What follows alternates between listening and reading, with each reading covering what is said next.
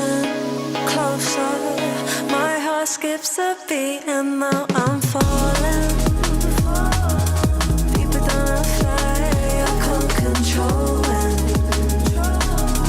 Dark against the sky, it smells so black and white. It's like I told him. There's things that I can't fight. I just keep going. I just keep going. In my time, I've been dreaming of a space to really fill my place. I wish she'd seen what I had dreamed. Before these darker days, I thought I found my way. Quickly it fades, losing the race, closing the page. In and out, I move myself again.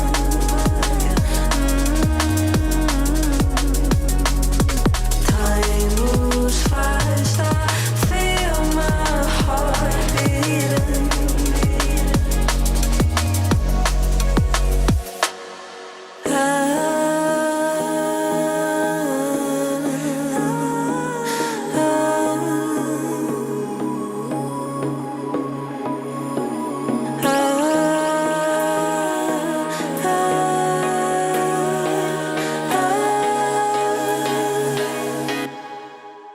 And now I'm falling, deeper down the fire, I can't control it. How it is to be the electronic of Australia? What does that mean? That means you were an in-game leader before, didn't quite work out, you went back to playing, but now you're back with a renewed passion, with more wisdom, you know, back as an IGL. I don't know, I'm just excited to help the boys and hopefully bring some victories and some happiness back to Australian CS. That's the goal. Yeah, some jokes aside, but what do you feel like have been the biggest lessons, you know, from the last time you were in IGL to this time around that will maybe help you? I think just in general, like the CS meta's changed as well. CS2 is a bit more more firepower than CSGO was, and obviously bringing Dexter back from Europe, I learned a lot from him. So I think that's just the main thing. I've also, my mentality's changed a little bit. I think back in the day I was a little bit more focused on my individual stuff, but I've matured a bit in that sense, so that's a big thing. You guys just came off of, you know, qualifying for the major of the MRQ, a bit different than how it was the previous years. So what was your guys' approach or just the vibes coming into that one? I think we were confident. Obviously it was online, so it's a little bit different. We're used to like playing on LAN and having that LAN environment. So, but we were confident going into it. Obviously Semperfi were in good form, but we hadn't versed them yet, so it was just nice to get the job done and get the nerves out of the way, and now just focus on Melbourne. All right, so how do you prepare for going up against Vitality in the first game? I don't know. I'll let you know. I'll let you know if I find out. But no, we're just going to do our own thing and just focus on ourselves. Obviously, they're a world-class team. We don't really expect to be world beaters right now, but we're just going to do our best and hopefully put on a good show. What is the one thing that maybe could help you guys sort of exceed expectations for this tournament? Everyone's jet-lagged, so that's a good start. For us, I think we just need to... We had a good boot camp in Serbia before the MRQ, and we just need to pretty much replicate what we did in practice and bring it to the officials without all the nerves and jitter. So that's a good start, and then hopefully just go from there. How is it going from like you're playing on LAN, you're playing against all these like good high tier teams, and now you have to go and play online BO1s? That change, how's it feel? I mean, I think this is like the environment we are more comfortable in, obviously. We was kind of caught by surprise, I would say, in this major qualifier. Not fun at all. You can blame the system and whatever, but still, like, we weren't ready, obviously. But I think this is where we feel mostly at home and where we're most comfortable and where we play our best CS. So we're really happy to still be at these LANs, you know. Yeah, and I mean, speaking of the LANs, all the LANs these days are BO3s. I don't think we've seen many BO1s in MR12. Is that like a really big, drastic change for the BO1 system? For sure. I think anyone would agree as well that MR12 BO1s is probably the most random thing you can do right now with all the pistol and the money like economy issues it is in the game. So I mean, I don't think it's like consistent with how Counter-Strike is working right now. Like obviously they have to do something. Maybe something about the pistols because they're way overvalued right now in like best of ones and MR12. So I mean, I think it should be a change. I'm not sure it will happen, but it's not great as it is right now. So what you're saying is now that we're back on land, back to the BO3s, you guys are going to be that dominating for, well, I say dominating, but you know what I mean? Like you guys had some pretty decent results recently. Are you guys going to be back to that form? I mean, I don't want to jinx anything, but obviously I'm going to say again, like this is where we are the most comfortable in the BO3s. When we get your map you want and you can prep and all this, like you're for sure what maps you're going to play, and it's just more comfortable in general, and that's where we shine.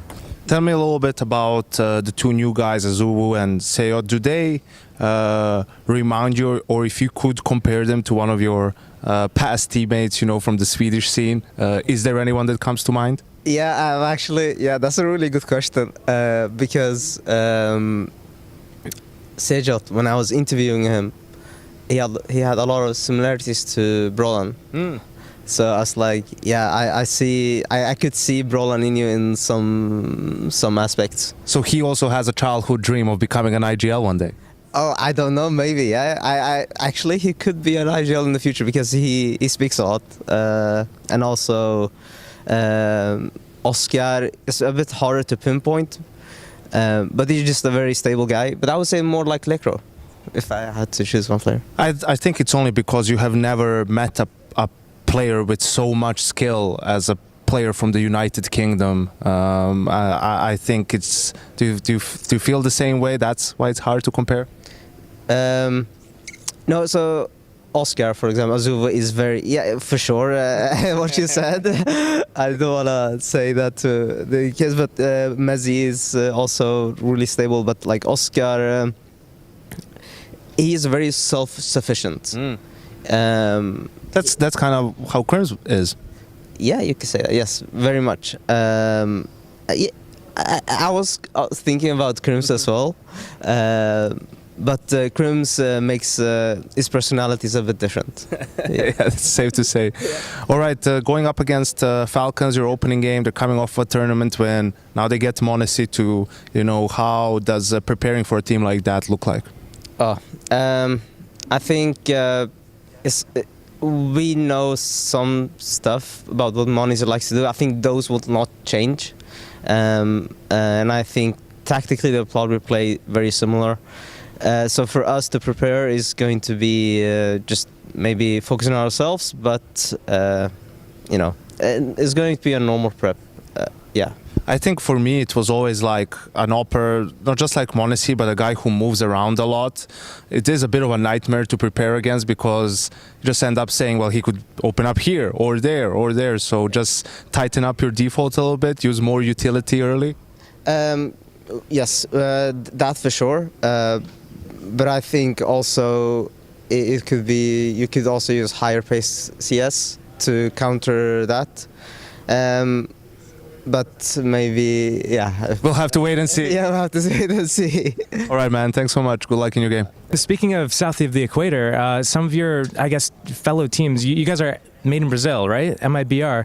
But now we're seeing other teams, Furia, they're no longer MIBR. What do you guys think about that? I think some teams are trying to bring new blood, and they are trying to find some solutions. And Furia, they are trying to bring other ideas of CS and other players from another country, and let's see if it's gonna work. They have to call in English now, and yeah, let's see. If you guys had to call in English, who would be the best player for that, and who would be the worst player for that on the team? I think we will not probably won't have any problem. Lucanzi doesn't speak English. I think he's the only one that would have some problem, but he probably is gonna learn fast. And I think me, Insani, Safe, and Breno, we have good English, and we won't have any problems. Give me some of your thoughts on the VRS, because you're one of those teams that you guys did play in some lands, some you qualified for, some you got the invite maybe, but then you also had to play some of the online stuff to maybe try and get points. So how has that been so far this season for you? Rough, I would say. It's not the easiest, but it is how it is. Everyone needs to go through it, you know, and especially for us, this kind of tournaments where we have the opportunity to show what we can do and to get some points, it's a really huge opportunity for us. Even though maybe we are not going to the playoffs or whatever, beating one of the top tier teams is getting a lot of points, and therefore we will look forward to manage to get a lot of points. Tell me a little bit about this iteration with Mouse, you know, Hyped and QB being here. What's different about this one compared to maybe some of the previous lineups that you guys have had? We enjoy ourselves. Like we really do, even though we're not showing the best Counter-Strike, but we do enjoy ourselves, we enjoy everyone here, and this is something we probably lack a little bit before. But also on top, the results needs to be there. Tell me, you mentioned, you know, beating maybe some of the big teams. You're going up against the second best team in the world, but your old familiar organization, right? Big versus Mouse. So some thoughts about that matchup? We have nothing to lose. They need to prove themselves. We will play off our shoulders. As I said before, we enjoy ourselves to be here on the big stage. We have the opportunity to do something big, and we will hopefully do so. And after that, we will see what happens. You know, we have 2 games to play, guaranteed. Hopefully even more, but we will see game by game, and we will see. If you guys were to, you know, maybe surprise people, maybe go all the way into the playoffs, what do you think would be the main reason for that? People playing individually good. I think our system, our structure is well enough to beat some of the teams, but we need to play individually really good to beat them. You guys are a regional team, so like all French team, we see like Metasport is qualifying for the major, all Swedes is back. Do you think we're going to see more of that?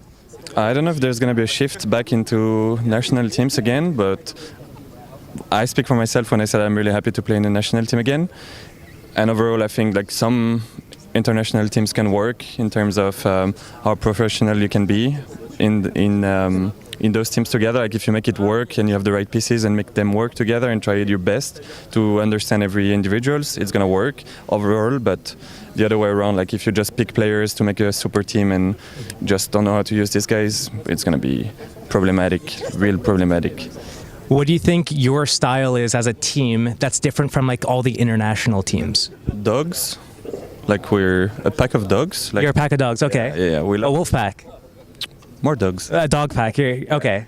You're more domesticated. Yeah, exactly. Like we are educated by Maka, and he just sends his dogs whenever he wants, and we love to do that. Yeah, we're just having fun together, and we just just chilling together, honestly. So I've seen dogs, they fight over toys, they fight over all the food and all sorts of things. Do you guys do those types of fighting like dogs do? Yeah, no, there's no alpha in this team. Like we just chill dogs, like beta dogs. You're all beta dogs. Yeah, exactly. Okay, even Gravity? Are you an alpha dog, Gravity? No, he's not. Dog? I am a what? Beta. Are you a beta dog? He's a Sigma. He's a Sigma dog. Sigma dog. Okay, are you just a chill dog? Are you just a chill dog? T'es un chien chill ou pas? I'm barking a lot. I'm barking a lot. He doesn't bite. He doesn't bite though. Are you all bark no bite? I'm barking. I'm barking on the opponent. You don't feel pressure that now, you know, after the game, the players are going to look at you and point out your mistakes in the review and say, hey man, why did you peek here? Why did you do this? No, because I always say that I'm not the best guy playing. I'm just the guy who studies the game, and that's it. You know, like I know it's difficult for them when I say that they are doing mistakes in the game, but so they need to do this with me also. You're just gonna take over Biguzera's roles, or are they going to kick you over, you know, to all the boring spots? Depends on the map. I try to get some positions that I can like play with nades and smokes, flashbangs. That's what I usually do in the tactics, but we'll see. It depends on the map. Tell me a little bit about Demo. He's new to Tier 1 and everything, so how would you evaluate his performance so far? He's improving a lot. When he first played with us, he was a little bit not rusty, I forgot the word, but like he was learning, and now he's much better than when he started with us. All right, man. Thanks a lot. Best of luck. Mate, how have you been? Now getting some more hours in, and kind of having some more time with the squad. You getting on with everyone? Is there any beef? Yeah, me and Roland are. That's true. It's not looking too good. It's actually not a Polish team for long, bro. It's actually all gonna. Actually, the team has not heard us speak Polish once. That's our side goal. That's you're actually trying to keep it out of the. Yeah. Out of the comms, out of the green rooms, or the team rooms. I don't know what you call your room. Mate, when did you land? When did I land? Yeah. I landed 2 days ago. Hey, bro, you guys all got okay. So you've had like a day to like look around. Yep. Any jet lag? No, I think I fixed my jet lag pretty nicely. I've got some experience in that. Dude, I feel like there's so many like kind of. I don't want to use the term giga chads per se, but that's the vibe that comes to mind in Europe because no one thus far has complained about jet lag. Whereas, if the Aussies were coming to our neck of the woods or the Americans even, I feel like they'd be complaining about it non-stop. Do you think we're just built different? Wow, that's a big statement you just made right there. To be honest, no comment. No comment? Okay, last thing that I've been speaking about the other guys, Keith wants to make it to playoffs. Roland wants to make it to the finals. Where are your ambitions laid? I think a little bit of both. Just go as far as possible. No expectations though. We're here to also enjoy the moment and use it as an experience for further tournaments.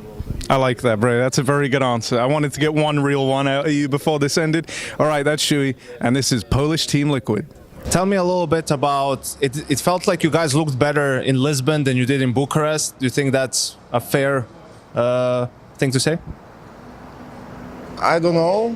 Maybe because in Lisbon we played a lot against, I don't know, top 1, top 2 teams, and we did, I think, a good job. In Bucharest it maybe was, how to say, worse team, but I don't want to say worse, in rating. But it's still, tough opponents. They want to prove everyone, and they're very motivated. So I think, we need to win these games. We need to step up. It's basically a third tournament in a row for you guys. How hard is it when you have limited time to practice and have to do all the traveling?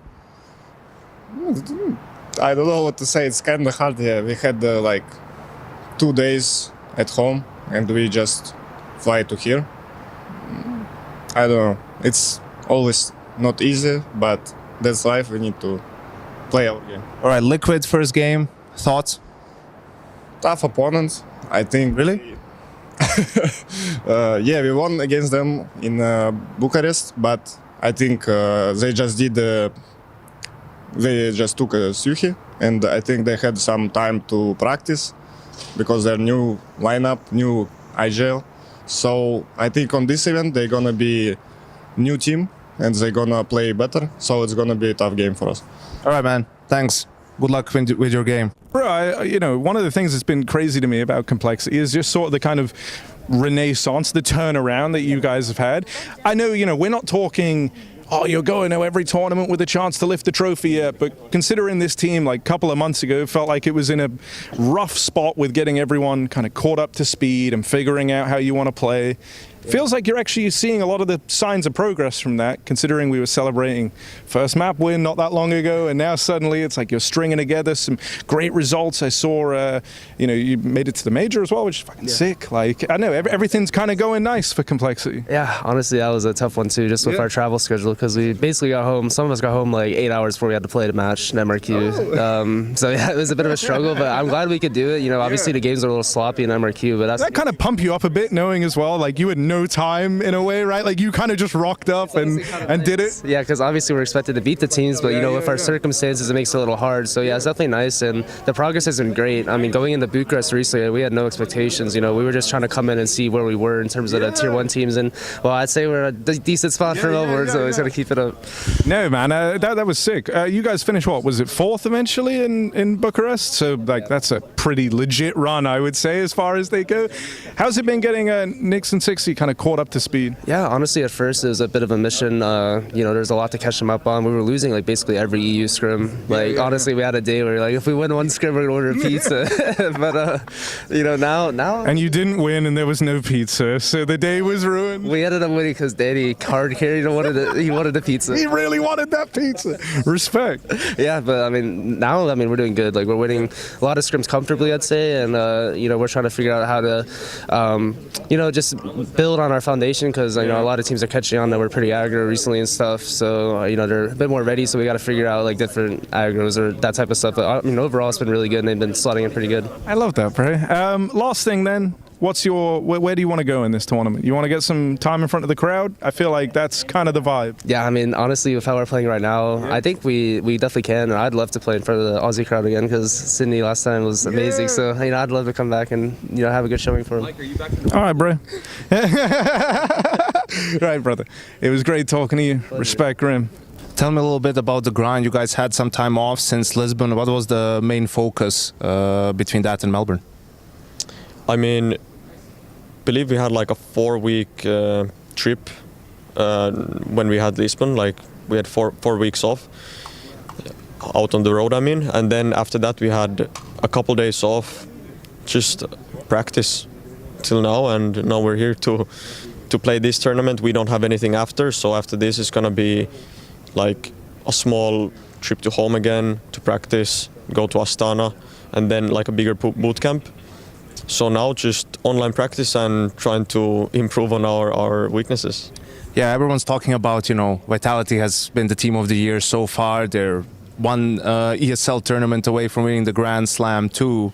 But tell me why Navi could be the team that's going to get the first deny ever in the Grand Slam if you go up against them in the final. Just the fact that I feel like we've been doing the work this year to try to be in that scenario where we could reach the grand finals, and if we make it, I think that the whole team will feel the atmosphere being that we can win again and show our strengths from last year.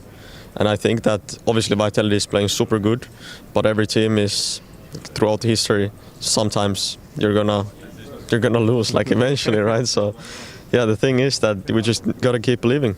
I feel like I'm not the only one who says we wouldn't mind a replay of that Cologne Grand Final. That was a pretty sick one. Although for you with a different outcome, I'm sure. That's true. All right, thanks. Thanks, Alexi. Always a pleasure. How are you guys feeling? What's the vibe like within the Mouse team right now? Is this going to be a trophy lifting moment or? Well, we are always still working. I feel like practice has been really good for us, but practice is practice. It doesn't really matter too much when it comes to officials. I feel like we are all confident right now. We put in the right work when we were home now, so we are ready for this tournament. Of course, our hope is to win the trophy, but we will take it game by game. Everyone here is hungry to win, and yeah, I hope that we can get as further as we can, basically. All right, respect, man. I like this. I might start trying to speak to the rest of your team now, Exertion, because I don't want to use up all of your knowledge day one. I'm going to need to keep coming back to you throughout the event. So, respect, brother. We'll take a walk down here to the rest of the boys. Yeah, I don't want to. Spinks, I heard I can't speak to you. There isn't a filming sign over there. He's right, dude. Sorry. Play Like Torshi. You doing a season 2? Have you had any more offers for the Play Like Torshi course? People love it. Yeah, actually I got some offers from Hollywood as well, like my casting and my acting skills were pretty good. Yeah. So I got some offers from Hollywood and yeah. Okay. Yo, the thing that people don't realize in that Play Like Torshi thing, that was like unscripted. You did everything just reacting. That was like authentically you. Everyone's like, oh, whoever scripted this is funny. It's like, no, bro, he scripted this in his head, live, on air. That was great, man. Dude, you're bringing a nice smiley vibe today. Are you enjoying Australia? Yeah, it's my favorite place, Melbourne. Let's go. My favorite place. Let's go, bro. Yeah. Yeah. Back to the other topic. Actually, I was not acting that. It was it's a real me. I'm a little bit toxic. I don't like my teammates. They're always making mistakes. I'm the best. Sertian is baiting me all the time. Play like Torji. Yeah. Play like Torji. Play like Torji. Do you think you guys have gotten over those hurdles? Is this the event that you guys have figured it all out for? I think it's too early to say. I think we are doing the right steps, but very small baby steps. I would like the result to come earlier, but I think there is some key element. I think the way we played against 3D Max in the quarterfinal in Bucharest was pretty nice. I think we gave 5 rounds away on 2 maps. Yeah.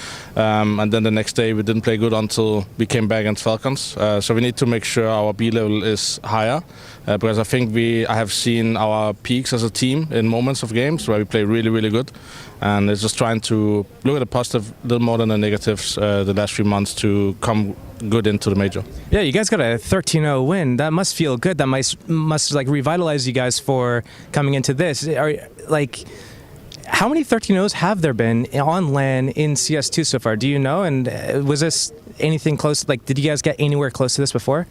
I think we did one early in CS2, but just a month ago we got 13-0 by VP. So that showcased our level, right? I think most important thing is we just have to trust the process. I've been part of many different teams. The results right now is probably one of the hardest moments I've been in IGL, but I also believe with the players we have, the way we work, the way we see the game, we are getting closer to measure everything, and hopefully we have more 13-0s coming, not the 0-13s. Do you think there's any any weight to the superstition, the conspiracy about the bald buff, that if you have one, you have the buff, but if you have two, it kind of cancels out? Yeah, I thought about making Rain bald, but I'll see how much he wants to sacrifice his haircut for the team. You know, sometimes he had to sacrifice his roles, but we need him to sacrifice his hair as well. Would you sacrifice? You're the in-game leader. I can't grow my out again, so no. Oh, okay. Well, that does make a change. Okay. Well, you can get Frozen. Frozen's not gonna happen. That has giving some outer, but just get him. He's asleep one day. You just take the raise. Take Reigns. He has to sacrifice for the team again. All right. Fair. Okay. You guys had some time off in between this tournament and Lisbon. So what was the focus? Like you said, take some rest was the main focus for us, and after it was just to focus on our game as well, because we know people will look at us, so we need to bring like good energy into the next tournament. So what we did, so that was the main focus, and obviously the IEM Grand Slam. We talk a lot about this, but we don't put too much pressure on it as well. Did you play in the arena in Australia before? I don't think so. I think last time we lost 2-0 against FaZe, against Robs, we lost, and we go back home like the next day. So I don't think we did like playoff this scenario now. Are you excited to potentially play in front of that Australian crowd? They get pretty rowdy out there. Yeah, I'm really excited to play in this scenario. I mean now because always been tough to go through this playoff. So looking forward to go inside. Yeah. Well, you guys have been breaking a lot of those bad streaks recently with this lineup. Is that Rob Sora? Yeah, I think that's Rob Sora. I think with them we can go into playoff everywhere we go. So feels good. Your former teammate from the G2 days, the guy that everyone wanted to see you playing alongside. Now you're back in this team together. How are you feeling, bro? Was this nice when you met up coming to this event? Did it feel good meeting up with Ilya again? Yeah, I mean, it's super nice seeing him again, especially on the same team. Obviously, like when I was seeing him before, and we're not on the same team, it was a bit awkward. But now that like again we're on the same team, it's super nice to have him. Not just because he's the best player or one of the best players in the world, but also as a human being, as my friend. It's just super nice to have him on the team again. So there he is. I'm gonna let you talk to him now, and I'm gonna go and get some makeup. Yeah. Go. How you doing, Ilya, man? You guys are on the same team again, you and Nico, bro. We spoke back at EPL. You were talking about how it felt weird in a way, like, you guys were still mates, seeing each other in different jerseys. Now you're back on the same team, bro. Is it a good feeling? Of course, I'm so happy. Yeah. Yeah, of course. Nothing much to say. Братан, пиздец, jet lag from in Australia. When did you get in? Yesterday, I arrived yesterday, and I didn't sleep the whole day yesterday. I mean, we had some practice as well, and I mean, I fell asleep in the evening. I don't even remember how. Dude, the Falcons jersey looks good on you, man. It suits you. This is kind of a vibe. I'm starting to think you should have joined before him. Dude, I don't know. It's super cool to see you guys back on the same team, obviously. But how's it been gelling with everyone else, you know? Because you knew Nico coming in. But what's it been like getting to grips with the rest of the gang? Everyone's so nice. Yeah. I like it. Yeah, I'm so excited, to be honest. How what's the atmosphere like in Falcons now that you're here? I can assume it's pretty good, because I don't know this for a fact, but there was probably a time where the vibe wasn't fantastic in Falcons. Things were a bit more alarm bells, whereas now it's a bit more celebratory with you coming in. You guys feeling quite fired up coming into Melbourne? Is it like a playoffs type tournament? I don't know how it was before for them, but right now I feel everything is fine, you know. Yeah. So I mean, the vibe is good, atmosphere is good as well, and ready to rumble. Yeah, ready to rumble. Yeah. All right, bro. I'm so excited to see you guys playing together. Bro, is there anything you want to say about like being back in this project? I know you've done a bunch. I saw you did a whole podcast with James and everyone already, so you've spoke a lot about this. But anything you're looking to throw out there? Is this going to be a #1 year for Monacy? Like, what's happening? I don't know. I don't want to say anything. Just gonna prove it with action. That's just gonna prove it with your action. Of course. Right. Respect, bro. All right, man. Good luck. Oh, this is cool, bro. Okay. Sometimes I don't want to say anything. All right, that's Monacy, and he's in Falcons now. What's your name? Lee. Lee, mate. Nice to meet you. What's it like being part of the best crowd in esports? If you're not here, you're not living. Let's go, the boys! Hey! All right, for now, we're going to send it away. Let's show the world why we're the best crowd! You're champions!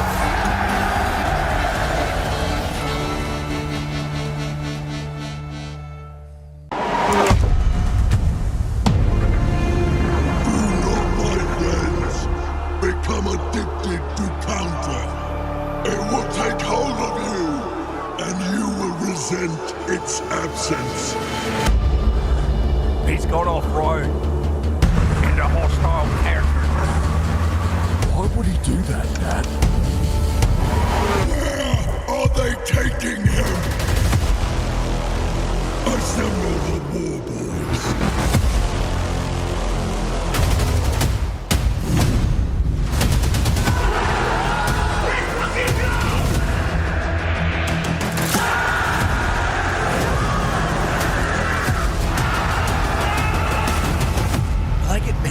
You will drink eternal, chewy with those. Mediocre.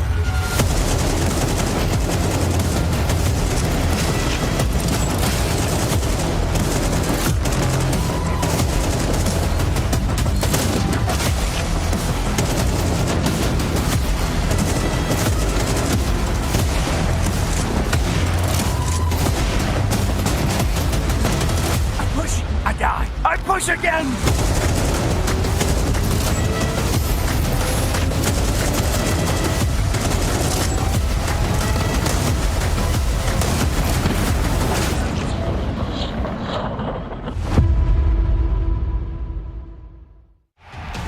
ESL presents the Intel Extreme Masters in partnership with Intel, Acer Predator, DHL, 1xBet, Face It, and Melbourne. Every bit different.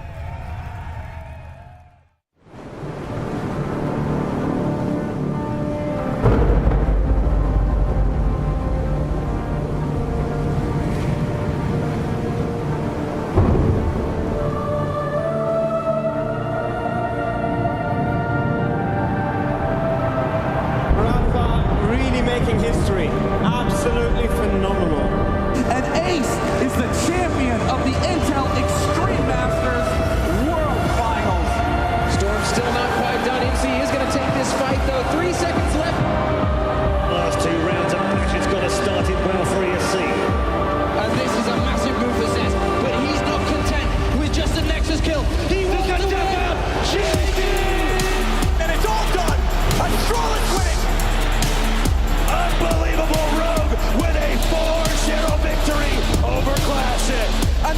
again in the grand finals. It's Melbourne! Give it up for your Intel Extreme Masters World Champion!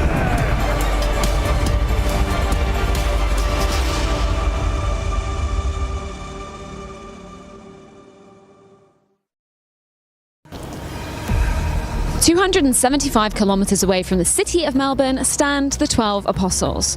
Fun fact, there was never actually 12 of them. Of the original 9, only 7 still remain standing today. They're estimated to have been existing for around 10 million years, or in other words, about as long as we thought it would take Falcons to lift a trophy. But not only have they done exactly that, they've also signed the second best player to come out of 2024, m0NESY. Speaking of m0NESY, speaking of Melbourne, we are ready with some action taken down here at IEM Melbourne, and we may as well dive into it straight away. Yanko, m0NESY coming into Falcons, Dexter out of the lineup. That's pretty exciting, isn't it? Yeah, it's incredibly exciting. A couple of months later, perhaps, than the Falcons would have liked, but m0NESY is finally in. For Dexter, a little bit unfortunate. Had his best tournament, was the MVP. Over in Bucharest, they managed to lift the trophy, but it's a nice send-off, and now, you get Nico and m0NESY back reunited, and just a very exciting prospect for the Falcons organization. It's super, super exciting. I mean, it's everyone was talking about, speaking about, and we all thought it was going to happen sooner or later. Are you surprised by the timing, though? Just before the major, just after you do well at Bucharest, is the timing right for m0NESY, and is the timing right for Falcons? I think the sooner they could get it done, the better. Okay. It is a little bit strange that it's middle of the season, but you still get him before the major. He can play for them at the major, and I think you're going to be very excited about that. I felt like if it wasn't going to get done now, it would only be at the end of the year when his contract expires, right? Like we saw with so many other players coming over on free transfers. So yeah, I think they're excited that they get him before the major. I mean, it's always exciting when you get to sign arguably one of the greatest talents the game has to offer. Now, we know m0NESY is going to hold up to himself, but I'm more curious to hear your thoughts on the rest of the Falcons lineup. Do you think m0NESY is a player that comes into Falcons and then elevate the players around him, or is it just him elevating Falcons by being, the player he is? I think it's mostly by the guy that he is, right? To be fair, the way Dexter played, especially in the playoffs of Bucharest, it feels like m0NESY is the only guy who can replace him. I mean, that's objectively available to the Falcons organization. So I think most importantly for Falcons, more so than m0NESY arriving, is they play their best Counter-Strike in Bucharest. They look like a really solid team. They look like a team that can contend for championships. So you add m0NESY to that, it on paper should just elevate their game and make them, even more difficult to play against. Does that also remove any excuses now? Like if you're Sonic, you're the coach of Falcons, you now have Nico available, you have m0NESY available. Does he have a team that is, as you said, championship quality now? And does that remove the excuse of them not performing anymore? Yeah, I think definitely the pieces are there, right? We saw that Kixan can deliver individually and call on a good level. We've seen flashes from Tessis and Magus in their respective roles, right? You don't need pop-up games from those guys. You need them to just do their job, execute their role. I think they did that in Bucharest. Also one of the reasons why they were able to lift the trophy. Now, speaking of roster changes, m0NESY is not the only one coming into Falcons. There's been a couple of other roster changes taking place as well coming into the tournament.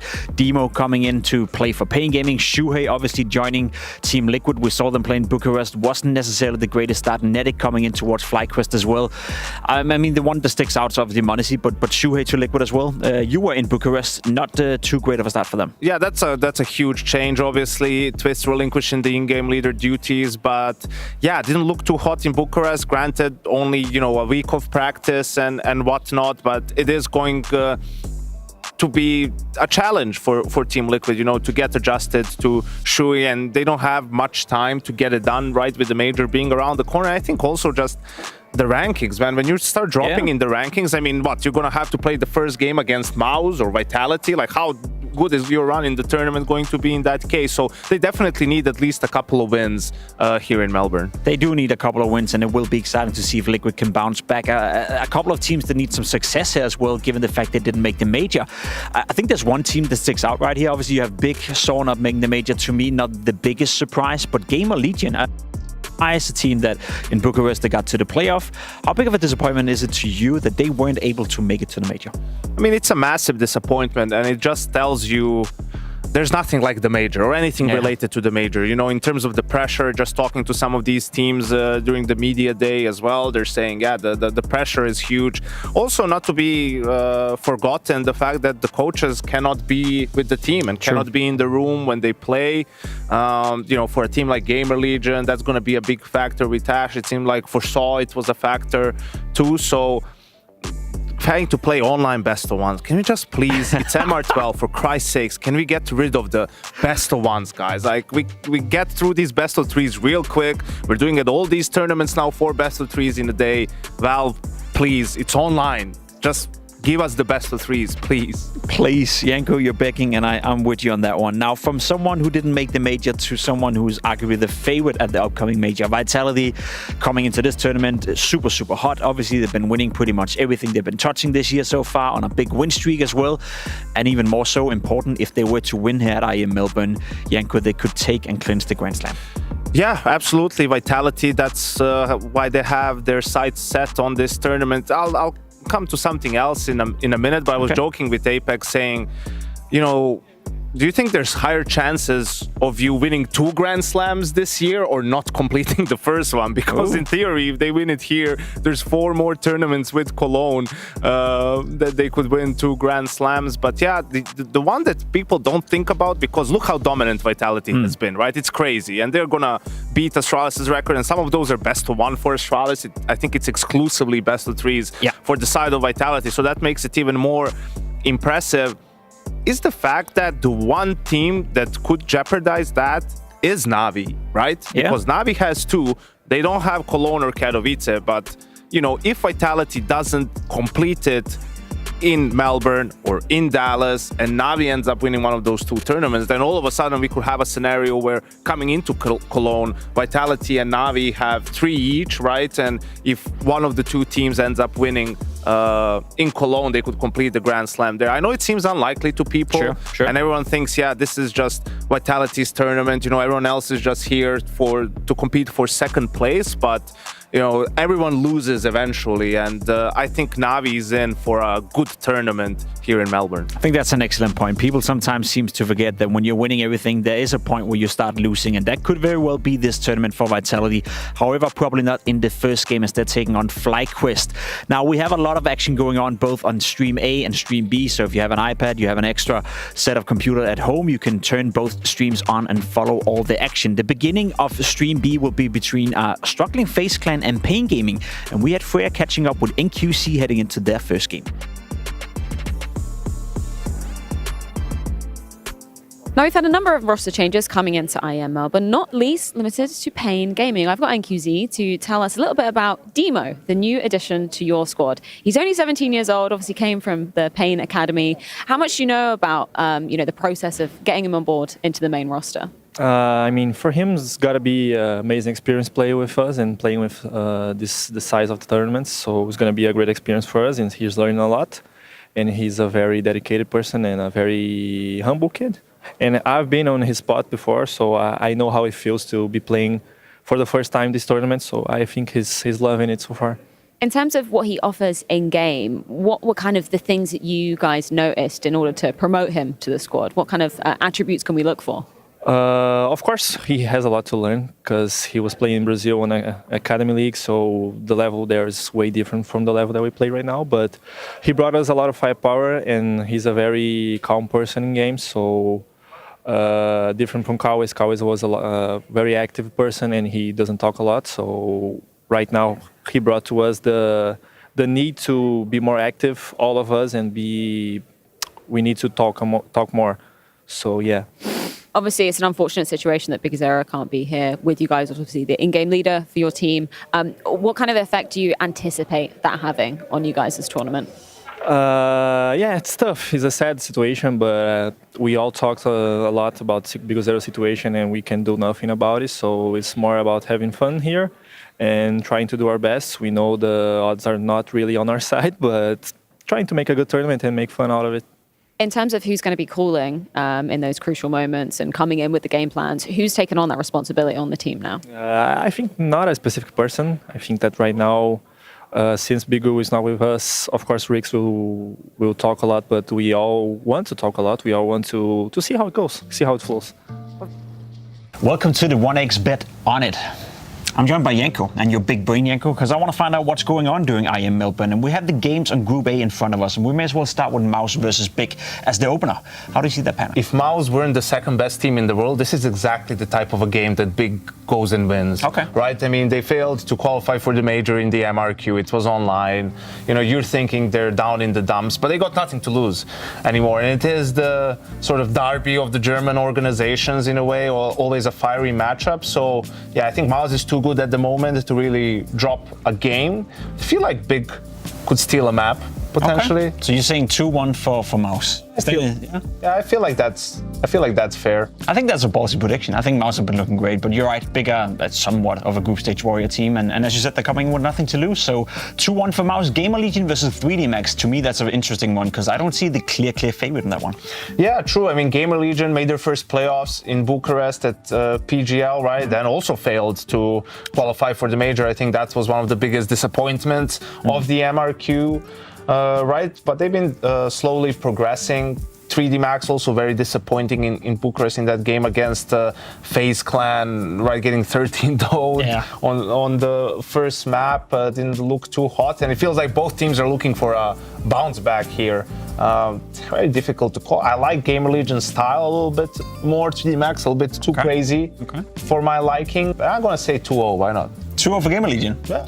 That's a ballsy prediction. FaZe Clan versus Pain Gaming, Janko. I think FaZe Clan, they're still not looking as good as we want them to. They have to ramp it up for the major. Are they ready to take on Pain? I think they're definitely ready for this one, considering Pain's situation with their coach standing in for their IGL. They also played each other in Bucharest. FaZe managed to come out on top, and they're not looking too hot, but they're good enough to take care of business there. And I think Pain, unfortunately, with the stand-in and also having Demo there probably for not too long either, I think that's a 2-0 for FaZe Clan. Anything but a 2-0 would be a disappointment for FaZe Clan. Now, Complexity versus the Mongols. I think the most interesting opening game of that group.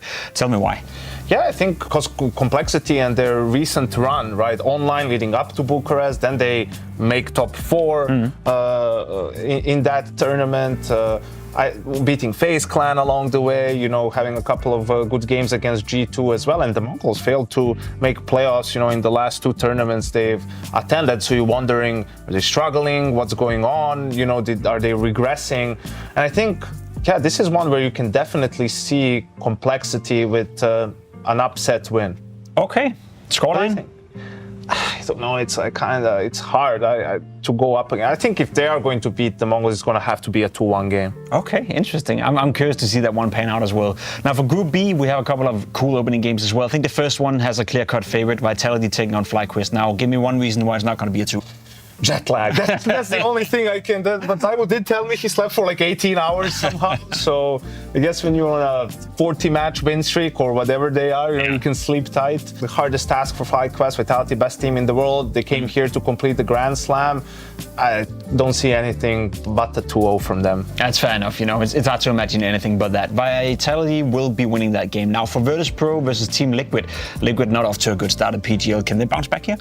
Yeah, they played each other in the O2 game, I believe, and VP was able to come out on top, and Liquid didn't have that much time in between the 2 tournaments to practice with Shue, so it's going to be a tough task ahead of them. I do feel like they'll be able to win a map at the very least, but I have to go with Virtus Pro 2-1 here. Virtus Pro 2-1, interesting. I think Liquid will look better here. Obviously, it can't get any worse, but for them winning the game, I don't see it either. Now, Falcons versus Saw.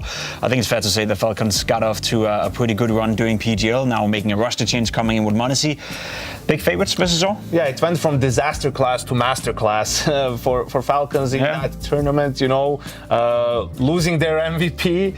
After that, bringing in Monacy, obviously a superstar caliber of a player, and they played their best Counter-Strike, Falcons. The change with Monacy coming in, you think? At first, might be a little bit rough at first while he gets into the swing of things, but, obviously it's an upgrade for them, and against a team like Saw, you would expect them with this sort of confidence that they get also from lifting the trophy in Bucharest to take care of business, but Falcons aren't that clean in their wins. So I feel like Saw can steal a map away probably, and I'll go with 2-1 Falcons. You're being very nice today, Yanko. You're having a lot of close games in your mind right now. I see that happening as well, actually. Falcons could lose a map. Now, MIBR versus Navi. Navi, again, a team that I haven't really felt have hit their peak just yet. It's been a rough year for them.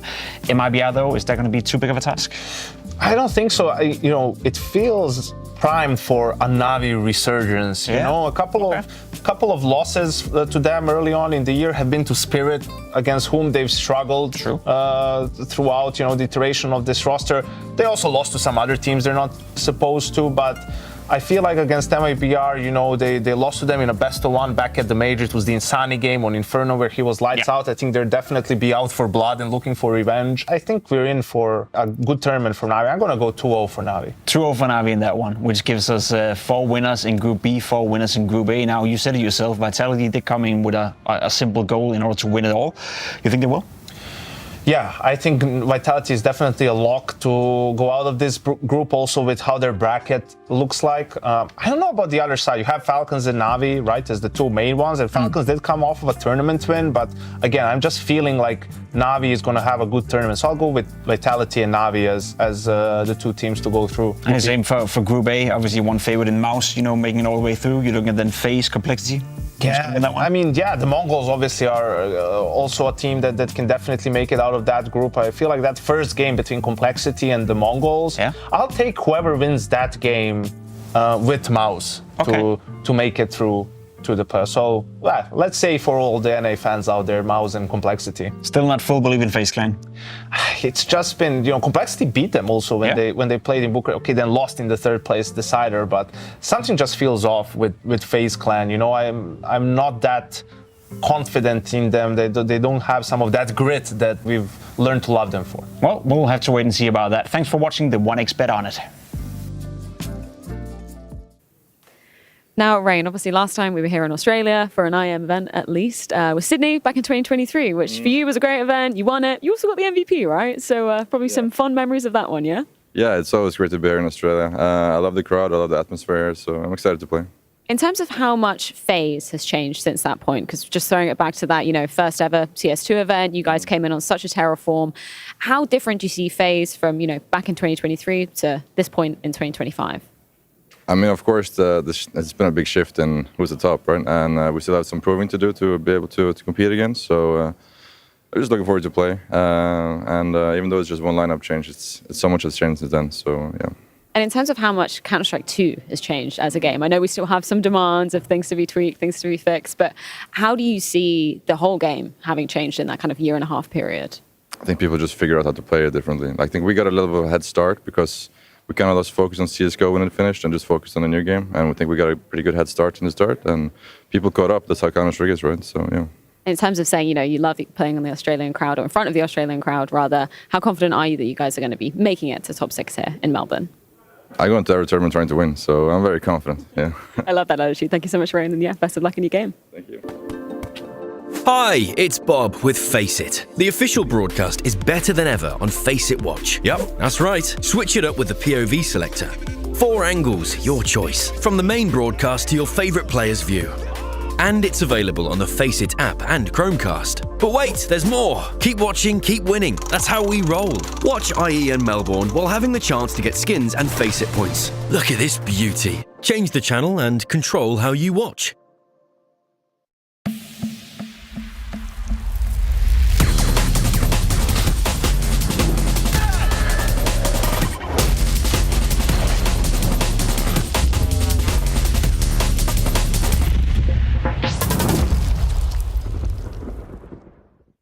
How are you feeling, man? I'm feeling good, but it's a little different sensation. It's like 6 years, 7 years that I stopped playing, so it's different, but it's like a cool experience, Like we have nothing to lose. We are playing with no pressure, but we try to do our best. I think you'll have more fun now. Yeah, I think having to just stand behind and having no control, you're going to get a little bit of a feel. Yeah, I haven't. I'm not under pressure. Everybody knows that I'm a coach, and I'll try to do my best and help the boys. and I'm pretty confident that they will play good, and we can maybe win 1 or 2 maps, and it's okay. You don't feel pressure that now, after the game, the players are going to look at you and point out your mistakes in the review and say, hey man, why did you peek here? Why did you do this? No, because I always say that I'm not the best guy playing. I'm just the guy who studies the game, and that's it. I know it's difficult for them when I say that they are doing mistakes in the game, but so they need to do this with me also. You're just gonna take over Biguzero's roles, or are they going to kick you over, to all the boring spots? Depends on the map. I try to get some positions that I can play with nades and smokes, flashbangs. That's what I usually do in the tactics, but we'll see. It depends on the map. Tell me a little bit about Demo. He's new to Tier 1 and everything, so how would you evaluate his performance so far? He's improving a lot. When he first played with us, he was a little bit not rusty, I forgot the word, but he was learning, and now he's much better than when he started with us. All right, man, thanks a lot. Best of luck. We'll see how it goes. We got to see you do your match against the X, Complexity, Bucharest. We saw you do 2 matches against them. They're back at this event. Are you looking forward to doing another potential rematch? And you guys played against FaZe in the finals at Sydney a couple years ago. Would that be a cool thing to experience here on the other side? I mean, it would be cool. Let's see if we can both get to that point. I think they're in the other group, right? So we both got to make it out. Is that something that you guys are actually worried about, or is this more of a joke, haha? Worried about? No, I hope that we play them again. No, I mean getting out of the groups. Oh, no. Okay. Well, I mean, the way that you said it, look, there's been a lot of criticism about you guys about, maybe being better in some of the later stages of the tournament, but not in the earlier stages. Do you think there's any validity to that? And if so, why is it that you guys are like that? I don't know. I mean, they got some superstitions on the team. Depends. Sometimes a different jersey color, sometimes, I don't know, different hairstyles. So it kind of just depends for me. That's not really my thing. But I think it just depends on what FaZe shows up that day, and we just got to show up as the good one. What's your favorite jersey color then? I like white. I think the white jerseys actually look really cool, but they think it's the one that makes them always lose. So we're not ever going to see that color jersey probably. I don't know. So okay, what is it? Just the white or the black, the home or the away, or do you guys have other colors going out there as well that potentially you could find a happy medium? I mean, I think that's cool. I mean, we've done the championship jerseys on Liquid before, where when you get to playoffs or the finals or whatever, you have a different color. I don't think that we have that right now, but I think that'd be cool. Maybe that's what's missing. Maybe you guys need a FaZe polo for certain stages as well. Mm-hmm. Yeah, maybe polo during group stage, you're going to school, and then you rip out the actual jersey. Okay, well, is there anything else that you can tell me about the team going on right now? You guys have been traveling a lot. How are you guys feeling overall outside of the game? Well, I think that things are looking better recently. I think that we've been void of actual progression, looking like it was progressing for a little bit, but I think this last tournament was finally a turn forward, and I think that we looked a lot better. We were looking more comfortable in our spots. So I think that overall we're on the right step forward finally.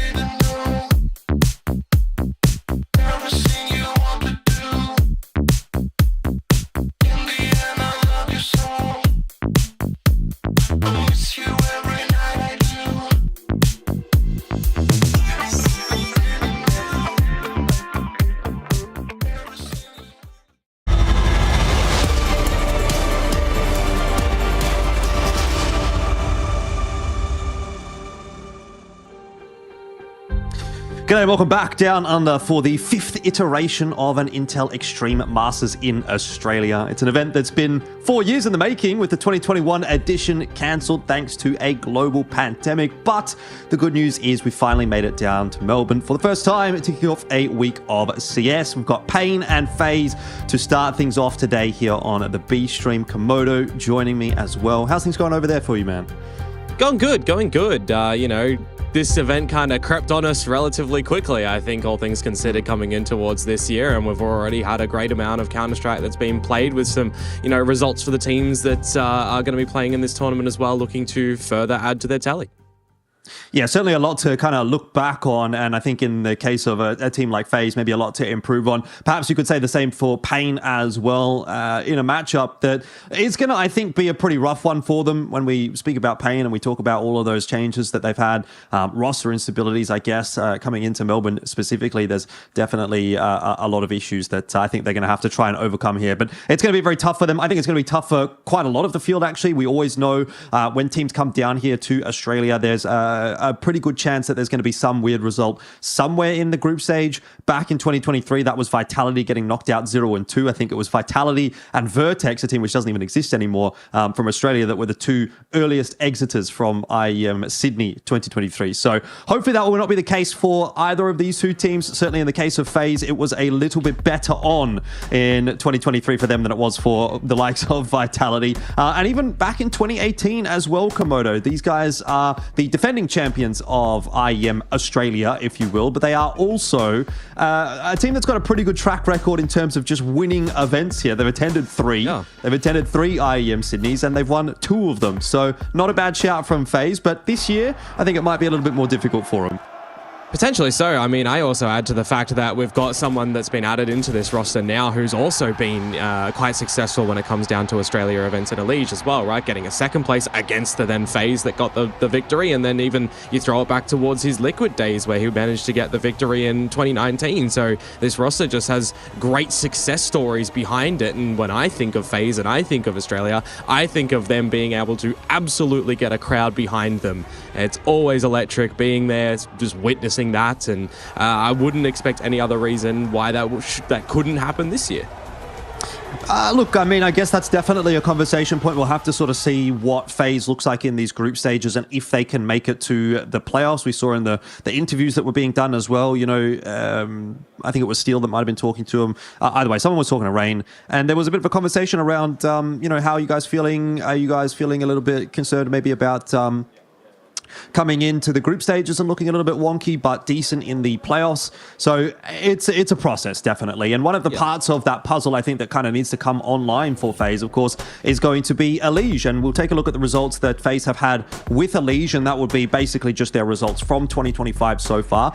It's a little bit spotty. It's been a bit up and down. You can see the couple of 9th to 12th and 9th to 16th, 7th to 8th. That's not really where FaZe wants to be. They've been actually okay back in Cluj-Napoca and Bucharest, a 4th and a 3rd respectively, but that's kind of where they're wanting to sit as almost like a bare minimum. And certainly, as we've sort of highlighted with their history in IEM Australia events, they'd be looking for a grand final appearance, if not a grand final win. So hoping to see Elige pop off and do well. I think generally speaking, he's actually been pretty decent as an individual in this roster. You can see his numbers for the last 3 months on your screens now. But when it comes to how that's worked as a team and where the results have gone for FaZe, I guess the Elige era of FaZe hasn't necessarily lived up to expectations.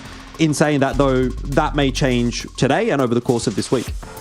Yeah, absolutely. I mean, I think the greatest thing for him is that he did slot into this roster and just not come out of the gates with a bad performance. I think it was, he had some top ones, he had some middle ones as well, but it doesn't really feel like it's been just an addition that hasn't brought any value in towards this roster. So I think we're looking for a little bit more stability to come through for FaZe, and I think that's just the whole consensus around this roster, right? We, on paper, should be seeing some really good results from these guys, but it just has been a little bit of a roller coaster in terms of performance as a team, as a collective. I don't think there's any doubt, though, that this is a team that could still kind of cause a bit of a ruckus here. I mean, FaZe is always one of those teams that you can't really forget about in a sense. It was, again, a team that's been sort of backed out in a lot of the events this year so far. And look, still a top 3 in Bucharest is something to kind of consider, with especially the omissions of a name like Spirit, who kind of like pulled out last minute from IEM Melbourne, Aurora, or the Eternal Fire roster, as they were previously known.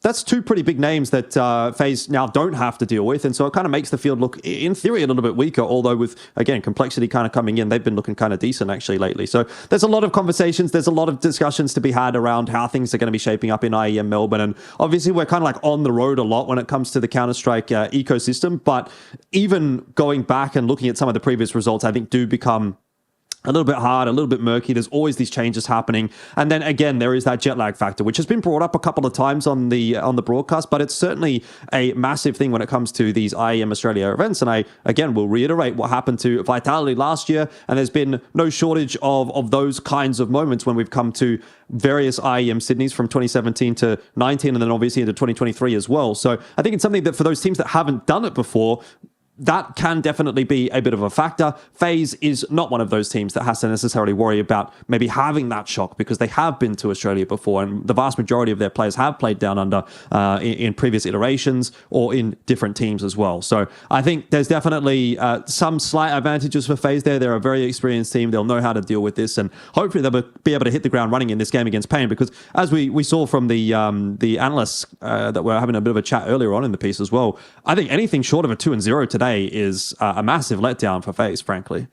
Yeah, no, I definitely would agree with you, specifically when you got a coach coming in towards it. It never really feels that great for a team, but even, adding on to the fact that it's because your AGL can't play, I think that's quite a big hit towards this roster for Pain, and they're still, trying to find their own footing as well with this roster and how things are currently working, right? We've got a new addition coming in towards it, relatively,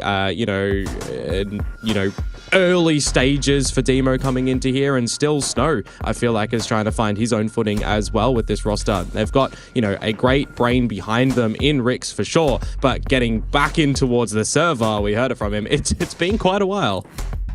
Yeah, certainly. And touching on Demo as well, like you said, a pretty new addition to this roster. His first big event was Bucharest, only, a few weeks ago, a couple of weeks ago. And I have to say, it wasn't anything particularly lights out, right? And you're not necessarily expecting someone to kind of go from playing in like these sort of online competitions in South America into literally playing one of the biggest events in the world and just absolutely become a stud, right? Like that just doesn't, it doesn't really happen in the vast majority of cases. But certainly going to need to be seeing him kind of like pick things up in the server today and throughout IEM Melbourne if Pain want to go deep, because like you said, and as we can see, Rick's in the server is going to be a bit of a question mark for Pain. I mean, there's a lot of negatives to speak to for Pain coming into this event, as unfortunate as it is to say. Their preparation surely is not going to be as good as what you would want it to be for an event of this caliber. So I think odds on them just getting absolutely pounded in a matchup like this are pretty high.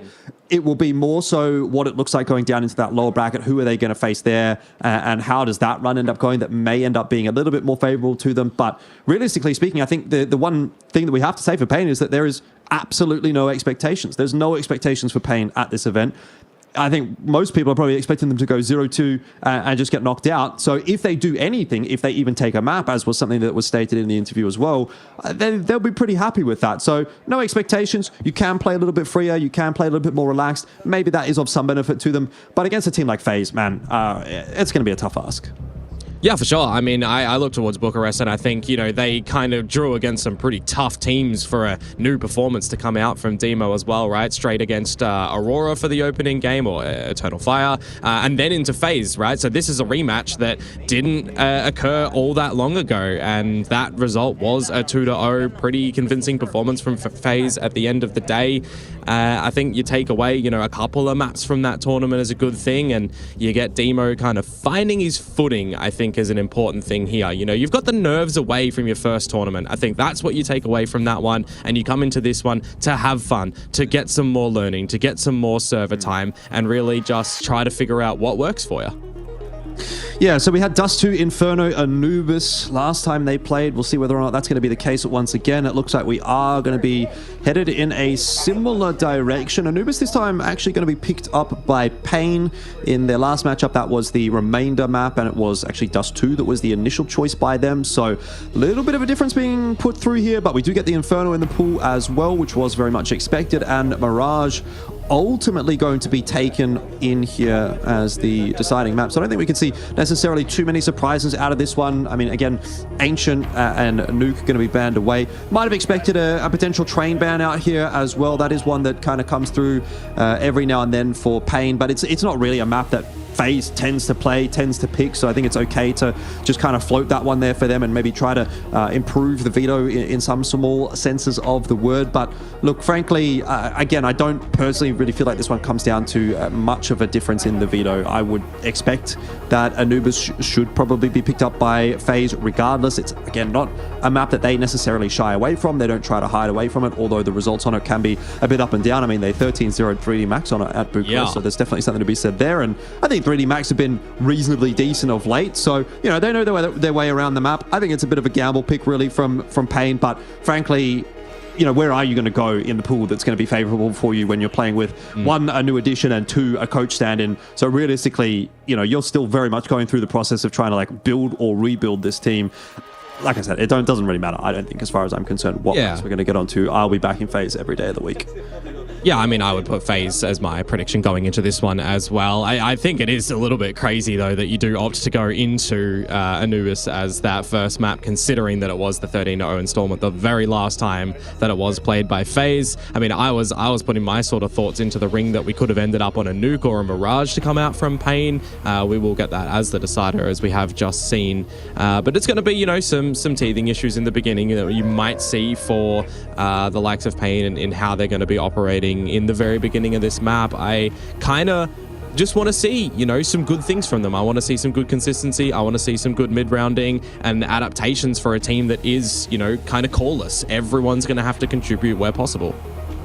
Yeah, so how does that even work? You know, when we're talking about the fact that Bigazera is the one that's been replaced in Pain, I believe due to some health concerns or health issues, he didn't come to IEM Melbourne. What does that look like now from an in-game leadership perspective? Does Rix just come into the server and essentially now become the in-game leader, and you just sort of hope that the other four guys are going to be able to frag out and make your life easy?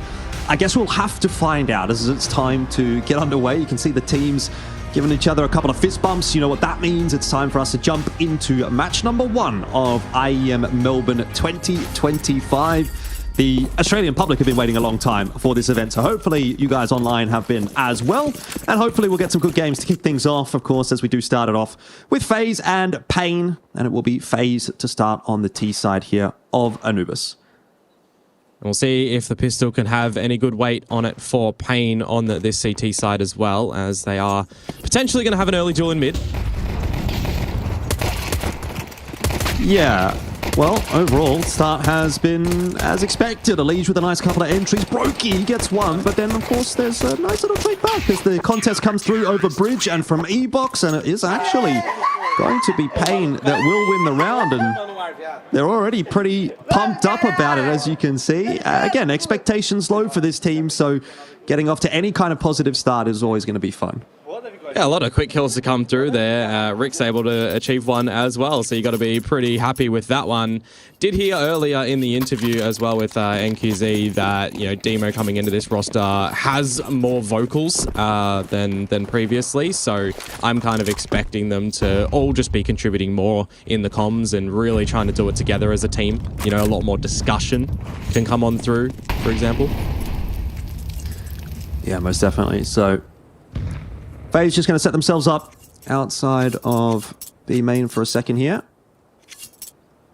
And then we'll get to see what the decision ends up being from them. It does look to be, you know, a bit more of a default setup from them, though very much the expectation that we might get somewhat of an execute out on this site. There's going to be some util getting tossed over. Carrigan and Rain starting to work their way in through E-Box as well. Now that util's getting tossed on in.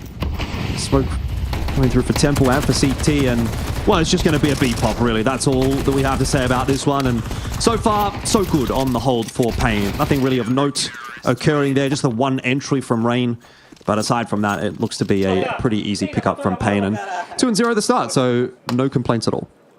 No, not really for as far as Pain is concerned. You got to remember that is also a bit of a force up from FaZe in that scenario too, so not able to come away with really anything. They will take a knee in the early beginning stages of this map, and when I think about FaZe and I wait for the sort of next gun round or the first gun round that's going to come up, you know, that's when we'll maybe see some more normalcy return to this one, but an opportunity for Pain nonetheless to start out with a good lead on their own map pick. Well,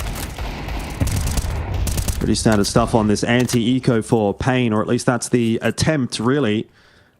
Do have one kill already coming through from Rain with the Deagle. Everyone has invested in one for FaZe, so there will be some degree of a fear factor for Pain in this round. Davideus down relatively low. And looks like FaZe are just going to decide to group their way up. I mean, this is going to have to be a contact play. They have absolutely no util at all. But with only one player on this bomb site, that being Demo, maybe they can knock him over and find themselves a plant, get something underway on this T side. Or perhaps not. A couple of nice kills in there from Demo. He'll actually pick up all four. Very well done on the anti-eco. And that's exactly how you'd want things to start if you're Pain. You get the pistol round on the CT side. You beat out the anti-force and the anti-eco without losing too many guns, and you get yourself a 3-0 lead on the CT side of Anubis. I mean, that's a great start. Yeah, and that's going to be some confidence kills to come through from Demo there as well, especially with the MP9 to farm up a whole bunch of cash. You can start to look to set yourselves up for an AWP a little bit later as well. You set yourselves up quite nicely going into this round as well, you know, remaining with all of the utility, 4 rifles. The onus in this one for FaZe to see what their calling's going to look like, what their mid-rounding is going to look like. Nothing immediately out the gates. Yeah, default setup very much so. The spread here from FaZe to start this one off, and that's typically what you're going to be coming to expect from a round like this one.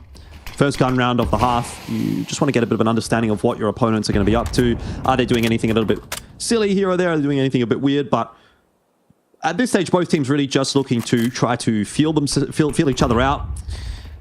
There's something a little bit amok here for Pain, as they've got 3 players over towards A, so putting a bit of a priority on holding on to A main, which is not necessarily always standard. It really depends on what team you are, how you want to sort of play that CT side, but definitely in the case of Pain, they've elected to sort of weaken their mid hold to strengthen their A hold, so perhaps anticipating something early on from FaZe over there, but as they swing their way back into middle to retake that space, they are just kind of booking FaZe, honestly. I mean, at the moment in the server, it looks like Pain is the team that we should have said were the favorites, and FaZe were the ones coming in with a stand-in and a new player, but it's not the case. I mean, this is a role reversal for sure, but I'm very impressed by what we're seeing from Pain so far on this CT side.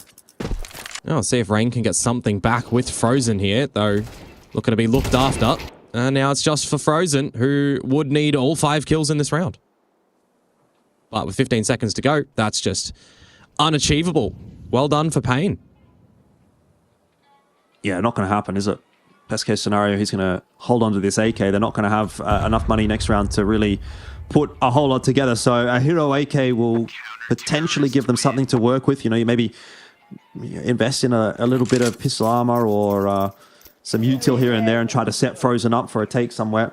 It's kind of hard to see exactly what the money's at right now on our screen. It looks, I think, okay on stream, but looks like they are going to be force buying into this one with the pistol armor. And again, like I said, a little bit of a smattering of util coming across here for FaZe. Just a couple of HEs and a couple of smokes, so no flashes to set Frozen up anywhere or anything like that. It's quite intriguing what this setup will end up looking like. Double nade right onto the head of NQZ is not a bad start. Yeah, but are they going to be able to finish him off and potentially gain any sort of advantage, or maybe more importantly, pilfer that weapon over as well to set themselves up for something? We didn't really see Rain find too much lurking towards the A side in the last round. Wasn't able to get a kill or anything, but maybe this time it's going to turn a little bit later because FaZe actually have some territory pushing through the doors. Now they've got options. Yeah, most definitely.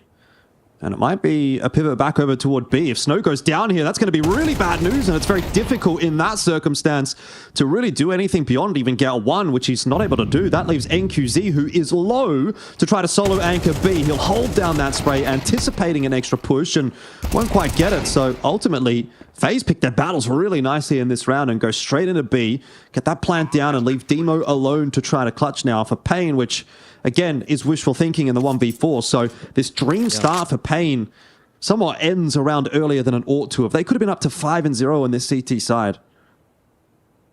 If only he knew how low a couple of these FaZe members were, how tantalizing it might have been if you had something like an incendiary or a HE as well to potentially polish one of them off and start to mount something, but you'll just have to call this one for what it is. FaZe hitting some sharp shots. Rain with the deagle, finding what he needed as well. And that was, you know, the hero rifle taken from the last round, that AK that's kind of found nothing, really, right? A little bit of damage maybe for sure, but the pistols have certainly done good lion's share amount of work, and the trade game as well accounted for. So FaZe on the board, an AWP out for Brokey and an AWP out for NQZ as well. Was kind of waiting to see when that would get brought out for Pain, and how they're going to opt to even put him up on a powerful line here too, right? What is Rick's going to be able to do to potentially set him up and go for these little pop plays?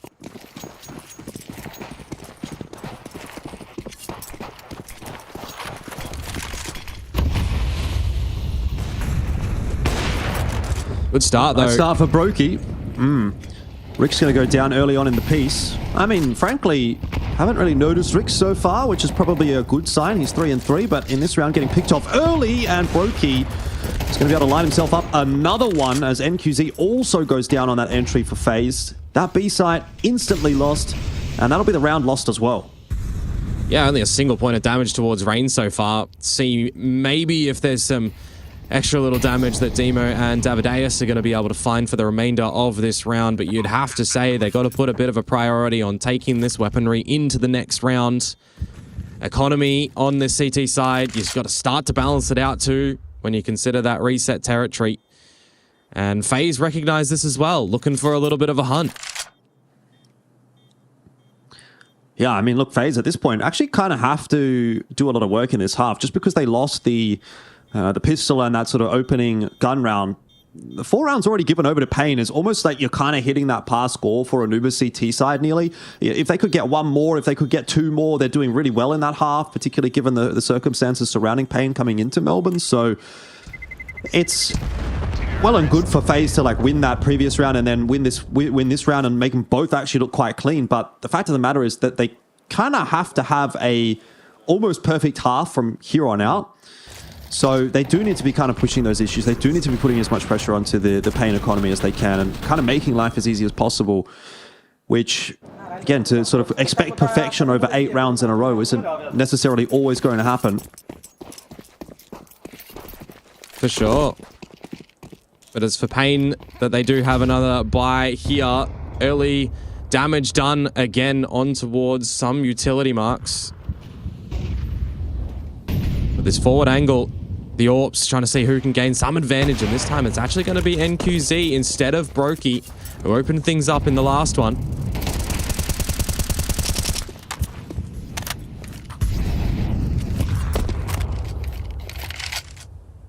Elige going to join the rest of the forces over toward B here. And once again, just sort of see if they can bust their way into B. It's been fairly successful so far. Issue is, they don't really have a whole lot of util to get in. They've got 1 smoke, so it's going to actually probably just have to end up being a contact play, which works out perfectly. Pain falling asleep at the wheel on the B bomb site. Snow and then Rick's getting their heads banged off, and once again, that's the B site taken.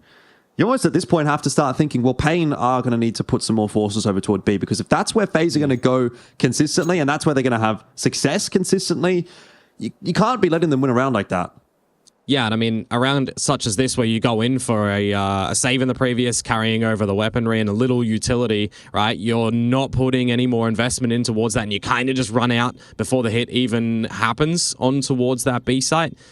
It makes it a little bit difficult to even consider going for a bit of a retake. So eventually, for Pain, you got to try and gain advantages elsewhere around the map, as you're saying there. The B site a bit weaker at the moment, but also, you know, I like to see where Pain do opt to chop and change where that AWP is going to be played and how NQZ is going to be playing, right? He's not always going to be this player that sits around the B site with that gun. Carrying over, well, of course, unfortunately, some kits and it won't stuff, be that but much. this round is not going to be too much, right, in terms of investment. Yep. A bit of a timeout to have some discussions though. Yeah, look, I mean, there might be a little bit put in because of the fact that they were able to save those 3 guns. They're just having a bit of a chat about what are we going to do in this round. It started so well for Pain, you know, they were looking sharp in the server, they were winning some nice rounds, obviously getting the pistol round under their belt and kind of getting the ball rolling on the CT side is always going to be nice, but if these are how the gun rounds are going to consistently play out, it is kind of looking a little bit too easy at the moment for FaZe on these, you know, first 3 rounds that they picked up, right? Like, they're just kind of like taking that B site without any concern at all. They're not really losing any players on the way in. Even the last round, like, I extremely agree, just 4v5, and you get 2 entries on B, and that's the round over and done with. So, just some upgraded pistols to buy behind the saved weapons in this round. But Pain, I mean, they need to get something done here. NQZ maybe need to try to get aggressive with that AWP. You could see they were pushing into A main there with Demo to see if he could maybe impact the round early on in the piece. But FaZe not trying to go too quickly anywhere. It's going to be a pop flash into main and a little bit of util to follow suit to take that space for FaZe. And it seems their approach this time will be onto the other side of the map, not over toward B, which is pretty nice conditioning because actually they've pulled an extra rotator over to B. There's now 3 players on B, no one in mid, and 2 on A, as opposed to sort of this 2-1-2 or the 2-3 that we had earlier on. So this is, again, the more weak bomb site that FaZe are going to be heading into, and, well, it hasn't worked out too well for them. Counter flashes look pretty good there. NQZ getting himself a double, and Brokey only now finding himself the trade. This has not worked out for FaZe. The A hold remains strong, even if B is struggling. And now as Brokey, what are you going to be able to do to bring something back here? 40 seconds, there's time, you've got the bomb, bit of util.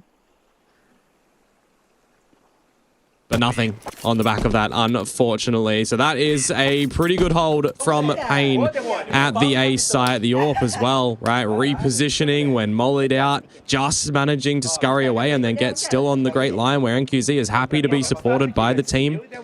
Feels like FaZe, you know, are kind of doing the right things in their conditioning, as you say. They've hit B a couple of times, forced Pain to rethink how things might be looking, stack the numbers elsewhere, but still having enough pieces to kind of get options for the rounds.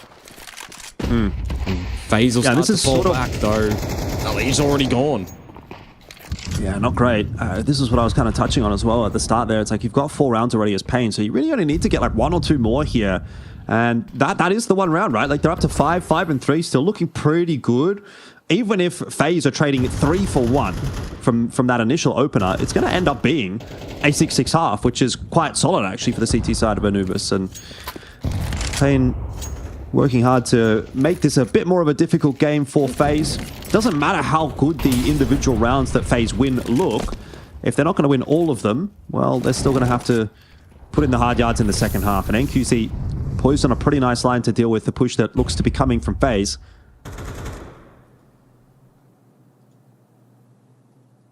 But will it happen? Caught with util out as Brokey, and Rain still not able to make his way out through main. He's been held off by these smokes time and time again. So you feel like Pain a good grasp on where this round is going to end. Most definitely. NQZ missing that shot. Tavadeus coming around the back here. That'll probably be the killing blow for FaZe in this round. If they might have had a timing there out of A main, there might have been a chance, but not looking too likely now with Frozen going 1 for 1 there. I mean, I guess that's good in and of itself for him, but it's definitely not good enough to win this round. And Pain are now up to 6, and man, FaZe are looking really rocky on the T side of Anubis right now. This is a massive discrepancy from where it should be. It's weird because 3 rounds in a row, they look fantastic. They look phenomenal just going towards B, hitting that site, taking it with ease.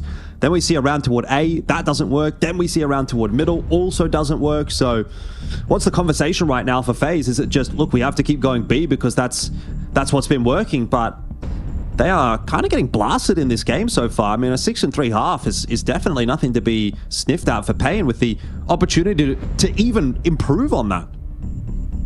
Yeah, I mean, you've got a great recipe at the moment with Davideus finding some great flanking timing. You've got NQZ hitting his shots. You've got Demo getting multi-frags as well, right? It's like in a scenario where you have a stand-in and your IGL is gone, it isn't really phasing Pain at the moment. Rix is not being a weak soldier by any means. He's even still getting, you know, some damage out here and there, finding some good assistance with the util. So on the back of that timeout for FaZe, have they kind of seen enough so far on this first half to recognize what they need to do to at least try and tie things up at the half? I think that's easier said than done for sure. It's not really up to FaZe at this point, is it? Pain have done a good job of building their money back up as well, so they're in a pretty comfortable position. There's no real pressure on Pain, remember. And if there's no pressure on them in terms of expectations at this event, and also no pressure in the server, that's where this actually can start to come together for Pain. The nade into the smoke, it's going to reveal Carrigan. Ends up just being a 1-for-1, which is maybe not as good as Pain would have liked. Rain still fighting for that space at E-Box. Brokey now going to set himself up on that bridge line as well. FaZe are just waiting for a pick in this round, and they're not getting it. Not in the way that they want to. And now in the middle of this round as well, you start to see FaZe pivot a little bit more towards this B site. The bomb eventually may make its way over there if they feel like it, but you've got a majority of Pain's force still here with crossfires available too. How are you sniffing them out? You've got a couple of smokes, you've got a couple of flashes, but you've got, you know, no HEs, no mollies to really push them, and with 30 seconds to go, I mean, there's an opportunity for Pain to find 7.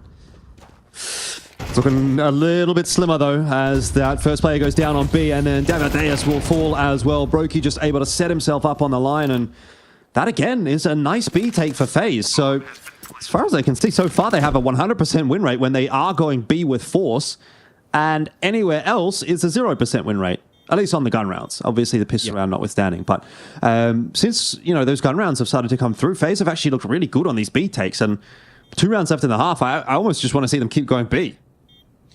Potentially so. I mean, Rain's not really been able to find anything over through A main, right? It's just an exchanging of utility, and more often than not, he hasn't even been taking the space after he's HEing and Molotoving. So it almost feels like those sort of things, Pain aren't biting. You know, they're not going to reclaim any of that territory either. They're just happy enough to rotate between watching the A side itself, watching mid, reinforcing B on the rotates where required. But I definitely agree with you. You know, for FaZe, if they're able to at least get into this B side and they're not seeing any crossfires work a treat for Pain, don't necessarily need to change it, right? The conditioning with 2 more rounds to go in this half, it's not the worst thing to try and just do it again. Yeah, but maybe it's time for something a little bit different out from Pain, right? They've been still kind of playing a very standard style. You know, they've obviously varied their holds, but maybe we could see some aggression out somewhere on one side of the map, just try to take a bit of space, unsettle FaZe early on in the round, prevent them from playing this default and then ending on B. Good damage done to Elige through that mid smoke. But once again, pretty standard fare. 3-1-1 split, that's really standard.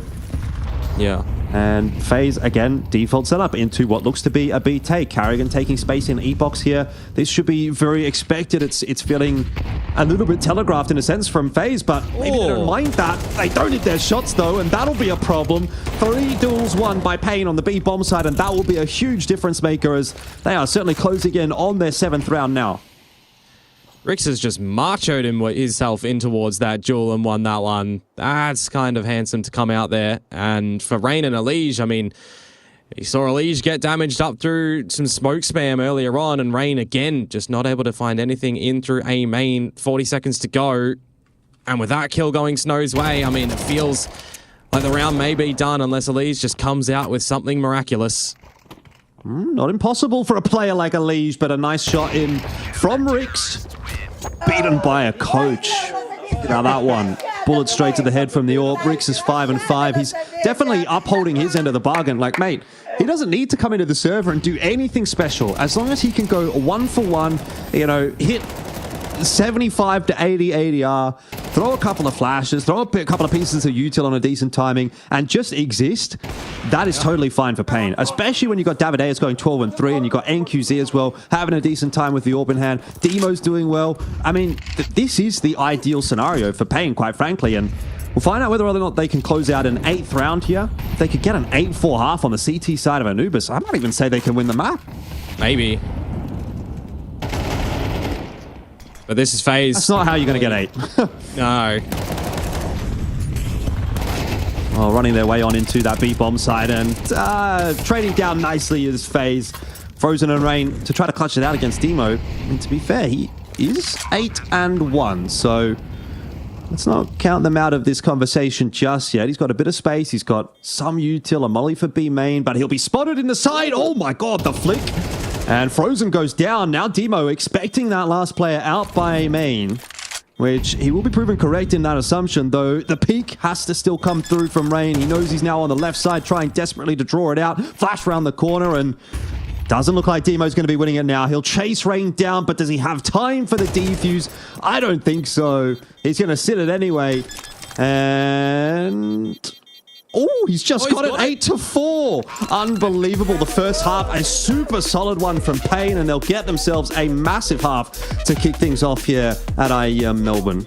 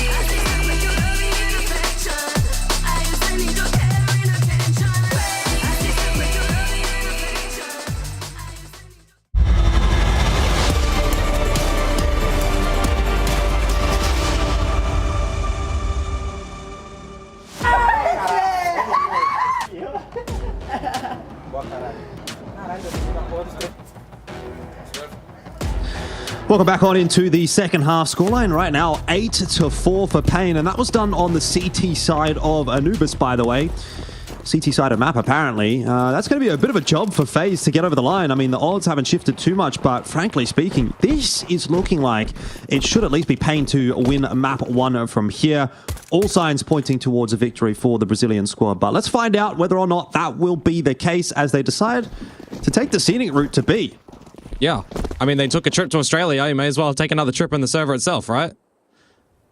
Yeah, seems that way. And Brokey will be the first one to really take any kind of contact as he just tries to tap away. You got Rain with that USP out by Main as well, and he's hit himself a nice headshot, but it will not be enough to stop Pain from filtering their way onto the site. They get a safe plant for Temple. They've got plat control. Everyone's just trying to tuck, but Frozen working his way in as well from E-Box. This starts to become problematic. Pain needs some kills and they need them fast. Rix will deliver with 1, but we need more than that. Demo fighting desperately alone here on plat. He'll fall and Rix can't get anything done either. So FaZe will win the pistol in the second half, which does give them a bit of an avenue back into this game. Yeah, not the most stellar results in the pistols on this map in the last few iterations when playing it, but at least they are able to collect upon another one here. And on the CT side, where, you know, they've not really had as successful as results either compared to their T side. So if they're able to start anything to come on back, it would have to be the early stages of this side you would expect. A bomb plant down for Pain, though, so they're going to force themselves up in towards this round, and I absolutely can't blame them. Davideus with the rifle, NQZ with the rifle as well. You know, you definitely want your impact players holding on to some of these in their setup that has options with the utility as well, right? They've got some smokes for an execute. They've got some flashes. Again, we're talking about Rix still going for some damage here and there, but ultimately, if you can get him to do a lot of your util setups as well, you can put some good priority on your riflers to try and get down and dirty, where the A site, if the intention is more stacked for FaZe Clan. Yeah, but I like this buyout for Pain. Nice little pop flash into Main. They've got a couple of AKs. You can definitely get a lot of work done. The thing is, though, this is a pretty telegraphed take with that flash coming through. Pain essentially signaling their intentions over to FaZe, and Davideus needs to be very careful about his HP now, down to 43. Might even be worth tossing that AK over, but the trouble is that there's no real obvious person to throw it to. I mean, Demo's tagged up now as well. So he's the only other player with armor that you would want to throw it to, and it looks like it's going to be maybe a double pump here from FaZe. Walking away from the ace. I mean, there was a smoke that was thrown, and it's drawn a lot of attention towards mid for FaZe to have some eyes there. But Pain still do want to set up towards the A side. Well, it is going to be that double pump indeed. Pop flash comes on through, but not too much of a concern for Elige, who was playing close, and he'll be able to grab himself a double with that UMP. And the only kill that really gets pulled out there on the entry was the team kill, unfortunately. And so that'll be the end of that one for Pain. And FaZe starting to build this CT side up from the outset quite nicely. A couple of kills over to the UMP is always going to be of benefit. Build a bit of extra cash back up, and 6-8 the scoreline for FaZe with an easier round to come. Yeah, I mean, that's sort of narrows things down a little bit now, doesn't it? In the scoreline department, you would expect with that force buy not going Pain's way, you would see a 7 or 8 expectation on the back of this round, build up some more of the CT side cash too. And that's when you maybe get a little bit concerned for Pain if they're not able to weather the first gun round. But we'll see what damage they're going to be able to deliver in this round, just spreading across the map, seeing if there's any overzealousness from the FaZe members. Yeah, very similar approach to this exact round for FaZe as well. Round 3 of the half, they had a full component of Deagles. It's a little bit of a lighter buy, I guess, from Pain this time with a P250 and a Glock in the mix, but certainly enough to get a little bit of damage done. You're probably not going to win the round, but if you hit a nice headshot or two, you might start to break open that CT economy a little earlier than you otherwise would expect. Snow for the first one, and then Rix gets himself a trade as he starts to work into that B-bomb side, but very much the expected result as we do get to see 3 guns through for FaZe. So pretty par score out of that pistol round from FaZe. They win the pistol, they win the anti-force, and then they win the anti-eco, and off to the races. So game on at this point. Yeah. You would hope so. AWPs are going to be out for both of our star AWPers on these rosters as well. Can definitely get some great openers once again on the exchange of the sides. And I think for me, for Pain, just making sure that time doesn't tick away, making sure that they are going to be playing with that, going in for an idea together as the team. As common on this map, lots of util to be exchanged over at A main, but some slow proceedings for Brokey. Oh, nearly find the opener, but he still will get it. Yeah, and QC just sort of sliding onto that line after the info was given. It definitely looked like FaZe wanted to contest over bridge. You had a couple of players that were sort of working in that direction, but the second Brokey goes down, it's a different story. Or rather, the second NQZ goes down, I should say. And the adjustments now for Pain towards this Bravo site. Good utility in mid to flush off some of the FaZe members, but that would almost shift them towards the side of intention here. Brokey not biting that one just yet. A lot for Frozen to do here with Carrigan. Carrigan dancing around on plat. Won't get too much done. Davide is taking him down. It's a nice fast flank, though, from Elige, and he could get a lot done.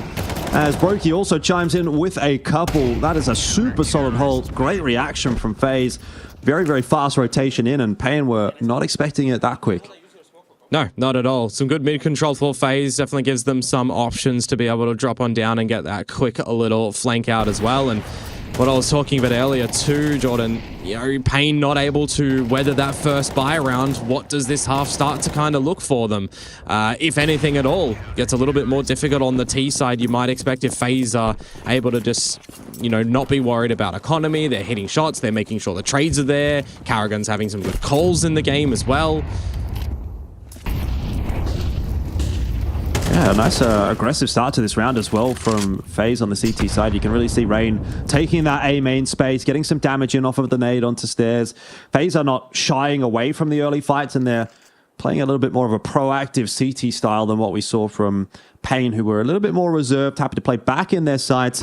Intent's going to go down on a nice timing here from Carrigan, and you'd think that should almost just win them the round. It's very tough to come in through that smoke from E-Box, and as you can see, has not worked out very nicely for Pain at all. Elige is looking sharp as ever as well. He's 18 and 9 and really starting to get ramped up on this CT side as well. So from what was a horrible first half for FaZe, this is very much starting to look like a winnable map.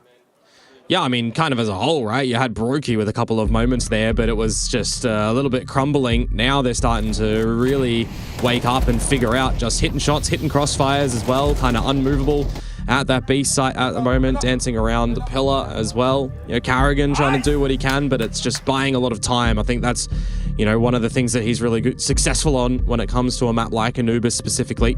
You'll always kind of find him being able to do something generally good for one at that B site, but more often than not, you know, traded out by the team as a commonality. Meanwhile, for Pain, opting for the timeout in this round. See if it is going to be able to convert into a T-sided round now that they do have a proper gun round ahead of them. Once more with the AWP for NQZ. Yeah, this is where it actually starts to get a little problematic for Pain. Like, if you don't win this round, you're kind of starting to get out of this map, which is just not what should have happened given that first half. So very, very important gun round coming out here. Demo going to start it nicely. Good spray control. Catches up with Elige. Needs a nade for his troubles. And Frozen waiting to see if he's going to push through that smoke. It's not something that will eventuate, but an opening kill here for Pain, you know, it is the perfect opportunity to get back into this conversation, which has felt like a bit of a drought for them so far, this T side. Yeah. You're going to be able to figure out that there is a AWP towards this A site, however, as Pain regroup in numbers and start to slant towards the lesser equipped site of FaZe at the moment. Talking about Carrigan before, generally good for one on this B site, but that's when he's got trades available from teammates to also, you know, pick up the slack. This time, he doesn't have that, and he's already gone. Yeah, honestly, it's not the end of the world for FaZe if they just have these three players over towards A and keep all of those guns alive. Rain? I'm not sure about this one. They're going to go have a little bit of a look into canals. You know, obviously this is still FaZe with the lead at the moment, but there's a potential chance this ends up being a very, very long and sort of arduous half. So Better off FaZe just holding onto these guns. They wanted to take some space, I guess, to get towards T-spawn. See if maybe they can find an exit or two. I'm not sure that they're necessarily expecting Pain to be right here. So Rain with a bit of work to do. He's going to fall, and his AK now on the floor. And the hold for Frozen and Brokey gets a little bit more tenuous as T-spawn kind of opens up for Pain now as well. Davideus is having a look in there, but ultimately 2 guns will remain. And with those 2 guns, there's plenty of cash to buy behind it for FaZe. So they're going to keep investing into this half, but do have to be careful that this doesn't turn into 2 or 3 quick rounds for Pain, because in that instance, you know, you see 2 quick rounds go here, up 11 for Pain. Like, let's say the scoreline's 11-9. Money's then kind of broken for FaZe at that point, and all of a sudden it's Pain winning the map once again. So yeah, we're very much sort of on that teetering point. We've got a couple of swing rounds coming up here. FaZe have done a good job to bring it back into a winnable position, but it's still not over the line yet. Yeah, is this where the pendulum starts to swing back towards Pain's favor? An opening kill in this sort of round could definitely be a little bit more decisive when Rain has a little bit of a peek in towards main. Might need some assistance soon, depending on how disrespectful Pain want to get with the utility to just charge through this one. Yeah, nice start from Rain. Excellent start from Rain, in fact. He just takes 2 dry aim duels. Davideus and Demo go down. He's not done yet either, as he'll flash himself back into main, clear that out, retake that space for FaZe, and this round is thrown in a bit of a loop for Pain. Unfortunately, in the beginning there, you just see the first kill when it goes Rain's way against a self-blinded, team-blinded player, right? It's a little bit awkward for Pain in that sort of scenario if they're trying to get right timing on the utility, that flashbang. It's hurtful. And in this sort of scenario too, yeah, you've still got, you know, a bit of an economy besides yourselves as Pain. But these are the sort of rounds that you don't want to start to consider as well. Do we really have to be worrisome about our economy? How do we try and get something back in towards this round?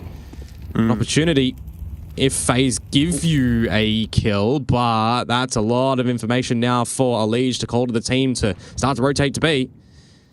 Oh, he's maybe going to lose his life for it, but I don't think that that's going to be super consequential for this round. With 20 seconds, where does Pain go? FaZe did a great job of just delaying this round out. You could see when there was about 45 seconds left on the clock, they start dumping util. Molly's all over the place. There was a flash out of B main, trying to keep Pain from hitting a site and then force them to do it really, really late in the round has essentially won them this round. Obviously, that push from Alige as well. So much information for FaZe, and Pain have no option but to save their guns. So, rough one for Pain. Big round win for FaZe. Again, sort of stabilizes the money a little bit more, gets them a little bit more to play with in terms of the round count as well. But it is still very, very tight if Pain can go on a bit of a string. But it is requiring now like 2 or 3 rounds in a row for Pain. You can't do this 1 for 1. You need to get probably a couple of quick rounds here before you let one slip back over to FaZe. Yeah. This time you need to see something a little bit more commanding from Pain. Maybe turn up the heat a little bit. You know, generally you are seeing Rain just toy with some utility by himself at this A site before ultimately seeing a rotation from Brokey or the like. In this one, again, it's just going to be the sort of standard setup from Pain to put a little bit of that forward util to try and gain a little bit of extra util in return from FaZe before deciding where they want to go.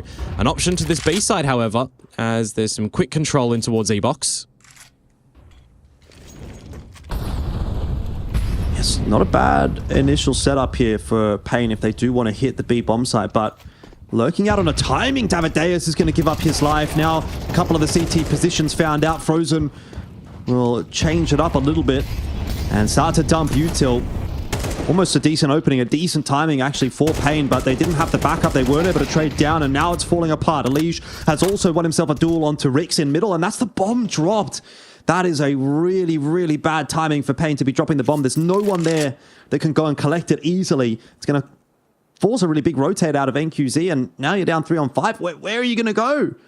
You've just got to hit something big here as Pain. You don't have a lot of utility. Yeah, oh, that's blind shot, sure, that could be huge. 30 seconds though, as the bomb is retrieved. Demo would almost have to switch towards a lurking scenario if Pain wanted to go to the A side, but they're going to opt to go still to the more stacked side.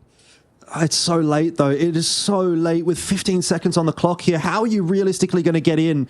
You got Frozen waiting for you. He's got Carrigan there to back him up as well. That first contact actually taken by Carrigan, and Frozen will fall as well. And Pain have gotten in there at the 11th hour, and they will get themselves a bomb plant. Now it's a 2v3 for the retake, if FaZe were even interested in going for it. But with no util and a player deficit, surely this is not going to be the play for FaZe. We'll have to see. Smoke eventually will fade. That was the question mark there. If Rain could have got that kill, maybe they would have thought about it. The fact that he can't, well, Brokey just saved the AWP. You've still got quite a bit of cash here to play with for FaZe. Everyone will get a little bit of a boost as the round does end, and FaZe will definitely afford to buy into the next round, but this is a super tight battle at the moment. Yeah, Snow's just really ripped them back into that round, hasn't he? Just steamrolling in towards the site with his team. I'm talking about the fact that Carrigan is generally good for one, right? In that sort of scenario, it's a 3 versus 5, and you're dropping around as FaZe where the time is in your favor. You can kind of just sit pretty a little bit, look for potential crossfire, but unfortunately, Snow, individual executions to come on out, and you put yourselves in a great scenario to not have to worry about any balancing of the money coming into this next round. You also keep yourself in contention to potentially even win the map right now. I mean, 10-10, you're looking at a potential reset over towards FaZe now. Like, these are the sort of scenarios that you wouldn't expect FaZe to be in this series when there's a coach on the other team. You've lost the IGL, but FaZe, I mean, we talk about pretty much this whole year just being up and down in performances. Some individual, more so as a team. Got to see it turn around. Yeah. Look, I don't know if this is good enough for FaZe, frankly, but if they can at least get Anubis over the line and go into an Inferno with a 1-0 lead, they can close out the series 2-0 and make it look comfortable in that sense. But closing out Anubis may not be too easy for them. Brokey down early on in the piece, which means Rain has to start to speed things up a little bit, and he'll bring it back to 4-on-4 at least. But this round is all important for FaZe. There is barely any money. So if they were to lose this one, Pain just should go on to win the map. So it's on Rain to hold on to this A bomb site. Contact play. He sees the shadow, pre-fires it even. But NQZ still good enough to hit the shot despite getting his head tagged up a little bit. And that is going to be the A site taken. And ultimately, FaZe here are just going to have to make the call to save these guns. Otherwise, they don't get another round. So Brokey with enough money, he can repurchase himself. Rain might have to go down to something a little worse for wear, but FaZe are going to afford to buy off of this round. But again, playing from a deficit when you're on the CT side of Anubis and your money's almost on breaking point doesn't seem conducive to winning a match of Counter-Strike on this map. No. It's just kind of hurtful for FaZe in this one, in how those opening 2 duels have kind of gone as well, right? The fact that Brokey is just spammed through the wall by Davideus, and you get a dink on towards NQZ, but he's got the right gun to just still hit the single shot. That's it. That calls the round. There's no rotations to be made to the A site. There's no kits available for FaZe. You have to balance out this fickle CT side economy that's still plagueful. You opt for the save, but now we're really getting to the nth hour for them where, if this round doesn't go FaZe's way, I would say that's the map. That would generally be the close. Yep. Yeah, this is it. Do or die for FaZe. But luckily, they've got all of the tools that they need. Brokey armorless, though. Glass cannon or. So we'll have to be a little careful with his position, and might end up just deciding to play a little bit more of a passive line this time in Temple, looking towards B main. He has actually been smoked off for the moment, though, so changing things up a little bit. And tons of util getting tossed out into mid at the start of this round. Some from the CTs, some from the Ts. Looks like Pain are interested in taking mid control, which will not be a bad shout at all. It's been left open by FaZe. Brokey starting to come across, though, and may just sort of set himself up. Well, actually, at the A bomb site. So this is really all on Elige. He's got to spot this info. He's got to get this smoke down immediately. And then the B players are going to have to react as well, but it does look like it's going to be an A hit. He's going to take the fight instead. Elise just going Chad mode. He ends up getting only a 1-for-1, but Brokey picking up that line will definitely help out the A hold. There's 3 players here, which might not be expected by Pain, and indeed, Rain will swing on the timing. Brokey's hitting everything, and FaZe will win the round.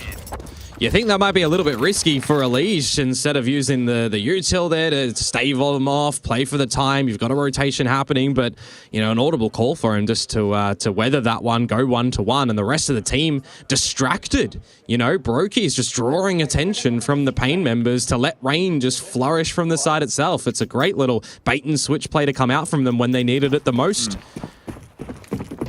Well, you can see how that round changes dynamically based on the position of Brokey as he comes across.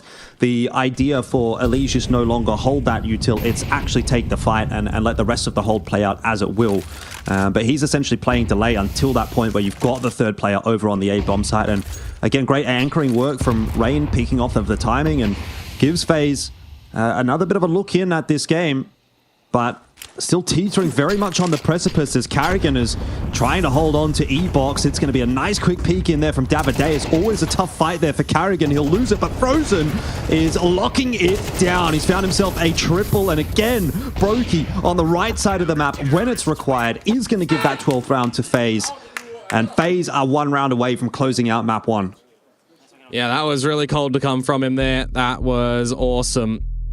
And that's the map point, as we're mentioning it, for FaZe. I mean, it's not the cleanest map for sure. If you want to call it teething issues, if you want to call it getting settled in the scene, sure. We'll see what the next map may have in store, but it's the crossfires here on the side itself, where you've got the options, you've got Brokey and Rain chiming in for the end. Carrigan, it was quite ambitious for him to be right in the open for that initial duel, but at least the rest of the team was there to get the trades, and you're looking now for the last round of regulation to see if Pain are going to be able to come out with an idea, some sort of execution, some sort of mid-rounding brilliance, if they're still going to opt for a bit of a slower style to try and push us into overtime.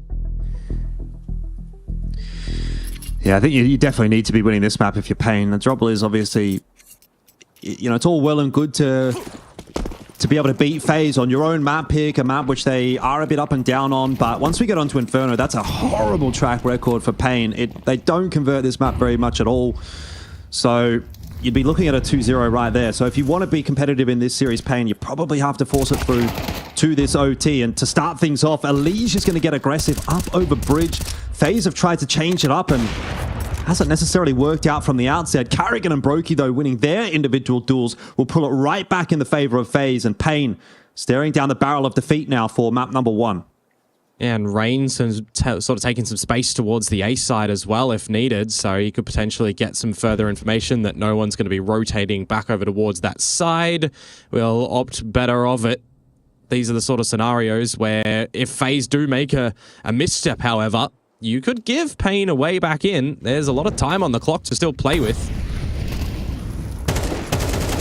QC looking for those entries, rifling, only going to get himself a 1-for-1, and that is simply not enough. Frozen has been a fantastic B hold for FaZe and does enough this time to make it look like a winnable round, but 1v1, bomb plant going down here for Snow. To try to deal with is Rain as he works his way in through E-Box, just picking that pace up, of course, gives away his position, and it now just comes down to this one final duel, and Rain absolutely smacks him away.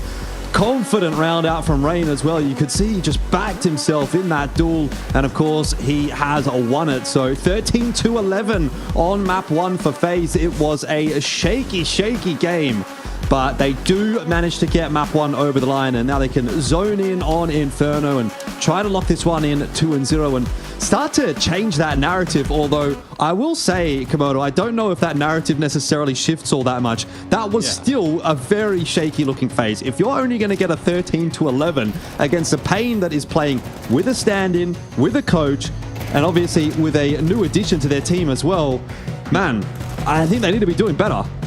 I gotta say though, I'm kind of impressed by the performance of Rix, right? When you consider a coach coming in towards this game of Counter-Strike that we know and love, you generally don't expect performances where they're still getting kills, they're getting multi-kills, they're setting up the team with utility. I mean, they're the kind of job that they quote-unquote should be doing in those sort of scenarios. I gotta say, he was not an anchor a heavy anchor by any means. So Pain certainly trying to capitalize on a lot of the shakiness that FaZe have been seeing as of late, but for Elige to deliver when needed, for Brokey to have some step-up moments as well, and then just some, consistency in the middle of it from Frozen and Rain 2. I mean, it's okay for FaZe, right? They still get the victory here, but I mean, I think I echo what you say just before, right? You're looking in towards the second map of Inferno, and that one, quote unquote, is worse for Pain, so it should be better for FaZe.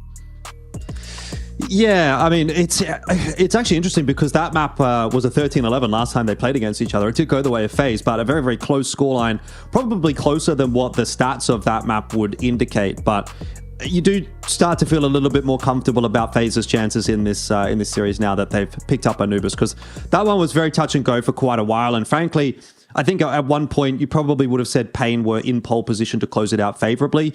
Obviously, Brokey pulls out a bit of a masterclass in a couple of really important rounds, back to back over towards the A site with that rotate that we were talking about, and then on the B site in the following round also having an impact. So pretty decent rounds out from him, stepping up when it was kind of required of him. And Elige as well, 20 and 15 over that map, really solid display from him. So you do have to kind of wonder, if one or two of those guys had a little bit more of an off day or a bit of a poorer start, Frozen was also quite solid. I mean, look, actually, I think kind of across the board, Frozen good on B, Rain good on A, Elige decent all over the map, Brokey decent all over the map, and then, well, Carrigan was doing Carrigan things, so that's fine.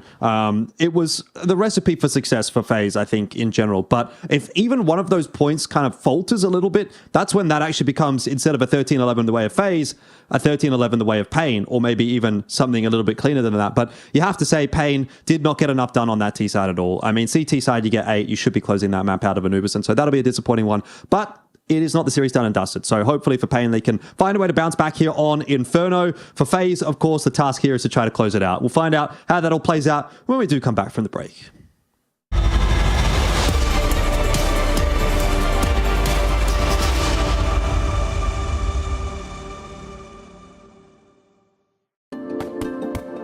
Hi, it's Bob with Face It. The official broadcast is better than ever on Face It Watch. Yep, that's right. Switch it up with the POV selector.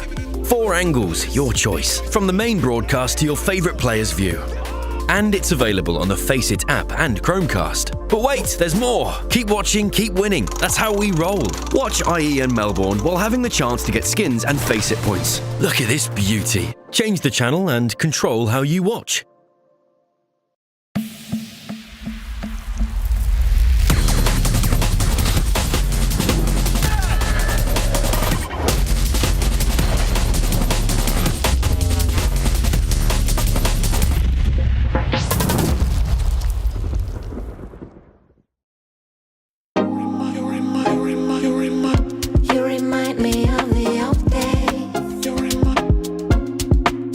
Streets in CPI.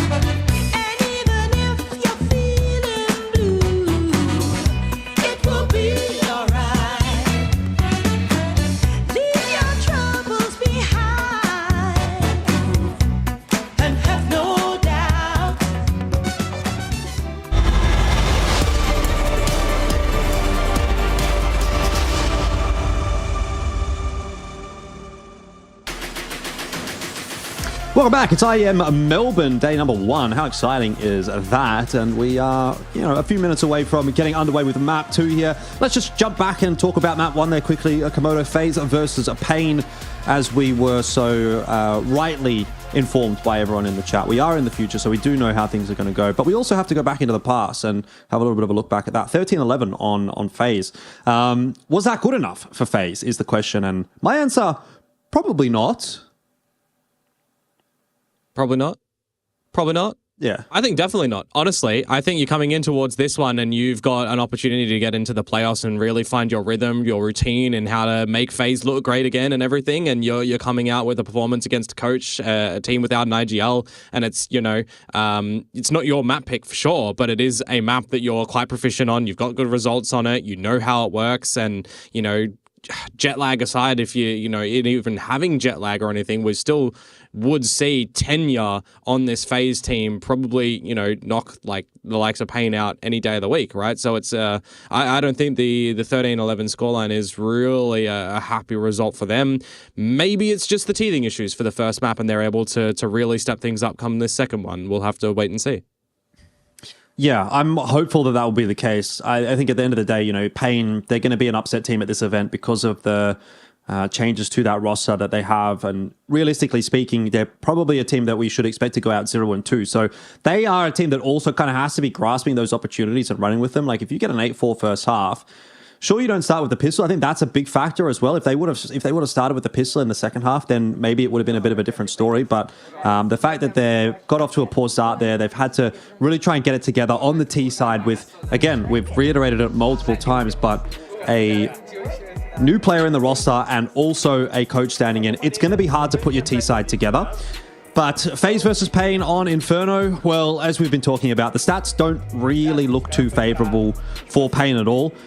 13 games played, 15% win rate. They have played it against FaZe most recently in Bucharest, and they did lose it there as well. It was a 13-11 loss, so it was a pretty tight scoreline, but you have to remember that was with Biguzera. Here they're playing with Rix.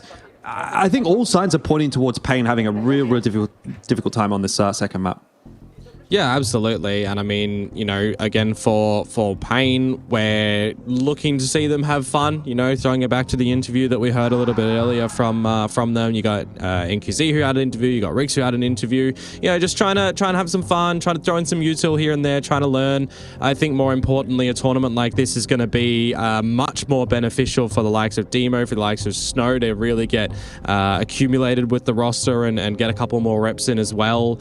Of course, anything that you can try and be a dark horse in as well, if you're somehow able to get a sneaky victory in there, sure, climb some rankings, get some points, but in this tournament for them, try not to go 0-2, try to have fun, try to get some learning in there. It's definitely an opportunity for those sort of things. And the depth that they actually did have on the first map, right? There's a lot of rounds that will give them some things of positive side, some things in the negative side that they can quickly look to potentially reiterate in towards this next map. But those more going to be important, after this tournament. Yeah, I'm just having a look at who they would potentially play if they lost this game, and if Pain were to drop down into the lower bracket, it's either Mongols or Complexity, and that actually feels like a really tough ask for Pain to sort of win that game as well, or be competitive in that game. Because, look, Mongols, I think, have been on a bit of a downward trend, frankly, as much as it pains me to say, but they're still a really solid team. They should be a comfortable team to go through to the playoffs. And Complexity have been on the up and up lately. They've been kind of on the rise, so I'm even actually checking out the scoreline in that A-Stream game at the moment. It's 12-11, favoring Complexity. So that one's gone to OT, and Complexity brought it back in some senses. I think they were down pretty early in the half as well. So yeah, I think Complexity could be a real problem for Pain. I definitely think Mongols will be a problem for Pain, and obviously at the moment it feels like maybe they've actually missed their opportunity already. If they were going to have a chance to maybe not go 0-2 in the overall event, it might have had to have happened there on Anubis to kick things off, and you force it through to a map 3 in this series or something like that, and get a tight win over FaZe. Because again, look, if they're not going to beat FaZe, I don't really see them beating Mongols or Complexity either, frankly. But stranger things have happened. We obviously can't count our chickens before they hatch necessarily. But I certainly am doing that in this case, in this series. I mean, FaZe, I think the fact that they've gotten that one over the line on Anubis, they should be picking it up here on map 2. I think these are one of the series that does have that massive asterisk to it, right? Where it's not the proper roster. It's not a good day of the week for them. Those are the ones that you can kind of cut the corner and put pretty confidently where you would expect this one to end up. You know, I would be interested to see how many people would put stock in Pain taking a map or the series as a whole. I think would be very minimal. And then you consider as well, you know, Mongols have had some shaky form if you look to the future towards the lower bracket game. And even if you end up, you know, going up against Complexity, right, they're still a team that has just battled it out to get to the next major successfully. So even then, that one's going to be a pretty difficult game. But we'll have to wait and see. You know, Inferno here, maybe we have a little bit more from Pain in this one in the get-go. If they're finding an advantage and they're able to keep advantages, you know, there may be a world in which that they are able to push us into a third map, albeit, you know, that timeline is one that you'd have to, you know, cross a lot of timelines to find. Well, we'll see if this one is going to be one of those. Is it going to be one of those 1%ers, the 1 in a million chance? I don't know if it's quite 1 in a million. You know, I feel like that's a bit of a stretch. Maybe 1 in 1,000. You play this game out 1,000 games, or 1 in 100. Pain would win one of them. Probably 1 in 100. 1 in 1,000 is pretty bad. That's pretty bad odds. But 1 in 100, Pain, I could see them, especially after what we saw on Anubis, like, you know, having a good string of rounds here and there and maybe closing a map out here or there. But realistically speaking, it's going to be a tough ask. Instant rotate over toward B from a couple of those Pain members. So definitely reading into something on this pistol round. But FaZe not committing, I should say, to either side of the map just yet, though they will work their way up middle. The last time these guys did play it was FaZe on the T side as well to start off, and they were successful in finding the pistol, so definitely looking to charge and find another one here. That's not a bad start at all from Snow. Gets himself a 1-for-1. And Rick's going to hold on to Carpets.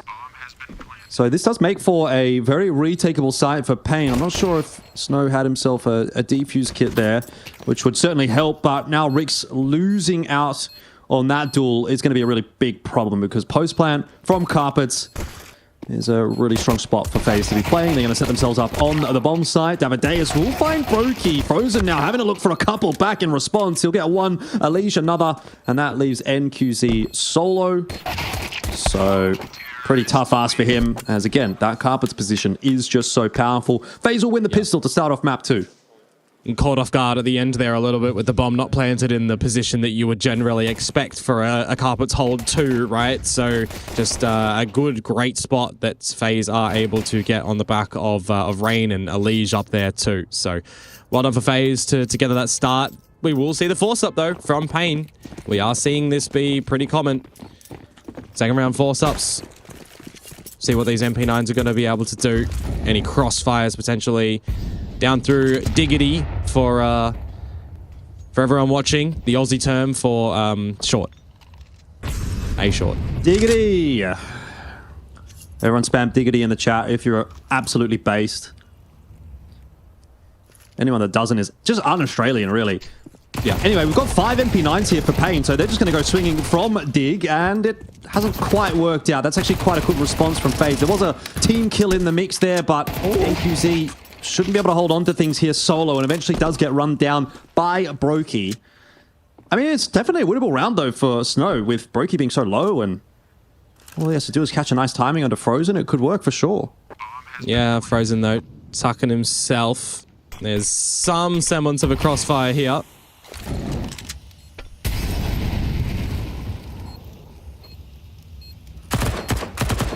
Tough ask for Snow.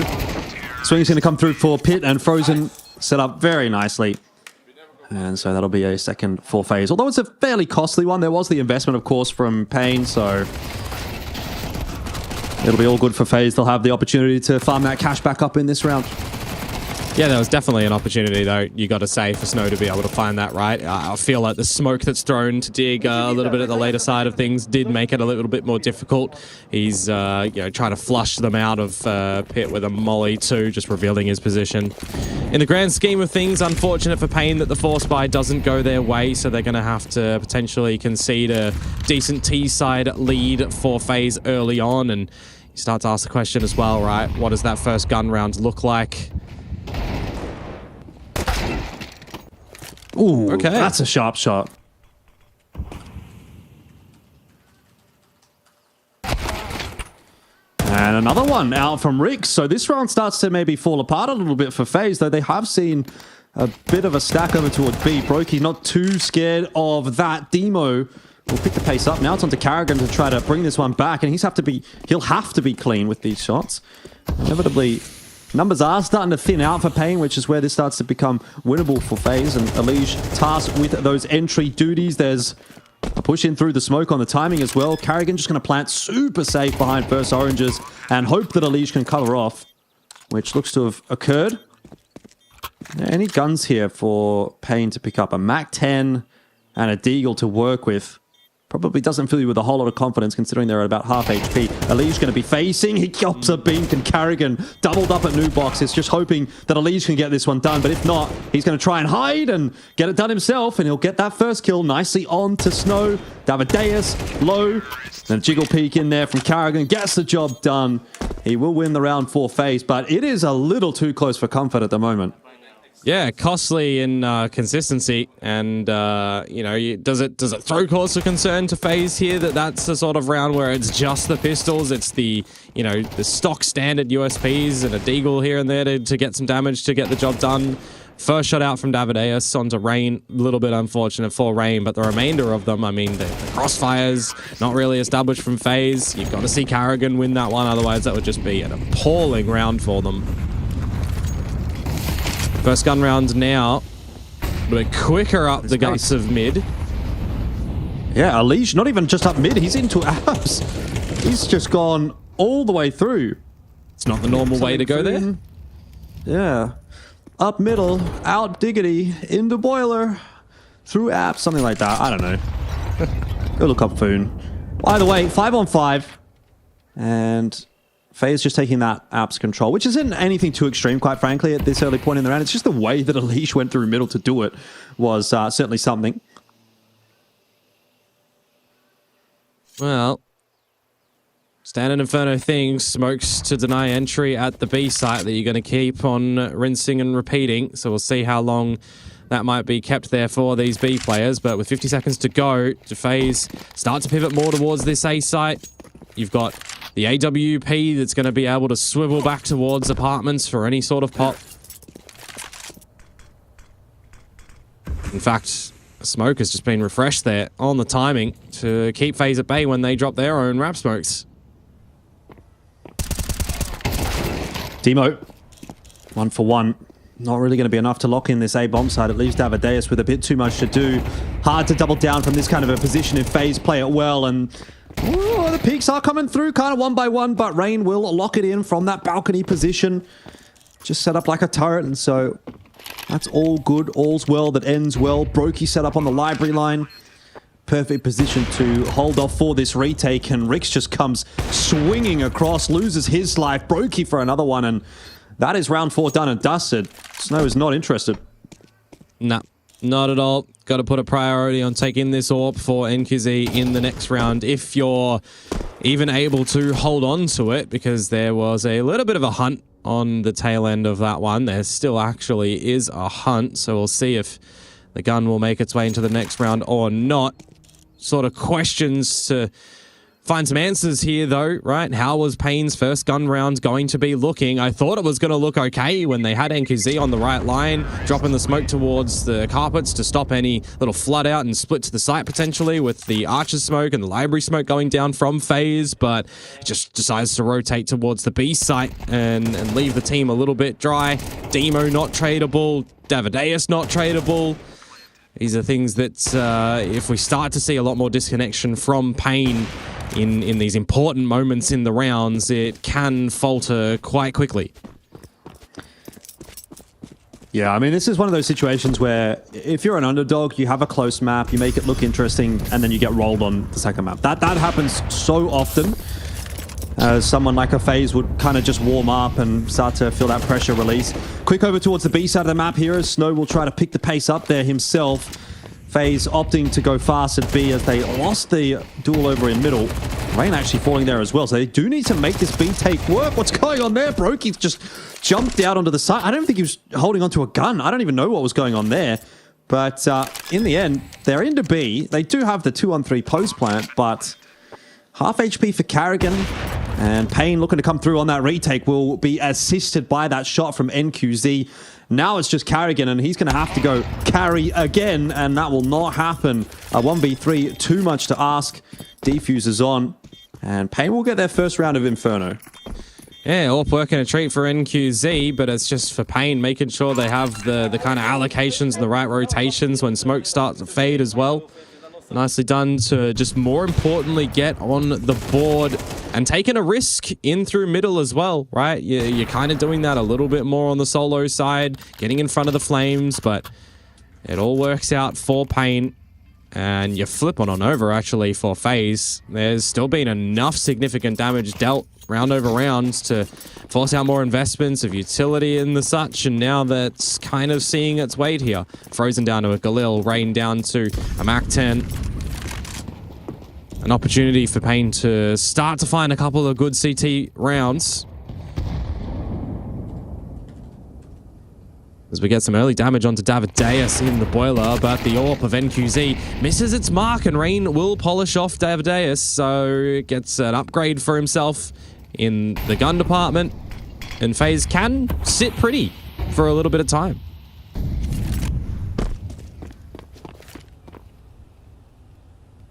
Rotation coming through for A. It's going to be a full commitment from Payne to try to just hold on to this A bomb site. But FaZe already have so much space, and creeping on a line like that for Demo is just not going to be enough. Snow will catch Carrigan as he tries to get up to some trickery, but last player standing on this A bomb site is going to be NQZ, and he was last spotted towards carpets, so Payne will be quite aware of that position as they get this bomb plant down. Smoke obscuring the vision in Carps for now. But, I mean, realistically, this has to be a save again from Payne, and this is the problem with Inferno, is that, you know, even if you have numbers on a site, it can become so easily overwhelmed, and then at that point, the retake is just almost never worth trying. For sure. You give, you know, FaZe 2 seconds to set up as well in a scenario, and you're really not wanting to kind of go for a retake as Payne. Hold on to this AWP, see if you can do some damage again in the next round potentially, have some small adjustments, and maybe look to get a little bit more aggressive, right? Get some banana control, for example, that we've not really seen be a full contest yet. Not the chicken. Chicken.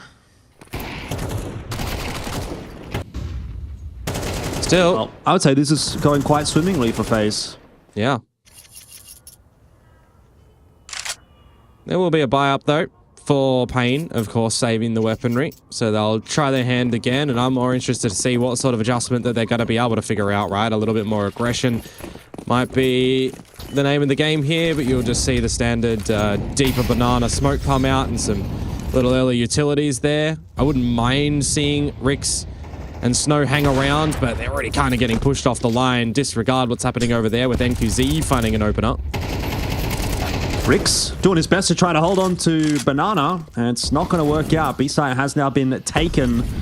Smoking for CT spawn will allow the transition into the site for FaZe, but they don't actually have the bomb in tow. So Rain's going to have to go on a bit of a journey to go and collect that one. In the meanwhile, Demo having a little bit of a look through construction. So this is still a bit awkward for FaZe. I mean, if there was a push down middle or something like that from Payne, this round could have very easily fallen apart. But the fact that Rain's now been able to retrieve that C4 should make for a pretty easy plan. It's only Demo over on this B bomb site, and he'll be playing retake more than likely. Yeah, I mean, you'd hope so, right? There's a lot of utility for these Payne guys to go in for a proper retake here. You've got an AWP for NQZ that can still hold, you know, something like the new box line too, right? So you would kind of expect that Payne have the right equipment here. Yep. Great nade, though, onto the head of David. That was a real toss from Rain. He's been practicing his cricket in the lead up to IEM at Melbourne. Might go to the MCG later on, but he's going to have his feet sizzled. Still does really well to get himself 1 kill onto Demo. And despite all of this util that Pain have got, they are just getting so unlucky on this retake. And he won't have the time. I mean, Rain burning alive gets a kill. And then through the smoke, another kill comes through for Frozen.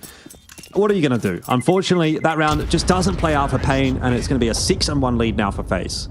Yeah, those are kind of the unlucky ones, right? Where I'm talking about, you've got the utility, right? You can kind of throw a molly over to Nubox, you can flush him out, you can try and get the kill, but it's, as you mentioned, the fact that it just goes the way of FaZe in that scenario. There was, for a moment in time, a pretty substantial, 3 versus 5 advantage that Pain seat themselves in before just getting ultimately pulled back by FaZe. Roki, you always feel like this guy is just capable of having some great round moments. He always has them in every single series. Discussions, though, to be had now as a collective for Pain really starting to feel like this half might be getting away from them because, I mean, from what we're seeing, it is. Yeah, most definitely. I mean, it's tough on the CT side as well when things aren't going your way. Obviously, the economy's working against you. The meta's kind of working against you. The fact that this is not your map is working against you. The fact that you have a stand-in coach playing on your team. You've lost your IGL. Everything's kind of working against Pain in this half of Counter-Strike. And that can be a very, very tough hole to dig themselves out of. And I don't necessarily think anyone's going to begrudge them for that fact. But plain and simple, it is a rough map of Counter-Strike so far for Pain. And I don't know that it gets any easier or better. Potentially not, but we'll maybe give them a bit of a silver lining later.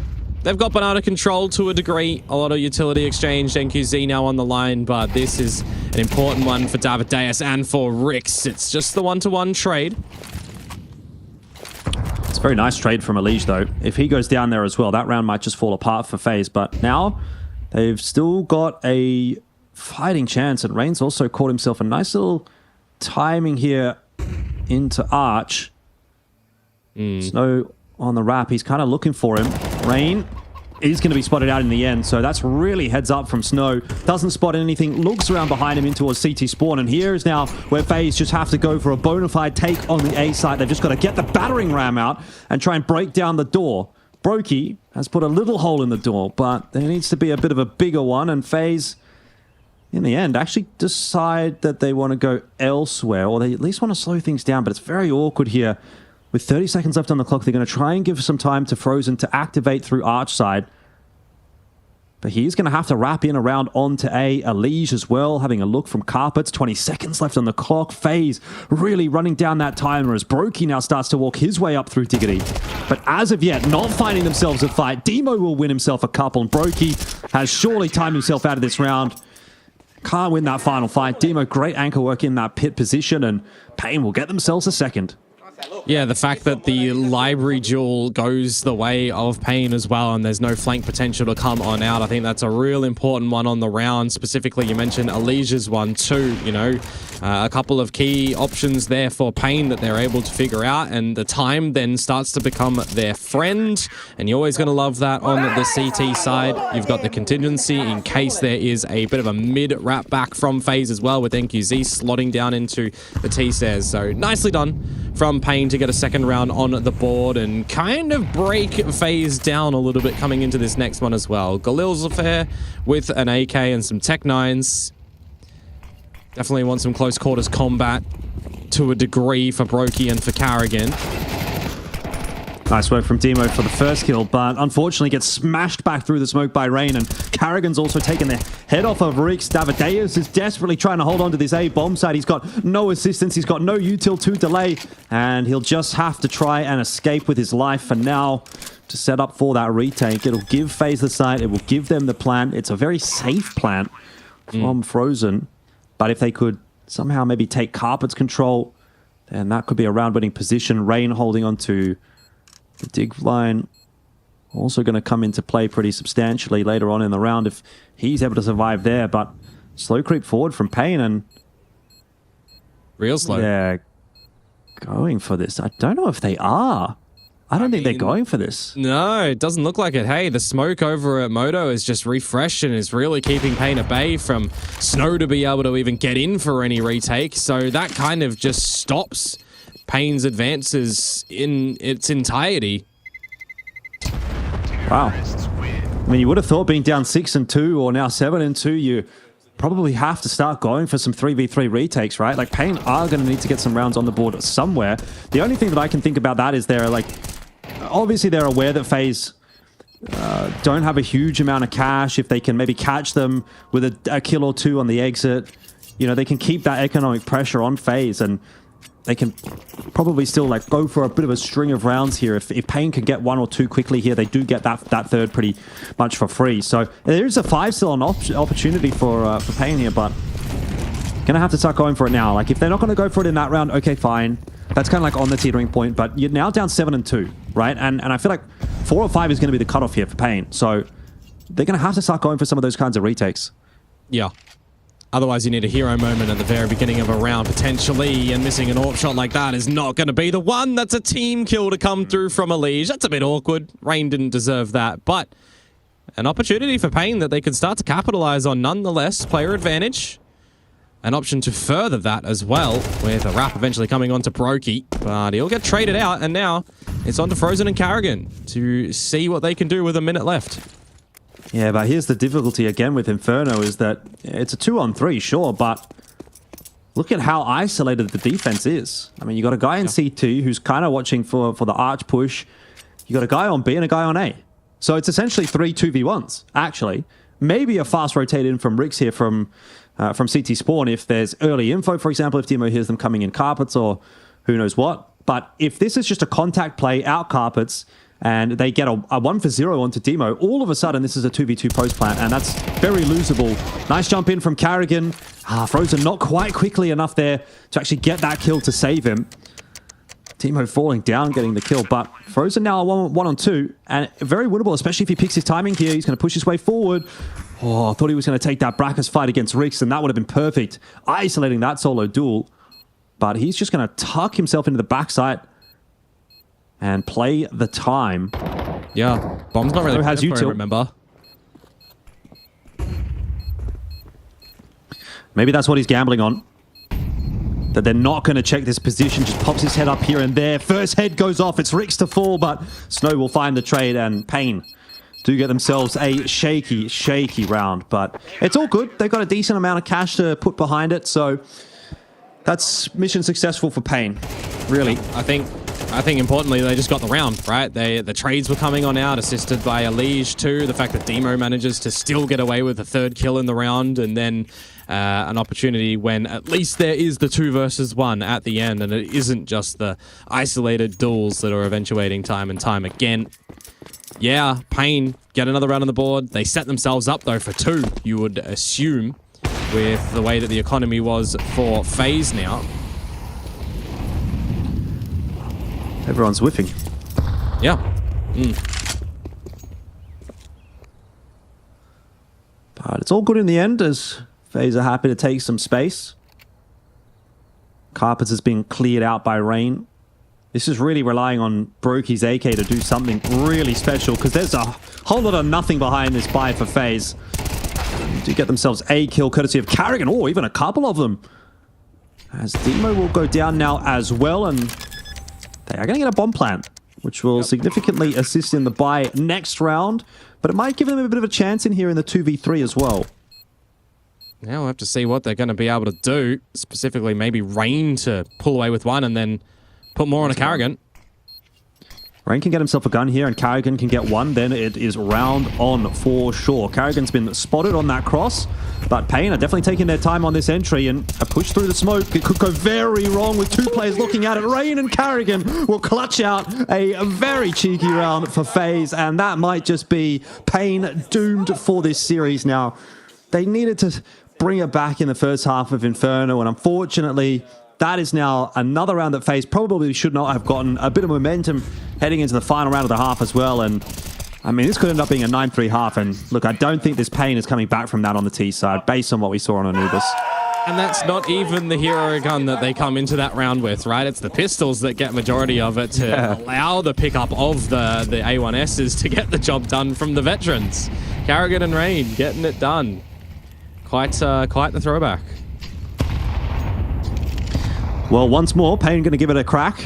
They have forced into this round as much as they can. They've got 3 MP9s, but at least an AWP out for NQZ. That might be the X factor. NQZ getting involved in the round somehow. Not a whole lot of map territory taken for FaZe early on in the round. Just respecting that banana take from Pain.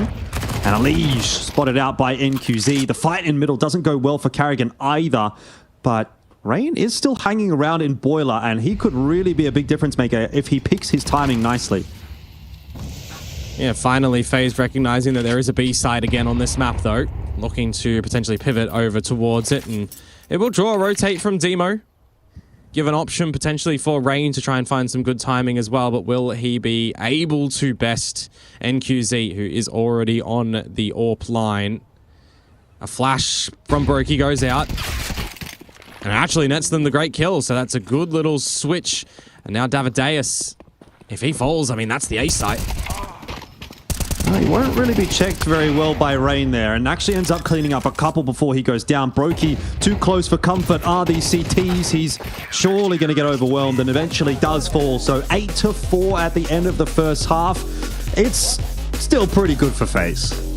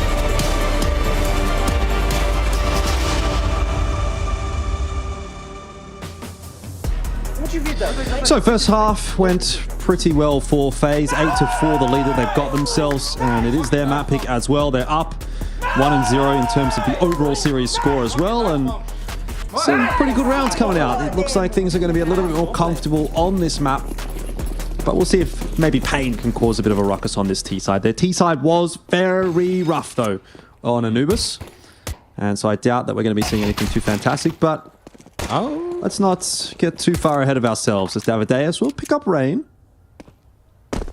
Look at the rotate that's immediately thrown to FaZe though. 3 players towards this B site now, and they are correct in assuming to do this. Brokey looking for a couple of taps, not finding them. Frozen got himself one there, and Elige is going to come into play as they charge their way back down. Banana, he's out of there. He doesn't want a banana smoothie at all. Oh, bit of an awkward jump there. He's missed the jump, but it doesn't matter. He's hit the head. How about that? 1 for 1, 2 for 1 in the end, actually, overall for Elige, as they tried it to exit Banana. And this round gets a bit more awkward, a bit more difficult for Pain as a result. Yeah, Frozen and Carrigan. See if they can put themselves in a winning situation with Carrigan slipping into the pit as well. They can't flush him out. They would make noise dropping down onto his location. Can't hit the shots, and that's really what matters at the end of the day. So it's on to Frozen, who will try to pick the pace up as that bomb plant's going down, trying to isolate a quick 1v1. It's what you should be doing, but now that he hasn't got that initial pick, it is going to be a 2-on-1, and it is going to be cleaned up nicely. Pain will win the pistol in the second half. I'll throw it up to that disgusting view model that these players are opting for these days. You're not a fan? Very middle one. I'm not a fan of it. I mean, like, throw it back towards, what, like Quake days and something like that, but I'd kind of throw it back to, like, 1.6, where you could turn the whole view model off completely, you know? Valve, bring that back. Bring that back. Regardless, that's a pistol round for Pain. They'll be happy with that after the 4-8 that they'll see themselves losing, as opposed to leading the 4-8 on the last map and ultimately dropping the map 13-11. So if they're able to kind of echo back, that would be pretty good. Davideus again, on for an opener. Yeah. It's going to be a tough hold here for Frozen, especially if he's not going to hit those first couple of deagle shots. Not a single connection onto any of the Pain players so far. And that'll probably just be the B-side loss. And I think if you're Pain here, you're kind of incentivized to just try to hold onto these guns and run it back next round, because chances of you winning this round from here, very slim. Rain's going to go have a little bit of a look here, and if you could get Demo, maybe you think about it. But frankly, the fact that they've even got that MAC-10, it just allows you to have a gun to drop over to Elige and hope for a little bit of a better approach in the next round.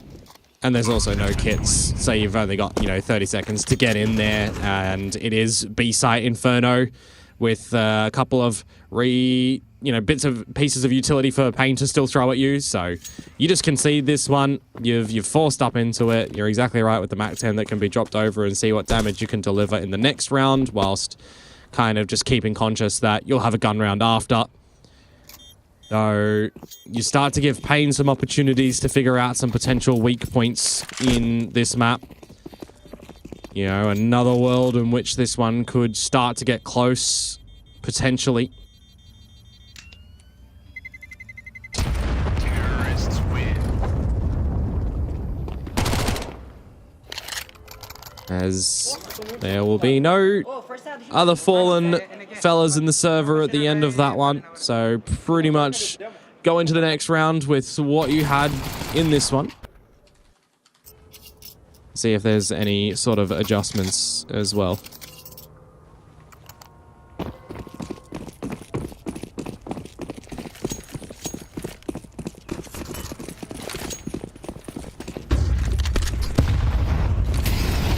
Well, a bit of util back and forth at the start of the round. Standard fare, really. But mid-banana smoke is keeping Pain at bay this time. Davideus wondering, where's my health gone? Bit of team damage in there. Not the end of the world, but as mentioned, the saved weaponry from FaZe gives them a little bit of a fighting chance in this round. They're just going to try and slow it down as much as possible for Pain. Cycle through these smokes. See if they can force Pain into a late hit somewhere that might be stacked. So Pain just want to go straight on into top Nana as soon as this smoke does start to fade. Elige thought about getting things going, but the flash came through way too late from Frozen, and in the end, once again, we have a very, very similar round kind of playing out with Frozen with that Deagle just trying to fall back away from coils, and unlikely to find too much here. Rick's on the warpath.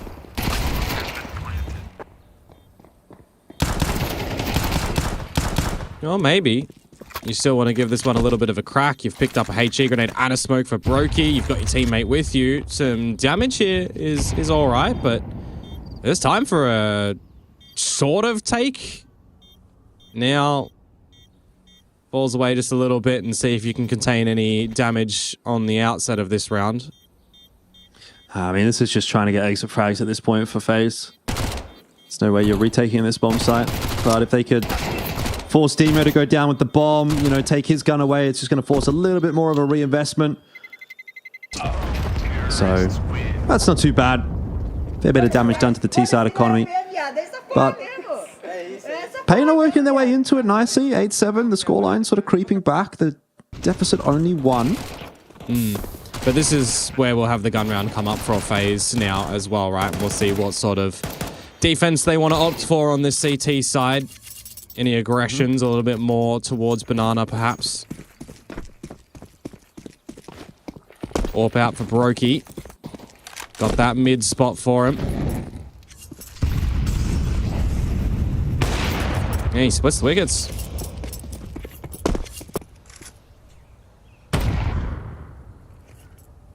NQZ taking some nice space through carpets, and that's going to work out perfectly. Catches rain. Cheeky little timing from him there. So FaZe on this CT side, finding it a little bit difficult to get the ball rolling, but Brokey is waiting for this exact push, and he'll miss the shot. He's really not happy with himself there. You could see it in the player cam. That's just such a routine shot. And that is going to be the round lost as a result. I mean, Carrigan can only do so much on that side alone. So Brokey knows as soon as he's missed that shot that that's pretty much the round done and dusted, and FaZe are going to allow Pain up to 8. Yeah, that is a real rough one for Brokey. Right at the back of that cubby-way as well, just not able to escape, and you'll see, I mean, eventually Snow to find his gun within the smoke over at the site itself. But if you can, you know, as we're talking about, start to establish some rounds on this T-side as Pain, start to exploit a couple of these weaknesses of FaZe, uncharacteristically, in fact, missing some shots.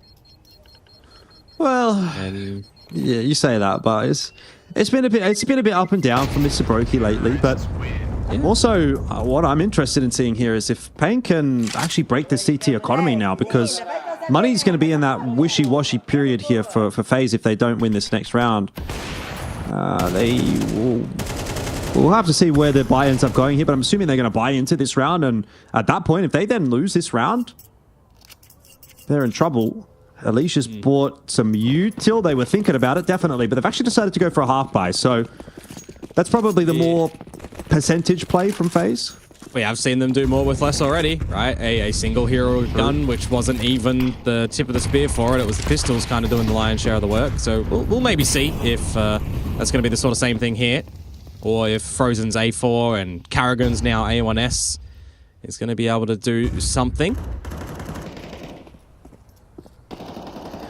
Well, I think that the setup that Pain have got right now with the Orb just watching this line should be pretty comfortable. I mean, Brokey is going to spot it out, has a deagle in hand, doesn't really want to take that kind of a fight with that kind of weaponry, but yeah, some chip damage being done here by FaZe early on in the round is going to help.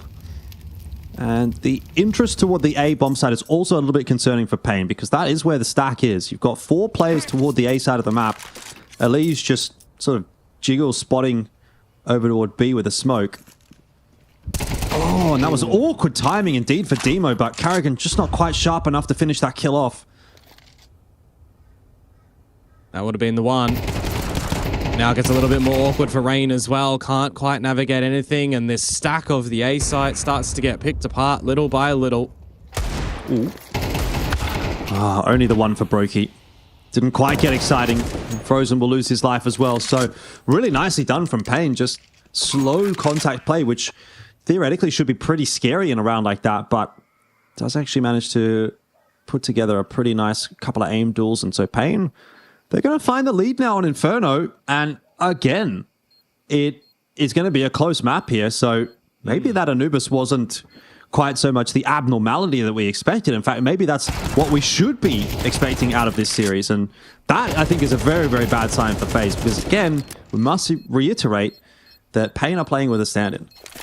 Yeah, a coach and no IGL, so it's the team doing the calls together, where you can still, you know, run a lot of your protocols and stuff, where you would have Big Azira kind of in there. You could substitute him, of course, the likes of Dapadeus here, who's kind of stepping in towards that spot. But, I mean, imagine, you know, the world in which Anubis was, you know, the second half came out with this sort of start for Pain, right? Where they had the 8-4 lead. They get off the gates kind of straight away, and they're able to really start to figure that one out. Like, it could have been a good victory for them.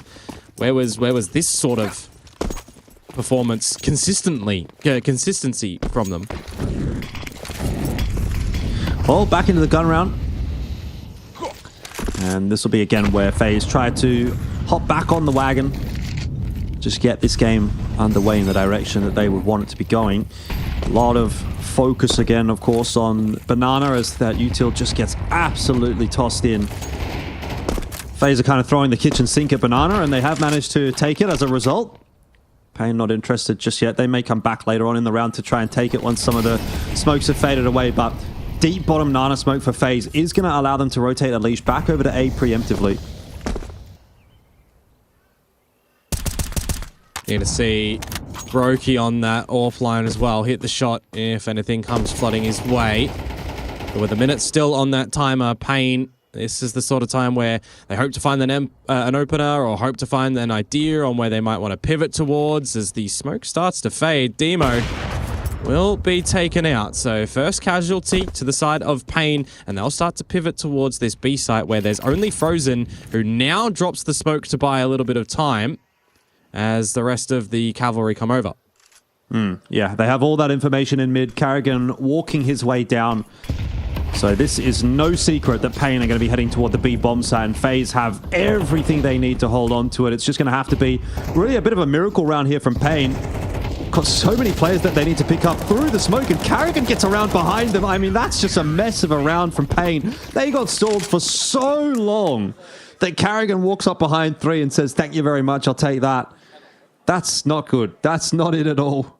Yeah, and Neo's quite happy with that round that you can see at the end there. Some good solid claps. So that's a round that FaZe Clan needed a good idea, some good timing. Carrigan's timing impeccable, as Alige will fall to the martyrdom at the end there of Snow. As we will get tied up, you know, enough economy there for Pain that they'll have another crack at this one, and maybe even the second one as well, with 3 players still looking relatively okay. Lost bonus can assist there a little bit if this round doesn't go their way.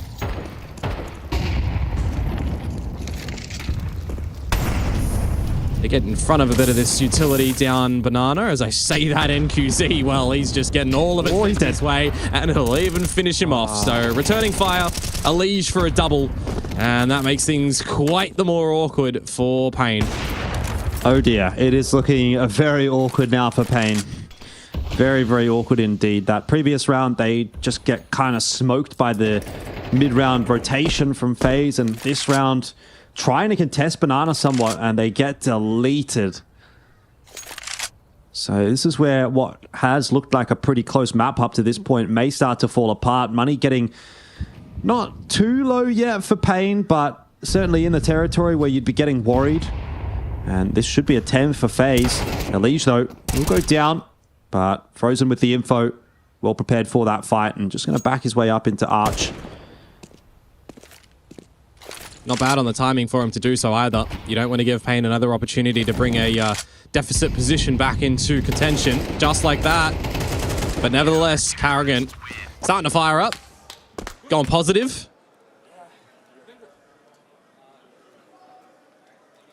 Yeah, but FaZe themselves not really firing up too much. I feel like they, at least on the player counts there, kind of just look like this is a routine bit of a day at the office, you know. No need to get too pumped up. Yeah, I think though it's quite important for them to feel like that it is just another day in the office, right? When you consider all the up and down score results that they've had in a couple of the previous tournaments as well, and they're getting to these third place decider matches and not able to get into the actual final, feels like, you know, when is the time that we'll see the FaZe clan return to glory? Yeah, they need to just have the series being one that they should be winning. As we've discussed, they have a pretty good conversion rate in Australia, but it feels like a long way away from FaZe making the final, let alone winning it. Though I seem to recall that might have been the case back in 2018 as well, which I think was their first win. Rain opening the account there onto Rix.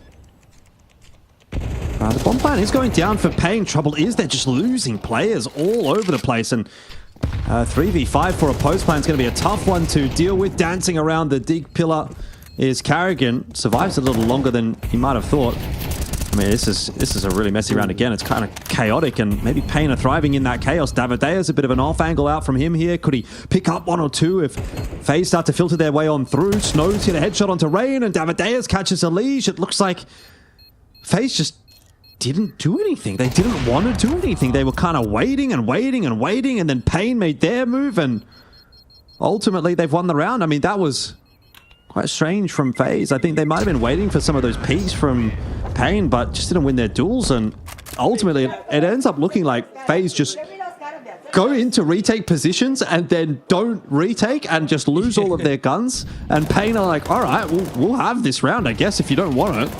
Yeah, I mean, there's some damage being delivered through the smokes and everything as great shot. Was getting peppered a little bit and then finished off by Davideus. I was kind of waiting for Frozen's flank to come back around through, you know, Archers and to Diggity, but he opted to go in towards Apartments instead, and then it was just too little too late because he lost his teammates. Bit rough, but what's not rough is an opener if you're a FaZe fan. Brokey will finish off Davideus nice and early as we have an exchange of utility for the banana control. Now it's on to Pain to try and dig deep here and try and recover this round from behind. Yeah, same kind of scenario as what we had on Anubis, where FaZe were trying to close the game out on the T side, and the money was a bit of a concern for them. So they do need a couple of clean rounds here. Obviously, nice to get that start from Brokey, and he spotted the player in Boiler there as well. That first jiggle from Rix gave him away. He saw the leg or the knee or something, and so sets himself, gets the shot through nicely, and another perfect setup for a round for FaZe. This time they've got to ensure they do not drop a 3v5 again. For sure. Checking through the smoke, nobody home. 50 seconds to go still for Pain, but they walk into a potential crossfire as Carrigan. Good for one. Yeah, I like this spot for Brokey as well. Going to be a tough one to clear if Pain were even to be able to get out of Boiler, and of course, as you can see there from Carrigan, nice 2k, unable to do it. So from a bit of a nothing retake from FaZe, we kind of find ourselves in a bit of a nothing round here from Pain. Like, just lost a couple of players early on in the round to Brokey's AWP, and then tried to walk out Boiler. Yeah. I mean, it's not showing a huge amount of ingenuity from Pain. The round was kind of over from the outset. With 18 seconds up on the clock here, Demo is going to, I guess, try and hang on to this AK, but he is in serious danger of dying after time if he doesn't go down now, because there is a wrap coming on through. Frozen having a bit of a look, and, well, he will catch up with him before the time ticks away. So maybe that's ultimately good news for Pain, but yeah, really quite a poor round given the circumstances for Pain, because that was almost reset potential, and that was potentially the map on the line for Pain. But FaZe get it there, and they get it with 5 guns alive, or 4 guns alive, whatever it may have been. 4 guns, I think it was, and so their money builds back up. Yeah. It's still pretty rough, though, for Pain when you consider that they actually are broken in their economy, right? That put them down on you know, 1,500 and so. So, yeah, it's just pistols, bit of utility for Rix and for Demo. If you're playing long-range duels here as Fane, well, you're kind of hitting the nail on the head in how you want to try and 100% this round. Yeah, that's a rough one for sure for Pain. That was the round that they needed to win. That was the swing round. And the same thing happened to them on Anubis. FaZe, they won the rounds when it mattered, right at the back end. And a lot of it was actually off the back of Brokey's AWP as well. Missed that absolute sitter earlier on in the half, but 16 and 13, and he's looking pretty solid in a very important round. This round, though, could be quite awkward for FaZe with only a couple of players over towards A. Carrigan's spotted them out early. He's able to drop the smoke down at his feet at Moto and just back up into a bit more of a defensible position. The A players are bunkering down and hoping that the rotate's going to come through and save them, and that seems to be what will occur. Frozen, aware that there's a player close here, and gets the spray down onto Rix. It ends up being a super clean round from FaZe. Brokey with the USP in the center of his screen gets the job done. 12-10 for FaZe, and money's building up nicely. They've got a 2-round buffer, and here's where they feel comfortable, like they can close out the series. Yeah, we'll see what the buy is going to look like for Pain, and if they're going to potentially go with a bit of a faster hit, because, you know, they're not getting in front of the utility down Banana at the moment. They're almost being coerced into just play it slower, but with the loss bonus, you know, not providing enough after the force buy in the previous round, they're just going to Groundhog Day it out. Tech 9s yet again, a little bit more utility this time for sure, but you weren't able to really find a single kill in the previous rounds. And with all of the control that FaZe are already seeing at Banana and not a real heavy investment of returning utility, they're quite convinced that they can go for the full control in a scenario like this. You see Elige a bit further down, you send Frozen away, because ultimately they should know that this is going to pivot towards the A site now. It's going to be quicker for Pain. Rain's going to get an incent down, though, on a very nice timing, which is just going to stall things up. There's a smoke as well to meet it, and he can play around that. There's a lot of space for the CTs right here, and they're able to do a pretty good job initially, but Demo and David, flooding on through, do get themselves a couple of trade frags. Issue is C4 still needs to be retrieved, so that'll cost a bit of time. And FaZe can afford to go for this retake. Even if they lose every single gun, they will be able to repurchase everything they could possibly want. So they do get 2 bites of the cherry for this 13-10. They're going to go for it. Elige leading that charge will get the headshot onto Demo. Davideus on the peak. Oh, it's a team kill from Brokey. He's shot Elige in the head. That's an awkward time to do it, but still a winnable round. FaZe need to lock in and push their way back in onto this. They've spotted out Davideus. They don't know exactly where NQZ is, and the round's fallen apart. Okay, game on. Maybe an OT. Yeah, that's certainly a round pulled out for Pain at the end there. You think the FaZe are going to be able to kind of clean that one up, right? They get the idea that they've got the Banana control. They can start to rotate a player away. They're starting to figure out the spray down Diggity as well, staving him off with some of the utility. But the 3 versus 3 scenario, it literally is the team kill that does not work out for FaZe. 2 versus 2, time is ticking away, and they just cannot get into that retake. Now, last round of the regulation phase, and it's a bit of a discussion moment for both teams. Provided a lifeline are Pain too. They'll actually have the weaponry to back it up this time, not just the pistols that they were forced onto for the previous 2 rounds. Yeah, that was the round where they should have gotten it done. That was it on a silver platter for FaZe. Pain kind of mismanaged their economy and allowed themselves to get broken in a very awkward position, but they have been given a little bit of a sliver of hope by FaZe here. Door's been left ajar. So now we'll see whether or not they can actually push their way all the way into this overtime and potentially cause even more of a ruckus in this series, or if we get another 13-11. Well, let's see what the openers do have in store for us.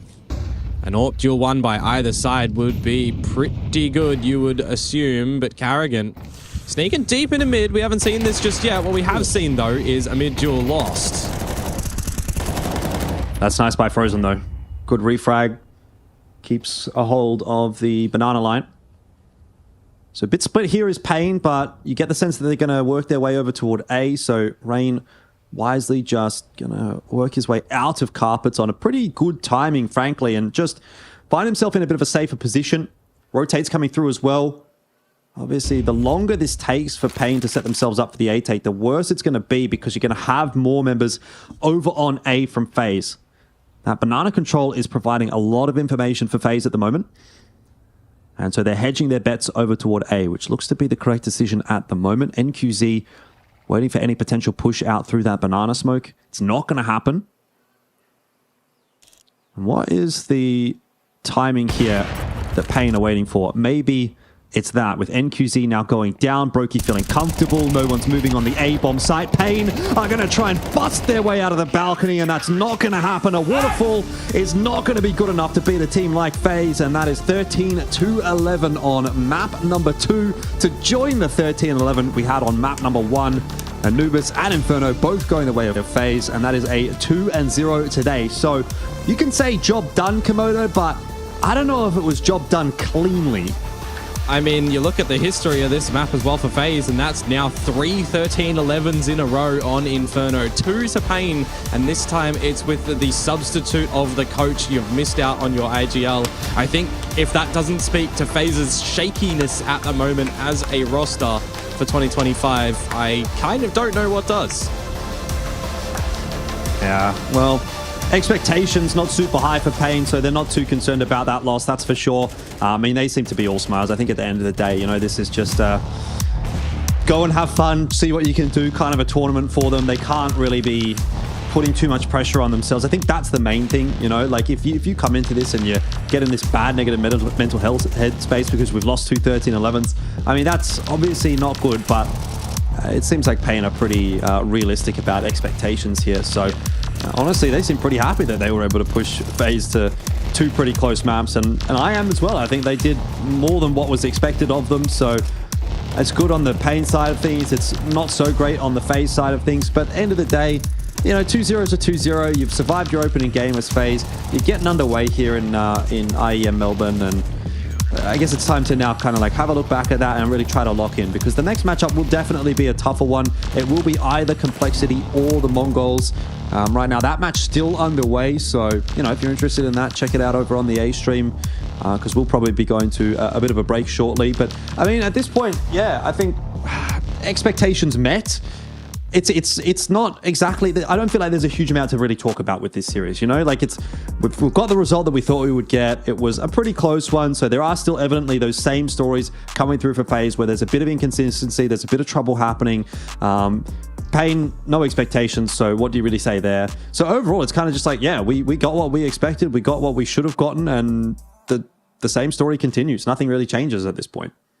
No, I don't think so, really. You know, you got a couple of the FaZe members warming up and having some of the moments that you generally expect in a series here and there, right? You're always going to be given that you'll have a Brokey moment here and there. We see, you know, Karrigan fall off a little bit in the first map, picking it up in the second map too. You want to get your calling right and ready for the sort of environment here down under as well for this tournament, but it really is going to be for them a lot more of a focus up going into the next series, as you do mention, because whilst Pain, you know, has that asterisk on it of it's the coach, it's no IGL and everything, 2 13-11s is still kind of, you know, whilst a win, not the win that you wanted as FaZe you'd expect. They wanted a clean one you would hope for, so they definitely have to put in a little bit more prep for the next one. Yeah, particularly if Inferno is going to be the map that you're peeking into in some instances here as FaZe, you probably want to be doing a little bit better than 13-11ing a Pain that is playing with the stand. They got the 13-11 over Pain as well back in Bucharest on Inferno, so it just seems to be a bit of a wishy-washy map for Pain, definitely, but that also concerns me if that's going to be a map that FaZe are going to be looking to pick into. I know it's not their go-to. Their go-to traditionally will be something like a Dust 2, something like an Ancient, both of which were banned out by Pain, but probably need to be doing a little bit better if they're going to be going towards the Inferno as a map choice against a better team, for example.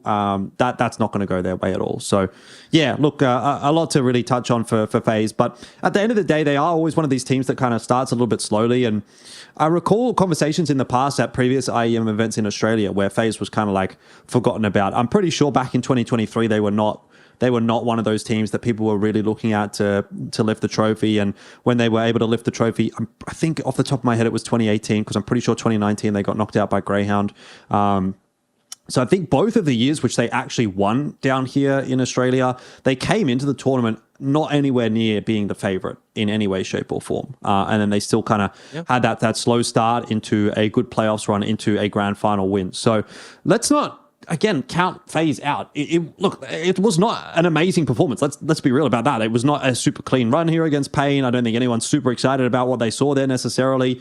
But maybe I'm coping a little bit, maybe. But I think FaZe is always one of those teams that's easy to write off, and then you realize, oh, actually, we probably shouldn't have written them off when you watch a really great game from them on a stage, for example. And so that's kind of always been that storyline for FaZe, and it may continue to be here in Melbourne as well. But look, it is a pretty tough run into the stage for them. I mean, if they win against Mongols and Complexity, then probably you're playing Maus in the upper final of Group A. The upper final is a seeding match, though, so you do actually just need to win those 2 BO3s.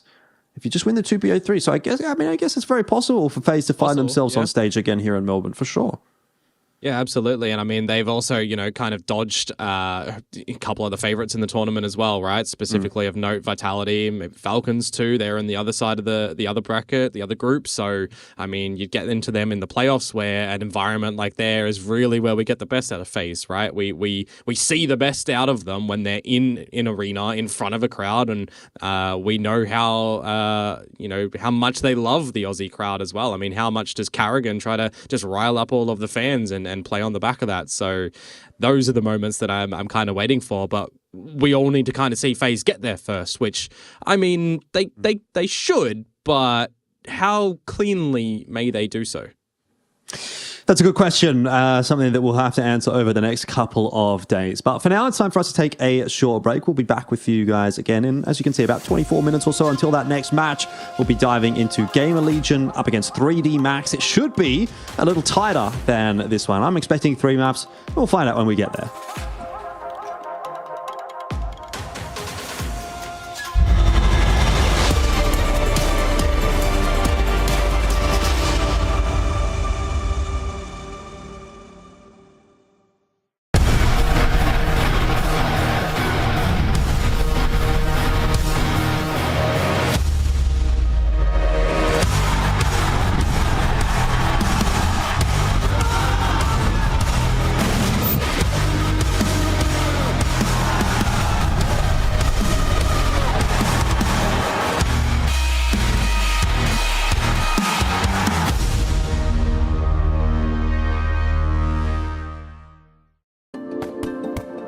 Hi, it's Bob with Face It. The official broadcast is better than ever on Face It Watch. Yep, that's right. Switch it up with the POV selector. 4 angles, your choice. From the main broadcast to your favourite player's view.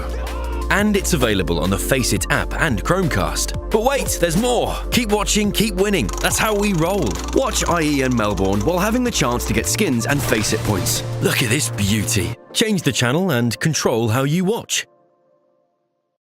Tell me, you have your coach as a stand-in for in-game leader. Are you excited to go over the games later and tell him where he messed up? Yeah, bro. Rix will upset FaZe, of course.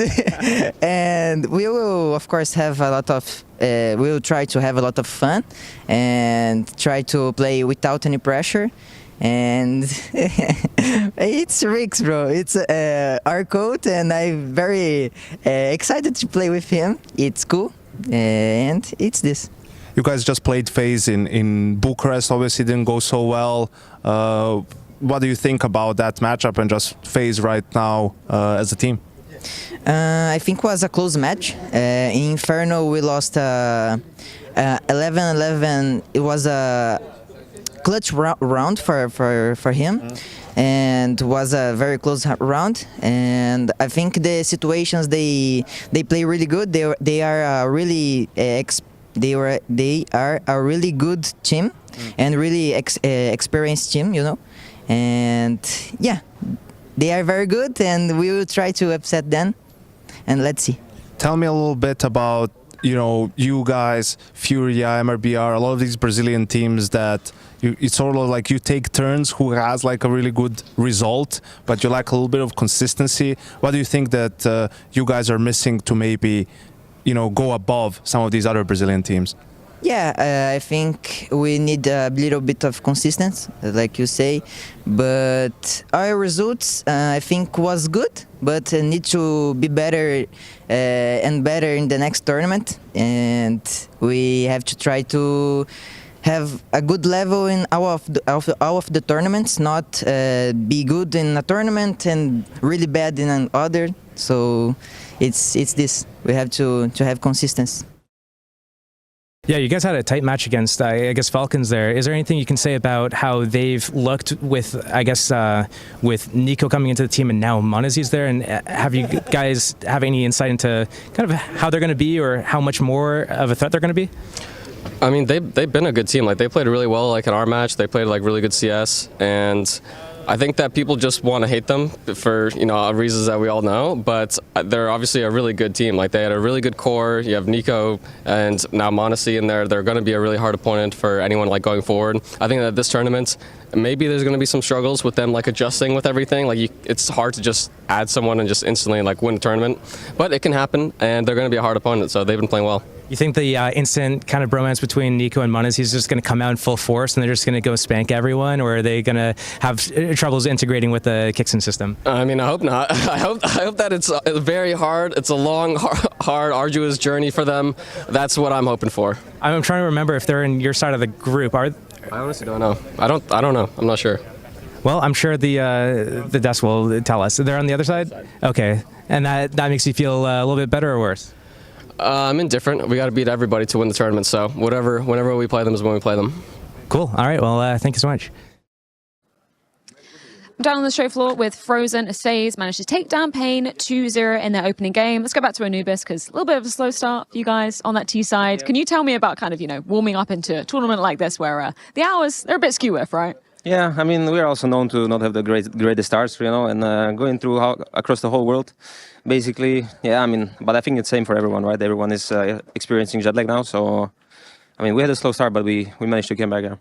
I feel like I was, getting ready to come over here a little bit early because round 23 on Inferno, obviously Pain, they managed to kind of bust into the A site with those Tech 9s. Tell me a little bit about that one, and you guys obviously managed to close out in that final round of regulation. Yeah, I mean, I don't know if it was unfortunate or they did a good call there, but we were leaning more numbers towards the other side of the map, so they hit a good side there, and yeah, we were forced to save there, save, and we managed to win the next round right afterwards. So yeah, one of those situations where it's good to save and looking at the bigger picture, take the next round. Makes total sense. Just looking at the bigger picture for you as a player, last time we were in Australia for an IEM event, obviously you were on the side of Mouse, and it was FaZe to be taking you down in the semi-finals, which they obviously eventually went on to win the entire tournament. How is it now being with FaZe and kind of coming back to, I don't want to say home turf, obviously different city, but it's kind of the first time we've been back in Australia since that victory? Honestly, I don't want to say it's a little weird, but it feels like it was just 2 months ago, the whole Sydney thing. So yeah, and as you said, I was still in Mouth back then, so it's kind of weird that it feels so short to me, or so fresh. Yeah, I mean, feeling great. We're here to do our thing. Didn't have the best year, obviously, so trying to take it game by game and see how we do here in Australia. Thank you so much for your time. Congratulations on the first win. Thank you. He's out. Blitz is looking like he wants to try and fight. Yeah, they're pushing through. Tucked behind the box, a team flash exchange. It's Techno that activates out Cave. JT's not aware of it. And so a nice double, make it a triple to start off proceedings for the Mongols defense. Looking strong, staying vigilant. Nyx claws one back. Senzu down. 9-10 meets a similar fate at the hands of Halzerg. This is winnable right now for It Cole. is, especially because they're planting and he's got his knife out. Oh dear. It's a 2v2 now. Nyx has caught out Techno in the cave. Halzerg gets that bomb planted and an interesting T-smoke. Blitz quick to the ramp though. That ramp flank is going to be very crucial. Nyx tucked on cave and he's aware of Long. He's missed his chance. He's missed his shots. Oh! And now exposed on the bolt. And 1 versus 2 for Nyx. What's he got? Well, it already connects on the wall. Bang! Mizzinho collects indeed. It's 15. Mongols just 1 away from taking us to a 3rd map now. And that was the first opening kill this map for Techno. And it's come deep into the series for sure. So, look, as mentioned, he was 0-10 in that department. I guess his first one to kick this round off. I think Techno's sitting here going, why hasn't he just gone up ramp with his teammate? Right? Like, why has Hauser gone into B on his own? Nyx gets the spam kill, sure. We know he's lane. Can't believe that he's coming through cave like that. So Techno gets caught out. Yeah, Halzerg knows he could have hit and should have hit that one. Yeah, even got the second bite of the cherry there. Yeah. So tough. Well, the timeout taken. A big swig of water being had. Mongols know they've still got the series ahead of them. They convert this. We have Inferno. And that's just best of 3, number 1 of the day. On on the A stream. 4 best of 3s a day on the A and B streams. They'll be coming your way all week long. And then Friday, Saturday, Sunday, we get into the IEM Melbourne 2025 playoffs in the Rod Laver Arena. I'm hyped. It's going to be a very good week for Counter-Strike. And for Aussie Counter-Strike fans this weekend. Actually, no, never mind. Not just this weekend, because it's at a good time for them every day. True. They can watch everything. Yeah. It's not like the classic 3 a.m. trying to catch the last one before bed. I don't know how time zones work. Bang. 66 to work with. 60 successfully chips. Boosted on long. Dismount quickly. Bombs outside doors, but they are starting to probe middle. And no one's home. No resistance being felt. No presence on the fade, though. 9-10 catches 60 searching. Block smoke on the ramp, looking very good for a Mongols finish now. This complexity tasked with overcoming a man disadvantage. They send JT through red. Mazinho starting to activate on A main with Blitz. Is there a way back in for Cole? How do they do this? I think the time's going to be their biggest issue. Like Nix, if he goes through T-spawn, we'll run dead. into Mazinho. Yeah, he'd lose unless the Mazinho bomb. goes elbow, which he is. So he might hit Nix in the water. Oh, it's all very, very close. Nix is being loud. He's hugging the wall, though. I don't know if Mazinho has reacted to it. Yeah, he has. He's heard. He's checking. And that's the bomb. That's the bomb. That's the round. That's the game. We're going to a third. There's nothing for the three of them. They have How to do you fight get for into this this? bomb. You're boxed in middle. Here comes Halza. Combat AWPing through the smoke. Great screen. Mazinho puts him to rest. And we will see 3. Well recovered from Mongols after a solid comeback from Complexity. 7 consecutive CT rounds to take it to OT, but in OT, Mongols remember who they are and what they're capable of. A chance perhaps to plant. 9 seconds. It's going to have to fight with Senzu and immediately deletes him. Blitz will secure the round.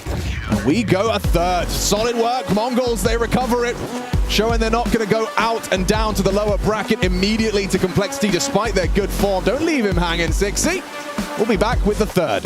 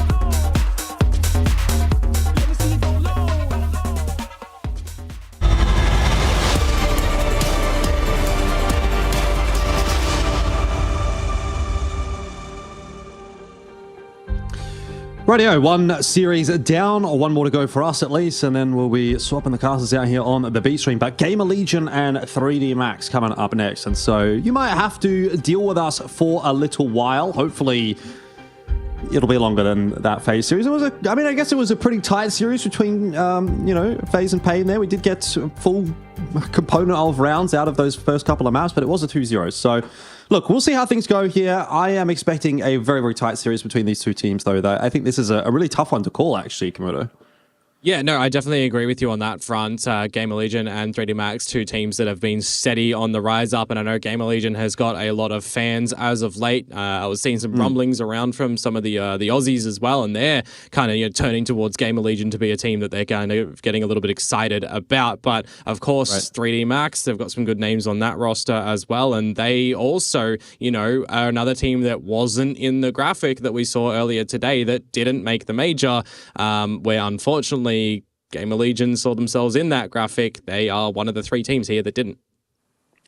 Yeah, most definitely. Look, it's an interesting kind of a conundrum because I guess 3D Max have been on the rise, and I think you could probably argue that Gamer Legion have also been on the rise, although missing out on qualifying to the major for Gamer Legion is certainly going to be a bit of a knock in terms of the momentum, I guess, that they had been building up. Where does that put them for an event like IEM Melbourne? I think you kind of look at this and say, well, they want to be kind of picking it up here. Interestingly enough, both of these teams actually have a player that have played in IEM before, in an Australian IEM. In Sydney in 2019, both Body and Rez attending there. Wasn't exactly a standout performance for either of those two players, right? Your 7th, your 8th, your 5th, and 6th. There's nothing too outrageous necessarily for either of them, but kind of still cool to have that little bit of experience where for the vast majority of the other players, or I think for every other player, they have not been to IEM Melbourne before. They have not been to Australia before. So dealing with that kind of transition in terms of the jet lag conversation a little bit more so. Getting at least some 2 cents coming in from maybe your teammate who's dealt with that before could be certainly a little helpful. I did watch an interview that Ash was doing as well, coach of Gamer Legion. He was sort of saying, the jet lag is definitely going to be a factor for them as well. So certainly a lot to sort of think about for both of these two teams who are still kind of like, I guess a little bit fresher into the tier 1 space, or they're maybe even sitting in that like tier 1.5. I guess it really depends on where you have that conversation of that kind of like, what's tier 1 to you? Is it a top 10? Is it a top 15? Is it with this or that? They're very much in that 10 to 15 kind of position, both of them quite comfortably at the moment. So yeah, look, there's a lot for them to kind of figure out as they come here to Melbourne. And I think both are really going to be gunning for a good finish at this event for two different reasons. Obviously for 3D Max to try to build themselves up going into that major, and for Gamer Legion to have something to say, hey, look, at least we've got something, right? We didn't qualify to the major. That's really unfortunate. It sucks that we had to go through the whole MRQ process online, and obviously the whole conversation around that is not fun at all. But if you can bounce back off of that into a really good result here, hey, maybe it's going to be sunshine and roses going forward. Yeah, maybe so. I mean, if you can get a couple of good wins here and climb the rankings as well, maybe you are dodging out on an MRQ next time and you're getting a proper invite, right? So there's always that avenue of continued success that you got to look for the teams that are on the up and up. And just on the previous graphic that we did have with our two returning players as well, I find that one a little bit more interesting because of the state that Body is finding himself back in coming in towards this one. When he played it previously, it was kind of that national identity roster bar Mixwell on that G2 French roster, where now he's going back onto, the French roster of 3D Max. So he's loving the fact that he's back in towards a national roster, feeling a lot more confident, even if it is with, a couple of fresher players to try and learn and develop and grow. Yeah, definitely. And I think obviously Body coming back into this 3D Max roster is definitely a bit of a conversation point, just purely because of the, I would say, uptick that we've seen in the team since his addition. They were sort of floating around a sort of 18, kind of 15 type position prior to his addition, but now that he's been added on in, they've slowly been on the rise, right? They've been kind of going up, both in the HLTV ranking, the VRS ranking as well. I think in VRS, they're sitting around number 9. In the HLTV ranking, they're sitting around number 11. So, a fifth, sort of an 18 to 15 up to an 11 in the HLTV rating, and somewhere similar around that, a 15 to a 11 on the VRS ranking. You can see that an upward trend if you have a look. And it's been, a few months now that he's been in this lineup. It seems to be slowly but surely going in the right direction for 3D Max, getting ready to kind of, again, peak around the right time, which would be peaking in towards that major. But again, up against a team like Gamer Legion today, it's quite a clash of styles.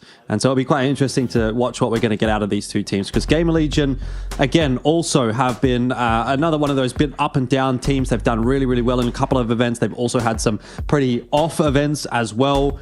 I think there's a lot to love about this team, and certainly Ash is getting his plaudits as well, which is great to see for this Gamer Legion roster, but very important, I think, for them to actually do well at this event, maybe try to get into the playoffs. I think that would be a goal for a team like Gamer Legion right now.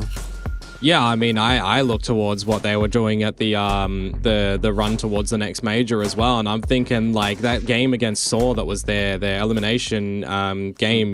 That second map of what was it, Nuke, that they had that comeback on. I really thought that they were going to be able to end it there and potentially keep a good dream alive, but a little bit of fumbling there. They ultimately lose that series out in a pretty mediocre performance on the third map. So a bit rough, a bit more to prove for Gamer Legion to try and get some footing back. Similarly where for FaZe we're seeing a lot of shakiness, we're also somewhat seeing some up and down performances from Gamer Legion, even if in the performances that we're not seeing them win, we're still seeing some good signs in those games. Yeah, interestingly, this matchup as well, we don't have a whole lot of history to go off between these two teams. They don't actually, for some reason, play against each other. I can't imagine how we've gotten to a point that's now sort of four months into 2025, 5 months into 2025 almost, and we haven't seen these two teams who are very, very close in terms of the overall rankings haven't played against each other. So it's a bit interesting. Obviously, 3D Max kind of copying the direct invite into the major quite significantly helps them in that department. They get to dodge the entire EU MRQ, which Gamer Legion, again, unfortunately could not make it through. So that's one reason, I suppose, and just not ending up against one another in any particular matches, which is a little unfortunate because this is going to be a cool game, I think. Oh, for sure. I mean, there was a very I would say slim percentage that there was a chance that they would have faced each other over at Bucharest if Gamer Legion beat Falcons and 3D Max beat FaZe in the quarterfinals. They would have played against each other there, but you got to just assume, Falcons and FaZe, kind of some Titan names there that these guys would have to best and punch a bit above their weight as the veto rolls out now. Yeah, not too surprising to start things off with the Dust 2 and the Mirage ban. These are more or less the perma vetoes for those two respective teams. In terms of picks, what's interesting is both teams kind of like to go towards Inferno as a priority. So Gamer Legion almost playing a little bit of veto chicken there by picking up the Ancient first and assuming that 3D Max is going to go towards Inferno, which ends up actually being the case. Nuke, obviously the decider here. And I'm kind of having a look at this one and I'm feeling I actually don't mind this overall for Gamer Legion. I feel like they do just slightly win the veto because of the fact that they know that Inferno is going to get picked on through anyway. And as a result of having now picked this one, you can see the Ancient stats coming out. Just pretend it's Gamer Legion and 3D Max on the graphic there with the left and right sides instead of FaZe and Pain. Gamer Legion have a 64% win rate over 11 maps. 3D Max have a 36% win rate over 11 maps. It's a nice gamble from Gamer Legion in the veto here. They play veto chicken a little bit with 3D Max, and I would argue that they win it. So that's already a pretty positive start to this series for Gamer Legion. I still think that you'd be okay as Ancient even if this isn't the map that you were expecting for 3D Max, because I liked the way that they were playing against the Mongols, for example. Not so much the Astralis one, but against the Mongols, right? Like, you got Exercise getting down and dirty with a lot of trades with Gravidian there. I just think that, who was it? Senzo and 910 had a pretty good performance in that map. The result scoreline was 13-11 when you have the Mongols, have the ending of the map on that CT side, get 5 rounds in a row. Like, there was a real chance that 3D Max were going to be able to close out that opening map and then potentially even win the series in a 2-0 fashion. They do ultimately go and end up winning that series in the end 2-1, which the second map was in Inferno. So it's not a map that they shy away from by any means. A comfort pick for both of the teams. So I think I will agree with you. I think that this veto slightly favors Gamer Legion for sure, but I don't think that you're too disappointed with how it turned out as 3D Max. No, I mean, I guess at the end of the day, the nuke map is a real question mark. If we do get to map 3, that'll be a very, very interesting one. So in that respect, 3D Max, they just have to win their own pick. They just have to pick up Inferno. Obviously, they're confident enough to pick it into a team that they know also likes Inferno. So they must be feeling good about coming into this series. And I'm looking forward to it. I think this is going to be a great series. I think this is going to be quite a high stakes one. You get that clash of the styles as well, with 3D Max being quite a chaotic team and Gamer Legion maybe not quite as much. So let's see if we get to have some fun here on the B stream to kick off game number 2 of IEM Melbourne. Gamer Legion and 3D Max, and it will be on Ancient. It'll be Gamer Legion to start off on that T side, and it's a very quick play toward the B side of the map, straight into lane, as you typically are able to do on the pistol round when there's not a huge amount of util for the CTs. Yeah, but speaking about util, Game Legion have actually picked up quite the significant amount, haven't they? Meanwhile, Marker finding a bunch of information, pushing all the way through A. This is quite gutsy for him, but this could get a great reward with the rotation that Gravity has already come away to the B site with. Yeah, a couple of taps in here from Gravity, unable to land anything, and his head is going to be taken off straight away. PR with a nice pistol start for himself, 2 kills.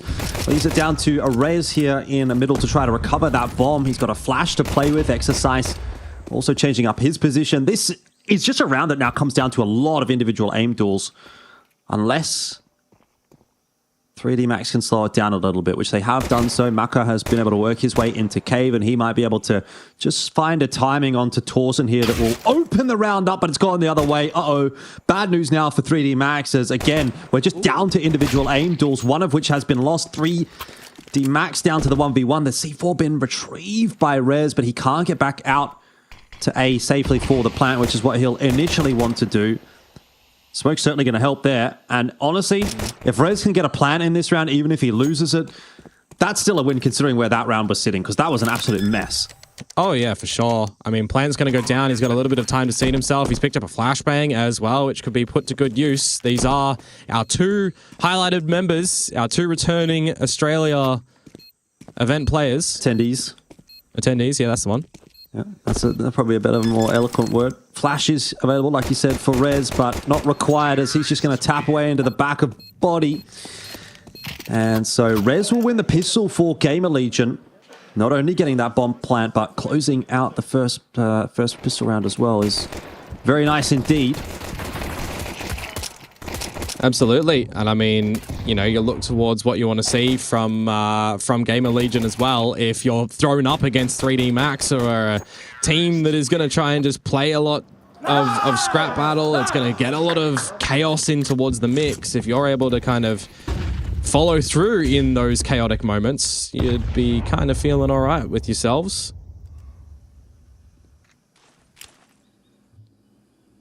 Yeah, very reserved start to the second round as well. Going to get that investment coming through from 3D Max. But Gamer Legion working their way through the map pretty nicely so far to start things off. They've already taken cheater control, looking for a bit of cave control, no doubt. They'd like to set themselves up for a B finish here and taking the parts of the map that they need for that to be possible. Yeah, little by little, the utility will start to dwindle to no damaging result yet of 3D Max. They themselves playing quite reserved on this B site still, not really rotating anybody too significantly over. See what the pistols are going to maybe achieve as Maka gets a bit pressured. Well, taking that mid control as well. Red Room and CT Spawn under the possession of Gamer Legion. You've got a couple of the 3D Max members interested in having a little bit of a look, a push in through from the site and from Temple, but ultimately trades are effective enough for Gamer Legion to get into the A site, get the bomb plant down. Gravity has managed to swindle himself an AK though, and that might just be a big enough of a win for 3D Max to say, yeah, we're happy with that. Yeah, I mean, you can definitely use that in the next round and try and set up Gravity if he's the one to hold on to it, or, you know, juggle it over, see what you can do to assist the rest of the squad. The hunt is on though, and I quite like this from Gamer Legion, nice and early on the bomb counter too. Yeah, want to be getting that AK back if at all possible. Happy to lose a couple of MAC-10s or an MP9 You'd be probably reinvesting into this next round and upgrading most of those guns anyway. And it seems like 3D Max have a pretty good idea that they've more or less got these two guys locked into cave. Slen's going to try for a big old wide swing. He's going to get one. There's the flash on through, and Torsen, he didn't quite get there in time to actually grab the AK, but they did at least deny it from 3D Max. Picked up a couple of kills with the MP9s, and so that'll be all good in the end as far as Gamer Legion are concerned. Two rounds on the trot, and starting to build up that T side already. Yeah, we'll see what the presence is going to look like in this next round for 3D Max, if they're going to be a little bit more reserved or a little bit more stacky, as they are still on the pistols, of course, here. They'll have the proper gun round in the next one, and, you know, in a scenario where we're getting out that AWP from Akka as well, can certainly look to pivot the squad around him.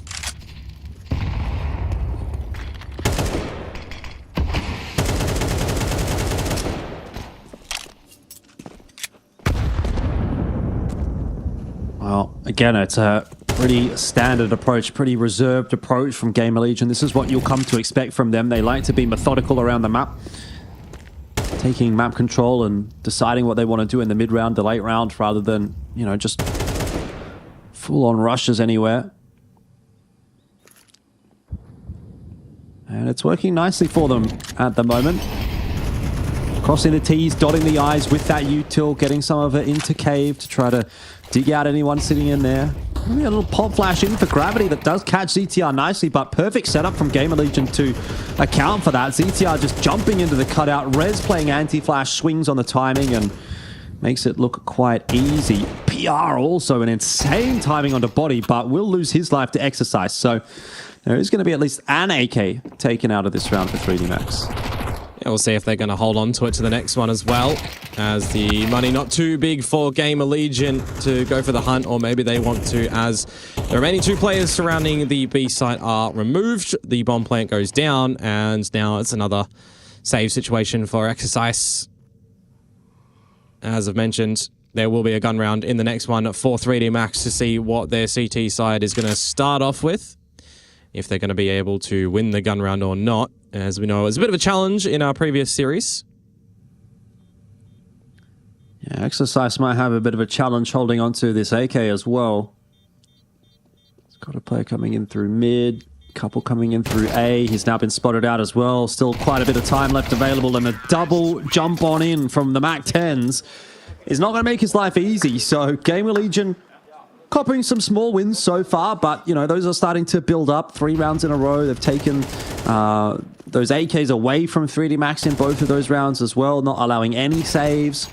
It's been good stuff to start things off on Ancient. Yeah, I'm excited to see, though, now, finally, that we've got these rifles, albeit body down onto a FAMAS, what it's going to look like. No AWP going to be coming out for them just yet. More on the stock standard approach, with the utility flourishing around everybody. Around everywhere, rather. Incendiaries galore, always a thing on this map. He gets some mid control. Yeah, I mean, smokes galore actually on lane at the moment. True, yeah. Gamer Legion have taken control of that pretty comfortably in the first 4 rounds of the map. So not a huge commitment from Gamer Legion to trying to take lane. You typically are going to want a little bit more util if you're going to do that, and they don't have a lot to play with here, and apparently they don't have a lot to play with in terms of the fragging department either, as a couple of players just get kind of domed, and going to be a molly that's going to trap gravity into this fight as well. So that's a 1-for-1.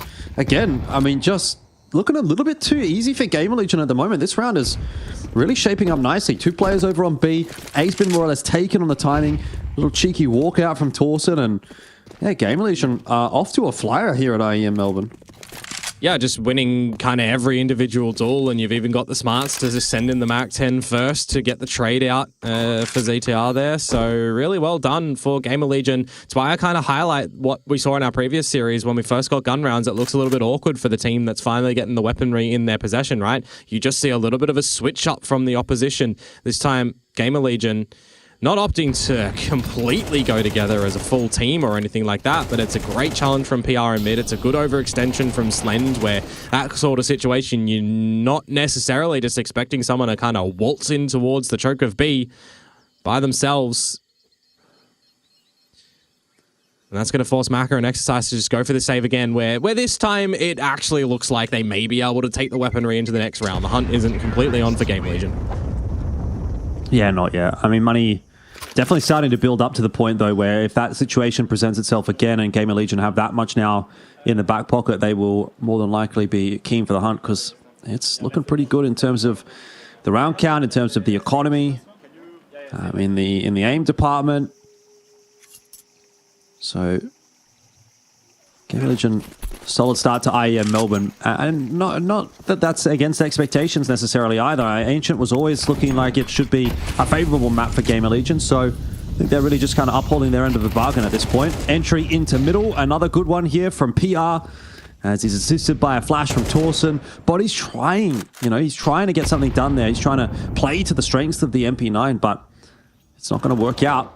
And again, another opener for Gamer Legion. And this time, there's not a secondary immediate one, so they can play with a little bit more of the time if they want to, but trying to get Exercise to be a little bit hot under the collar.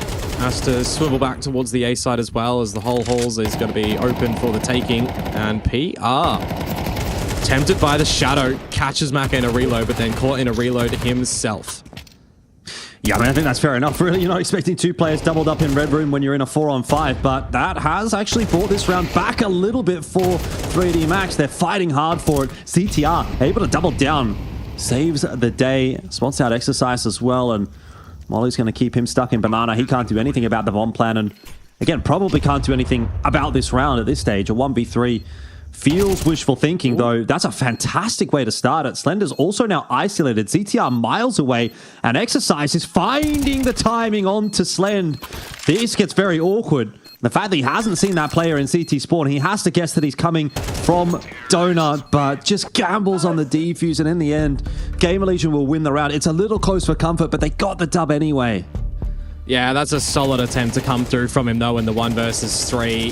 When you've got a great start again in a round for Gamer Legion, you need to see some heroics from 3D Max, where the trades start to look a little bit okay, a little bit haphazard, but the fact that Torsen loses his life there and Slend is just caught on the 50-50 angle looking the wrong way, you get maybe a little bit worried for Gamer Legion, but all in all, 5-0.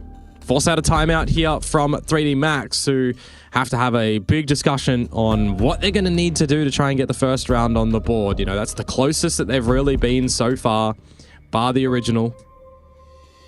And they will have investments coming in towards this again, but still a little bit on the lacking variety. It's not everything that you want. Again, I'm still kind of waiting for them to get out that AWP.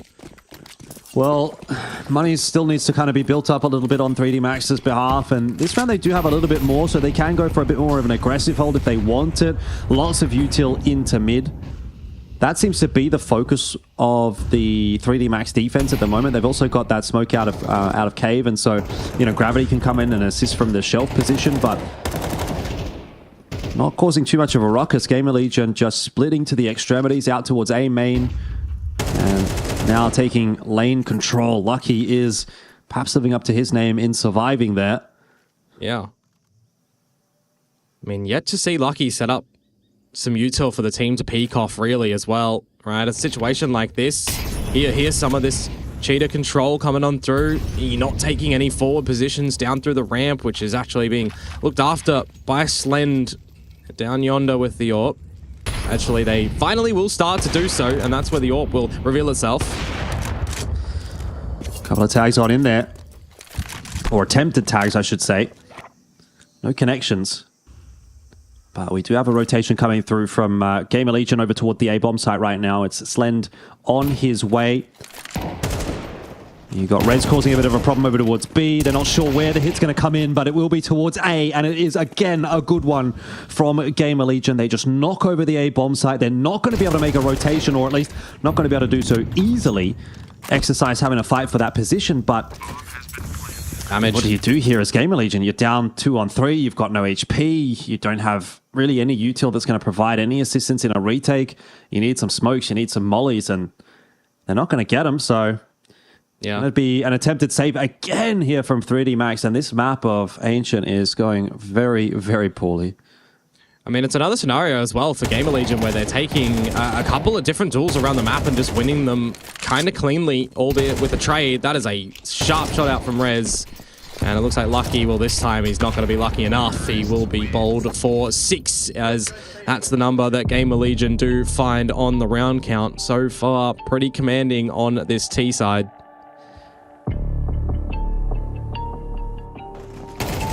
And as I was kind of saying a little bit, right? They're just winning their duels. They're there for the trades. PR taking the forward line, traded out from behind if required, but is just ultimately winning them. And now a situation where the money is looking pretty good for Gamer Legion. You can start to justify going for a bunch of these hunts because it's the max loss bonus coming to 3D Max. It's still not enough, though, to get them over the line. You know, I want to see a 3D Max firing on all of their cylinders. I want to see them making sure that they're having these good round adjustments, because if they start to actually get all of their equipment, right, they take a half buy here, they get an AWP out, they get all the utility out, they have a good opening kill, they can start to see a little bit of stability, but it really is just going to have to be, you know, 1 foot in front of the other. We just need to see the beginning be won. Easier said than done, mate. The way things are going right now, Gamer Legion kind of just steamrolling their way through this one. 3D Max down to, again, half by investing a little bit here and there, but realistically speaking, it's going to be a tough ask for them again. And there's 2 players that have now been stuck in caves. ETR on the reload. He can't actually find the trade. So overall, I mean, that's about as good as you can really expect or hope for 3D Max. Trouble is, Gravity is stuck in cave, and it seems that Gamer Legion have a pretty good idea that they've still got him here as well, so he's not going to be too long for this world. Does a great job of actually getting himself the kill with the assistance, it has to be said, of Torsen. But hey, a 1-for-1 there for Gravity. You'll take it. Exercise that third man stacked in toward cave. Could be a little bit of a surprise force. 5-7 can do a nasty bit of work, and you've even got Body over here as well. So if Gamer Legion are not careful, they're going to lose a player or 2 on the way in. Body could really get some work done. No gun in hand for PR, but he pulls it back out and hits a nice shot. Headshot onto Body was required. Talk about that as an oxymoron. But either way, Maka here in the 1v2 working his way up ramp. Maybe a little bit unexpected. PR, though, watching for it. Nothing is getting past Gamer Legion at the moment. And it's certainly not going to be Maka to pick up that first round for 3D Max. 7-0 the lead now for Gamer Legion. I was going to say Maka is taking his sweet time on the rotate to be able to find some damage, but as soon as the plant went down, you kind of consider, is he going to be there early enough to potentially find a one-on-one duel? It doesn't really matter because Gamer Legion looking at the right location, the right time, finding the right shots. Again, it's just the trade game, right? They're holding each other's hands. Yeah, they're pulling out some utility at the wrong time, but PR has, again, just been sensational in multi-fragging up another round. Finally, though, we get the proper weaponry for 3D Max. The AWP is here, the util's here, and there's an opening kill that doesn't get traded immediately, though. Strange scenario. Yeah, first opener, really. It feels like in the whole map for 3D Max, and they're going to double down on it as well. All right, when it rains, it pours, apparently, is 3D Max are just going to blast this round out. Slend, though, with the double may make it a bit more interesting. He's waiting for that peek as well from Gravity. He's not going to get it just yet. Gravity not too keen on looking for any more information, but we'll get that smoke down.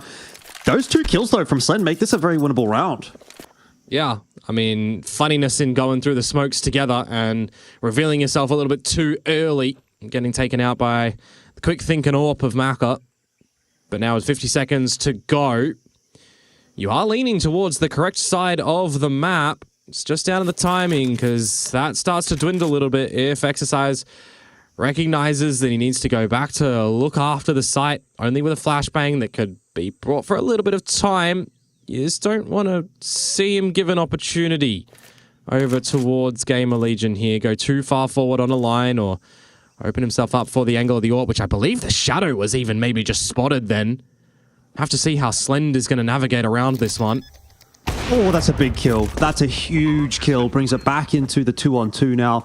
Allows Slend to take up a position inside of Temple as well. And he can, later on in the round, if he doesn't spot anyone out here, work in through to CT spawn. C4 should be on a line that he can hit from there. And this is really, really awkward, actually, for 3D Max on this retake. They've got no idea where either of these 2 Ts are.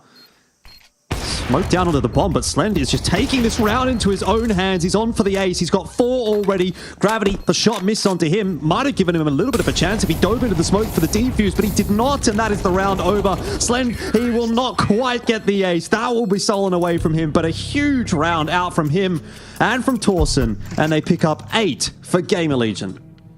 He certainly gave that one a big round, didn't he? That was deficit after deficit, you feel like, with the kills finally going 3D Max's way, but he just pulls out something sinister.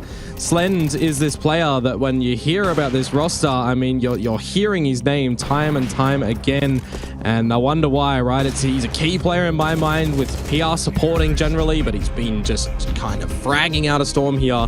If he didn't miss that last AWP shot, he gets it, right? He gets an ace, and he pretty much doesn't miss a single shot from the beginning over at ramp with a second kill through the wall, which made me jump in excitement a little bit.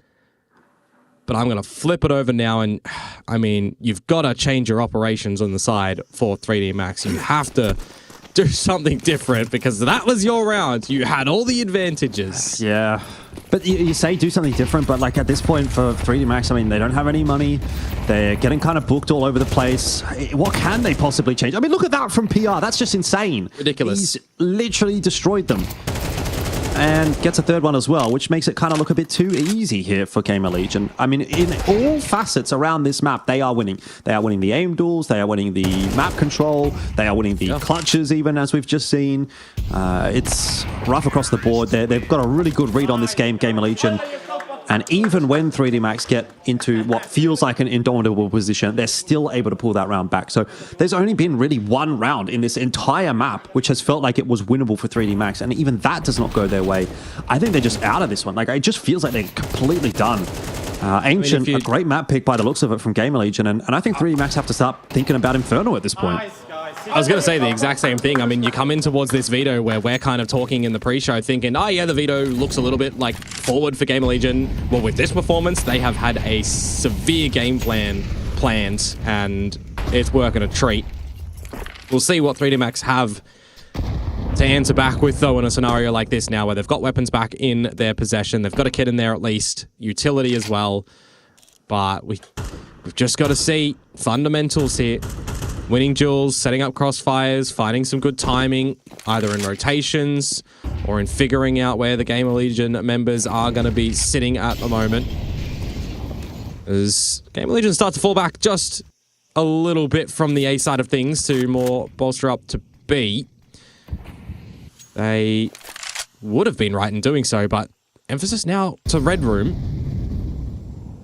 That's where 3D Max are. Well, it's gone a lot better this time around. It's going to be another 5-on-2. Let's see if Torsen and Slend can pull it back once again. It's the same circumstance, a 5v2 for Torsen and Slend, but they don't have C4 control. They have got the A site, but for all that's going to do without the bomb, and 30 seconds left to collect it in, I think this one's probably the one that will finally go the way of 3D Max. They have been fighting hard. But Slend is certainly going to make it as expensive as he possibly can before that round does end up going their way. Torsen also going to look to activate, picks up gravity. Surely it can't happen again. 20 seconds to get the bomb, though, and it's in the depths of mid. Ooh. They will get finished off at the end. So finally, 3D Max are on the board here for their first round at IEM Melbourne 2025. But the best chances for this half is going to be, 9-3 at best. They have to hope for that.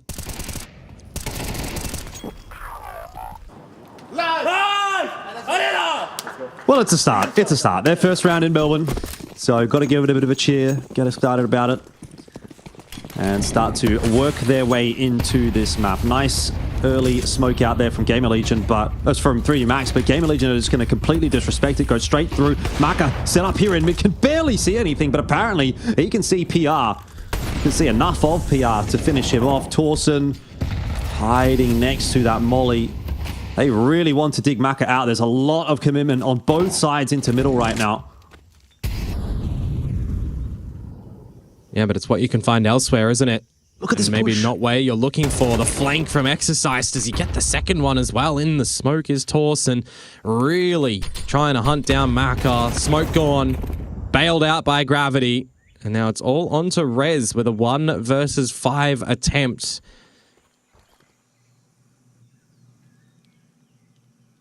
I don't think this one's going to be winnable. But that's a good start. Very good start. He's not cost him any of his HP. Oh my god. Okay, hang on. No. I started to believe. I could. That was the thing. That's the problem. You know, it got to the point where I really could start to imagine, and then it didn't happen. That wasn't It's all like disappointing. If Exercise didn't pick up the AWP there could have been a world in which he overstays his welcome and does get his head removed off his shoulders. Rez has certainly gave that one a great crack, but more importantly, 3D Max, while they do lose 3 players there, will have another buy coming into this last round of the half to try and convert it into a 9-3. They talk about his one-taps. Technical pause. Oh no, and I thought we were doing so well. Yeah, I mean, it's actually been pretty solid so far. I think there was a couple of tech pauses in the A stream game earlier, or the A stream that is still currently going on, the Complexity Mongols game, which is quite tight. So I guess it's our turn.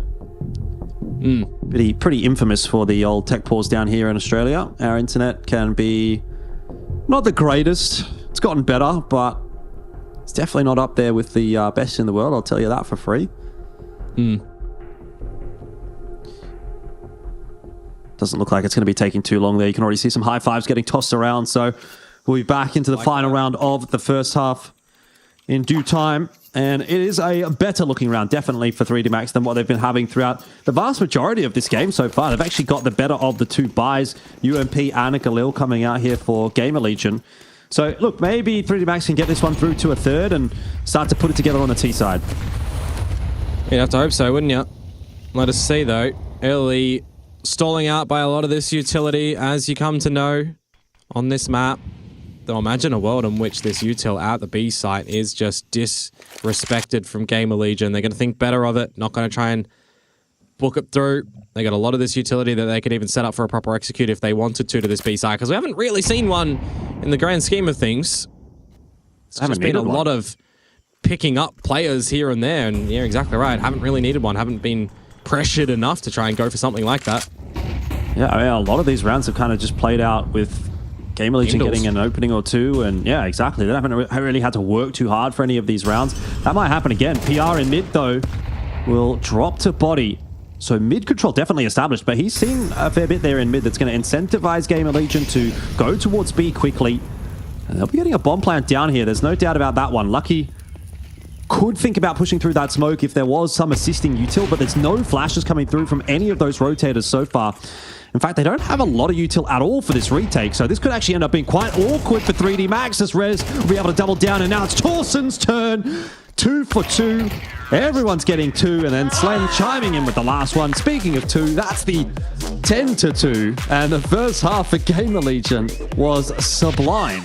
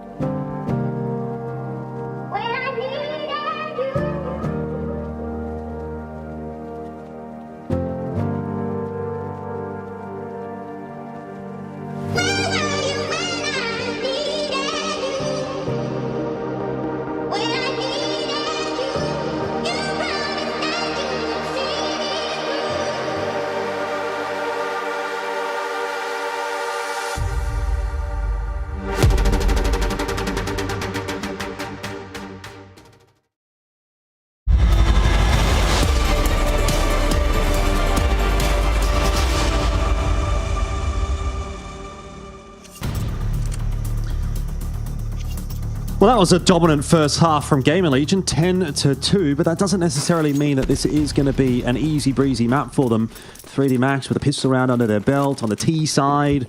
We can hope they can put something together and make this one competitive. They're quick out already into middle, and it's a big old stack on B from Gamer Legion, expecting that B hit.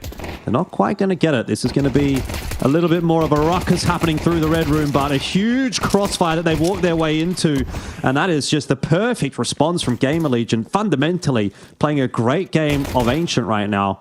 Even if Body does get this kill, that round is not going to be fun for him to negotiate. A 1v4, he would need the pistol ace to pick this one up for 3D Max.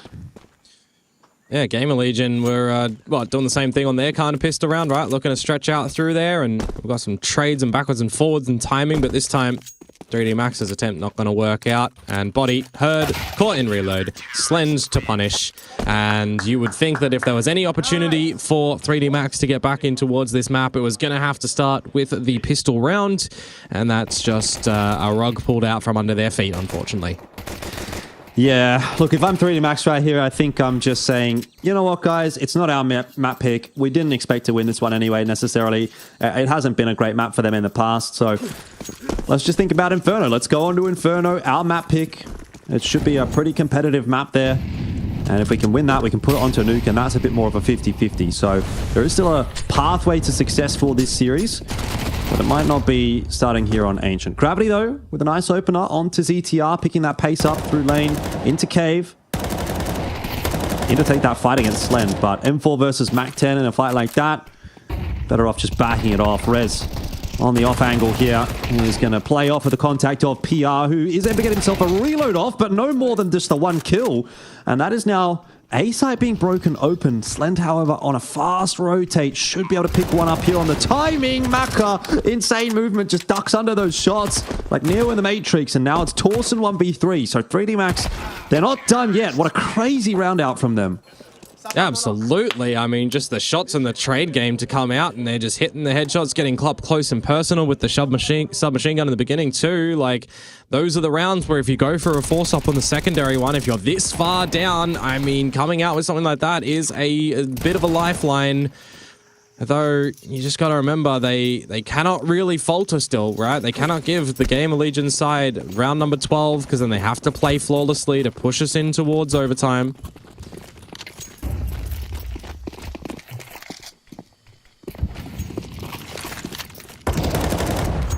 Well, nade over the shelf. Obviously, that smoke outside of Cave can allow a Gamer Legion player to lurk out there, but there's nobody that's done so. ZTR through the flash. He got a second. That's crazy.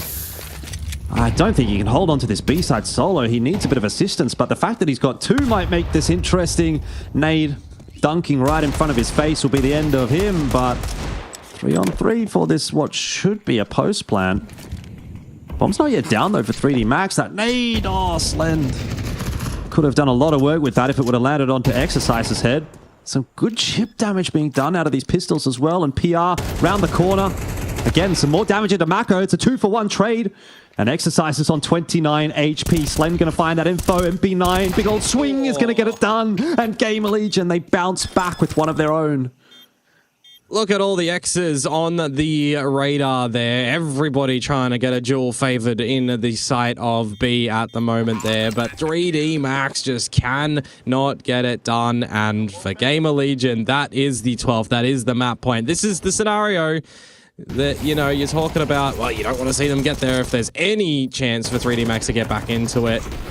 They're looking to still, you know, expect a flank to come on out, but it's the pistol shots and the chipper damage that just works a treat for Gamer Legion. And now they have 9 map points to play with. Yeah, pretty hard to fumble that bag. But 3D Max are going to keep giving it a crack until they can't anymore. And they'll work their way out into middle. Not a super solid or strong hold attempted by Gamer Legion in mid this round. Some nice damage onto PR through the smoke, and Rez and ZTR also tagged up. And speaking of tagged up, that's going to be a one-shot headshot for the Galil from ZTR's perspective. Not too enjoyable. And 3D Max still going to be looking for a way back into this map. PR Lurking back onto the line, he's quite low. That'll set Slend up for some success, though. He's got the info, saw them on the right side. He's going to get aggressive. Knows that he kind of has to in that circumstance. Will ultimately go down.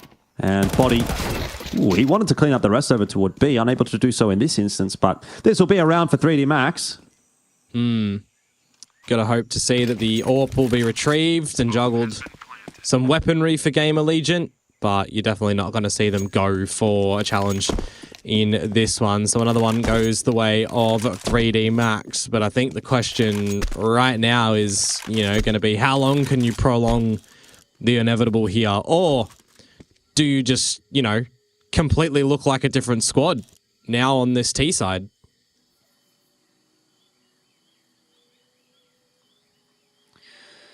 I mean, even if you do look like a completely different squad, you're probably just asking for too much.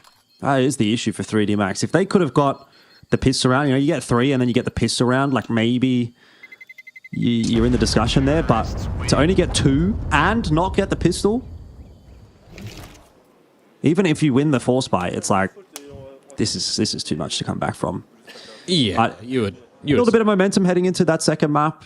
That's not the worst thing in the world. Slen's still looking really dangerous with the AWP as well, by the way. Yeah, I was going to say, bring some individual confidence on the side of 3D Max, like PR has, like Slend has, like Rez has been finding as well. We've got the Game Legion members all firing up a storm. We've got 3D Max, here and there. It's just not converting. Gonna get the force buy through from Game Legion once again. AWP in hand for Slend. Torsen's got himself a rifle as well. I wouldn't be counting them out of this round just yet. This will be the one, though, that if 3D Max can pick this up, they should get themselves a freebie in the next. It'll be a save round from Gamer Legion.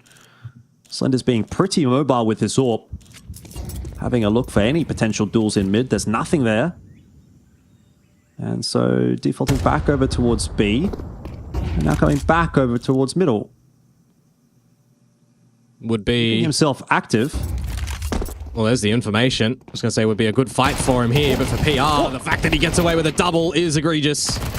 No, this is going to fall apart for 3D Max, isn't it? Oh, it's done. It's done. Slend on a line like this one, surely not going to miss. Well, I might have cast a curse him a little bit with that one, but at the end of the day, a 3v1 here for Maka, even if he gets away with his life for a second there, will still feel a little bit too much to ask. The rifle shots are in, and Torsen will get it done.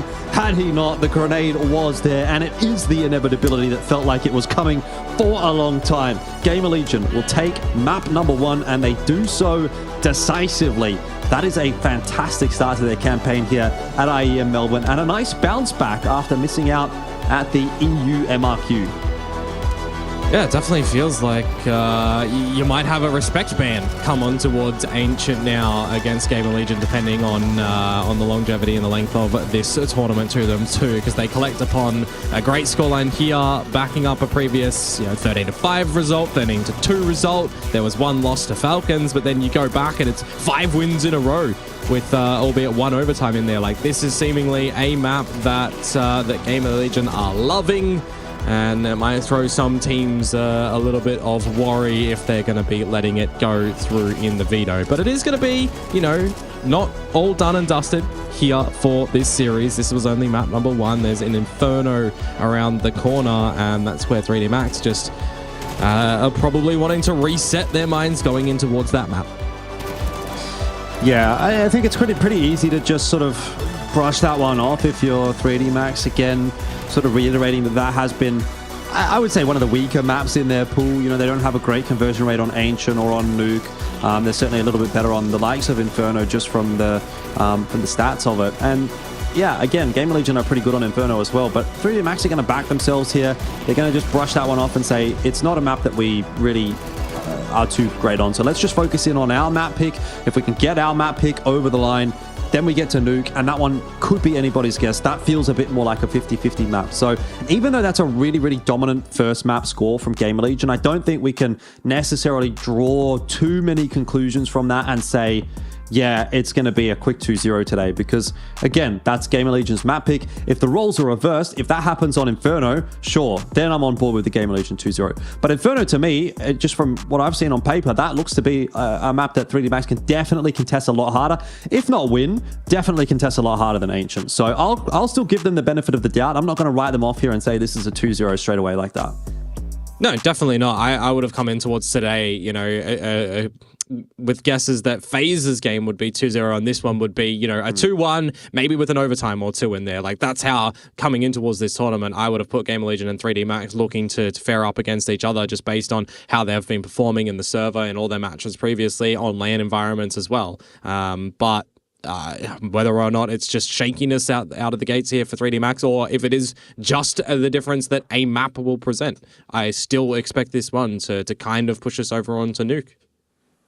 Yeah, and then what happens on Nuke is probably anybody's guess at this point. But definitely a lot of positives to take away from that one for Game of Legion. I thought the rifles looked great. PR and Torsen felt like standouts. They were getting multi-frags when it was required, when it was asked of them. And even in some instances where it was like, well, you probably don't need to, then they still were. And Slend as well on the AWP, pretty much hitting everything. Look, I did kind of cast a curse him right at the back end there with the last shot, but when you think about it, there was like only two misses really almost for Slend that I can remember. The one in the ace where we were like, oh, he might get the ace, and then he missed the next shot, and then the last one right there at the end of the map. So apart from that, it felt like he had a great conversion rate as well. And that's, again, going to put Game of Legion in a really, really positive spot going on to Inferno. So even though we've said maybe it's not a guaranteed thing to have a 2-0 here, it does feel like a very real possibility if Game of Legion can take that form into map number 2. And that's where we'll be headed in just a moment, right after this break.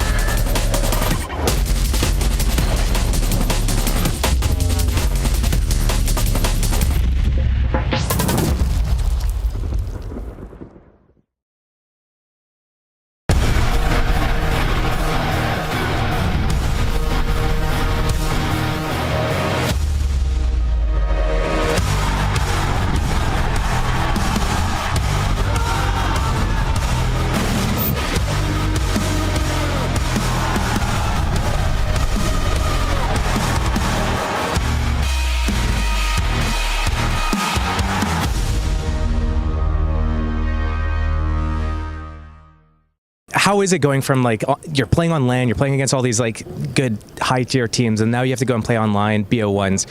That change, how's it feel? I mean, I think this is like the environment we are more comfortable in, obviously. We was kind of caught by surprise, I would say, in this major qualifier. Not fun at all.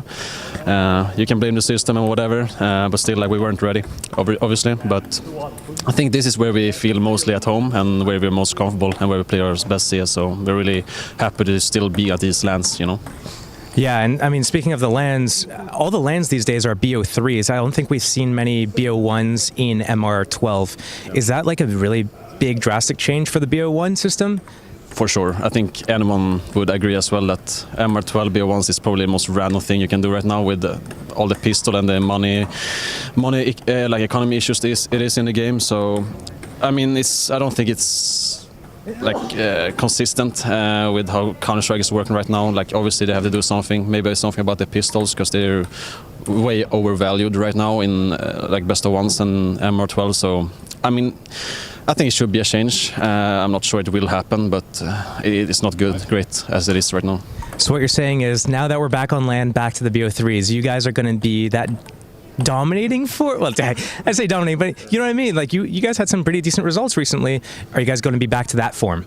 I mean, I don't want to jinx anything, but obviously I'm going to say again, like, this is where we are the most comfortable in the BO3s. When we get your map you want and you can prep and all this, like, you're for sure what maps you're going to play, and it's just more comfortable in general, and that's where we shine.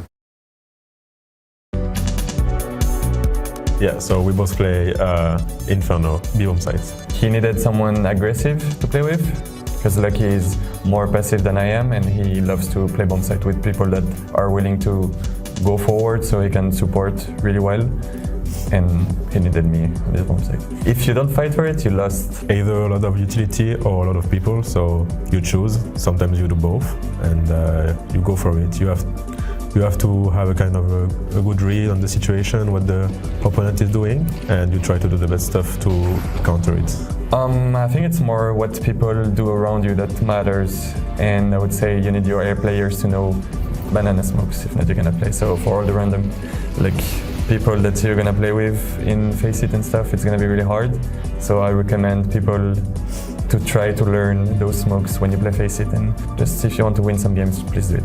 I'm basically the soldier sent to war, and I have to make sure that he knows exactly what's going on so he can support me in the best conditions. Are they modding car? What kind of smokes are throwing? Maybe the T's are going to throw that smoke in the middle of banana to extinguish the molly.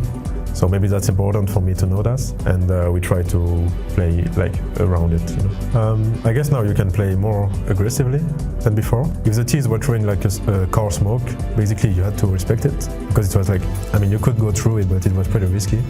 Now you can throw a nade and the smoke disappears basically. So you can always play aggressively now. That's true. And one other thing as well that I think of is the fact that mollies changed in CS2, and the bananas play different now that mollies don't cover both sides, because on CSGO it wasn't, but on CS2 it was covering both sides with the city molly, and since it changed, it also I would say unbalanced for the T's at some point. Try to think, try to adapt to what's happening, and try to always think ahead of the opponent. Yeah. Don't shy away from playing aggressive. This is my role to say that. I would say that some people just, when I play FaZe It and I play against people less experienced, you can say that people just play full passive and they are not willing to fight for it. But I would say just have to communicate with your duo and try to figure out something to fight for a banana, not having to play always passive.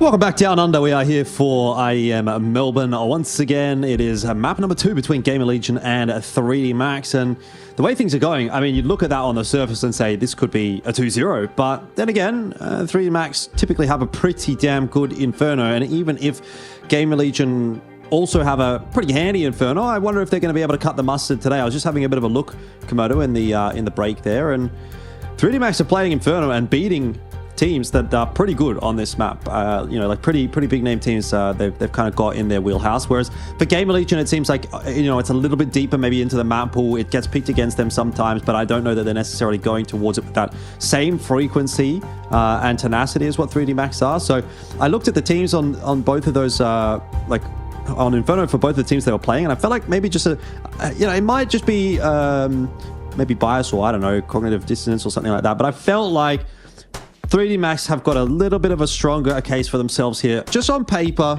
going on to Inferno. But I am prepared to be proven wrong, because Gamer Legion are looking bloody fantastic today.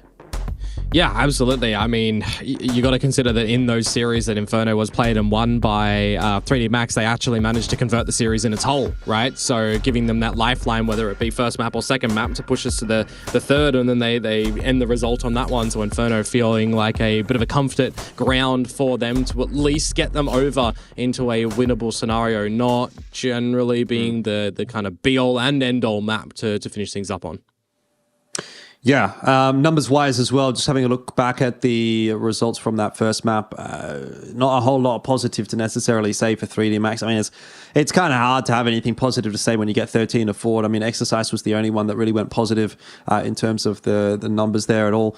Gamer Legion across the board, very, very solid stuff from them. I felt like everyone was really contributing, so that's a super positive sign. But I'm hoping that the 3D Max guys are going to be able to just sort of brush that result on Ancient off and think about going into their own map pick, have some degree of confidence, start well as well. I think that's something that's going to be important here, because if you again let Game Allegiant get off to a bit of a roll, whether it's on CT, whether it's on T, it might be a bit tough to come back from that one with the mental kind of booming at that point for 3D Max. Like, you've traveled a long way to come to Australia to potentially have a really rough opening series. For sure, but I mean, I look towards this roster and it's not like 3D Max are a young roster by any means, right? They've actually got like quite a significant experience when you consider Body, when you consider Lucky, like those two that in themselves go back several years as well, right? So I don't think it's going to be too much of a problem. They've seen themselves in these sort of scenarios before, not maybe necessarily as a full team is this 5, but they've been down in series, right? They've had reliability on their map of Inferno. They know how to bounce back in these scenarios, and you would expect that they can put themselves in the mindset of, well, it's just map number 1, it was their pick, right? Let's just brush that off and focus on our own game. I don't think that should spiral them too much, and it's not also like this is a full elimination match as well, right? Like, it's just the opening game. Try and get the victory, try and brush back from here. I mean, like I said, there's a lot of good teams that they've beaten on Inferno already. Let me read you off some names. Aurora, which is obviously the ex-Eternal Fire team. The Mongols, they're pretty good on Inferno as well. Falcons have been pretty decent of late, although they did beat them back in ESL Pro League, where there was a bit more of a struggle happening over there. Eternal Fire again. The only teams that they're really losing to on this map, like Vitality, Mouse. Okay, they lost to Tyloo. That's a bit of a shocker. Although, to be fair, Tyloo were in really good form at that ESL Pro League event, and they did have a nice little run-in. So, again, I think I'm looking at the results, and I'm thinking these are pretty good. These are pretty solid for 3D Max. I'm trying to make a case for something that's not a 2-0. You know what I mean? Because I think it's very easy to just sit here and go, Game Allegiant, they absolutely dominated there on map 1. They're going to come into map 2. They're going to keep that up as well. More of the same. And 3D Max are getting 0 and 2 here. But is that what anybody really wants? Is that what we want? I don't really. Look, I'll be real. I don't get to cast things like IEM that often. I don't want to go and cast 0 and 2s. I want some good games. I want to get my money's worth. You know what I mean? So hopefully that'll be the case. But we'll see what happens here. It's really, I think, up to 3D Max kind of like locking in and bouncing back and starting well on this map. But we're about a minute and a half away from finding out whether or not that will be the case. Some last-minute note-checking on both sides, conversations to be had, but it looks like we're pretty much ready to go. I definitely agree with you on that statement as well, right? Because, of course, I'm on for today, and I want some good games of Counter-Strike. I want to see this series be an absolute, performance from these two teams, see how much of a deeper run they can have on the back of this as well. Something to consider too, right, is because this is the upper bracket game, they'll go into the lowers, where we now know that for an update out there, Mongols actually did clinch the victory against Complexity, so we know that Pain are against Complexity in that lower bracket, and this game will seat the loser of Mouse and Big, which can be a pretty interesting series regardless of which way this goes, if 3D Max comes back or if Game Allegiant are able to win it out there as well. So whoever wins up against the Mongols, chance of another installment there, right, for the likes of 3D Max. Yeah, Mongols getting that dub over Complexity just recently, and so it'll be Mongols versus FaZe we get to see in the upper semi-final on the lower side of the bracket. But that's enough of that chat. We've got to get into the conversation again around 3D Max and Game Allegiant, as it looks like we are ready to get underway with map number 2 here. Everybody getting the fist bumps out. It's always important. You power yourself up. Fist bumps or high fives. Looks like 3D Max is a high five team and Game Allegiant's a fist bump team. I don't know what that means, which one's better or not. But we are going into map number 2, and 3D Max definitely need to bounce back on this one. And I might have lied to you because we've got to take pause. So we're not going into map number 2. We've got some more time. At least we haven't started yet. And we've, it's not the pistol, and then we're going to take pause, and we've got just a pistol to work with. It's all right. We'll let everyone get set up. Make sure they're all comfortable as well. But certainly, Inferno here, you want to see 3D Max get out the gates on this T side as well, that they're going to be starting off on, for those that may have missed the veto a little bit earlier. Game Allegiant opting to start on CT. Well, we'll try that again. Game Allegiant versus 3D Max on map number 2. It is going to be Inferno. Let's get back into it. And it is Gamer Legion that will be starting off on CT side. Pistol round here, all important for 3D Max just to try and get this one started on the right foot. But they're going to be going into an incredibly stacked B side, and they might be going through a smoke to do it as well. Slend here with the dualies, doesn't start too well, but Torsen, a couple of insane starting shots with the USP, brings it down to now ZTR, solo holding on B. He's got a decent chunk of damage out there as well. So Lucky and Maka tagged up pretty substantially. Bomb plant attempt. Rez will sneak his way into Banana to ensure that that's not going to be an escape avenue for these 3D Max players. And now Maka, having been left alone, is going to be unable to do it. Gamer Legion will start map 2 with the pistol round. Well, carrying on from where they ended over on map number 1 of Ancient with some just dominance, I guess you might call this dominance in an individual capacity. Torsen out for some great shots, Rez out for some as well at the end of that, and the pistol round accumulated for Gamer Legion. You talk about wanting to see 3D Max, you know, on their own map pick, start things off. Well, this pistol would have been the way. They got a plant. Whether or not they're going to opt to force up in towards the next round, we've seen that be pretty common across the board today. And we even have seen, you know, the second force round win, which they will opt to do so yet again. Not investing in utility though, so speedy up Banana. Oh, I don't know if they're going to like that. The grenades really doing a number. And Torsen and ZTR seem to have it on lock. The MP9 just about going to have enough bullets in there to finish off the last couple. And Lucky is left alone. It's not even a round where really 3D Max you can look at this and say, oh, okay, we got some damage done. You know, you took one gun away. And that'll be a very retrievable M4 if it's sitting somewhere here at top Banana, which I believe it is. Yeah. Might have gotten blown somewhere by the grenade. So it might be a little difficult to find, but regardless, Gamer Legion have won themselves a pretty solid anti-force here if things go the way that they should. Yeah, I mean, it would be a catastrophic fumble if this round goes to the way of Lucky. So we have the sit pretty simulator for 50 seconds. Unless he wants to end it a little bit earlier, going for some cheeky challenge. No, he's just going to wait and see if he can find any little bit more damage. Rez makes the mistake of shouldering around this corner a little bit too much. Maybe, you know, a double bink in from this Galil can finish him off, but even that's kind of wishful thinking. So inevitably he's going to have to start to push the issue himself. Slend also has full HP. It's unlikely that he's getting too much done here, and that'll be the case. There's a Mac 10, but where's the Galil? Well, it's been picked up. So it might just end up being a Galil. I thought there was an extra M4 there, maybe. There was 3 total, and I think it already got blown through the HE grenade. Ah, that's where it already was picked up. Okay. Yeah. Right. Got brought back already. Fair enough. I mean, then the Galil's good. You know, upgrade that MP9, and you've got yourself a great buy in this round for Gamer Legion.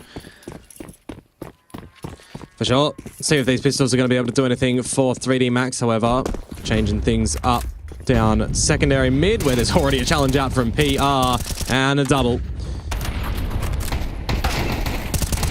Ooh, Rez, nice double from him. Good spray control. And gets himself that third one as well. So easy as you like. Gamer Legion have themselves another round. Yeah. This half and this map starting very nicely. Good full house between them. Looking to just clear the table yet again. But we'll have to see what the first proper buy-up round does look like for 3D Max. If it's going to opt to be a little bit slower and more methodical with the utility, if they're going to play respectful to Gamer Legion's Banana utility, or if they're going to try and potentially get in front of it. You know, as a nice little interview we got for Body and Lucky before this one started, in how they like to do their B side things on the CT side, but when it comes to the T side, are they going to be just as good? Rez is looking for something, and he's getting a lot of damage. PR, oh, such a cheeky push out from Apps as well. You love to see that so early in the half. This is really going to start to condition 3D Max into being quite wary if that ends up being a possibility, and it's obviously successful, so they are going to have to be thinking about it. Torsen waiting for that push to come on through, but nothing happening, even despite the fact that Slender's missed a shot or two. Looks like 3D Max are going to have to commit their way into this B bomb side, and Torsen just did not see Maka, so he'll go down. And Slen missed a couple of early shots, but he's starting to come back online in this round. This is definitely looking like it should be for Slen, low on HP. Able to jump back out to safety. A 4v2 for the retake to claim the 4th round for Gamer Legion. PR set up nicely with that grenade landing on the top of Lucky as well, and Body found out as well. Gamer Legion will get themselves a 4th, and they do it cleanly. Yeah, they are hungry today, aren't they? They are looking pretty cohesive in how they want to go for their rotates and their utility combos too. Everybody making sure they're getting some good shots out. Yeah, we see a couple more whiffs from Slend on the AWP, but it's just the timing and the gap finding over at the A apps to start things off.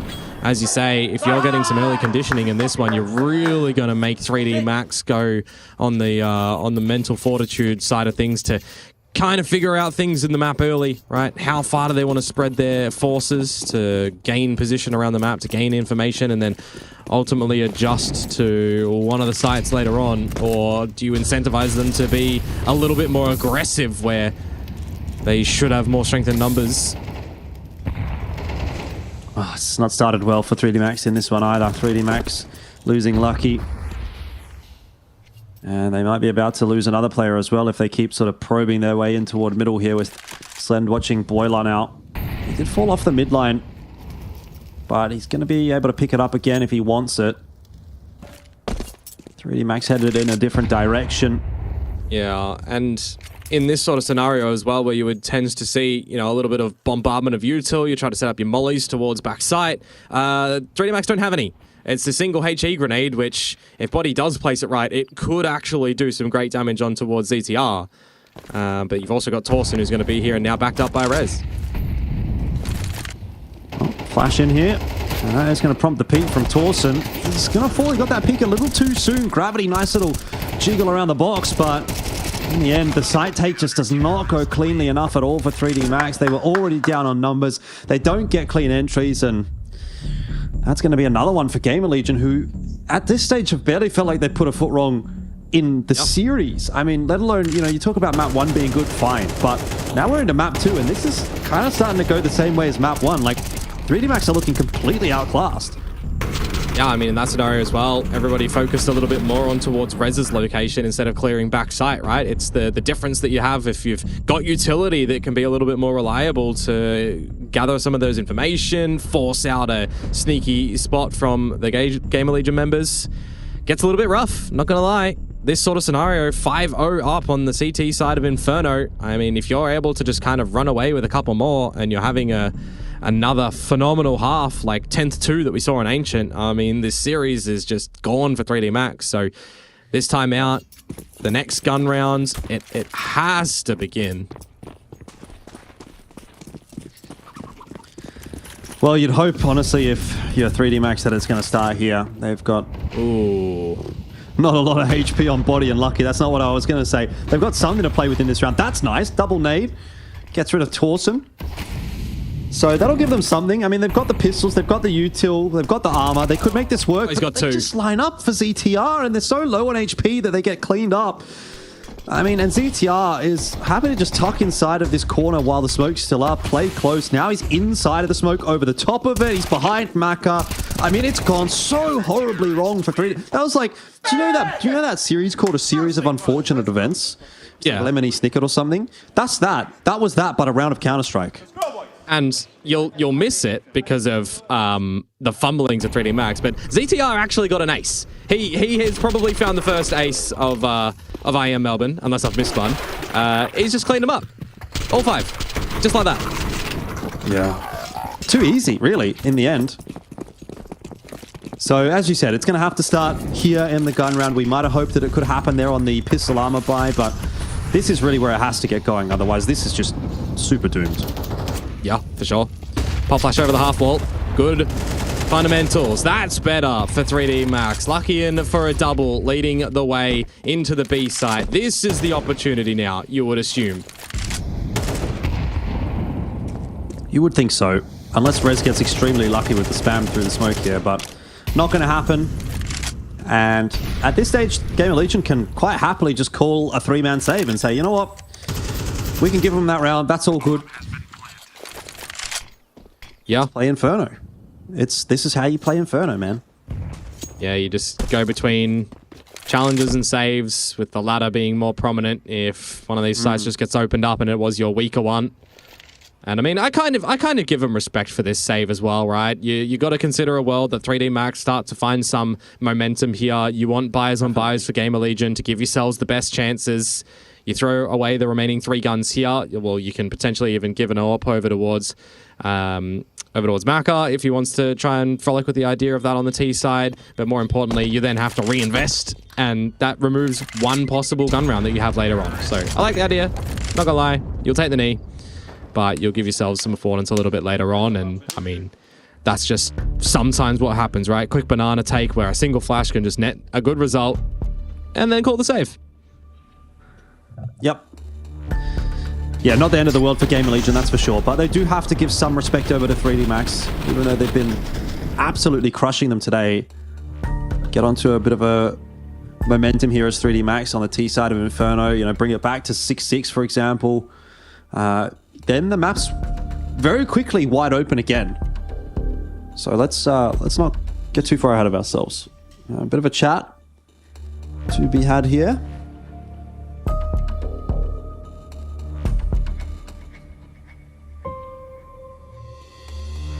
You would hope a good chat as well. This one out from Gamer Legion immediately, if you didn't catch it on the graphic. So don't want to give any momentum over towards 3D Max. Want to just fine-tune potential B site things as well. Yep. No, I think that's a great time for Attack Force to come out. Gamer Legion recognizing the importance of this round in terms of just denying any sliver of momentum back for 3D Max. If they win this round, Gamer Legion, I mean, yeah, it's got to be so painful for 3D Max. So you might look at that and say that's a preemptive pause, but I think it's a great time for Attack Pause. Slender's just going to back it up. Good flash. Untradeable too, unfortunately, for Body Down Banana. I'm just looking towards that last map. Maka started off on a, I think, 0-6 variety as well. This time it's Exercise, and he was the one that kind of was gone positive, all things considered, on the last map. Yeah, I don't know if you caught it as well in the pause, the timeout there. The coach of 3D Max kind of, I think, paying a little bit more special attention to Exercise. Yeah. Maybe he's not having a great mental state at the moment. I don't know, but he got the high five, or he got the first high five, and it seemed like there was a bit of a conversation happening there. You know, maybe like, listen, don't worry about it. Like, don't get stuck in your own head, whatever. But it's hard not to when things like that are happening. I mean, that's just a 50-50 duel for Gravity, or a 50-50 peak. Realistically speaking, he's never going to win it, regardless of if he's looking in the right direction. But when you get shot in the back by an AWP, it's never going to be a good feeling. There's a missed AWP shot onto PR. Well, onto Exercise, it should say. That means the end of PR, but it doesn't really matter. It's, I missed smoke. That's a pretty bad one too. Yeah, I mean, unless you're 500 Where's that meant to go? braining an apps wrap, and you're flooding out so the site player kind of can't see through it, which I don't even think that probably is. I don't think it waterfalls that far, bro. I don't think. No. I don't. You're trying to be too nice to them. You're really trying to be too nice. There's no way. All right, I'll be mean. I'll put bad komodo on. Horrible smoke, missed it, and every single duel was kind of individual in that round by 3D Max. Like, every fight was individual. Actually, I'm kind of looking at it. It might waterfall down far enough that, like, if you're literally sitting right in the, if you're in the worst possible spot, you might potentially have some vision denied by that smoke. But really grasping at straws if that's your argument.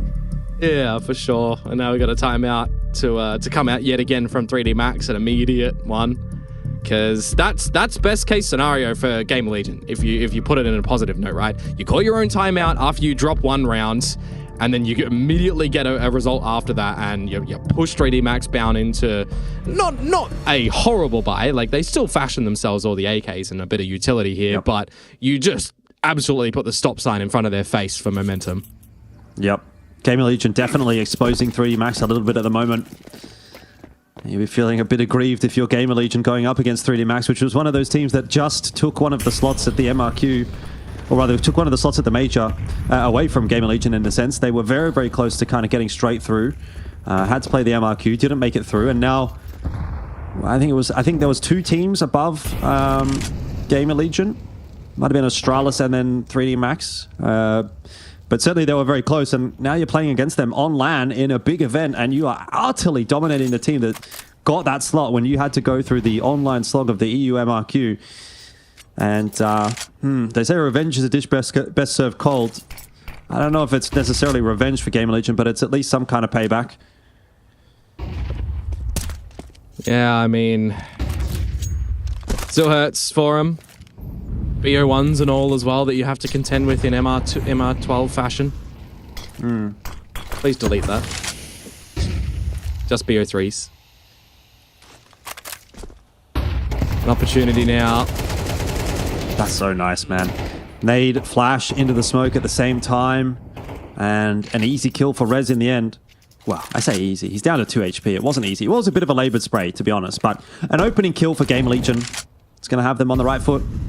Yeah, and it actually draws rotations to the A site where the B site is just going to be held by Torsen with a single flashbang. So you might even have to just shift to playing retake unless he can play off angle and find 1, albeit 2 kills here.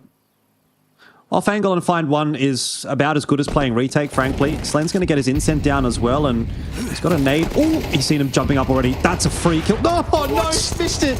He knew, but then he missed. Too many options. I mean, there was about 1,000 people to look at. I think that's what it was, to be honest. It was like shooting fish in a barrel, and he just couldn't decide which one he wanted to shoot. And so Bomb Plan's going to go down. It is 4 on 5, but there's low HP CTs right here, and Slen needs to start hitting some of these shots. Otherwise, this might be a round win for 3D Max. There's 1 back for Slen. He's looking for the next kill onto Body. Hasn't found it. Lucky takes down ZTR in Banana, and Body has done a fantastic job of holding onto Ruins. That could have been so different if Slend would have just hit that shot. I think legitimately the fact that there is just too many bodies on the screen and you don't know which one to kind of go towards, you know, it has the difference of a non-tradable position. Maybe Lucky has to play that a little bit differently around the smoke towards Banana, but I mean, that's not the universe we're living in right now. It's the one where finally 3D Max get another round on the board. Will we have a timeout, though, from Gamer Legion? The answer's no. They're not too phased about the back of that one. They still have this half no matter what. They can still blow this out of proportion to a 10-2. That's, you know, a little bit later, because this round starting to get some presence at the top of mid. Your shutdown exercise. Yeah, such a great hold. A good setup, though, for Gamer Legion. When they've got all those numbers for brackets, they're actually only able to trade 2 for 2. I thought they might go a little better than that, but my concern is that Gamer Legion just go back and win this round, and then 3D Max lose all of that momentum. If they haven't, I would say they haven't even really built up any momentum just yet, but they would certainly lose anything that they've got. And Slend, through the smoke, not going to be able to get it done this time. He'll have another crack. That nade not showing anybody. And so in the end, Gamer Legion are going to get themselves a site to retake, and Maka watching for the boost. Torsen will go down. This is where Gamer Legion now have to save. Because this half, that's better. It could still blow out a little bit. It's better mid-rounding, though, from 3D Max, honestly. The fact that they get the 2 trades over towards the A side of things, and then they call for the rotate. The AWP shot misses from Slend down Banana, and he fully waltzes on all the way back towards CT. It kind of allows 3D Max to flash molly, smoke in, get a plant down. You're expecting the boost there. That's some much better reading from 3D Max, at least in this instance. But can you do it again? Or can you set yourselves up another spot where you just get, you know, 2 quick opening kills down Banana, for example, again, and then just force a save, right? You need some pretty clean ones here for the tail end of this half, you'd think, to build some confidence, to build some sort of momentum. But I think to just get a couple of these players back into the right headspace as well. You know, Exercise looks like still on the cameras that he's really feeling rough, really feeling the weight of this one. Money's getting tight, but it looks like it'll be enough for Gamer Legion to play with to buy the half out, assuming they can keep a gun or 2 in play if they were to lose this round. So they've done a pretty good job of managing their money.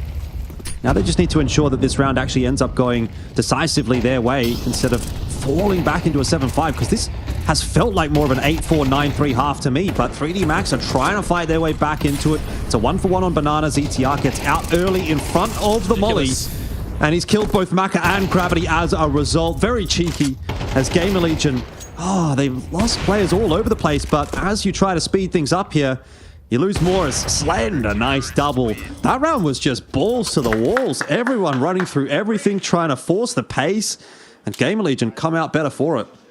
Yeah, Gamer Legion's challenges feel a lot more backed up, though, when you look at the flash going in on the back of the first one for the peak. The trade here from Mako onto Torsen at least needed, but ZTR like just doubling through that, and then the AWP able to finish it up from Slend.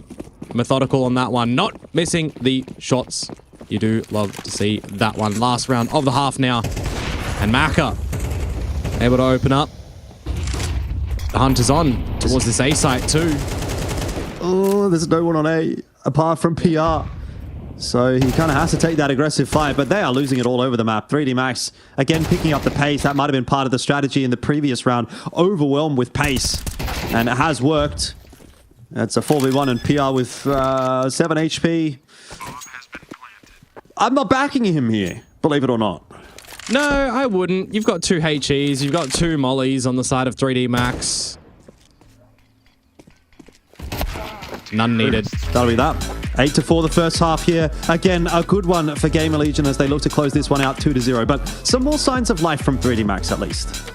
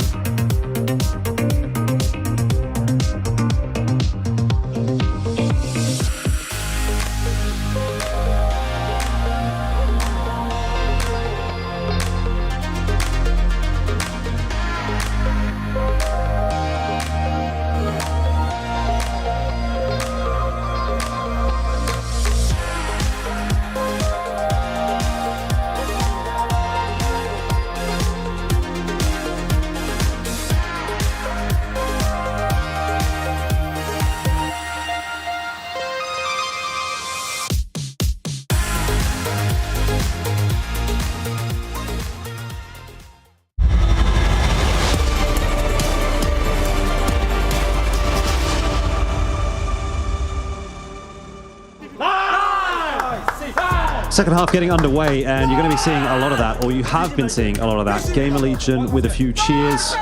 They have been very, very good so far in this series. Decisively the better team. 8-4 in the second half. First map was a super dominant display as well from Gamer Legion. So all signs are pointing towards a Gamer Legion comfortable victory, but 3D Max tend to be pretty good on Inferno, so we're still hoping that we might get a map 3. Yeah, that's the big thing. The Copium is going to be in this one for the 3D Max side. That's not the greatest start, though, but at least a trade and an attempt at another one. You already know that Body is here to fight another day. Ooh, tap on in there from Body. Gamer Legion, trying to make the entries happen, but Body's just popped off with the USP. What was that? Plan's going down, though. ZTR has a chance, however. He has allowed them to creep all the way up Dig, and that's going to be bad news. Nice high-low setup, and 3D Max do start the second half positively. He's really just let the bodies hit the floor there, hasn't he? He's done something sensational with the USP. Maybe doesn't even know what he's done himself, laying back, chilled like that. And much-needed pistol round for 3D Max that could have gone differently had a Gamer Legion been able to flush Body out from the site or get a trade earlier on at least. Force up will come through for the T's. See if they're going to be able to squander again any momentum of 3D Max, or if they're going to be able to double down on the round count.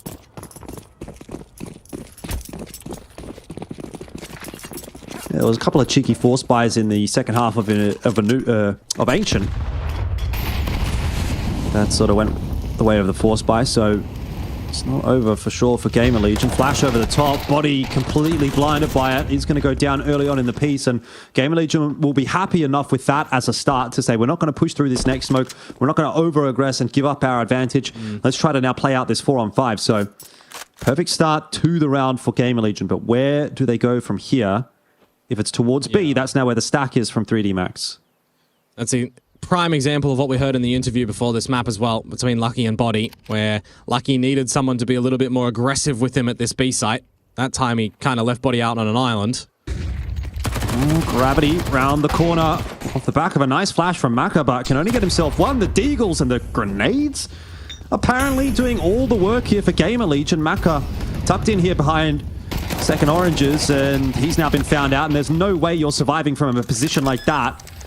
It's a one and done for sure, and that pistol round might be a one and done for 3D Max in this half. Like it's just gone by the wayside. It's gone with the wind. And the winner on the back of Gamer Legion's sails at the moment, because that's the force up working a treat for them from beginning to end as well, right? Clean opener on towards Body on the back of a beautiful flash, and kind of just sitting for a little bit, letting 3D Max get assorted. And you go for trades with their attempted retake of top of Banana and win it out, take over the site. Really nicely done from Gamer Legion. You know, we talk about the fact that 3D Max pick in towards Inferno. They've had some really good results on this map of recent. They've taken some scalps with some really good names, but then you're kind of also remember, it's not like Gamer Legion aren't playing this map, right? They're still getting some all right results. A couple of reps against Falcons. You've got some reps against like your Legacy and G2. So it's not like you're not playing this map and you're not getting close losses or some wins.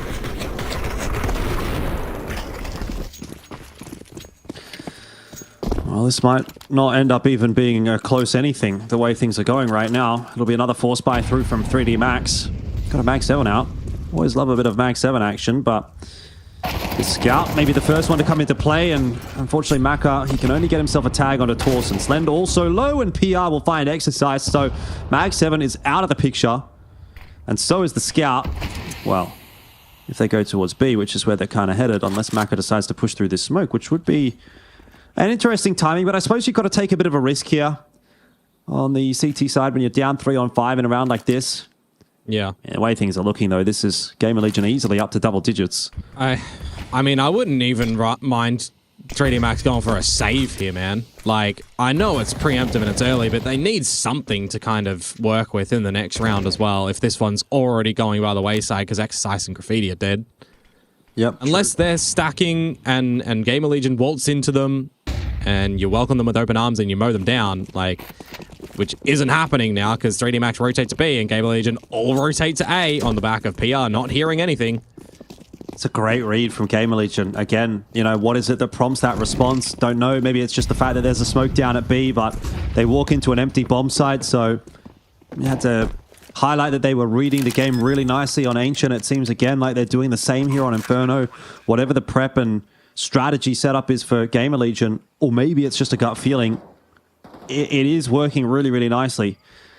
And you're right in saying that Gamer Legion should probably save in this round. That's kind of what they opted to do by stacking 3 players towards B. You know, you're making a bit of an educated guess that, okay, we think they might come B. Let's stack 3 players over here. If they come to us, we have somewhat of a fighting chance because we have stacked the bomb site. If they don't, in theory, we get to save all of our guns. Now, that hasn't obviously been the case as Mac has been spotted out there by PR. So they do lose the scout. Maybe even more if PR wants to go for a further hunt. But it doesn't look like that's going to happen. So yeah, Gamer Legion will achieve double digits back in this just commanding lead in this series. It feels like we were questioning, you know, or we were questioning, what would Inferno look like? Would we get something more from 3D Max? Or would it be the same story that we saw in Ancient? And I think it's a bit of the latter. You know, the shots are coming through from Gamer Legion, the calls are looking great, the trade game is looking gorgeous. It's just all coming up, Gamer Legion.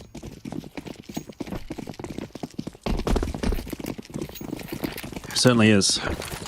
Body holding on to the FAMAS and the 5-7 being brought through as well, but I don't know really that gives you a whole lot to get excited about. The only thing that may change the way this round plays out is the fact that you've got 4 players toward the B bomb site, and they're going to try to get aggressive. There's a team kill in there from Slend as well, but they just have to get past Body, which proves to be a little more difficult than you would have otherwise thought, though. Job somewhat done by Gamer Legion. Yeah. Still scared that Exercise is hanging around, but we can see he's on the other side of the map. Just making sure you clear all of your corners slowly together. You got your util, go for the plant, maybe even tap it to see if he runs through anywhere, but just go for it in the end. And as we've kind of highlighted already, Exercise on the other side of the map, but also not really there in the kill department. He's going the right avenue to pick up a weapon, all things considered. So we'll see what he can do potentially here. And he's 3 and 13. Don't have a lot of faith, but I guess you have to kind of go for it in a time like this. There's a nice molly to the back of the site there, but even though he's gotten rid of Rez, he's not going to be able to get over the line against PR. I mean, that's a fairly unorthodox position for PR to be in. You might be thinking, okay, he'll be playing behind Nubox. He's not going to be in front of Nubox, surely. But PR just going to take the off angle, confident in himself and his aim at the moment, and why not? Gamer Legion up to 11 to 5. Yeah, they're certainly looking to have a good day in the office that we were expecting FaZe to have in the previous series, right? But Gamer Legion, they just are looking like an absolute beast in the server at the moment, forcing out another timeout of 3D Max, which I believe is their 3rd and final, unless we get into an overtime scenario and they can get another one. Yep. 0 timeouts remaining for 3D Max, 2 for Gamer Legion. So closing this out will be very difficult for 3D Max if they are even able to start to kind of like bring it back in a sense, because you'll have to go past a couple of Gamer Legion timeouts as well. Yeah. Do or die round, it feels like, for this opening series of these two teams. A lot of these players journeying down under for the first time.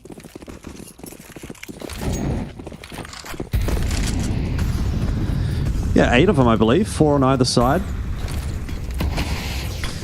Faster play by the looks of things here from Gamer Legion, and they're going to go straight into brackets, which has played right into the hands of Gravity. What a nice hold from him. Gets a 3K. It isn't necessarily much of a cause for celebration, though, for 3D Max, just because, look, you've still got so much work to do that's almost the start of it. It's like, okay, we at least get a chance. Gravity's given us a chance to play this map, but we can't even begin to get hyped about this potential comeback yet because it hasn't even started, and well, Slend will grab Exercise. Lucky to finish things off. So 6 for 3D Max, and they are in with a fighting chance, but a lot of coming back to do before you'll see them getting too hyped. As you can see, it's a fairly muted celebration. Yeah, Maka's going to get himself an upgrade as well onto the AWP. Meanwhile, in that 3k spray down, Gravity is going to double his kills in the map. So hopefully some individual step up there and some more confidence that, you know, you've still got some depth in this map. You can still look to have a comeback. Of course, there is a quote-unquote safety net of overtime if Gamer Legion do have one round go back their way.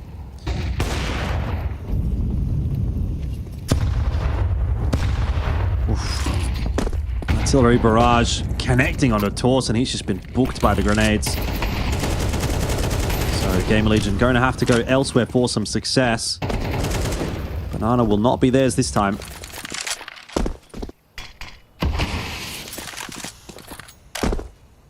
So Gamer Legion, player deficit.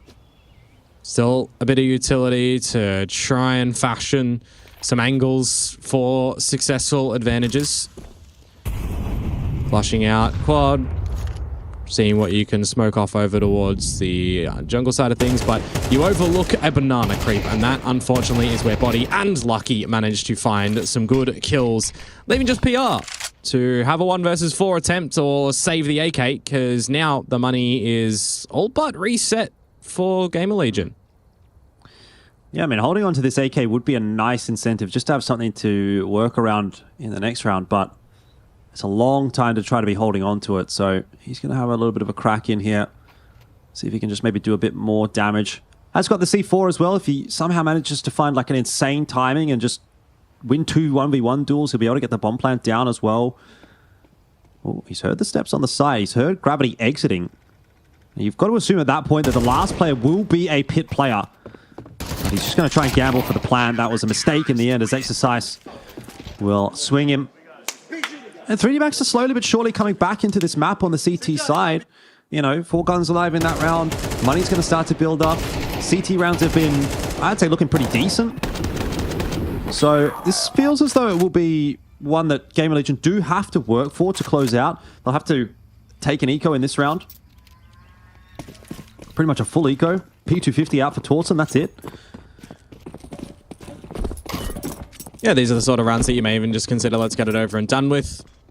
Or let's use them as a bit of a free timeout. You know, you've got teams that somewhat use them for that as well, for the team to have a chat in amongst themselves.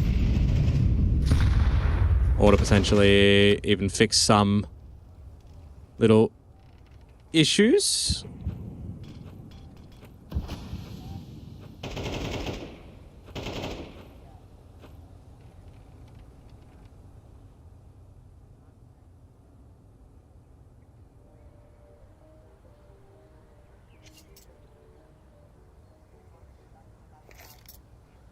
Very passive approach from Gamer Legion here. They're just using this as attack timeout. It's a bit of an older strat. You don't see that often anymore. Teams just keeping things slow on a round like this one and having a bit of a chat about what to do. So, in a sense, Gamer Legion, we said they had 2 timeouts left. This is actually one of them, but it's just not going to cost them a timeout. So they kind of get 3 timeouts, really, in this attempt to sort of stave off the comeback from 3D Max. Can't imagine they're going to get too much done here trying to waterfall out. Exercise with an M4, though, will go down. And okay, bit of damage, but nothing really too major. 3D Max will be very happy with that. Gravity gets himself the 4K. And 3D Max continue to just plod along, 1 round at a time. Well, that's it, isn't it? Just 1 round at a time. That's what you got to take it as. You got to get these ones across the line. You got to get them on the board, and those free gimmies you'll certainly take. And trying to make them even look successful. Don't make those ones against the pistols look close. Fresh gun round, though, to be present. See if Gamer Legion are going to be able to get onto number 12, or if 3D Max have found what they need to be doing on this CT side. A lot of the util dumping standard in Banana. No aerial bombardments this time going to work against Gamer Legion, as they will now take the Banana space a little bit later on.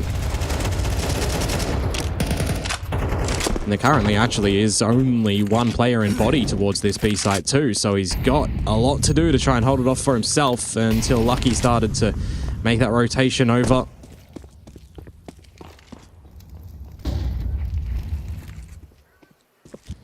There's still that lurk happening around on the A side of the map, but this is very much going to end up being a B hit. Util getting tossed in at the moment from Gamer Legion, and they're on their way out. ZTR, that's a huge aim build to a win, and then Rez bangs Lucky out through the coffins. It might as well be the coffins for 3D Max, as that round is going to signal 12 for Gamer Legion, and I don't know that 3D Max is coming back from this anymore. I was starting to believe, you know what I mean? But I wasn't quite fully there yet, and that round is just going to dash the hopes of any 3D Max fan, because they have been absolutely dominated.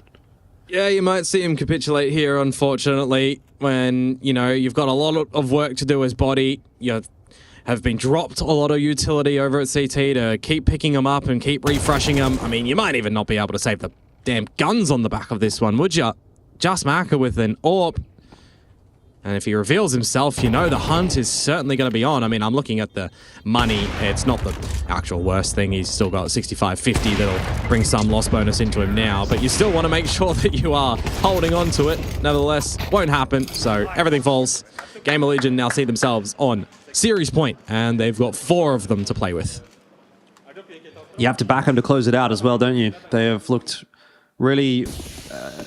like they haven't skipped a beat. You know, okay, look, 8 rounds have come through in this 85. map for 3D Max, so it's not a massive blowout necessarily, but at no point in this game has it felt like 3D Max are the better team or the team that's on top. It has really felt like Gamer Legion have been dictating this entire series from front to back, and now it's their time to just kind of close this one out, whether it's here, whether it's in a couple of rounds time. As long as they get the 2-0, I think we're going to walk away from it and say, look, Gamer Legion looked fantastic to open the account here at IEM Melbourne.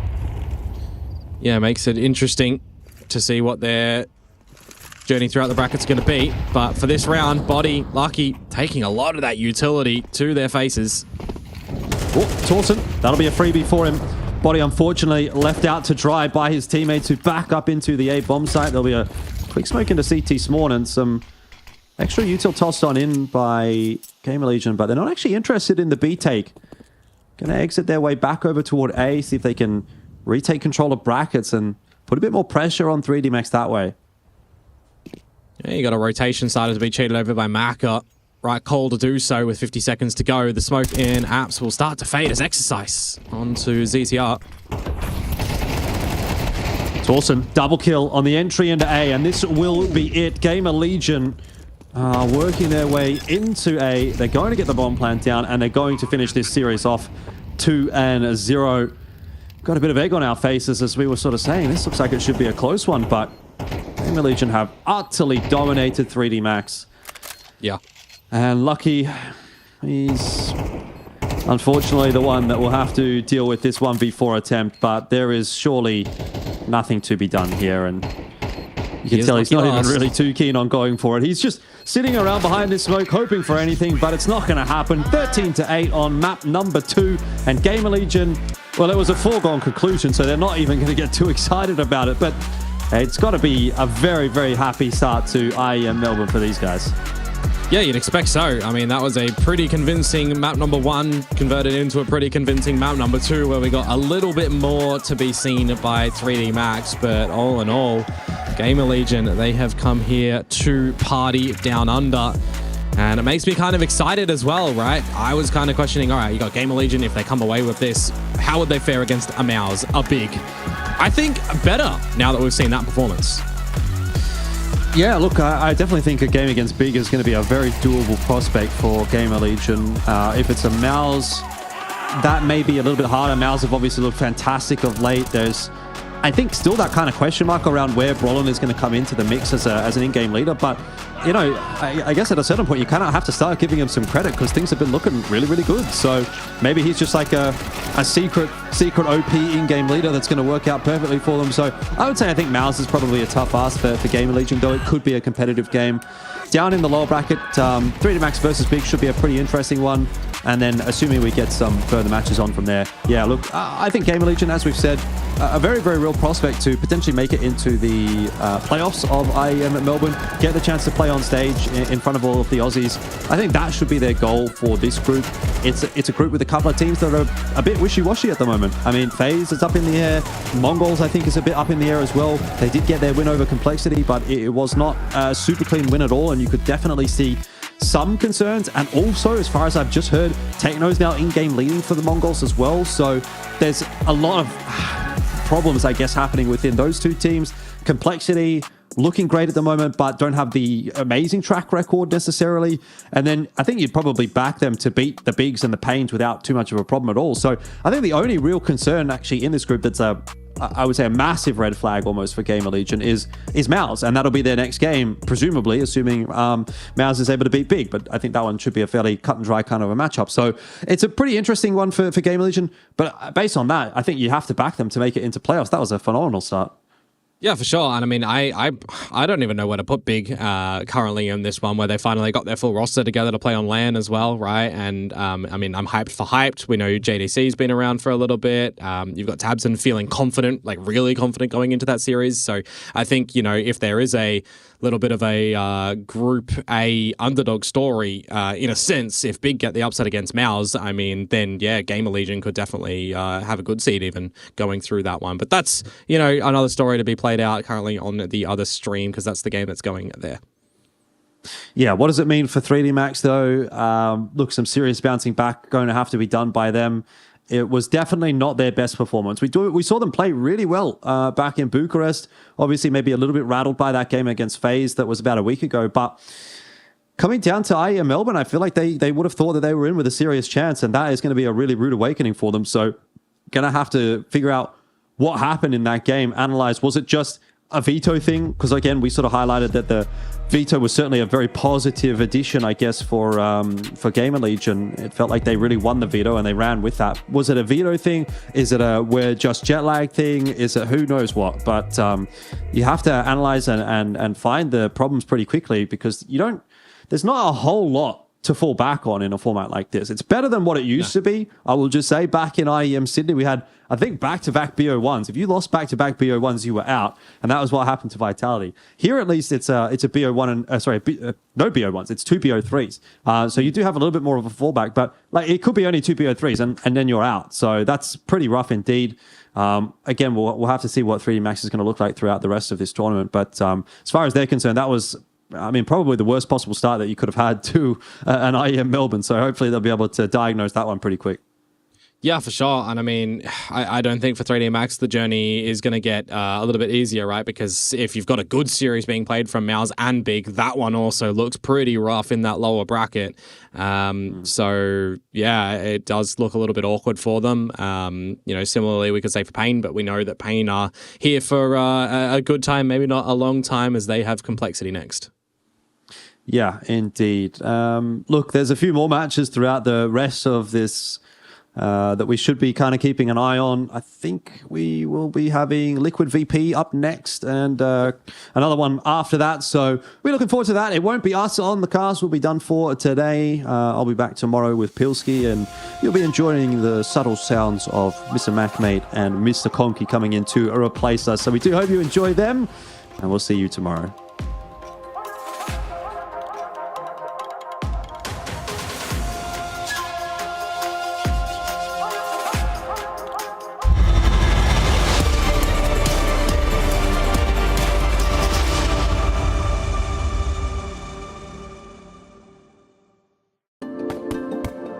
Hi, it's Bob with Face It. The official broadcast is better than ever on Face It Watch. Yep, that's right. Switch it up with the POV selector. 4 angles, your choice. From the main broadcast to your favourite player's view.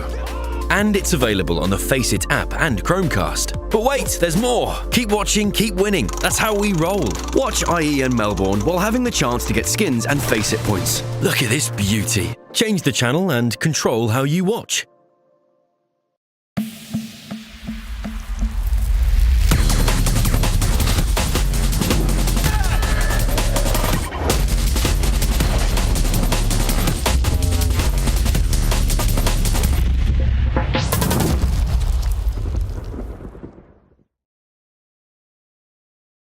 He's getting his picture taken? Are we getting invaded again? You're getting invaded again.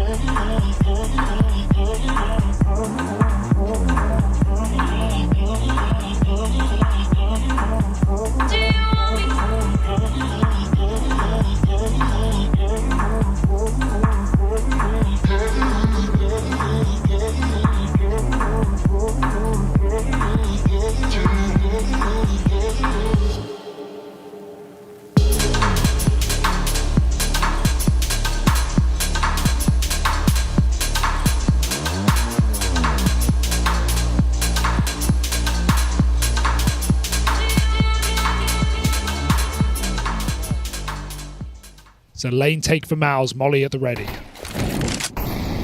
Just going to explode up through short. Contact on this hit. But it's still getting cleaned up nicely from Big. That's potentially awkward. Hyped, caught out in the open. Crimbo still able to capitalize, buys enough time and even takes it one step further. Big again, hyped up, and fair enough. He's top of the board right now, 15-9. The rest of the gang finding their footing in behind him as well. And so this map looking to fall very dominantly in Big's favor. As mentioned, this is not a map that's been particularly kind to Big. Playing it a hell of a lot recently and mainly fielding L's. I think it's coming in with no pressure against the team that have been on the grind as of late. Oh, hyped! That's so egregious. He eats that Molotov for the kill. We'll pay the price, but we'll also take down Spinks. I mean, this call from Big in this round was wild. Like, that's the play Hyped makes. He was the solo A player with a quad B start. That's pretty crazy. I just feel like, firstly, Mouse would never expect that. Secondly, they don't have the kind of scoreline to go for a fast round after finding a kill in top mid. Hey, Mouse want to feel like they're you know, they can play their style, they can play a slow round, they can be the better team, but haven't really seen anything from Mouse in this map. B fake blocked well. Mouse go back to middle. They've got a 4v2 here. You would fancy their odds.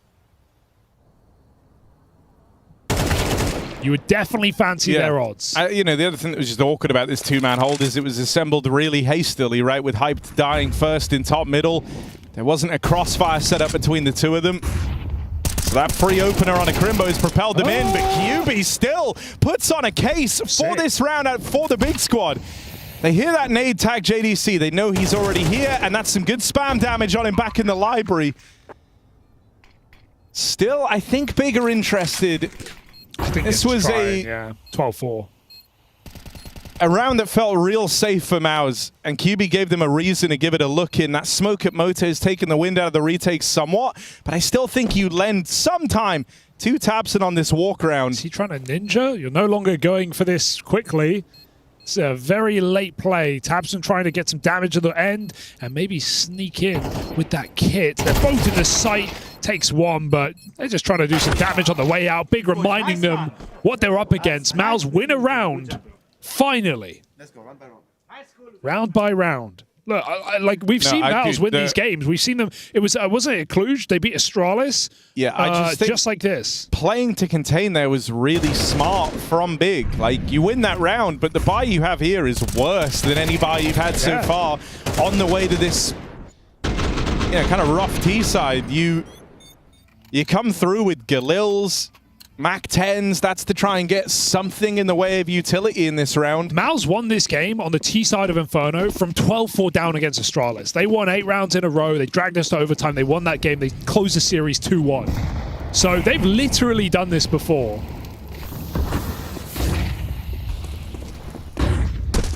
Yeah, they have to survive the night on this, though. This cobbled together investment.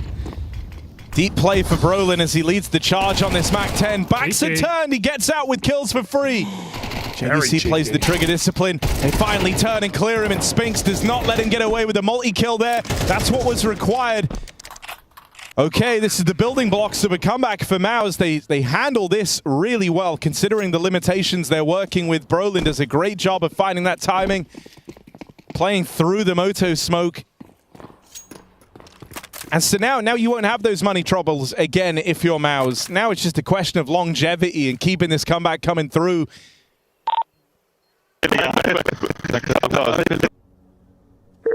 Oh, maybe that's why they're playing so roughly. That's how the mics sound? Keyboard wasn't the problem. Sorry, Toshi, can you say that cool one more time, bro? I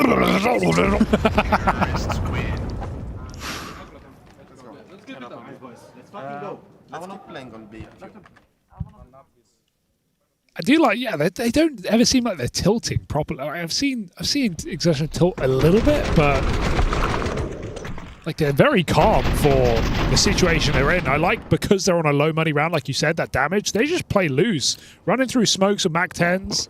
Keeping the pressure on. If you're Mouse, give it a go. Like we always say, Harry, these MR12 games can tie up very, very quickly. Hyped almost made this one easy with a 5v4. But millimeters off, Mouse survive. Guys, we did this fucking comeback already versus Astralis, okay? Yeah. That's true. Yeah, you did say that. That is true. And now Torshi's saying that, but this is not Astralis. This is not that same game, and this might all come unraveled here and now. You might have done this one once before, but Big, a different beast, showing up in good form here in Melbourne. Trying to hit the ground running in an upset win to open up. Inferno looking to go the way of Big as only Brolin remains in the dying lights of this game. Hyped will send him out of it. And Big show up convincingly on their map pick. It was never even close. Mouse blowing out the water to open this. They're going to have to try and bounce back across the rest of this series.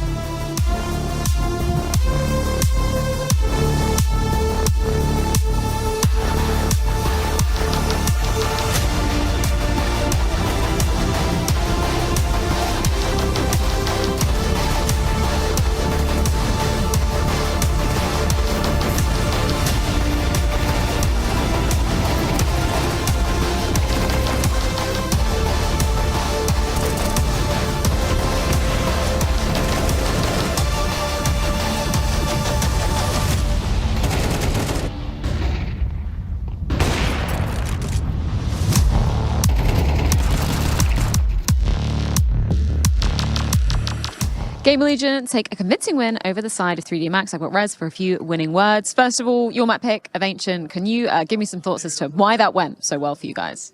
I think we went into Ancient because we felt really comfortable when we analyzed them a bit. We saw how they played and we felt like we could have a really good game plan and how they played. So I think that fitted us really well. And then they picked Inferno against us, which was kind of surprising because it's been one of our best maps during this year and this season. So it was kind of a surprise. We expected Train.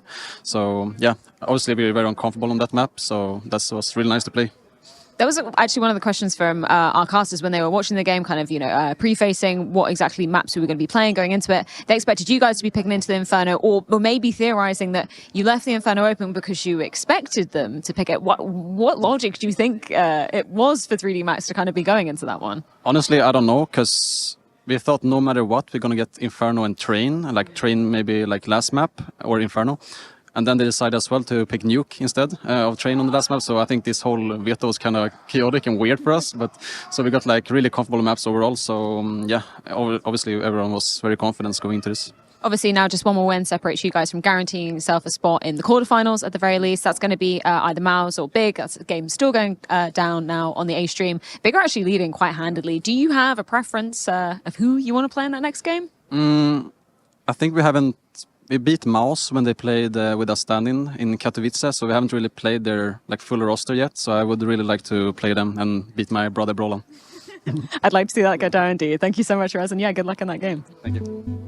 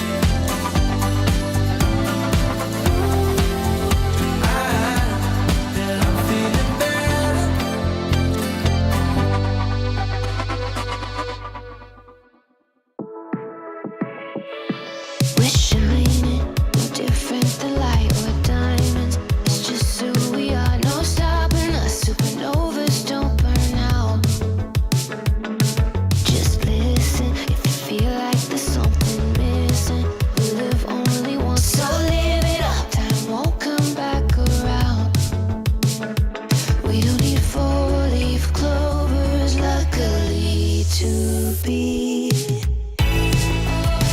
in the time of our lives. This could go a little too right. Illuminate the room like 1,000 stars. Running like a river through ya. Feeling you can't describe. You've no time to waste, so try not to wait too long. Yeah, you make a wish, you get it. Closest thing to heaven's right here. In your hands like it's magic. Imagine that happiness can happen. All the time, just look around us. Yeah, everything is right. We don't need 4-leaf clovers, luckily to be. Living in the time of our lives. This could go a little too right. Illuminate the room like 1,000 stars. Running like a river through ya. Feeling you can't describe. No time to waste, so try not to wait too long.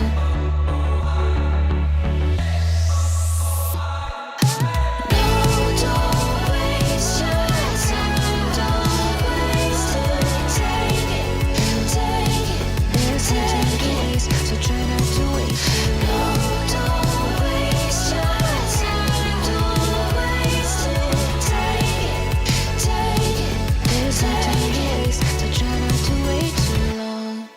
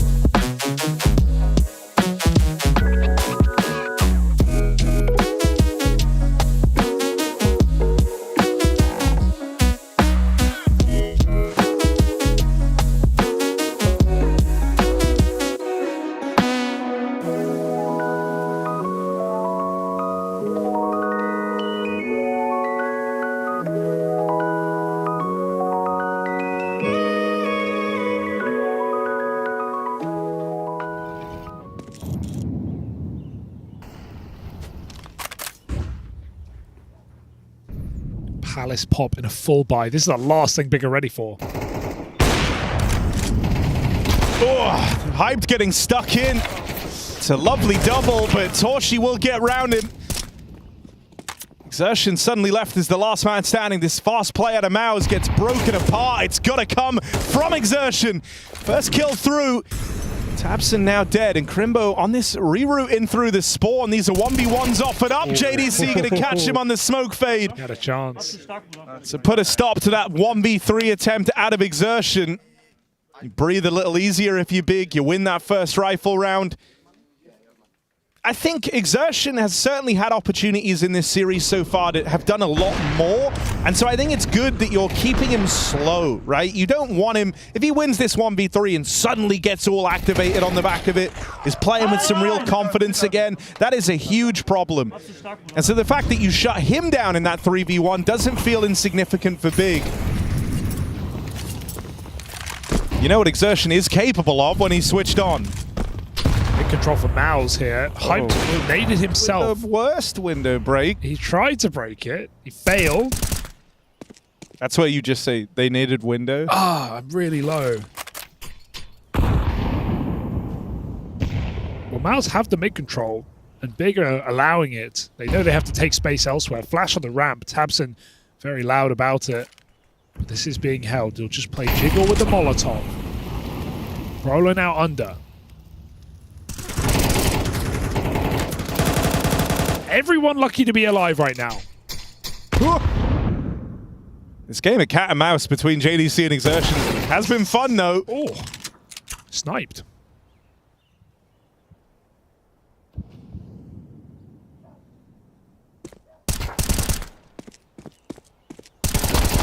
Ooh, that's ugly for Kyubi, and it's going to give a freebie over to Mouse. He was also kind of the A anchor. I know you have Tabson aggressive push down ramp, but he's still going to struggle to be super involved in any meaningful way here in that bomb getting in for the Mouse squad. They're being very methodical. And with spawn clear like that, oh, the boost could it catch the legs hit? Or she gets out of dodge anyway. They know about Tabson. Just need to get that plant in. Pick your position. I mean, you just plant for Palace, right? You're not worried about this fight from short. It won't ever get to pressure you in any meaningful way. And then Exertion collects on the extremities. There is still that looming threat of Tabson in at the ramp. But I think it's going to struggle to come to much, especially as he's left as the last man standing. They know where he is as well. And so Tabson has no choice but to get out with this AK. And what an AK it is. I didn't see. Case Harden with the Titan stickers. Those are just Titans, though, right? Those aren't hollows. Still. What are they worth? A tidy bit of money, I reckon. I thought it was just a few hundred for the Titans. Let's see. Maybe I'm crazy. He's dead anyway, so forget about it. Yeah, just a cool nearly 3K. Okay, sorry, that is quite low. So that's some good money right there. It's nearly 12 grand worth of stickers on the AK. Whew, I thought it was just the hollows. Nope. Fair play. Mouse are ballers. We know that.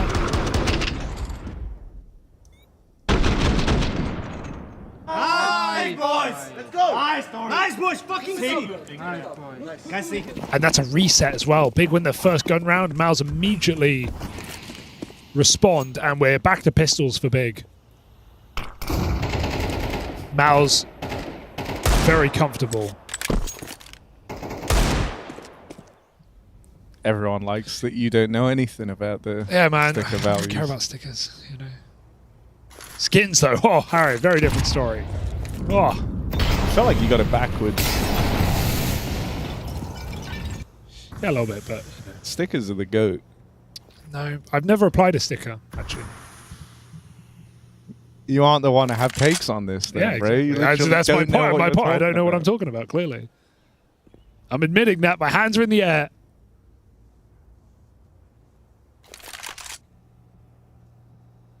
I actually play this game. I don't play the gambling simulator bit like you do. What do you mean, then? That is the game. Love of the game. B hit, 3 here. ESL presents the Intel Extreme Masters in partnership with Intel, Acer Predator, DHL, 1xBet, FaceIt, and Melbourne. Every bit different.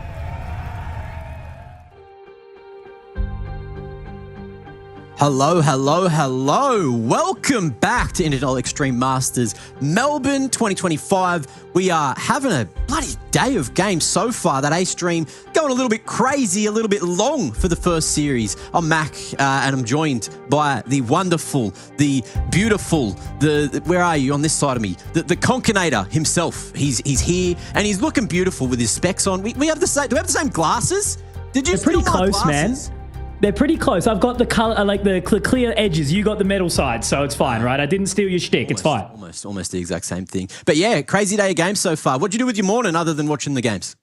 I went to the gym, man. It was really funny to have the dulcet tones of Sponge and Machine in my ears whilst doing bench. So, yeah, everything's been going good. I'm feeling fresh. I've had lunch. Ready to rock, man. We've had some interesting games so far, so I'm hoping ours are going to be crackers. Yeah, I'm really, really hoping that, VP and TL is going to give us some good stuff to talk about, some good Counter-Strike to watch as well, because, look, it was 2-0s here on the B stream so far. I thought 3D Max as well. I thought that they'd bring a better game after what we've seen from them recently. But maybe, look, jet lag, it's hit me like a truck. I'm sure there's a lot of players out there, some of which are, wanting to bounce back from some unfortunate MRQs, but that seems to be enough to shake off the jet lag. And if you do that, that's great. Now, these two teams that we have here, VP up against TL, I don't know if either of these really have that much of an excuse. They did qual straight to, the later stages of the major, didn't have the MRQs to deal with. So they were able to get to Oz a little bit earlier and get themselves settled. Yeah, absolutely. And I think that's really some good time to do that. Obviously, both teams have been having some interesting times, right? The big shift mainly, which we'll get into on the side of Liquid, is changing the IGLs. VP has kind of had some middling performances lately. I think it would be awesome for their confidence to get into an arena style thing. So when it comes down to the head-to-head here, it is really tricky to pick up who's going to get it, jet lag or not. Yeah, and look, let's bring it up, all right? Let's have a look at the recent games both these teams have played in their I guess their adventure here to Melbourne, right? And this is all 5 recent games from Bucharest. Have a look at that. TL, it has not bloody gone well, and they did play each other over in Bucharest as well. VP, it's gone a little bit better. That 2-0 over Astralis, 2-0 over Furia, and then also knocking down Team Liquid with the acquisition of Shui. That first affair did not go well, but there has been some time since these results, Mitch, for both these teams to kind of pick their game up. Yeah, absolutely. I think it's a real big dig deep move for Liquid, obviously, in the way that they have been trying to kind of find what's been working for them, getting rid of JKS. Naf's been having some up and down moments and that. So like bringing in Shuhei, getting Twist back off that IGL. I think it's a real good long-term game, but exactly as you mentioned, Bucharest didn't go well for them. They've got a little bit of prep time to really dive into this now. So yeah, I suppose you can give them another event or two, but you really want to see some early signs for these guys here. But I guess the same could be said sort of for VP. Again, middling results, right? They can do good things where they're versing some of these different teams. Obviously, the roster that they did verse was the current iteration of Liquid, so that's a good sign for them so far. But it can't just be, stomping out on T2 and then really suffering when you hit T1. Yeah, and look, speaking of T2, both these teams kind of on the bubble of T2, going toe-to-toe, trying to get towards that Tier 1 era again. And last time they went head-to-head, it went astoundingly one way, which was more towards that VP side of things. Look, yes, on Mirage, it did look close, went to that OT situation, but it didn't go well. They didn't get across the line. There were some individuals hitting form, but then some sort of disappeared. And then once it got to Dust 2, VP just ran away with the game and closed things out 2-0. So if you take it back to that and think, okay, Liquid have literally just thrown Shui in. That's a new IGL. What were they doing? What were they focusing on? I managed to get a little bit of information that they were all just trying to focus on themselves more than the macro and the team play for everyone. So going into Melbourne, leading up to the major, they are just trying to, be more of a unit here. And that's what we really got to focus on today is what were the changes from then and now, and why Team Liquid are going to look, hopefully, better on paper as a unit. Yeah, exactly right. And, you look at that map pool like Mirage and Dust 2, I think you can really, really get the gloves off on Dust 2 and just throw hands and, be dominant as a force in VP. So I'm hoping that we do start to get a little bit more depth into the pool. But again, that's the thing when you've only got a little bit of time with Shuhei, obviously super experienced from Mouse in his previous role and everything like that. But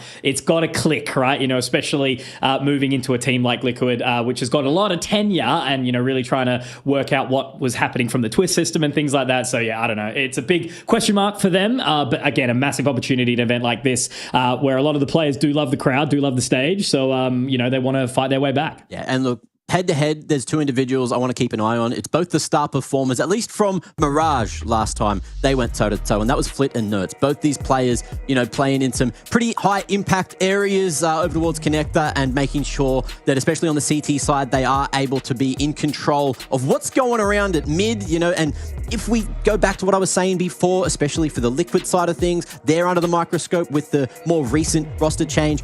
If we see a bit more team play on Mirage, if we get Mirage again around this mid area and Nertz plays similar to what we got from him before, his stats should skyrocket. On the other side of things though, Flit, he can be solid, sometimes, a bit flippy floppy, but at least recently he has been one of the quintessential parts of VP. So keep your eyes on these two.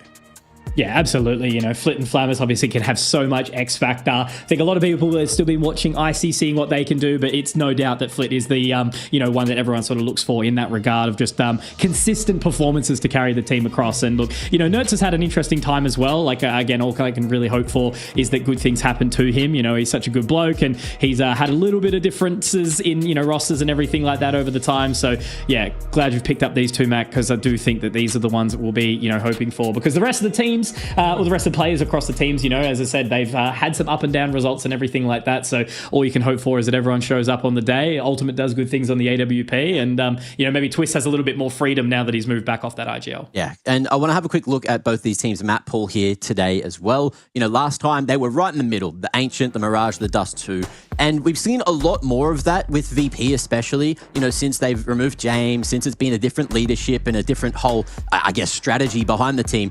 They've gone more towards that middle of the map pool. And if you're looking at the T-side win rate, yes, that's quite high overall for most teams. But for Team Liquid, it's not quite the same thing. They seem to be a bit more favored with their CT-sided rounds than their T rounds on almost every single map there in the pool, which can, draw a few questions out, especially with the way that Counter-Strike 2 is currently played. But you look on the flop side, you look at Virtus Pro there, especially if you aim on things like Train and Nuke, definitely a bit more CT-sided. But the T side, arguably, some maps stronger, some maps weaker, but it's good to have a look because this veto is going to bring up a conversation for me. I want to know if we're going to be going back to the similar map pool because they love a bit of firepower. They love to just show what they're capable of and do a bit more micro gameplay rather than the crazy macro you need when you're going to the extremities, to the trains, the nukes, the infernos.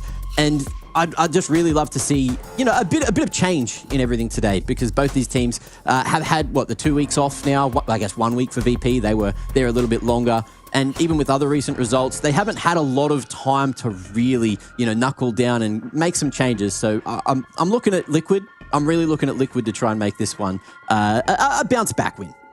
Yeah, absolutely, man. They need it desperately, right? It's such a good boost to their confidence. And I love the way you sort of break that down, right? It's like every single player in the server knows how to play all of these maps. They know the full 7, but it's that macro, that deeper play, understanding of not only what strategies you need to be throwing out, how you follow, what pieces of utility you're throwing. It's also understanding your teammates' limits and everything like that, trusting your captain, things along those lines. So I definitely think we're going to have a little bit of middle of the map pool just on recent sort of, changes and that again, with the IGL. But also do hope that from Liquid's time to practice, they have been focusing a little bit more on some of the, maps more on the edge of the pool. But I do find it interesting that, obviously, again, when we're talking Anubis and Dust 2 for VP, that's the T side, which is common sort of there, but everything else is definitely a little bit more CT sided on their side, the complete opposite of Liquid here. But I don't know, Mac, you've hit the nail on the head, mate, and I'm keen to see what that does fold out to be in the end. Yeah, insta bans as well, if we are going to keep this veto conversation rolling. Last time they went toe-to-toe, there was no train. Liquid permabanned that. For VP, they got rid of Nuke straight away. So that already, after the conversation we were having, puts it towards the middle of the map pool. But are we going to see that change? You'd have VP there who looked like they weren't playing Ancient, but they've been letting that slide through. They've been playing it at more recently, or at least been trying to, which I think was a bit of a change up. And then for Team Liquid as well, they've got to change the leadership. They're just going for a different philosophy. They're trying to figure out who's where, who's playing what role, and trying to sort of figure things out now that they've lost JKS. They've picked up Shui, so firepower is different, but I dare say the communication, having an extra vocal player in the team is going to go a long way in the long run. Yeah, definitely. So here it is, Mac. This is the time where we get into the meat and potatoes, work out what it's going to be. VP have gotten rid of Nuke. Don't mind it. Train, again, it's one that's, not being adopted as regularly as you sort of would have thought, given it's one of those legacy maps. But yeah, that's not going to be coming out. So it's Dust 2. Okay, that does make sense. Bit of confidence from VP in that previous matchup that they've had there. Liquid's going to pick up the CT side. So where does it shift over to now? Mirage, okay, it looks like we may be getting the exact same map pool as what we had before. Arguably, I was going to say no surprises there, but when you are getting the team together, you can only really spend so much time on all these maps, right, to try to build up that map pool, and I guess Liquid haven't been focusing on too many new maps, and there you go, no Anubis, no Inferno. We will be going to Ancient if we go all the way to 3. Now, Mitch. If it's needed. Do they need it? Do you believe, rather, that Liquid can flip the script, turn things around, and get some revenge for last time in Bucharest? Oh, man, it's so tough, right? For an Aussie, it's like, the loss of JKS and his benching does always hurt, but I do believe in the roster of... Sorry, you know what I'm saying. Push right? day. Yeah. Sorry. Yes. There was benching today, Mac. More ways than one. But yeah, I think for them, obviously it does give a big shake to the cage. So I think they've got what it takes to do it. They're definitely, 5 individuals that are bloody good at Counter-Strike. But I think they have to control the mental game, right? It's a perfect example in Bucharest when they have a pretty close opening map on Mirage, but then get absolutely trounced on D2. So they must be comfortable going into this veto here that they've, done their research, they've done their planning. But I think Dust 2 is going to be the big linchpin for me because it seems like a lot of teams, when they lose momentum in the current meta, in the current climate of Dust 2, it all falls apart. So Liquid, I think it's going to go 3 maps. I'm hoping it goes 3 maps, Mac. But yeah, look, it could always be a 2-0 VP's way. Yeah. Part of me wants Liquid to hit classic Liquid form.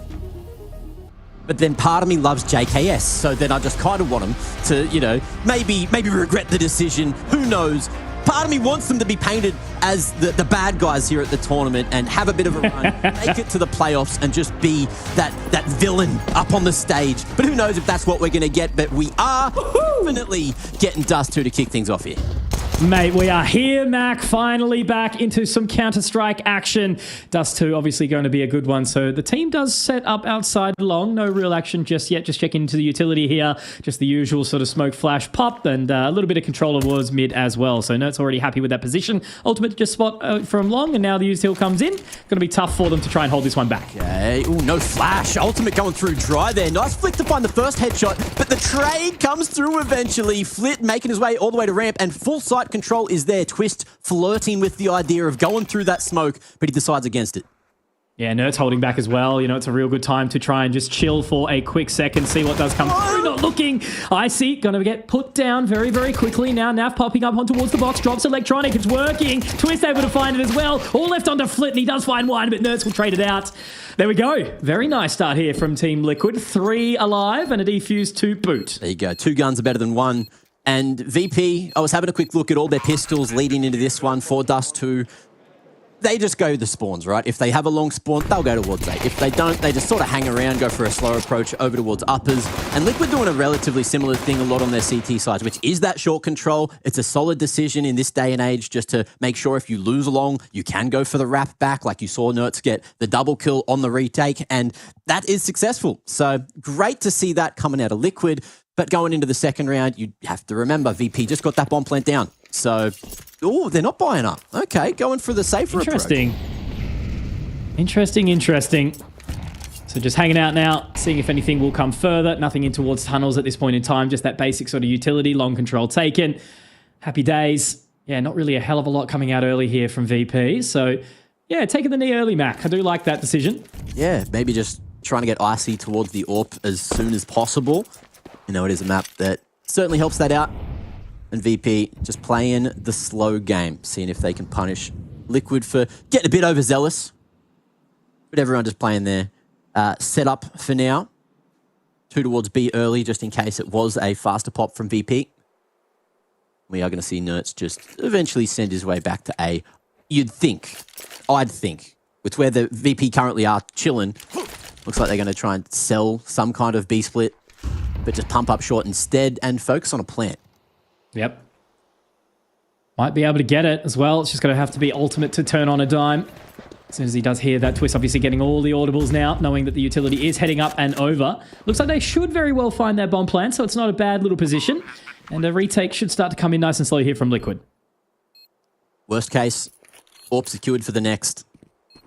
But Liquid making sure T's are crossed, I's are dotted. And with the double man retake up from long, surely Ultimate going to be able to find a line shortly. It's Naf with the MP9, should be able to get straight through, shred through the T's, but it's not gone well. Flick going to be able to find one with the dig already. Twist up the ramp. Oh, whip him with the spray. And that time is ticking away. Icy and Electronic, bombs planted for them on shore, swinging together, but the cover's too good. Twist, huge on the retake. Nice little triple. Wait, no, it didn't have a kit. Not happening. Didn't have a kit. Back. Oh man, as I said, bro, it was going to be a crazy game, irrespective of the outcome, and to have that already come on through, that's absolutely nasty shot from Flit to open up the round. Icy getting the flank on the NAF too, and you know they didn't even need to make their way through that smoke in the end, so they are up and about, and I don't blame them. Electronic is pumped. You gotta be. You gotta let them know. And look, we said worst case they were getting an AWP, but they got everything. They're just desserts. Not taking anything through to the next other than the rounds, but you'll take that every day. Liquid, however, did manage to salvage those rifles, so they've still got a decent buy here for the third. And VP just slowing things down, going for the straight on upper dark control, and we might actually just see a full pump. Gonna make it work. Heading on out now. Fame already starting to see a little bit of something. Flamus, though, getting 2, and Electronic as well. So it's going to be all okay here. Shuhei and Nertz, yeah, not really a hell of a lot's going to be happening here. Obviously, they will need the bomb, Mac, but that will be recovered with no stress at all. So yeah, just, you know, nice slow approach into that previous round, and then all guns blazing into this one. So well done from VP. They've settled themselves up nicely, and now Liquid are going to have a little bit of time to stew on it. I love that. Electronic, great read on where those rifles were going to be placed for Team Liquid. Shuey survived, Nertz survived. They know that they're over towards that A site, so just avoid them. Like the plague. Out to B they go. Beautiful entries there from Flamus, and now it is just the save time. Shuey looking to keep that M4 alive to the next. Good job so far. But with that force buy here in the third, you know, it is probably just going to be both these M4s to play with. Not a bad little start here. Should be maybe some further damage as they clear it out. It's going to be a huge result here from Electronic. And yeah, Nertz is just going to have to wish upon his lucky stars. I think he will be A-okay. Rest of the team's not going to push over anyway. But yeah, that's a really good response here from VP. I love that quick approach. Just immediately out there, trading it out accordingly. Not a single player dropped in the round. So a pretty happy position to be in for round number 3 here, Mac. Very quick turn of the tides early on in this map. I think both these teams have a lot to prove, right? Obviously, Liquid more so than VP, but there are a lot of VP haters out there. So a win here. Hate watching seems to be common lately, Mac. That's true. That's true. Everyone hates everyone around here. Although, maybe not in Melbourne. I think there's going to be a lot of love once we get down to the playoffs. Absolutely. A lot of beautiful faces coming back into that arena, Mac. Yourself included. Hold up. Could be the freest round of their lives. Oh, unless he got there. Not free. That he got there. 1 for 1. That is going to be a bad position. AK retrieved, Mitch. Okay, this round could be instantly flipped back in Liquid's favor. Yeah, look, ultimate no Kev, but still there's a kit in the hand of Nertz, so you got to be cautious here. A minute 10. You can see how VP are just frozen in their tracks at this point in time. Icy moving his way down mid. Yeah. Ooh, getting close. Dewey. Won't hear a damn thing. Icy staying sneaky on the rotate back towards uppers. And I dare say we are just going to see a late split through. A lot more power in it. The AK. Oh, don't know happening. If the aim's better, Mitch. Ultimate. If he can destroy this, if he can find at least one, that'll give him enough time. Aim punch will make it a little bit more awkward. So they've gotten into the side, but Shuhei, oh my god, managing to find that one very, very quickly. Nicely done on the wrap in towards Lower's Naf as well. Coming in, Icy.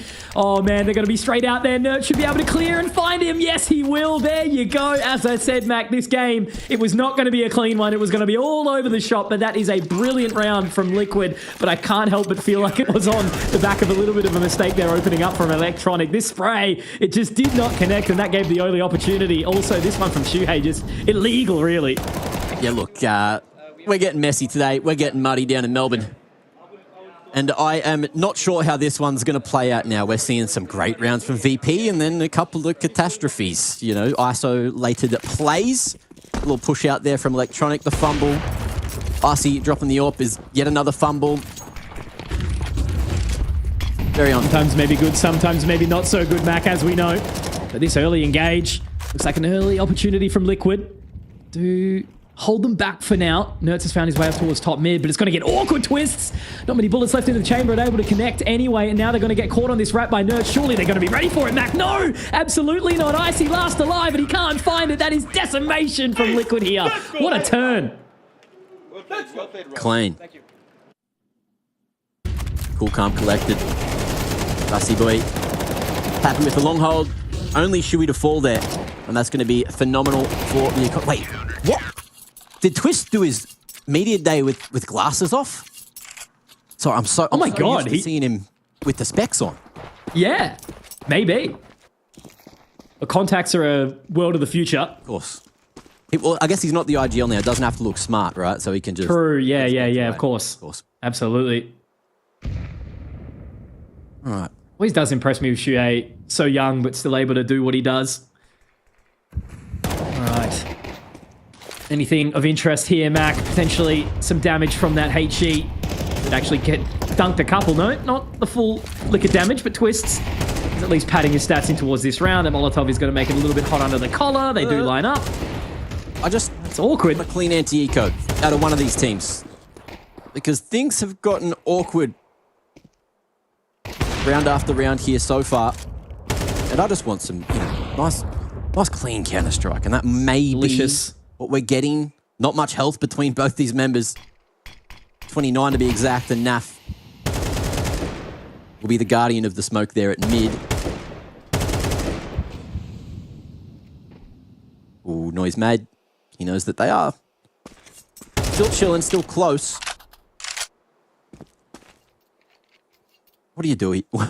What's the best case here for Virtus Pro? Maybe find Twists, but he's a while away. So he's going to be just hanging out on site, defended, shields around him. But yeah, really here, not a hell of a lot that Electronic can do. It's maybe just one of those fake, tac pauses, just have a conversation in the time. But that's going to be the round close. So 4 on the trot here for Liquid, Mac. And now, thanks to your stats, you'll know that that's actually a pass of what they got on their previous head-to-head in Bucharest. That's true. So looking much better.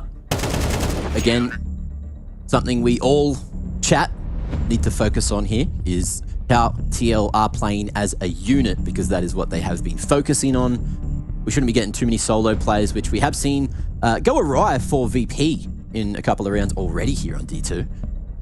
Looking at the economy, VP are back in business, but no AVP for Icy. It is just going to be rifles across the board. Electronic down to a Galil to get the extra util out.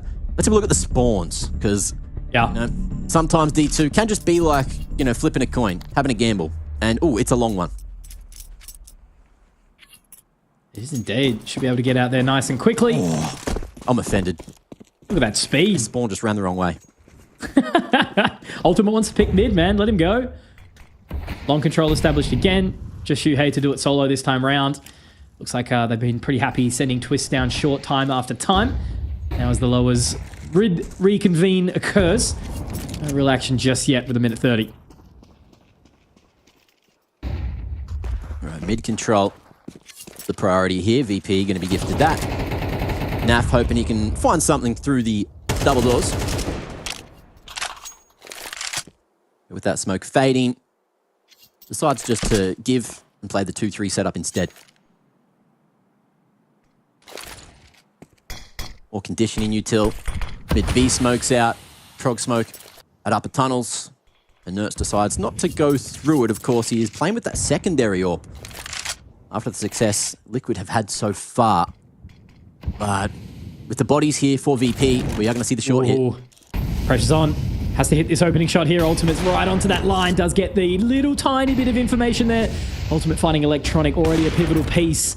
Now as they move up, Shuhei has to reposition. Flam is able to take his head off as well. Shuhei awkward, blinded off the line. It's going to be A really tough one to defend from here in this position. Shuhei also so awkward, but that extra little bit of flash does give them some more time.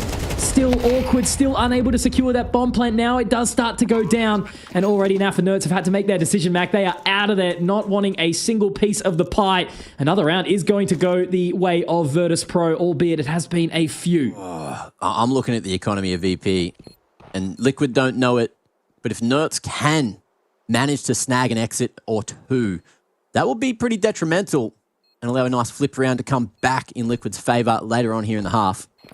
That's nice. That's good. Any more is a huge bonus hit. Gonna have to wait for it. Oh, thought he got a little tootsie too. Thought he got him. Yeah. Jesus. All right. Well, look, Mac, again, this game is on. It's still back and forth. Hasn't seemed to have anyone kind of hard in the lead by any means. You know, there was a good little resurgence there from Liquid, but even though Ultimate finds the opening shot, Flamus, you know, he was able to just be that guy. Flit also with a couple more moments. He was the one that you were talking about in this head-to-head, and, you know, unfortunately for Nerds, he's had to walk away and try save that weapon, so it does get one on the exit. But again, Mac, it is at least something for VP to turn this around. Something you'll take for sure. Well, in around 8, Corner Smoke and VP this time looking like they will commit to long, but Liquid have attended the party. They have RSVP'd, flashes coming through. Fame going to be able to take the first festivity. Twist, unable to trade for more than one. And long control still there for Ultimate. That Corner Smoke, though, making things a little awkward for him to hold. Might be able to catch Icy, but the flash allows him into pit. Oh, man, Icy brought a six-pack to the party, clearly. Twist forgot the fruit salad. Now Nerds able to get that one back. So at least it's a level of equalization here towards this long offense. HE out makes it a little bit more awkward. Ultimate obviously still trapped in a very precarious position here. Flit now wanting to try make his way up. Unfortunately, the prog molly has slowed him down just a little bit. Another one to follow back for it as well. Naf trying to peek onto that now. He is having a look forward. Great flash, but he doesn't spot it. Doesn't get that information. Surely going to be aware of it. Flit might be able to get the catch here, Mac. Could be huge because Ultimate's turned the tide, and there it is. Flit finds it. Now the timing. Shifting back. Ultimate has to be so careful. He's got to be on a head on a swivel. Awkward line here. Flit just sort of baiting, buying time. Look at the push from Nerds. No, denied, punished. And now it's on to Ultimate in this 1v1 alongside Electronic. Creeping around. It's going to be on timing. Ultimate is able to find it. How he has stayed alive, Mac, I have no idea. That's true. That's true. He is fucking so good. Yeah. Beautiful play. Beautiful hold there on the A site. Oh, I feel like Dust 2 is just that much more entertaining when you get to see the A action. When it's just the B hits, you know, instant pumps. Nice rolling. The most Ooh, well, that's true. Roland is from Poland. He's a wonderful player sometimes. Let's see if today's the day for him to keep on laying down the numbers. 4 towards top mid for VP. Again, just a low buy, no utility. Looking to just maybe punish any over-aggression from Team Liquid, who have gone for the 2-man setup at mid. Chewy very solo at long. Boom. Oh, great shot. You know, Ultimate Mac is one of those players that has been criticized, right? You know, quite vocally from some of the big brains of the community and how inconsistent he can be. But he's been hitting shots today. He's looking very, very good. Clearly not experiencing that jet lag, enjoying the Melbourne day life as the sun uncommonly has actually been out. It hasn't looked like the UK as of late. It's been quite nice there recently. It's exciting to have it back in Melbourne, man. Like, you know, well, back in Melbourne, IEM Sydney, we talked about. Hey, we've been waiting, like, what year was it? It was supposed to come 6 years ago, 5 years ago. It was supposed to be in 2020, but COVID ripped it away from us 3 times. 3 bloody times. And now we actually get to have it. I'm so excited. It's awesome. We've done a number of events at Rod Laver as well. It's going to be exciting to see what the triple or quadruple crowd size increase. I saw earlier someone was saying statistically, it might have been chat on the mainstream, that we have, hold that thought though, we have an AWP battle, and Icy win that. So his veins. Ultimate, we sung his praises, but now he's out of the conversation for round 10. But what I was saying, Rod Laver Arena, it's going to be, I think it's like 4,000 extra people on top of a full SPO deck. My God. We've sold it out, so that's going to be crazy. I think last time at the, what's it called, Aware Super Theatre, the stat that came out after the event was it was most beer sold at any event ever, which is pretty incredible. That's across all sports, all arts, all everything at that theatre. Beautiful stuff. Great to get Australians can be counted on for one thing, Mac, as we know. and it's breaking beer records. Let's do it again, guys. Well, late long control for VP this round. Man advantage, all grouped up. Looking just to try and make this round as easy as possible. Little pop flash for Twist to try and activate across the top. Layered utility. Awkward place to be, but Shui will win the fight for one.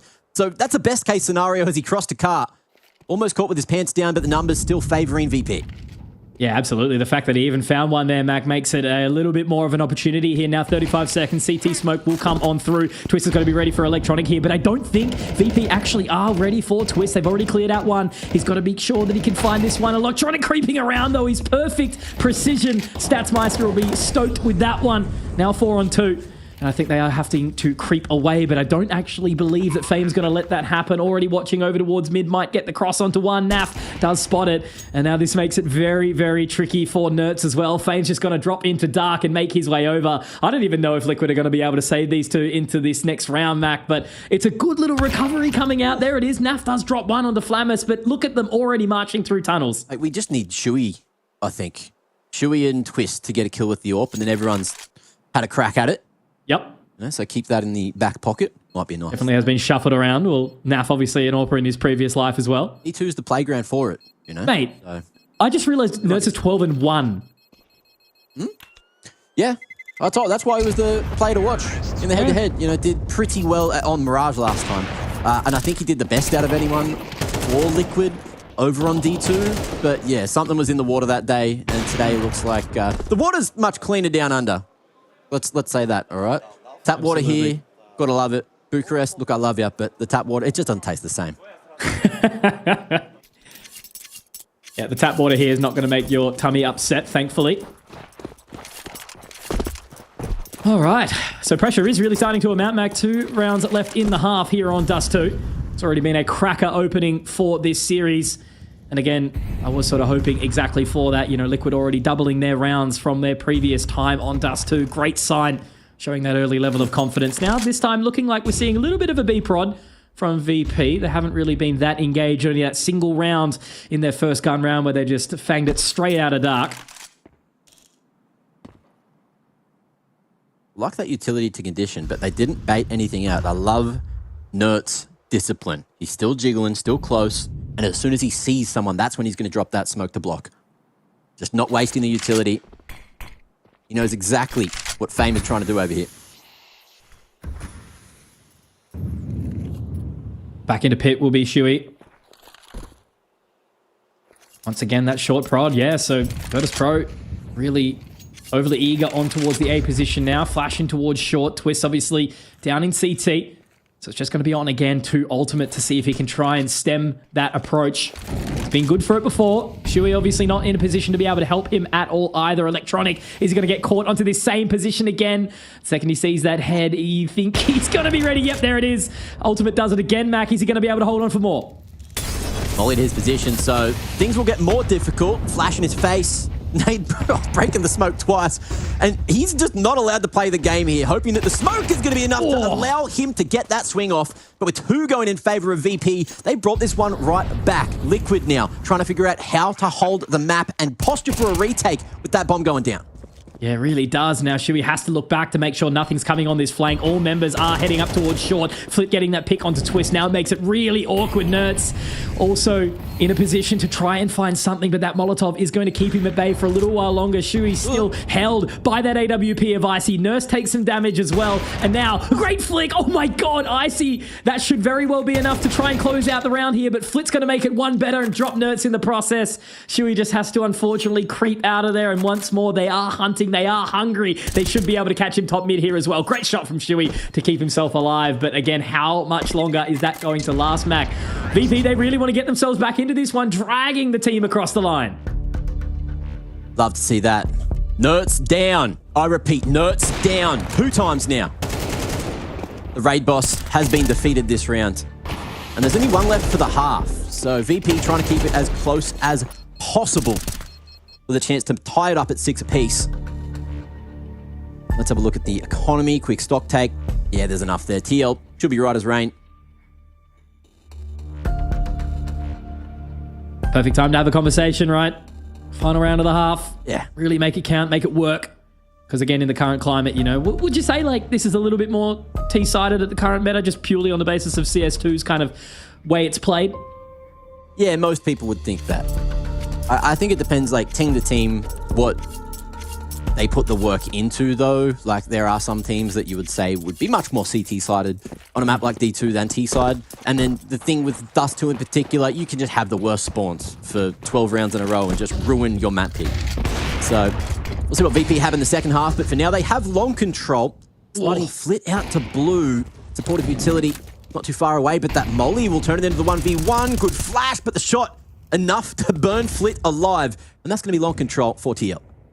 Great engagement there from Shuey, doing it completely solo there. Massive player to take down. Ultimate finding Icy as well. Much more of a slow kind of split up approach here from VP, and it's making it awkward. Electronic also trapped up towards Sui. But Shuey, he's got so much positional advantage here. Does get ripped off though, Flamus. Maybe bit off a little bit more. He could chew there, the old captain of Liquid.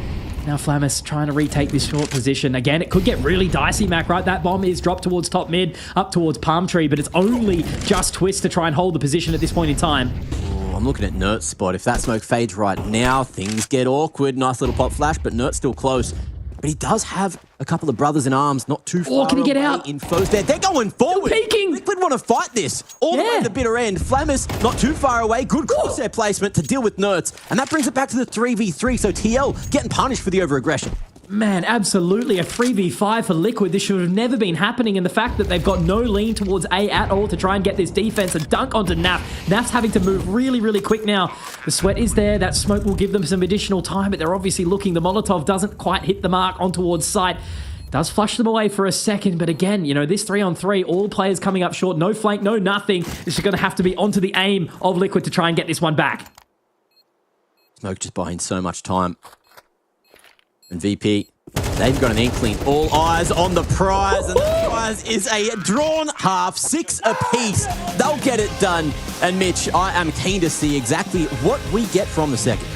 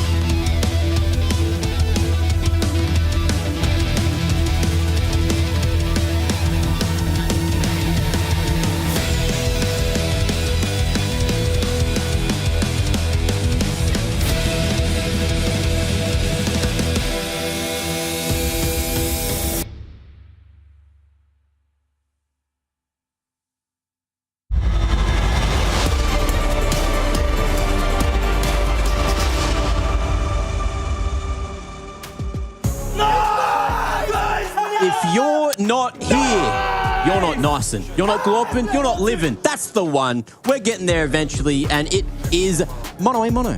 Who knows where Dust 2 is going to be going and who's going to be taking the whole cake? Is it Liquid? Is it VP? Find out right now in the second half here. Mitch, what's going on in the pistol? There's only one good thing to say, Mac, and that is let's glorp the boys. Cannot wait to see who is able to take this one through. It's been a little bit of an up and down game, as we know, and a much slower approach here on the pistol coming through. Just clearing out Dark, doing your usual sort of kit and caboodle. Nice long control already taken by Virtus Pro as well. But it is going to be a little bit of a mid-poke here. Very heavily stacked from the side of EP towards B at this point in time.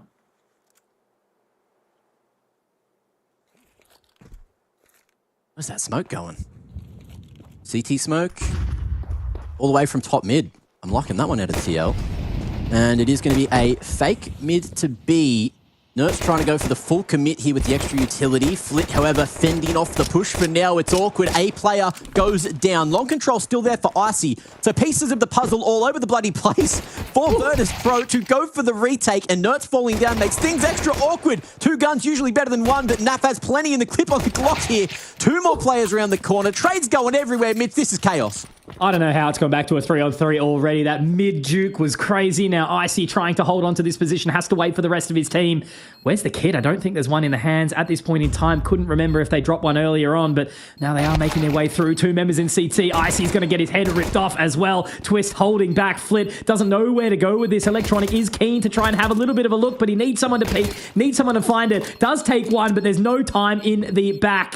And he's just going to have to try and play the exit here. Electronic on the way out, and he does connect with another very, very sharp Electronic. He's been playing nuts, but Shui will live on, and so will the dream of Liquid. 7 in the bag, a pistol secured. Yeah, a couple of cheeky exit frags. Just getting the aim crack in while he can. Had a bit of a rough first half for himself, but looks like he wants to bring a bit more pain here in the second half. Liquid, however, back in the lead, 7-6. Let's see what they can do up against an anti-eco. We got 1 smoke, 2 bangers for VP to try and pull something out here. Smoke at mid to deny vision, and then flashes for a long big duel. We're going to see TL walking straight into this. Yeah, absolutely. Are they going to be ready for it at all? 2 members already making their way out.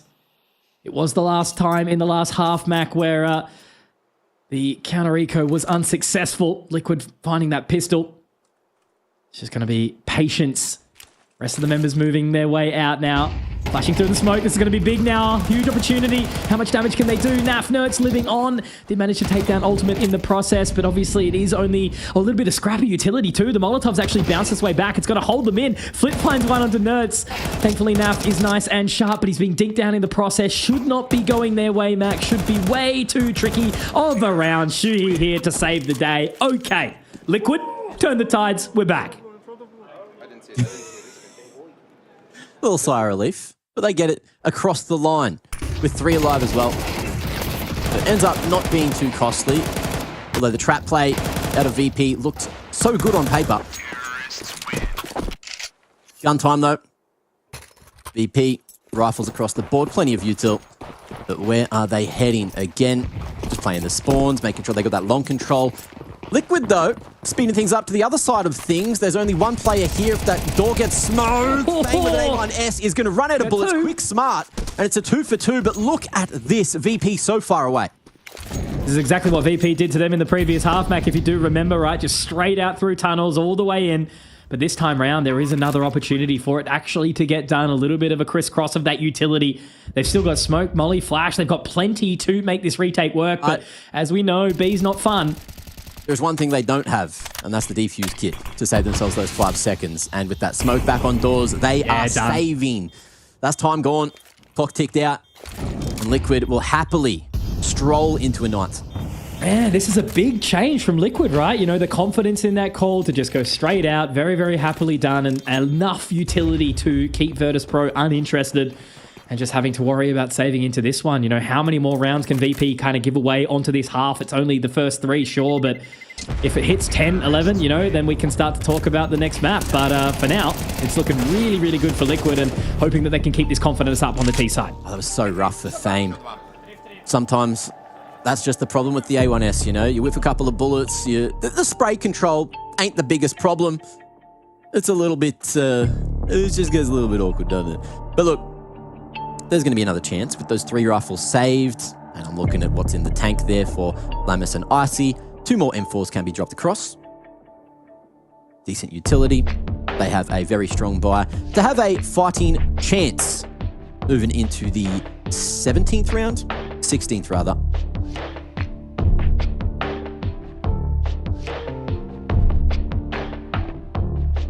Good time to think. Don't want to let too many more go the way of Liquid. Said, you know, it's such a momentum-heavy couple of opening maps that we've got here in Dust 2 and Mirage. And if Liquid manage to convert this one, I think it may be very, very challenging for VP to shift it around. It's going to be that long attack again, Mac. Can they make it out? They're trying. Corner gets the job done, and Shui don't need to see Icy to get himself the opening. Man, Lovely little Icy's having a rough one, isn't he? Across the wall, and it just gets the job done. Yeah, 3 and 11, Mac. And look at this push, though, from Electronic. They're not going to be ready for it at all. Oh, will he look the right way? Yes, okay. It's fine. It's fine. We can relax. Back to a 4-on-4. Great job from Electronic. Just to clear those corners. Make sure everything is checked. And Shui going to feign the A pressure with the cross smoke thrown. Ooh, Nertz beats the smoke. Electronic not ready this time for it, and that may be the B site for the taking. Nertz just a molly to hold. The AK in hand. Has that stopping power. Spots the cross. They get there quickly, don't they? Oh, won't be able to stop that push in window. He's gone through the molly. Flit. Down. It's awkward. Yeah, Flit's already pushed in towards that position on the flank, but I don't think they're going to be able to find it. Flamus finding one onto the other side. This is the 2 players that we were talking about. They actually do see Flit pull away, but at the same time, unfortunately, Flamus has gone down to the hands of Nertz, who has just had a cracker of a round. Pushing through that smoke, as you said, then solidifying with the additional frag. Oh man, Liquid are just looking mean and keen, aren't they, Matt, going into this early one of IEM Melbourne. Great opening, great start for the team that has had so many question marks against them in this last little bit. Yeah, I think there was a lot of people maybe not expecting Team Liquid to come out of the gates and look so strong, especially with Shui. You know, obviously having a rough game over in Bucharest, or a couple of rough games. And I'm sure they're going to be flabbergasted if TL take this 2-0, but that's still a while away. Look, we only got to double digits for the first time here, and there is a lot of Counter-Strike still to be played. You got to remember, last time they went head-to-head, they did go to OT before VP managed to bring it back. And there's that couple of shots again as well. Shui doing God's work, Nertz beating the smoke bloom. God. And you love to see it if you're a Liquid fan. Oh, what's he lost? Twists.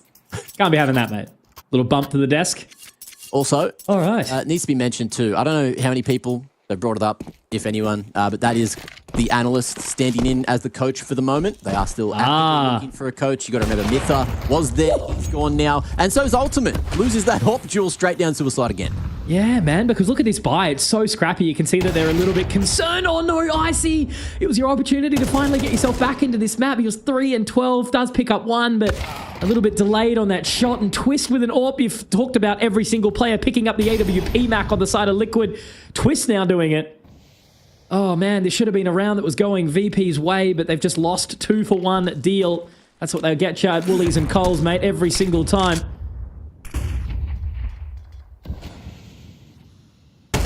Ooh. Awkward fight.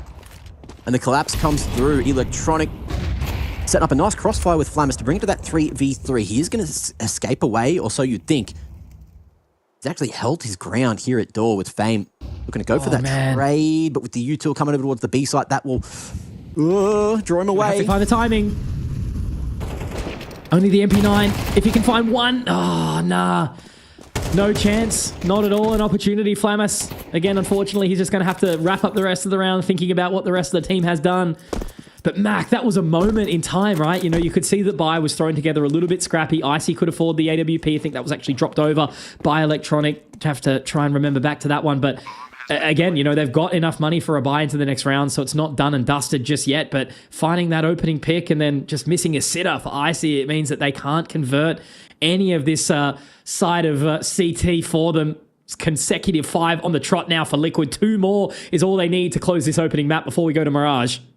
Sorry, like, theoretically, we are seeing VP do a lot of right things. Yes, they in hindsight, it might have been better to play together and get that trade at mid, but they know that B-side is going to be way too hard to retake. If they don't send old mate back up to try to hold it there, the spray doesn't work out, and then the round doesn't work out. We seem to have a lot of these rounds happening, right? And if Flamus can at least hold this M4 to the next, you're looking at the money. There's going to be a full buy in. If he's not found, sprays towards the door, but it looks like he survived. And here's how it all went down one more time.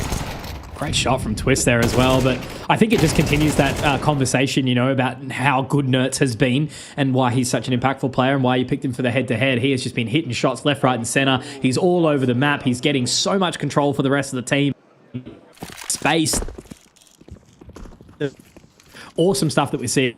Chew's playing really well. No one lacking for Liquid right now, Mac.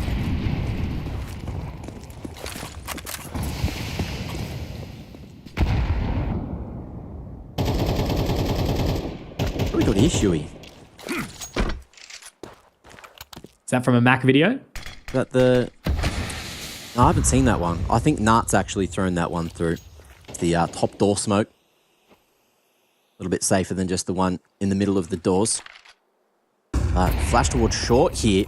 Forced off Fallen. Icy repositioning towards long with the control that they got at the start of the round. Then we got Liquid. Happy just to throw the progression utility and maybe go for a double pump because they have all their eggs in this one basket of short.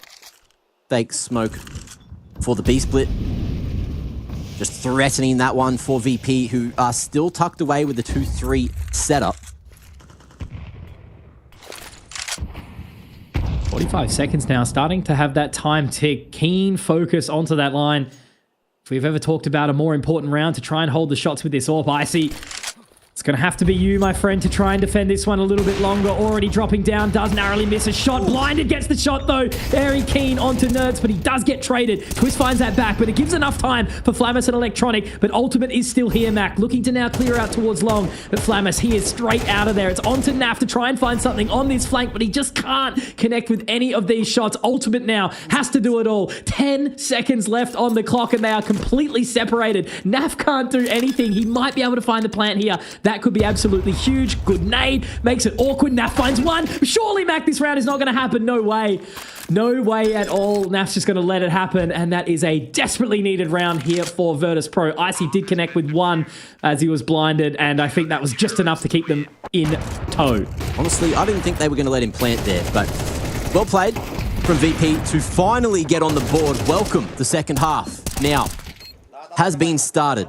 Naf feeling like that activation of the lurk just came through a little bit too late, so late rather, a bit disjointed. So maybe next time it'll work a bit better. I like the theory of that pushing from the CT just to try to get that long control, but Flamus locking things in, locking down as much map control as needed, and the A site was defended. Now what do we got here?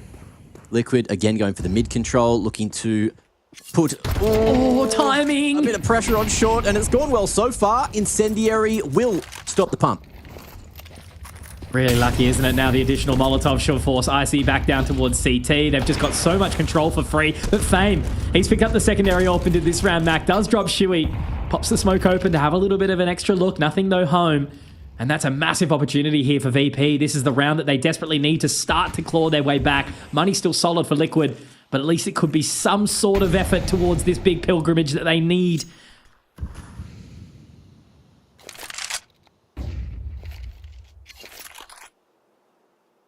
Until getting tossed around. Twist having his say. What do we got here? Molly towards short for Icy, who does have a helping hand in Flamus, who beats this utility, goes forward, keeps fighting on elbow, and this is almost good enough for the round. Dink onto ultimate, but won't finish the job just yet. Flamus is hungry for more, and the Molly's going to lock him in. No scope, no good. Flamus gets it done, and he is happy with that. That is the man you want to be seeing fragging, right? Flamus just absolutely charging down short. able to find the 4K as well. Massive confidence booster for the side, but it was all off the back of this opening here from FaZe, able to sort of shift them back into Bay. They walked their way up short. It was great utility from Liquid to get into that position, but look at this, marching through, 2 bullets left in the 5-7, and they are cheering. It's so crazy, Mac, how a round like that can really sort of shift the mental of the team. Yeah, for sure. You get one on the board, all of a sudden the others seem that much easier. You get past that first mental hurdle, and then the scoreboard hurdle too. Flick getting that opener onto Shui as well already. Such a key moment. This is where the economy can start to break for Liquid.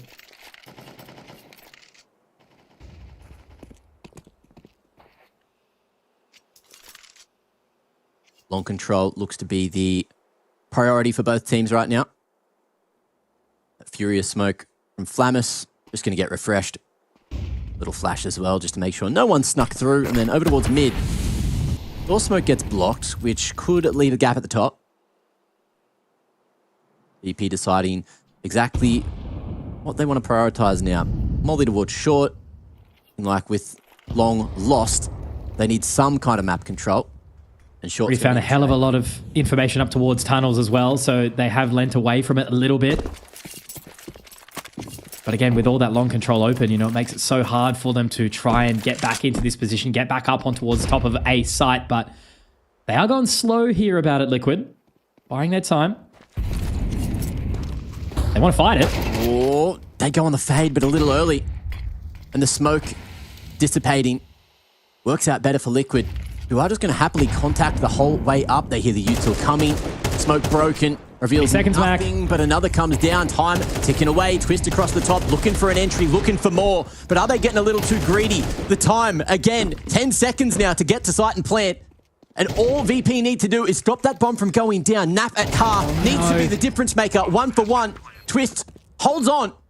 And this is looking like Liquid might just be bringing this back from the depths. How have they done this right now? Back to a 2-on-2. Twist and Ultimate just absolutely clearing.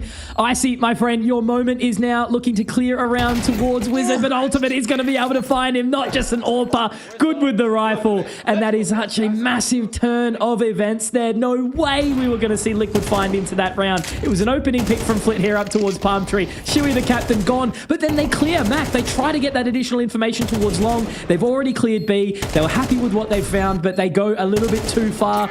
Fish out a little bit deeper into the waters that are uncharted. And Liquid find map point here off the back of it. Instant mid-smoke.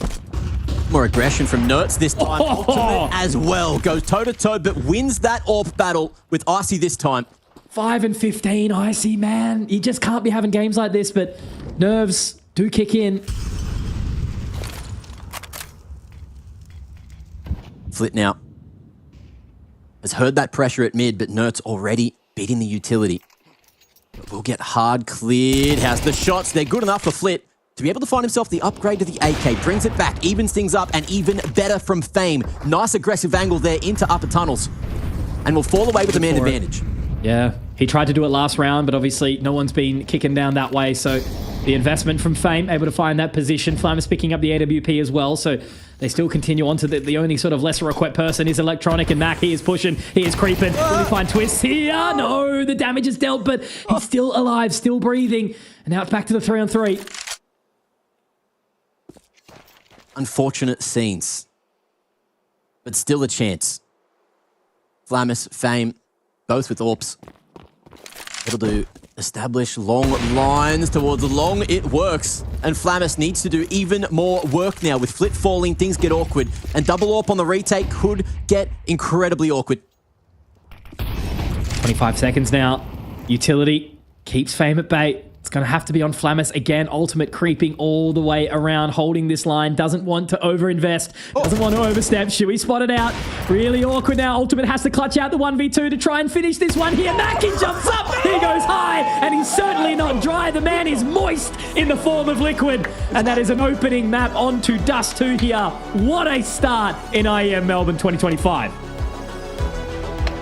Beautiful, beautiful opening for sure. And we want to see a little bit more from them. But That's Dust 2. That was VP's map pick, and it's in the bag for Liquid, who have turned it around and already started to get that inch of revenge on VP. I'm hoping that we get a little bit more. I'm really hoping that, you know, it'll go the same way on Mirage, but we aren't quite there yet. VP, things just didn't work for them at the start of the second half, and it just felt like it took them too long to get going. Icy, you need to ask questions there as to what was going on. He's the AWPer. He's the man that's usually doing a lot of the heavy lifting for VP as of late, but maybe jet lag is the difference maker. Yeah, man, absolutely. What a way to sort of go in for Liquid. You're exactly right, though. It's an effort by committee. You really need everyone stepping up to the plate and hitting it out the park, especially up against a team with so much tenure, so much experience. You know, again, question marks raised. How are they going to be looking in this new system that they've got? And it looked pretty good so far, but I suppose still at this point in time, you know, watching a map like Dust 2, it came down to some of the individuals taking some risks, finding some positioning. Nertz was absolutely fantastic here, so I think that's a great win to come out from Liquid at this point in time, really giving them that confidence boost. They're up and about. They look fantastic, but here's one of your heroes on your screen right now, Ultimate as well. What a clutch. That was a 3K in the final round to close it out, but I think that is a very, very happy start. It was a 6-6, right? So that means that Virtus Pro were only able to pick up 2 on that side of CT, which is just not good enough. Yeah. 2-7 in that second half. It was a bit of a different one to what we kind of expected. It was super close in the first half. But again, look, VP, you saw what they were capable of. Once they got that ball rolling, it was just a matter of getting the ball rolling. So moving towards the Mirage, that's when we kind of need to think, okay, all right, have a breather, have a breath, have a break, have a... You know the end to that one. And then type Glorpy in chat because VP might need your support if they're going to be able to bounce back here. Last time they did take Mirage, so they do have that going for them, but that was when TL were fresh with Shui and they still put up a solid performance. So if they are doing what we expected, doing what I got told, which was focusing on the teamwork, on their macro as a unit, that's looking better. They were making great decisions. You know, Shui, the calling... already on paper seems to be going well, and that's what we need to focus on, right? Twist able just to look at fragging, doing his job. There were multiple rounds where he was getting multi-kills and pretty much saving the rounds up against some shaky situations when some individuals weren't able to get the openings. But look, you need a ship steadier. Absolutely, you do, and that's in the form of Nertz, right? He was looking absolutely fantastic. I think that's something that, you know, you were obviously leading into as it all started off in this competition, Mac, you know, checking to see who was going to be that highlight player, and he certainly was. He was looking absolutely brilliant. It was consistency straight out of the gates, and I think for me, just the amount of space that he was able to find, like it was just the, you know, little bits of impact fragging, you know, 2 kills here and there, and just able to have the rest of the team sort of follow suit. So, you know, whether or not he's doing some quasi-calling alongside Shui, giving that info away, but yeah, whatever it is, it seems to be working, and I hope it can continue for the rest of the series as well. Yeah, you got to love it though. Liquid, I think there's a deviation of like 6 kills from top to bottom. Twist ended up top fragging with a solid performance there in the second half. But Nertz overall, he didn't even need to be the entry man, but he was the trade man. He was getting involved. His KAST was quite high, but doing exactly what he needed to do. And then especially in that first half, what was it? It was like, was it 10 rounds or something before he actually died a second time? Yeah, I think he was 12-1 or something at one point. Yeah, legit. Mr. B site player on Dust 2, I feel like. It's a little bit grim when no one's coming your way, no one's home, but at least if you're still fragging, you're still getting a part of the action. So yeah, awesome start for him. You know, it's not his first time in Australia either, playing up on that one, so we can hope to see potentially a chance for him at the big stage, because I think he'll be getting cheered on if he does. Yeah, I hope so. But we have a second map to get to and a short break to get through. So we're just going to be looking at the A stream while we wait. I'm going to be chilling here. Come to my house if you want to watch the games in style, in comfort, and we'll see you very shortly for Mirage just after this.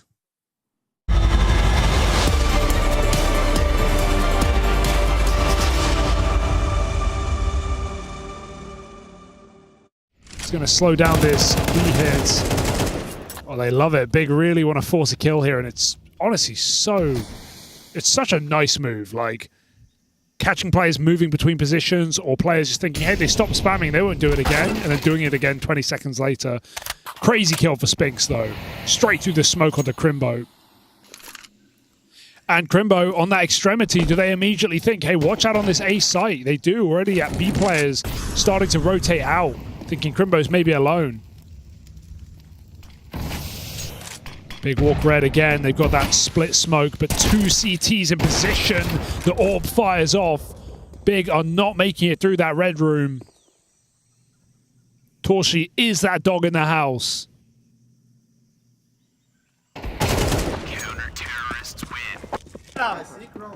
Nice, Adam. Can we play Nice Hobbit on voice. Tico now? We We have have no money, sheep. right? Yes, yes. Okay, let's play Hobbit on Tico.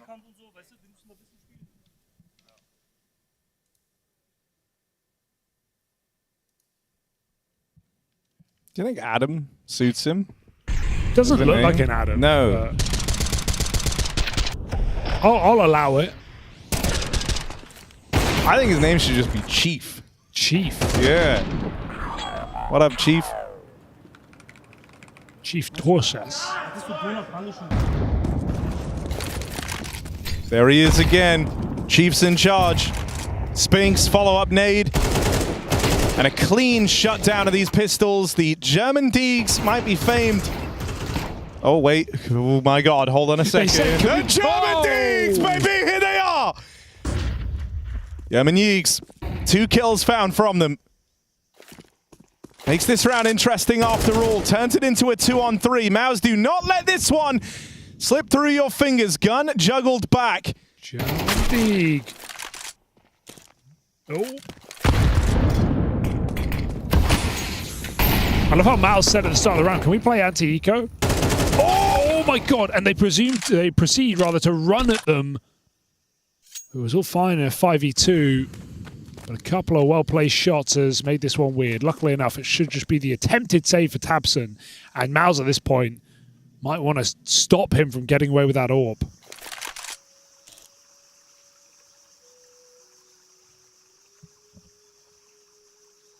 I mean, there's so many gaps now. Jimmy can't push, really, because then he could give away the A plant. So I think Tabson will get away with this orb. Great shots, but it's a Mouse round, as it was always meant to be. Oh. Saved. Caught that from the other POV. Seeing it from Exertions was mad.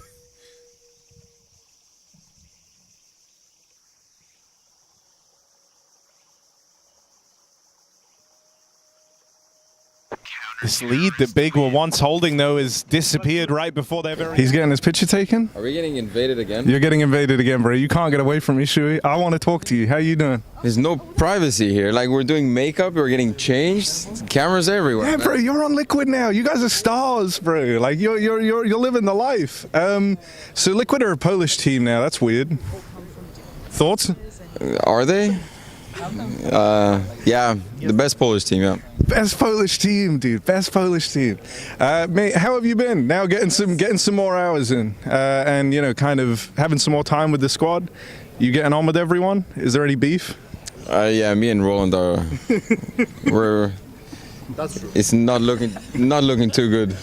It's actually not a Polish team for long, bro. It's actually all gonna. Actually, the team has not heard us speak Polish once. That's our side goal.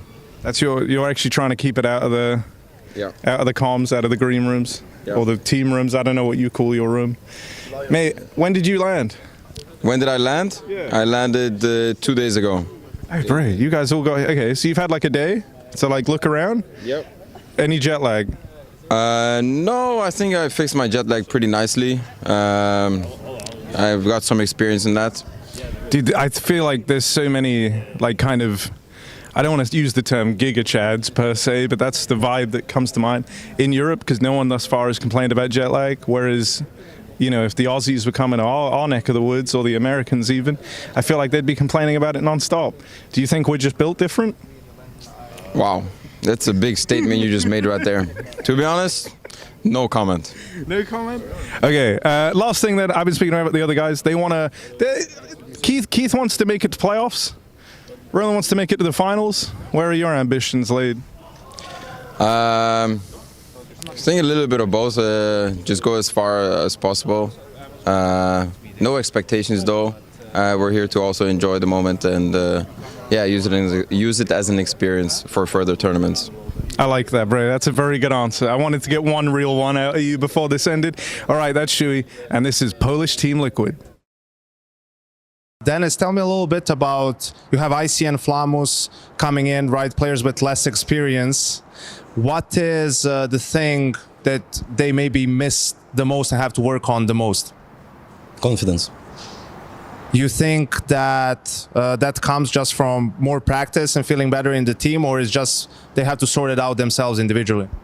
I guess the understanding what they're gonna do on the map, you know, what the role of them on special sites, you know. What's different for you this sort of second time that you're an IGL compared to the first time? What are some of the maybe things you've learned that you're gonna do differently this time around? I don't know. I will just try my best, and that's it. How has it been putting everything together? You know, you have Fame and Flit, won the major back in 22, right? You have two younger guys. Has it been tough to put everything together with how many tournaments you guys had to play? I mean, first of all, everybody from our team needs to forget about their achievements before, you know, because it's a new game. It happened in CSGO, you know, same for me. So we have to prove for ourselves that we still able to be tier 1 team, you know. So that's the goal. How different do you think Liquid will look like in this tournament compared to when you guys played them in Bucharest? I don't know. In Bucharest, they were totally new team, you know. They had new IGL, so I mean, this time it will be much harder, I guess. I feel like. Hi, it's Bob with Face It. The official broadcast is better than ever on Face It Watch. Yep, that's right. Switch it up with the POV selector. 4 angles, your choice. From the main broadcast to your favourite player's view. And it's available on the Face It app and Chromecast. But wait, there's more. Keep watching, keep winning. That's how we roll. Watch IEM Melbourne while having the chance to get skins and Face It points. Look at this beauty. Change the channel and control how you watch.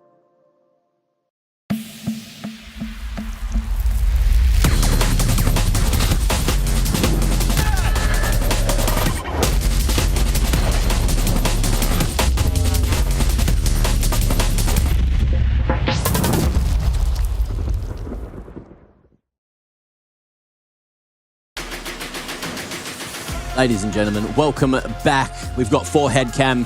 We got warmed up, we got excited there during map 1, but it's time for serious business. More so for VP than anyone, because if they go out 0-2, if the revenge is taken and Liquid take us all the way into the... Well, honestly, I thought Liquid were going to be going to the lower bracket after their performances as of late over in Bucharest. But if they're spinning things around, if they're looking to make it to playoffs here in Melbourne, I'm all for it. I love when they try to be the underdogs, but then they flip the script. Yeah, absolutely. Well, look, the players in the team are good at Counter-Strike, right? As the basic fundamentals of all 5 players. They've been around for a long, long time. They've got tenure. They've got big experience at big events. So you hope that the system will work, right? But again, at the end of the day, it depends on how it all starts to come together. And for Virtus Pro, I feel like they weren't entirely activated, right? They didn't have all 5 players looking in tip-top shape. There was a couple that we really needed to see a little bit more. I hate criticizing one player because it's not because Icy let the team down in a holistic view. It's just because he's so good. So where was he at? If he was there, maybe it did change something else up for them. But overall, I think, we go to another map that's a little bit chaotic in Mirage. But yeah, if they've got this structured system, we know it went to overtime last time with a narrow win for VP. Could change. Could need Ancient, maybe. Don't know.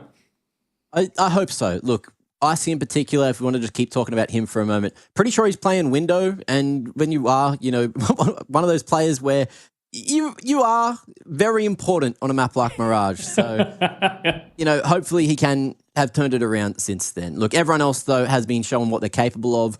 And arguably, look, if we get to see Flamus putting up performances like that, they should be A-OK. That being said, if we want to talk more stats, have a look at this. Win rate, 44% here on Ancient. I think we're going to Mirage, though, aren't we? So yeah, we're going to Mirage now, yes. I think, and then Ancient is the 3rd map. Of course. Because the statistic for, in the last 3 months with Liquid Player Mirage, they actually have won 0%, but they keep picking into it. So that's not very nice. No. But today's the day to change that, right? Yeah, absolutely. And as I said, right, you know, Mirage has got so much play by all of these players. Everyone knows it. They've all got thousands of hours in Face It on there, you've sure.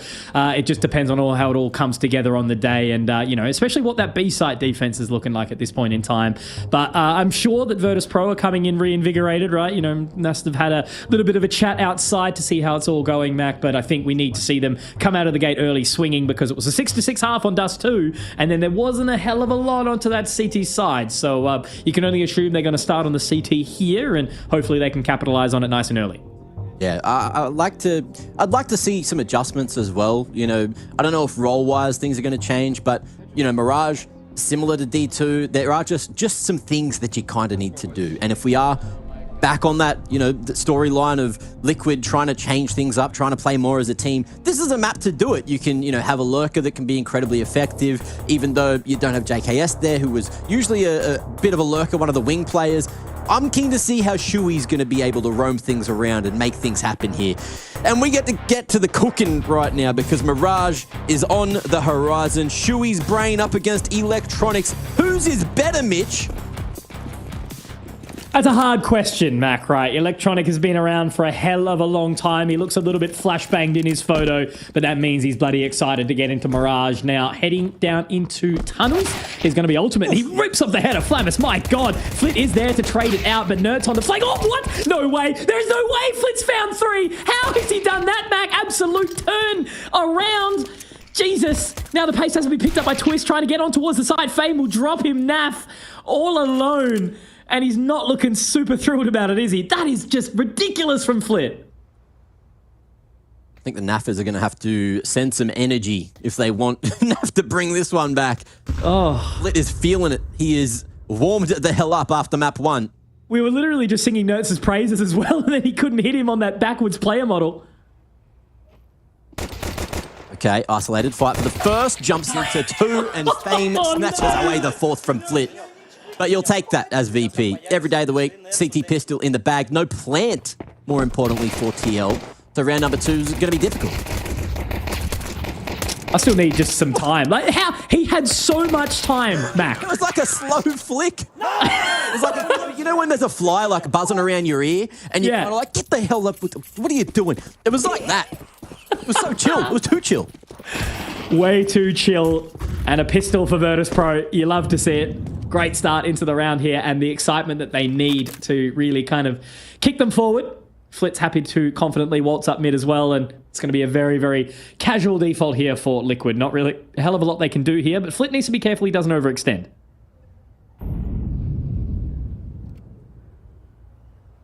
All right, no M4 donation this time. You heard your wisdom. Oh, he is still hanging around. Decoy towards the top of mid. So Flit at least has the location of one of these T's, just chilling around T spawn, trying to bait out the aggression. The 4-man setup. Nertz isn't even looking at his monitor. He's just chilling. They're just laughing.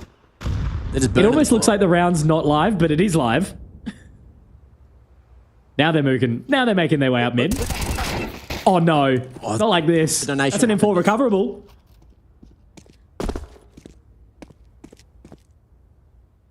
Did they get it? No. It was almost a donation. Yeah. Ends up being laid down as a bit of a trap. Fame guarding it. Icy not too far away. But it may be Electronic getting tested if they keep going through apps. Underpass the place they send it though. Reroute. Icy. Next point of contact. A little slow on the trigger. Yeah, he is, isn't he? But he gets it. Okay. Yep, that's fine. Kind of maybe looking at the mini-map or something at that point in time. But 3K for him, that's got to be surely a little bit of an emotional boost there after the previous map. Just some nice eco frags. Confidence. Always good for the confidence, exactly.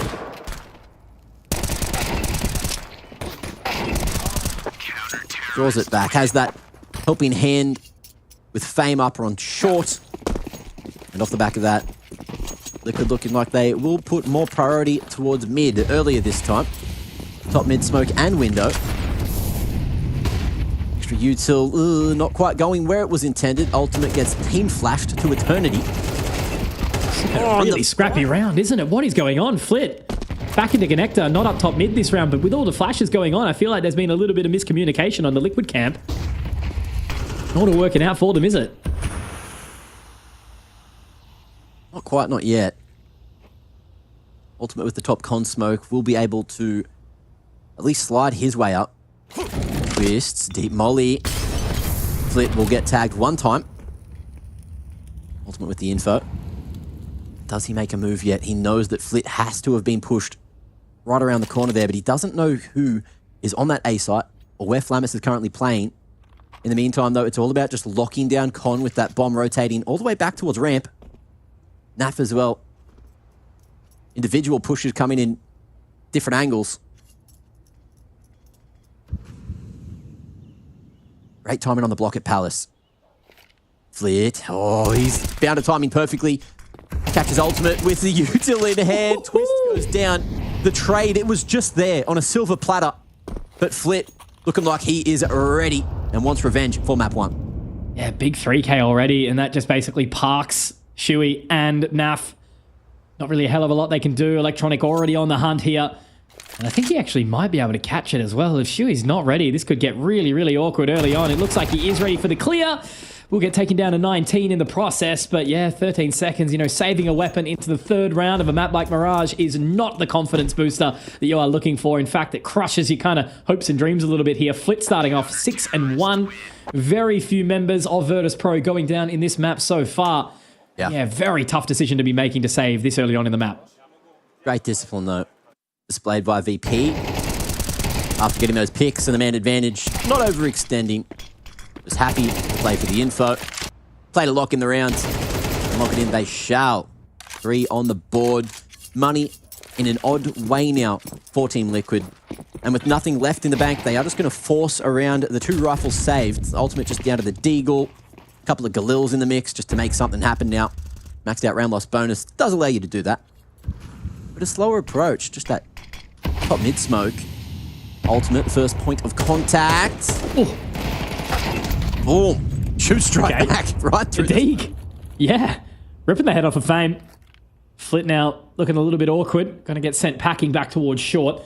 And this is the time where we are seeing Flamus try to get a little bit of extra control of A main. Still having electronic jump spotting this time, not around where he's pushing forward. Will allow the smoke to sort of buy some additional time. Just watching on the other side of the one-way. Flamus happy with his info towards A main. Resmoke of the position. And now it's just going to be back towards that mid-pop from Liquid. Still a minute left to work with.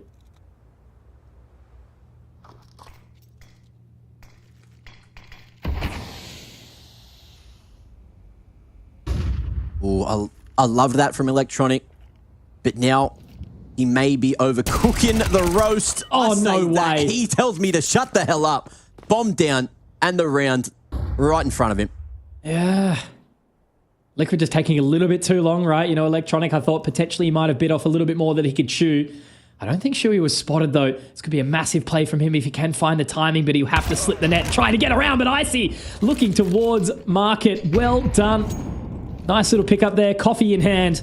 Now Flamus already into position as well. They've just got him completely in a chokehold, don't they, Mac? There's been no opportunity for Liquid at all to do anything to potentially deal with a save prospect. Again, back-to-back rounds on the T side. It is gut-wrenching. Swing. Damn good. Flamus knows he can't slow peek those ones. And with Twist on the ground, it's just Nertz in a 1v4. Doing great work over on D2, but unfortunately will be left all alone. And VP won't hunt him down. They'll just celebrate. Happily move across into the next with a flawless CT side so far.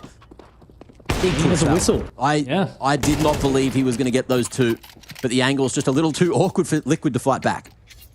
Just that little microsecond where they're getting out that utility, right? You know, a frag there, taking down Electronic, it would have put the pressure onto Icy and maybe around for Liquid, but they're just going a little bit too slow. Maybe not as much confidence as they had on Dust 2, which is crazy. Icy now interconnected nice and early. Will be Molotov out. So no action to happen here just yet, but it's simply only the hero AK from Nertz. We're talking about earlier how good a hero AK can be, but will it be the necessary evil for the side of Team Liquid here? That Molotov making it so awkward. Fame finding another Mac. They are just clearing house right now. They don't want any guests.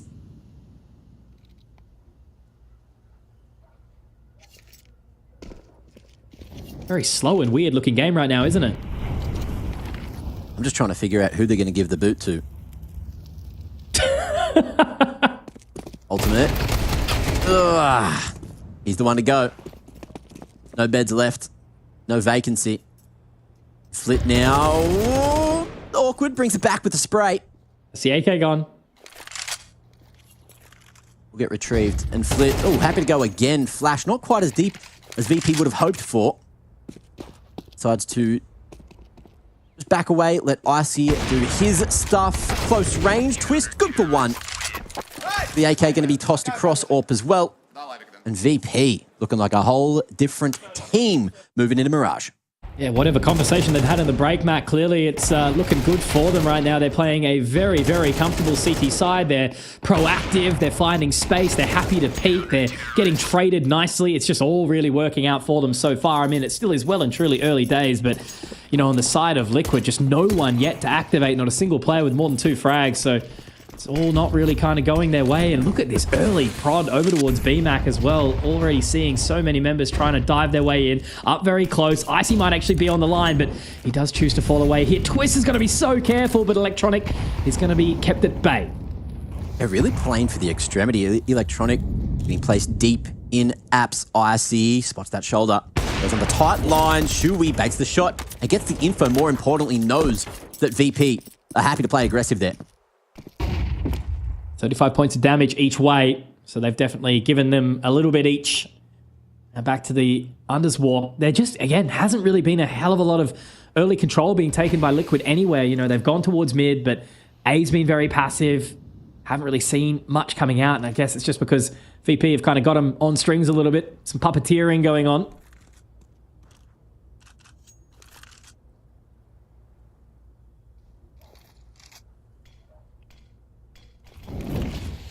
Smoke on window.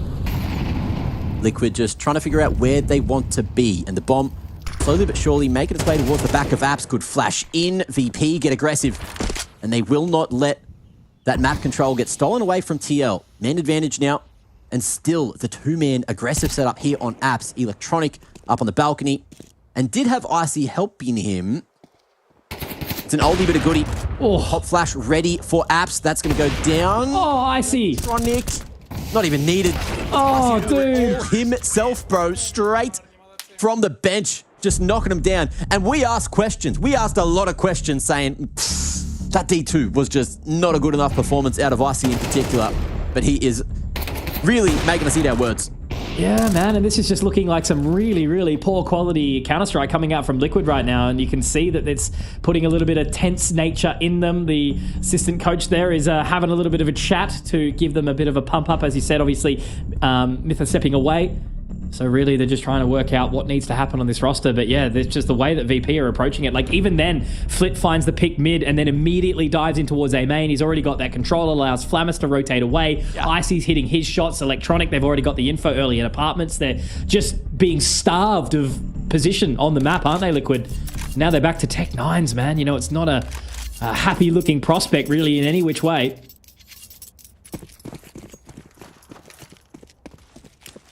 Still doable, though. Early days. Yeah, we'll see what changes. At least for this round, Liquid going all in over towards the A site. Somewhere they haven't spent a lot of time so far. Mostly just looking for that mid control. Great timing on the block in Palace. It is just going to be Icy tested solo.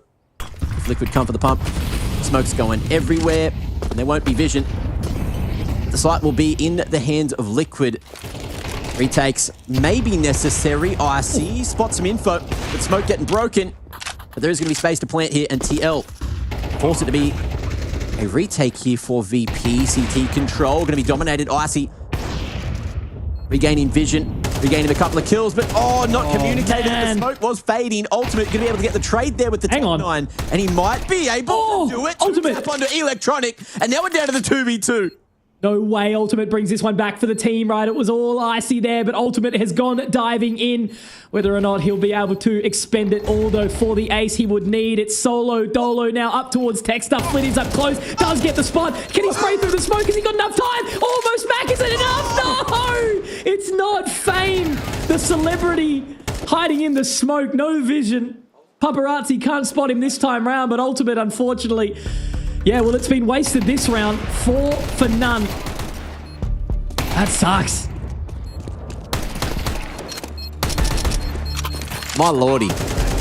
That was it. That was the one that Team Liquid could not buy around right now. They get it Electronic. so close. Stone cold, hey. Oh. They were a little bit slow to that A site, though, I suppose, right? You know, Electronic held very, very long, making sure it wasn't a fake there. Mid control was sort of slow through Con. But, you know, they just let it happen, and it ended up working out for them. It was just that kind of scrappy trade through CT that made it possible for Ultimate, but I like the fact that they take the pause quickly as well, Mac, that they, you know, aren't going to let that one shake them. But 7-0 is just such a ridiculous prospect after what we saw on Dust 2.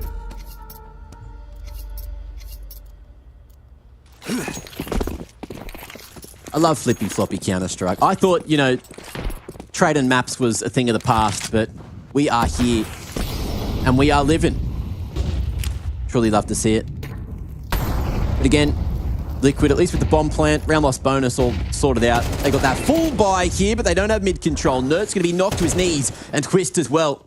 Answers with 1, pushing on the extremity. Flammer's falling the anchor out of the equation, and instantly you see VP reacting, going back for the CT control instead, and making sure that they can put themselves in a position to succeed. Only danger is just they've got so much control of CT here, don't they, Mac? You know, Twist already taken down to 5 HP, not looking anywhere. Flit just able to decimate on towards the side. Shuey, he did find one over towards mid, but that feels like worlds ago now. Oh man, they just had so much control of the side, but you can really see that there's just miscommunication right now. You know, Liquid are not on all the same page, and they are making a map that, you know, some people can just walk out A main and just run for it and make a round work. They are just falling apart little by little, and they're giving so much space here to him as well. Shuey should be able to pick up the bomb. He doesn't go for it just yet. I actually like the approach from Electronic, trying to wrap around, put a bit of a strangle onto him. They're giving him way too much space, and I feel like that's part of it, just lull him into a false sense of security, right? But yeah, this is just not looking good in any which way for Liquid right now. It would have to be an absolute miracle.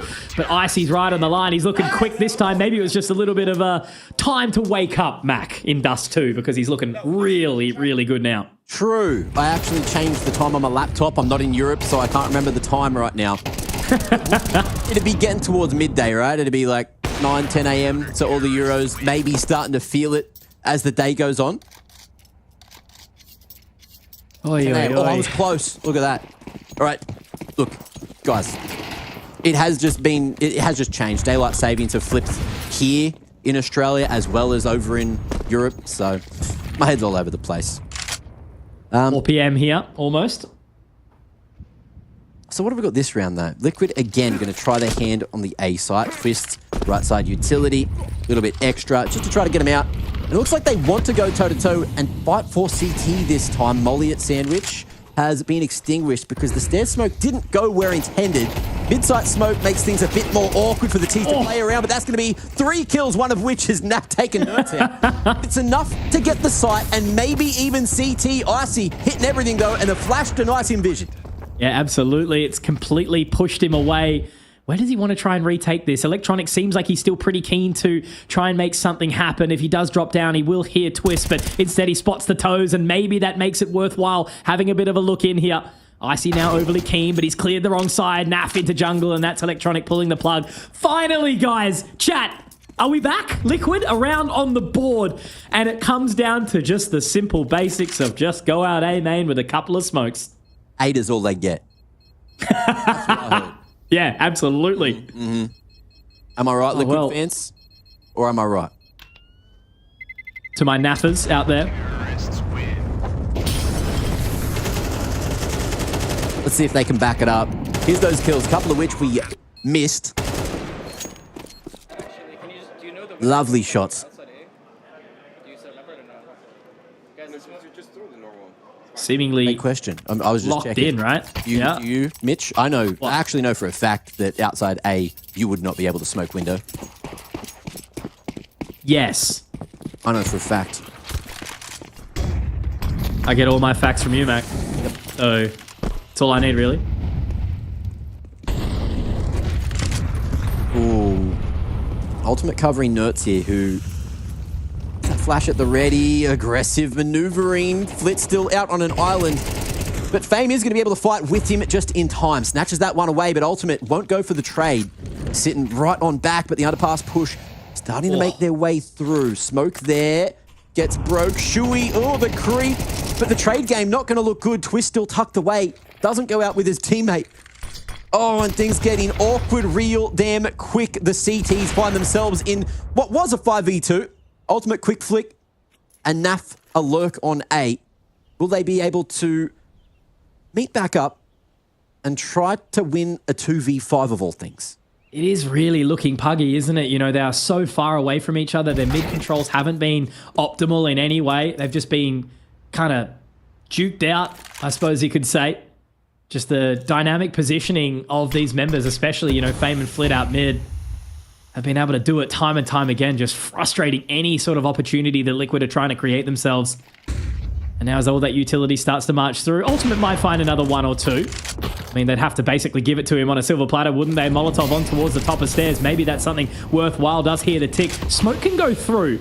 With bomb in hand, Mac, maybe there's something that he can start to fashion himself out of. Not a hell of a lot, but Electronics position in main is going to make it a little bit too spicy. But speaking of spicy, take away the first two letters, Icy, getting it done.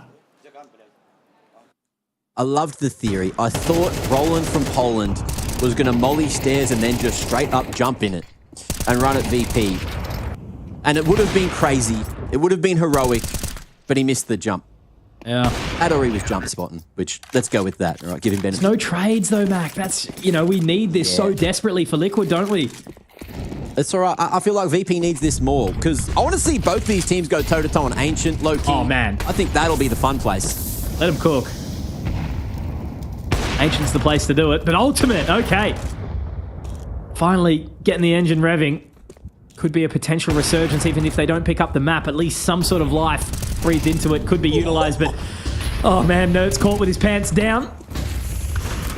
Flamus, is he going to be able to do anything here? Naf finding one with the Mac 10, but again, it's looking really, really awkward. That Molotov should flush him out. Oh, misses a shot, maybe. Okay, Naf, an opportunity here. He's picked up the AWP, but he doesn't. Look, I don't know what he's pressed on his keyboard just then, but it's a 2-on-2 somehow. Ultimate in mid. Weird situation. Naf, great timing to hit that accelerator and find himself the quick double, but the job's not done. And the space in between these two doesn't matter if Ultimate hits fucking shots like that.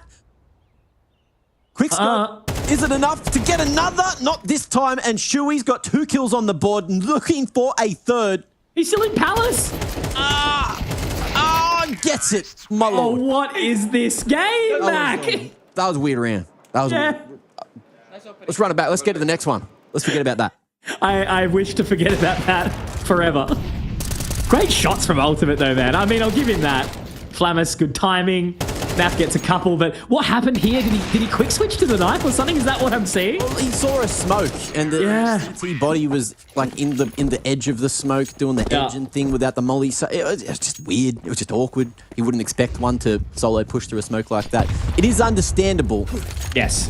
But a 9-3 half might be what Liquid are looking for to try and get a 2-0 on the board. 10-2. That's a big hill to climb. Gonna have to spend plenty of time on that Stairmaster. Ooh, contact at PAL. You don't see this too often at all. Silent too, completely. Flit does get the early information, but surely he hasn't seen anyone else towards unders. It's Ultimate with the AWP. Shotgun AWPing. But they've got to make sure they don't overlook Flamus. No, Mac, no. It can't be happening like this right now. Inside Sandwich, but will Naf be eaten? We'll have to see shortly. Icy forced away by that flash now. They're still stuck. Flamus can do so much here by just buying the team additional time to rotate. They start to swing out. One up in Palace. Oh no, it's all falling apart. Naf somehow finds it. This is just chaos. I can't tell what's happening at all. Icy might be able to stop something. Does spot them up towards Palace. But look at this flank. Electronic, he's inside Palace. Will he be the king? Picks up the AWP, but can he drop down? No way he finds this with the 5-7. Not quite. Icy now in the clutch. It's all over. Spaghetti on the floor, out of the pockets. They're trying to pick it back up. Icy will connect, but he has to find more, and I don't think he's going to be ready for this flank. It would be abysmal if they miss it, but Nerds will close. And somehow, some way, I hate every single bit of it, Mac, but Liquid find 3.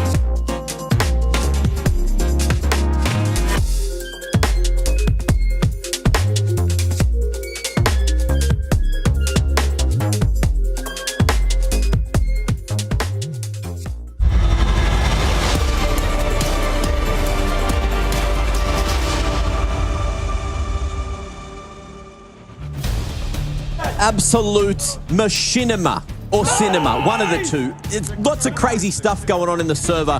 Could be a story for another time, a tall tale even, but will it get taller? Will it get longer? Do we need 3 maps to separate these 2 teams? Or can Liquid turn their things around right now? They're the questions that we're going to get answered here in the second half of Mirage as Liquid move on to the CT side. VP calling a stellar CT side. Great defense, but can they find more here? It's their time to put the aggression on. Machinima's given me PTSD, Mac, but that's maybe what I need to bring myself back into this map, right? Virtus Pro, real good opportunity to do it, but same with Liquid. A pistol turnaround would be huge from them. They've got 3 here. The utility starts to march its way out. Twist is not going to be immediately ready for it. Already starting to charge on in. Flavis with 1, but it's traded out. Naf, the boost onto the box. A classic position for the 3K. You absolutely love to see it, but now a 3-on-2. Still an opportunity. Icy able to hold on for it for a little bit longer. Nurse will march, though, forward and push back. Fame. Last man standing, 1-on-2, has a little bit of time to work with, and the positions are known. They just got to clear on out, get in towards this one. Shuhei spotting him out, but again, it's just this over sort of awkward position where he just needs to manage to find the dance, not step on anyone's toes. It's just going to be that ring around the rosy. Who's going to be able to spot it out first? It's so awkward, isn't it? Just trying to collect onto this one. Not a single chance. He almost was able to find time to go A at that point, but it does not happen. Nerds will find, and the round is done for Liquid.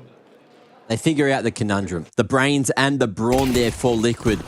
Looking a little lost, trying to figure out how to set up Crossfire, how to play that one together. Shuey couldn't manage to do it solo, but they will swing on the right side together eventually and lock in that CT pistol. Very important if they even wanted to think about a comeback here. And VP, no plant means no moolah moving into round 14. So it should just be a slow one. You can see they're all grouped up, doing a similar thing.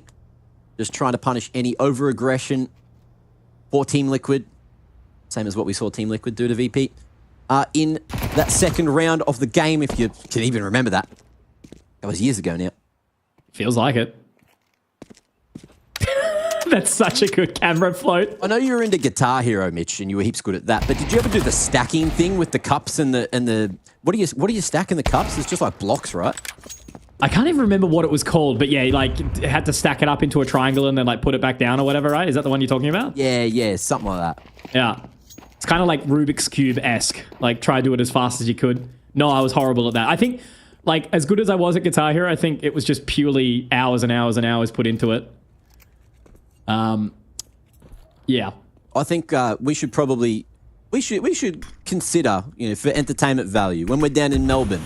You know those between game activities. Yeah. I think trying to reenact the human pyramid may be a good idea. It could be a safety concern. I was going to say that. I mean, look, I'd love to see it. Who's going to snap some arms or legs, or we'll have to find out shortly. Nerds clearly snapping heads at this point in time with a couple of eco frags to boost the confidence back as well.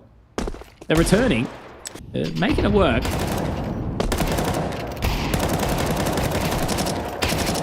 Pattern them statistics, but you'll take it. Nerds needing the extra confidence after not necessarily having the sharpest first half that we expected.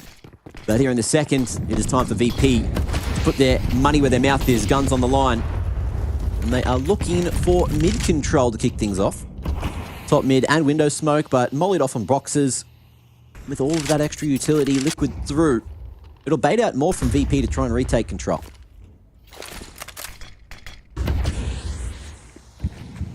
Giving it some additional time here. Really sort of slow approach from Liquid for a hell of a lot of these rounds in that previous half. Yeah. VP starting to adopt a similar sort of style, but again now looks like it's going to be that A pump as they cruise back around. Icy's collected the bomb here. There must have been a tell here because Liquid, they've gone for full deep apps control, already smoking that one off. But look how heavily they have invested over towards A. Already sending 4 players here. You've got Nerd still hanging around at jungle, making sure there's no boost into the window. But they must have seen this from VP before, and they are ready for it. Yeah, absolutely. Straight on the mark. Shuey, though, overextending here could be detrimental, but he does manage to find Flitz somehow. That's information already gathered early. Now as he can collect the AK, what are they going to do here? How do they respond here, Virtus Pro? They've made their way in towards Connector as that smoke has faded.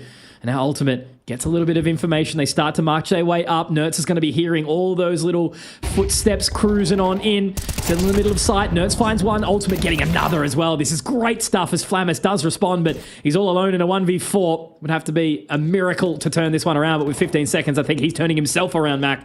And Liquid, they are just closing the gap slowly but surely, right? 3 rounds the difference now. I need to say, positional perfection. After Shuey went and took Palace control, you can play for the retake, but Liquid didn't need to. Having so many players there, you saw them pivoting from default, pivoting from jungle, playing off one another so spectacularly. It's another round in the bag. You got to love to see it, and you got to love this. That is picture perfect for Liquid if they want to make the comeback happen. Yeah, and look, all I can say is to Virtus Pro, if they do lose this map, it would just be, detrimental to their competition. Obviously, they go down into that lower bracket, but also they've got to deal with the emotional tax of having lost such a strong start. I think we were, 7-0 before we started to see Liquid find anything and it was looking bad from Liquid. And again, I can appreciate it sometimes, playing against a really solid team with all the fundamentals, trying to play a tough T side, with limited sort of experience under this new calling style and everything like that. Maybe some roles changing, who knows? It can be really, really tough. But if you get up 7-0 and then you somehow let it slip to a CT side of Liquid in its current state, it is going to be, a tough pill to swallow.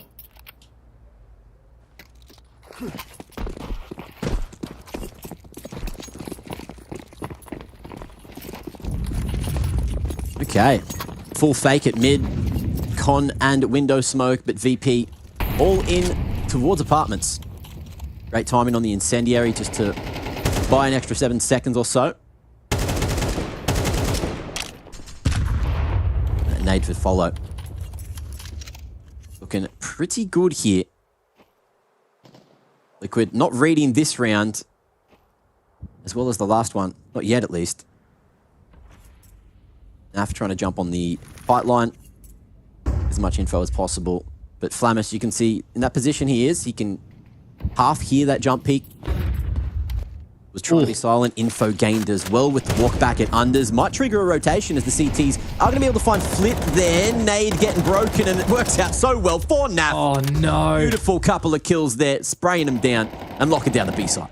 Yeah, and that hero AK has done absolutely nothing, has it? 100 points of HP on every single member of Liquid here. Last two members inside the apartments. Naf's just been spraying and praying, blind, finding damage, left, right, and center. Weapon dropped over. Chris has got the info. Electronic will be able to find one, but again, no HP. He's the only one with Kevlar. Icy, he's been taken down by Ultimate, and that's going to be Electronic, meeting the same fate as Liquid. Again, close the gap continually. 7 rounds now, 2 to go. And you just got to wonder what's going on in Electronic's mind right now. It is seemingly falling apart, and I don't think you can blame it specifically on the calls, but it seems to be just very defaulty, right? They don't seem to be finding that space that they desperately need, and Liquid are capitalizing on that, Mac. You love to see it. Absolutely love to see it. And I'm having a positive outlook now. I thought Liquid might have done a bit more in the first half on that T side. Glass half full kind of guy. The CT side might be their forte. Getting real aggro. Nerds playing with fire. And he's not going to get burned, but he will leave Electronic quite singed there towards the top of mid. And VP just slowing things down, trying to figure out what the hell is going on. Yeah. Really scrappy, isn't it? Again, what have they got for that damage? Nothing. They've had to just cruise their way back. Electronics down to 22. They got a little bit of information in apartments there in Palace now as they cruise back around. It looks like they're going to go for the A default. Another mid smoke. Heading on through. What was the second one? Top con? Nah. You Oh. haven't watched the videos. You haven't been watching. Hey, whoa. That one. You saw it in Instagram. It was con. Yeah. Thank you, Zarks. Doing God's work, mate. What do we got here? Dry walk Palace. Yeah, a smoke pump out towards the A slot with just Ultimate here, who's looking at main. This is the timing. There is a window. And if they go right now, Liquid could be in trouble. They're definitely giving it time, though, aren't they? They've waited for that smoke to fade. Another one will go up. The Molotov out. Ultimate finding the opening. They're really going to have to find this one, Virtus Pro. It's a desperate sort of approach here. Shuey dropping Flamus. Now up to a response, at least, from Icy. Fame getting another. Okay. A little bit scrappy there from Nerds. Not very good to find it. Now Naf with a bit of a tough decision here. Ultimate with the AWP. Still yet to find that plant. 15 seconds left. Having to try and find his way out of Palace here. They should be able to get the smoke down for Connector and get that plant accordingly. But Flitz found Naf, and now, it's a 1v3 for Ultimate. This should very well be the close of the round for VP. One that they desperately need to close 10.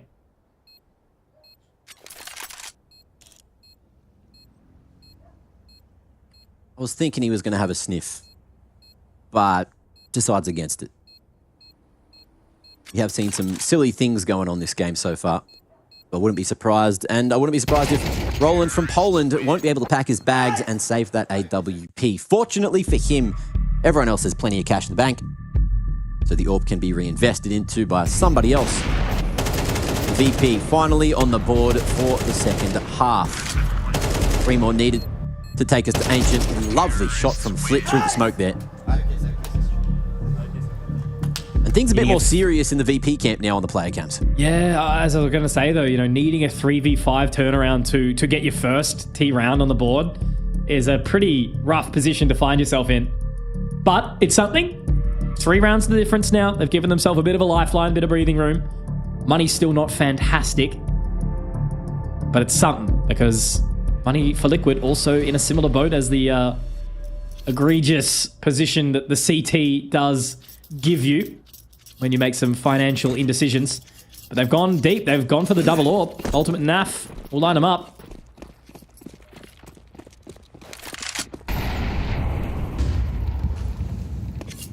VP again going for the top mid as well as window smokes, but not going all in just yet. TL have shown some mid aggression already. A few rounds now. And Shui was solo at A for a moment. But he has a helping hand coming across in ultimate. In the meanwhile, Naf has actually gone for that secondary orb on a deep line into apps. I don't know if he will get tested though. We do get a second wave of utility. Again, trying to signify maybe they will look to pressure for some short control. But you look at your map, Mitch, and you can see that the bomb is going Palace. So it is just going to be the push in silently through the con smoke. And we could see a timing caught from Fame here. Yeah, this is awkward. Shui is on a bit of an island here. They are trying to defend him as the Molotov. Oh no, Flamus. That's a little bit rough of a position now. He has to start underarm the flash and try and get his way out. He's doubled it. Icy has found one in the process. Ultimate drops Fame though to respond. And now maybe there's an opportunity. Again, they still have to try and make quick work from Shui. He's feeling the pressure, but he's keeping nice and calm. The damage dealt though. Now found by Electronic. That's the AWP going down. And now they pulled the plug. They're marching their way out of there. 20 seconds. The rotation has to go quickly. Exactly right, Mac. How long have they got? The rotation's already here. Now Flit has to try and find something on the way through. Electronic's position. If he's taken down, it could be all she wrote, but no. Twist gets the response. And now, is there even enough time to get onto the side? Twist could deny everything here, Mac. He could be the hero that they need. He has to be. He is the only man that can win this round. Drops the bomb. 5 seconds. There's not enough time to get around. Has to hit the shot. And Icy with the no-scope. Oh my God. Speaking of that, he's heating up. A must hit, and he rolls the dice with a no scope of all things. Oh, the expensive shotty. And that opening, the closing, Icy really showing what he's capable of here for VP on Mirage. Lordy. Lovely flick, and you see it means a lot to him. Two more needed. Absolutely. I thought that was going to be the turn. That was a real big moment for Twist there to just completely nuke the confidence of VP, but now they've got pistols only. They've chosen the right site to stack Max, so I think we are going to have a little bit of a brawl here. But surely Virtus Pro just do the right thing here, right? Surely. We'll see. Depends on your term of right and thing. Is the right thing the Mac 10 getting 5 little eco frags? Because that's a pretty good thing.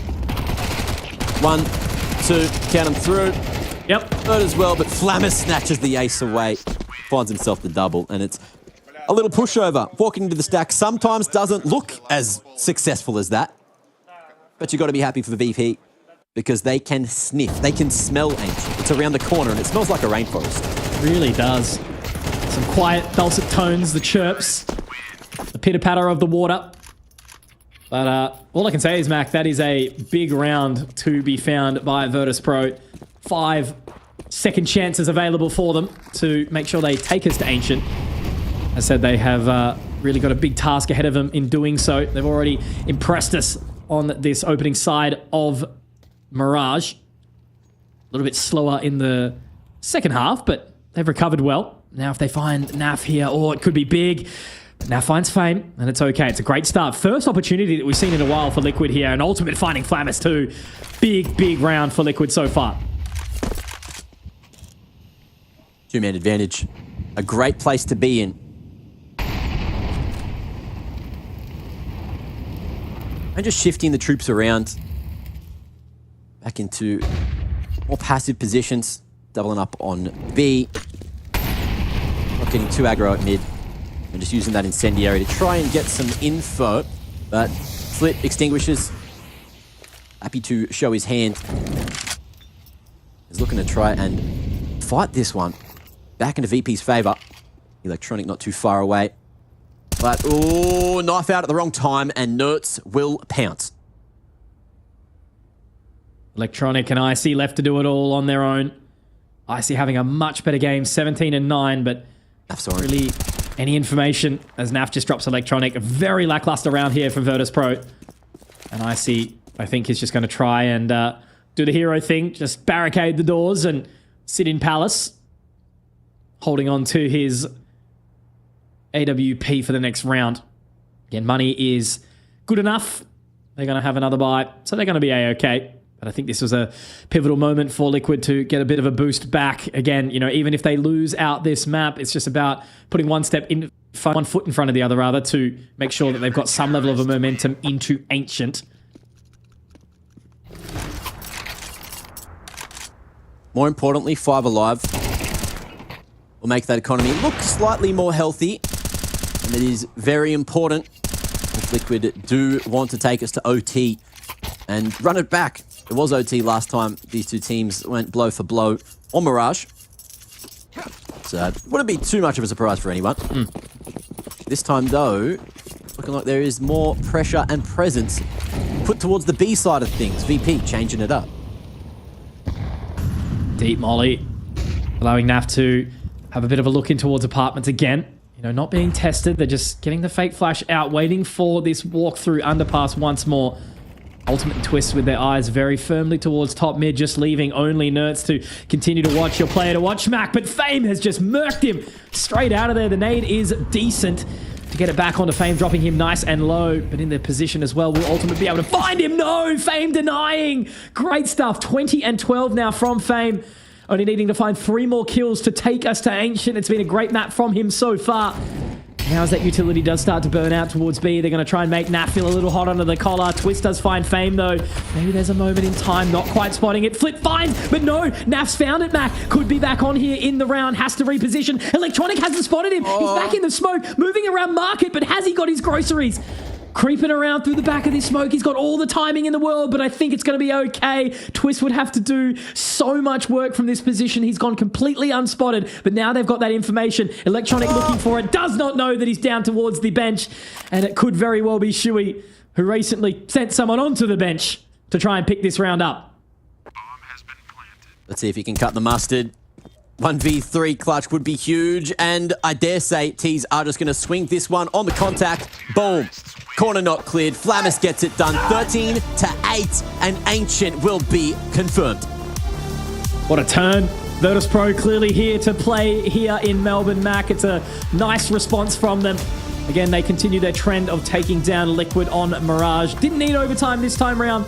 They were looking much, much better. It was a clean start, 7-0. Liquid didn't really have any kind of clue with how they wanted to play that T side, and it was coming from some opening individual heroics as well from VP, but they just seemed to be so in control, steering the ship nicely through the chaos, but then Liquid were able to respond in a way as the half did shift over. Got a little bit scary there for Virtus Pro, but then they were able to stabilize nicely. So well done from VP. They're able to take us to Ancient, and I think this series sort of deserves it, Mac. I was looking at this one, doing some prep, working out what we were going to expect, and I knew it was going to be a bit of an all-out brawl, and that's exactly what we're getting here right now. So good Counter-Strike. It's been fun, and we'll go 3, which is exactly what I think this series deserves, as you mentioned. It's an interesting scenario, right? I didn't expect VP to turn it around like that straight out of the gates. What was that, 9 rounds in a row, 8 rounds in a row? Crazy performance on the CT side, and eventually we'll get the job done. But it's good to see that both of these teams are bringing their best and trying to stay here in the upper bracket again. That shot was so nasty. Man. The must-win round. Liquid could have kept this one going if that did not get converted. Yeah, for sure. And there was definitely some moments, right? But again, it's just some of these individuals that were really able to step up. Like we're talking about Icy in that previous map of Dust 2. Where was he? He was on Mirage. He was actually already there, Mac. He just got the wrong agenda right before he did start to come into it. But yeah, he was looking fantastic. Fame was playing great. So whatever Virtus Pro said in the pregame, in the match between it, Electronic got the boys pumped up. They're ready to go. Yeah, Icy as well. Look, quick shout outs to him to turn that around from map 1 to map 2. 17-9, I believe, in the end. So rocking the high KD, trying to really make up for what went down on map number 1, which was D2. And look, over on the other side of things as well, NAF didn't really get a chance to get super involved, especially on that CT side. On D2, turned it around here. Really got involved, really tried to make it work there for Liquid. But they need to dig deep. They need to go for 3. And you better believe these teams, they've been waiting up all day for their game. So they need to get it done. And it's been a long one, and it's only going to go longer, Himage. Yeah, absolutely. But this is what we're here for, right, Mac? You know, we've got IEM Melbourne. We're Aussies. We love the arena. We're living whatever, Lee, mate, etc. Glorp in the chat. But yeah, like, as I said, we need these series to go really, really hot because it's no longer this best of 1 elimination station. No more Vitality missing the playoffs or anything like that. It's good, long Counter-Strike. And to get 3 maps here is awesome, and it's a treat. So a map that was lined up at Bucharest, it wasn't needed. It didn't get played. This time we're going to get it. Both teams looking vastly different to what they did in the previous run too. So yeah, I got no idea where this one's going to go, and I think that's exactly what I was kind of hoping for. Do you like Flit? Yes. Good. Well, we get to see a bit more of him. We've got a little package here because he was crucial for VP's victory there, especially earlier on in that first half. Straight from the get-go, buzzing the flies off. Nerds, get off me shoulder. What are you doing there? And then as well, just crucial, great timings on that connector control and instrumental in VP's dominance here on Mirage. Yeah, absolutely. You know, to have such a iron wall on that CT side is such an awesome start. And yeah, just the amount of control he was able to get. That's what I mean. Exactly. He just ran straight upstairs that round. Everyone's looking over towards Palace. He just had complete freedom. And yeah, it really sort of worked for them, obviously. And again, that's what I mean. Like, it seemed like it kept coming back to this position where one individual would really have to try step up for Liquid to get anything done. But Flip was able to deny time and time again. So awesome stuff from him and a great map from VP. Yeah, great map from VP. But can they double it down? Can they go for the full reverse sweep? We're going to find that one out shortly. It's ancient as map 3. But let's have a look at the A stream before we jump into the third.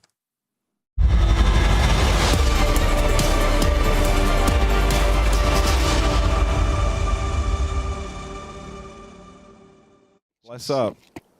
Team Vitality 7-0.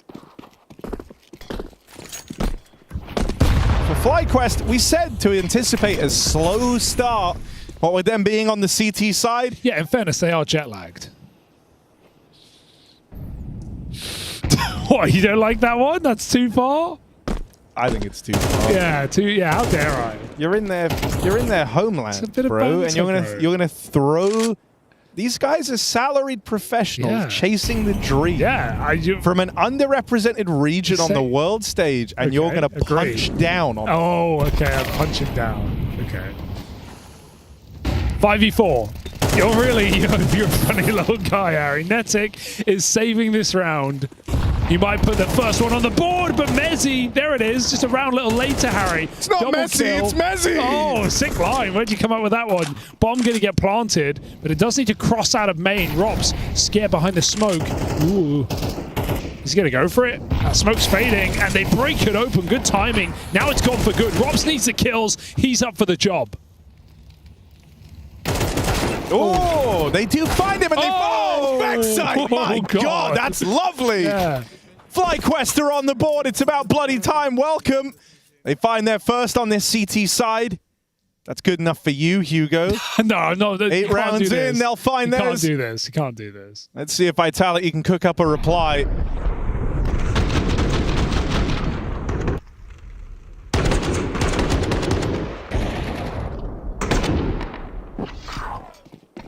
Very well played for FlyQuest.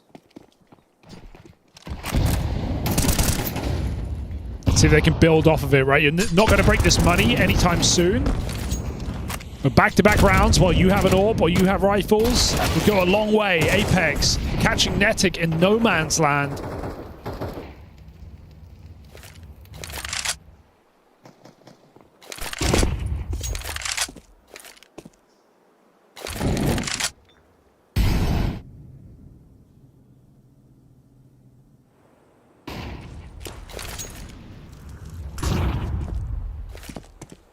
FlyQuest making little moves, getting info where they can, leaving B pretty open to play the backline again. Nice block.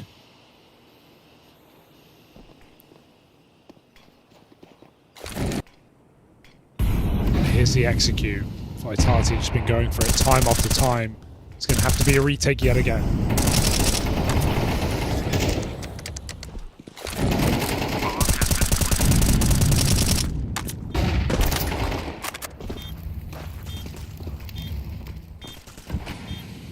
I think that's enough.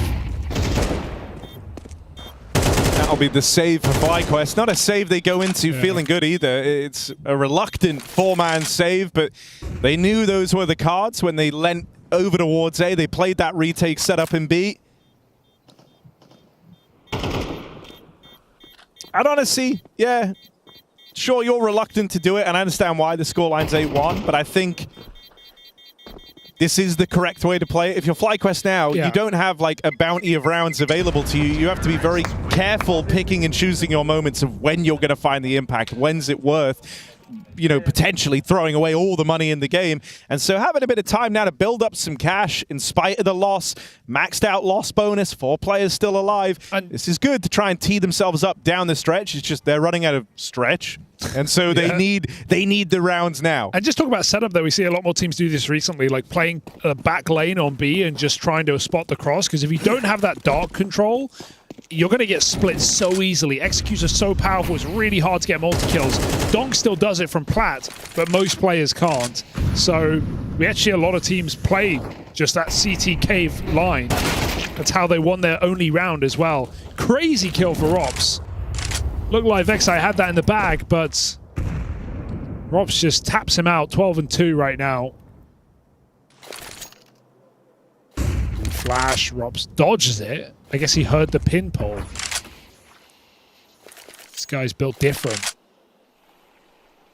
Because also, again, insane glow up for Rops in this team. Like, not to, you know, the last 6 months of FaZe weren't very good for him. And he's immediately back to the Rops we knew for years upon joining this roster. It's very exciting. Easy entry, another smoke break, sends Vitality storming into this site. Good grenade from Liaz, but it's not going to change the outcome. Netic has to come through the smoke. He's been stalled by a flashbang. He's going to try and play off his team here. Is he trying to force his kill? Bloody hell. Back and forth they go. In the end, though, it's left to Regali. He has that one kill right there, but can't reach out and grab it. And now going any further would leave you in the prying eyes of that ZywOo AWP. Regali decides not to face off against ZywOo. Still trying to get a beat on Flames, but he just can't. Just run. I don't get that. I don't get that. The third repeat, like, you have a chance to leave with your orb. I think you take it. Sure, they can buy him one. But there's 2 more rounds left of the half. It was unwinnable. Whatever. 9-1. Pretty brutal game.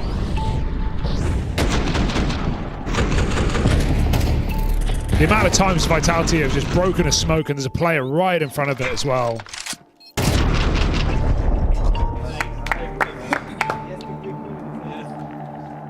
It's been slow and it's been steady. And also, it's not been Vitality abusing middle, which is what a lot of the best teams do on this map, right? Double mid-molly. Sure, Vitality done it 2 anti-ecos. They've double mid-mollied into stacks. Once they...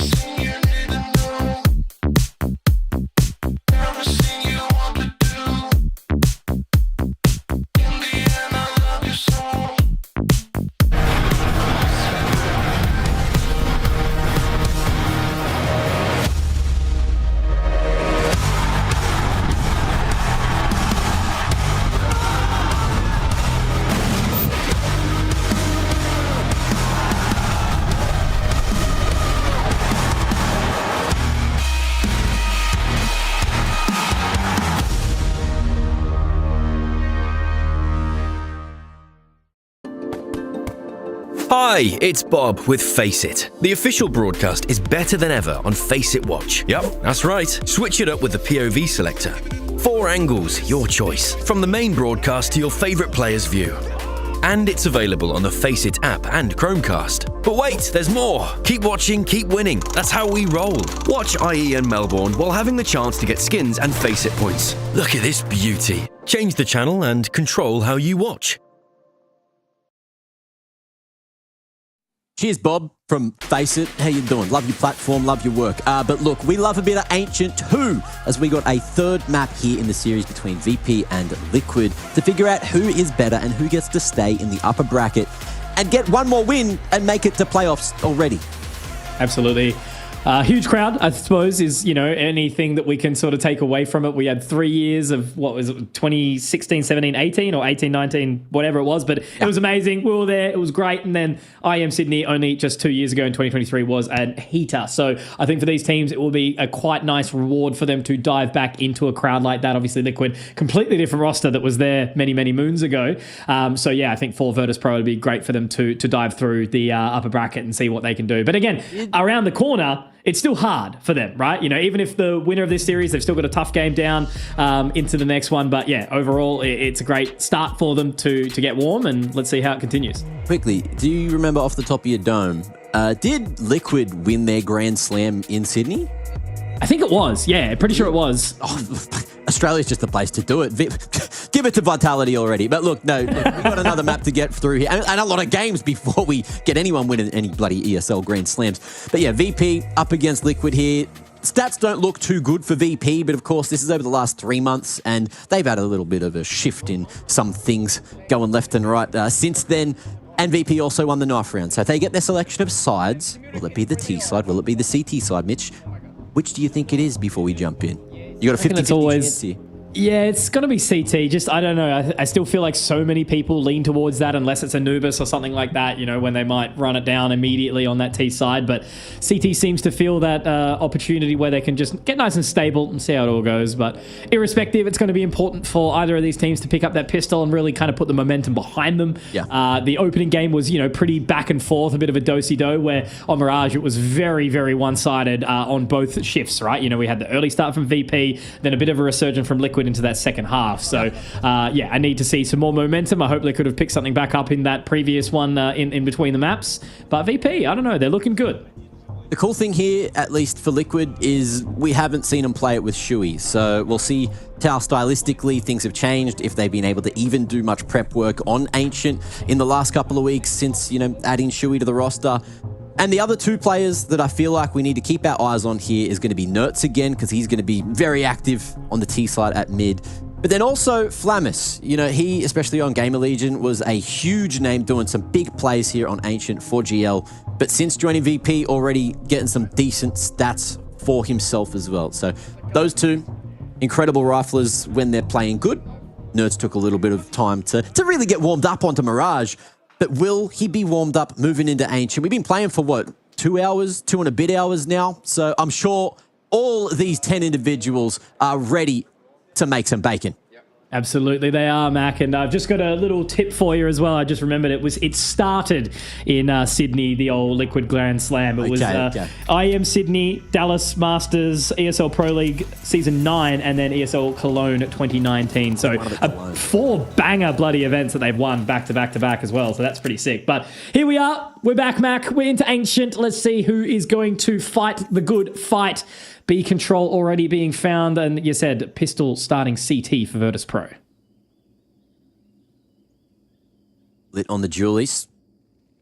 Solid performance on Mirage, and looking to keep that up. Dink through the wood, so Electronic will live to tell the tale and gets out of dodge. Doesn't want to be dropping that flash scot-free. And sends it all the way to mid instead. Late red smoke coming through. And Twist looking to lurk up a storm. If he can get a pick here on a Flamus, maybe he'll call the troops back. But it is just going to be all down to the mid-round calling here. And who can actually find this information? I'm loving this smoke. It's going to be the wrap all the way to B from mid. And Flamus, at least taking Twist out, makes things easier to hold. But they go through the smoke instead. Nertz. What's happening? Picked off. Naf won't go through him. And things go south real quick. Naf at least able to answer with one. But it's such an awkward position to be in. It's kept some interest, though, towards CT, Mac, right? Shui's now walked his way out and ripped the head off of Flit on towards site, but he has to get marching forward, finding more. Shouldn't know the position. Shui, sharp as anything. Will he be able to find another? Electronic very, very low. They managed to at least pull it away. The info from Flammus getting back in towards Donut will be Naf. This round very, very tough to get back into now for Virtus Pro. No kit down. Oh, man, what's it going to look like here? Shui still holding on, trying to find the additional shots, but he oversteps it. Getting a little bit too excited there. Tap onto the defuse now, holding on for as long as possible. Ultimate! Oh, god damn! Okay, we're so good. We're so back. Pistol for Liquid. Oh, ladies and gentlemen, if you don't know, that is exactly why when you're defusing, you put your head down if you're sticking it. Because it's really hard to shoot from the back. Ultimate gets it in the end with, milliseconds left on that defuse. But it is going to be Liquid taking it the whole way to the next round. Oh, man. Oh, he was mid-celebration. He thought he had... That close. But look, again, this game was always going to be scrappy, right? In more ways than one. We've been able to see it. You love back and forth Counter-Strike, Max. So do I. An underdog story.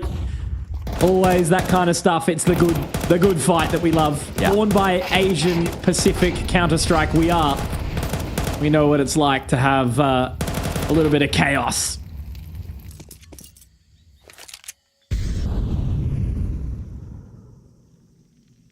Nuts. Straight up the guts. Ow. Gets tagged as much as he gives out, pretty much. And Flit now just on 1 point of health to try and clutch in a 1v4. There is no world where that one happens, and it's going to be 4 alive at the end of it. Liquid starts strong on the T side. And Mitch, look, just to go back to when I asked which side of VP starting on, you were right. Yeah. Congratulations. Thank you. I'm not often right, so I do need to relish in the moments when I am. I think planning a wedding has really sort of broken me down. It's like, did you really want my opinion on that thing, or did you just want to tell me what you wanted? That's the one. Yeah. It's going to be a beautiful day, though, Mac. I'm looking forward to it very, very much. But speaking of days, obviously one of these teams looking to continue forward to an attempt at making the arena down at Rod Laver. Beautiful part of Melbourne along the river and Electronic. 1 for 1. Not bad twist. Getting the response here. Ultimate also finding one back. Shui. Oh, no. Flamus able to deny that one. Huge response. Maybe it's still on. Icy finding one as well through the smoke. Able to get it done for now. Winnable prospect. Bomb does get planted, Mac, but still tough to overwhelm in the 2-on-3. Very low individuals, but the fight they pick is with Flit, who is untagged. They're all low. Naf 1v3. Couple of bullets will do it, but his position getting smoked off makes things real awkward. Flammus. He knows that the bomb is going to be planted, and this is a chance of the spam. Falling back, Naf will feel the pressure. This time, Flammus going close to the pillar, but the clip gets emptied. And that is going to be that. Plenty of time for the defuse, I'd assume. It will be. Wasn't confident in that one, still getting used to the new UI, but it is VP with the 3rd round on the board. A good effort, nonetheless, though, from Naf, a 1v3 to try and pull it off. It was a good resurgence here. Like this pick from Flammus and Icy, also finding that one through the smoke in CT, just makes it a winnable prospect there for Virtus Pro in a round that I was not expecting to go their way, meaning that they will respond nice and quickly. First opening round here, and that has sort of murdered the economy of Liquid a little bit. Now investing fully. Naf only down to the Deagle. Galil for Shui. So yeah, it's a little bit scrappy from both these sides, but it's a duel down mid. No Fame, completely blinded. Ultimate somehow getting away with 2. Shui as well. Liquid straight back into this one, not wanting VP to have a resurgence at all, but Flit, he's been proactive, getting down towards long here and looking to dive even further. It is going to be Nerds, Electronic to find one. Molotov might buy some additional time, Mac, but look at already Ultimate up in Red Room. Oh, he should likely have to fall back, but he gets to Temple side, so maybe it's doable here. Dodges that spam through the smoke. And Flit, around the world he goes. I don't think Twist has heard this either. So it will boil down to a timing, but Electronic cannot buy what he needs to. And it's a 1v4 angle. Flit at best gets 1 here, I reckon. Yeah. I mean, look, there was a world where that round could have gone that way if Electronic, but unfortunately the dink with the FAMAS onto Ultimate means he goes down to 3 points of HP. And yeah, Flit looks like he's just going to slowly creep his little bootay back into a cubby to save. But yeah, good response from Liquid. Nice and quick. Just able to fight that good fight out mid. Ultimate with 3 is just ridiculous. 7-1. Yeah. Oh, he's been having a great series, hasn't he? I love the patience that they displayed as well. Both the Donut players just waiting for the full flank in through red to find Electronic eventually. And just making sure all T's were crossed, all I's were dotted. And a third will be secured on the T side. 4 alive as well at the end of this one. Where's Ultimate? Is he your ultimate, Mac? Yes. Good. I think he's Lee's mate. He's Mac's mate. All right. So business clearly in the front for Liquid right now. Looking very, very good here on the T side of Ancient. Momentum building early is going to be a brilliant thing for them. And yeah, really, weaponry-wise for Virtus Pro, obviously it's looking a little bit grim. Just flick to try and do some further damage. Are they going to fish him anywhere deep? Looks like he's moving towards B nice and quickly towards Cheetah and Cave. Will he do anything further, though? No, the smoke says.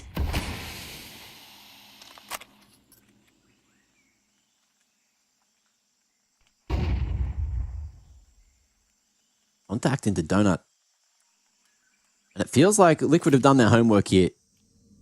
Figuring out exactly what VP are bringing to the table on the CT side, and they are not ready for this. They've made no noise. This is free on the A site. Nerds flicking back for the second, and that should be the round. How quickly it goes. Again, just expecting Flip to try his best to save this weapon once more. Rest of the team will be in tow to try and support him. Get him out of there. A little bit of a survival mission. But Ultimate's hungry, looking to continue forward and try and do some further damage. Electronic on the off angle should go down quickly, but great shot. Not exactly a recoverable weapon, but at least it is just sort of chipping away at that economy that is building slowly for Liquid. Great stuff. Always love to see it. Ooh. Good flash as well. That might actually mean Nert's going down too. So there is an AK that is recovered, which should give a bit of a boost towards Virtus Pro towards this next round as they do save those 2 weapons. So not bad at all, Mac. A good reconnaissance attempt. And Liquid, though, continuing their lead. Yeah, it's a small win. You know, you'll take those. But I'm sure Liquid, very happy with the momentum. And so far, so good for their first showing on Ancient with Shui at the helm. Let's see if it is all downhill or if we are going to see them making their way up the river without a paddle at some point. They will all rely on the man on your screen, Electronic, calling up a better game. But for the moment, our TL looking damn good. VP looking a little shook. They don't look comfortable on the player cams. Like, you know, when they were vibing, when they were feeling it, they were smiling, hitting their shots. But now they've been tested. And it feels like it's shaking them up a little too much.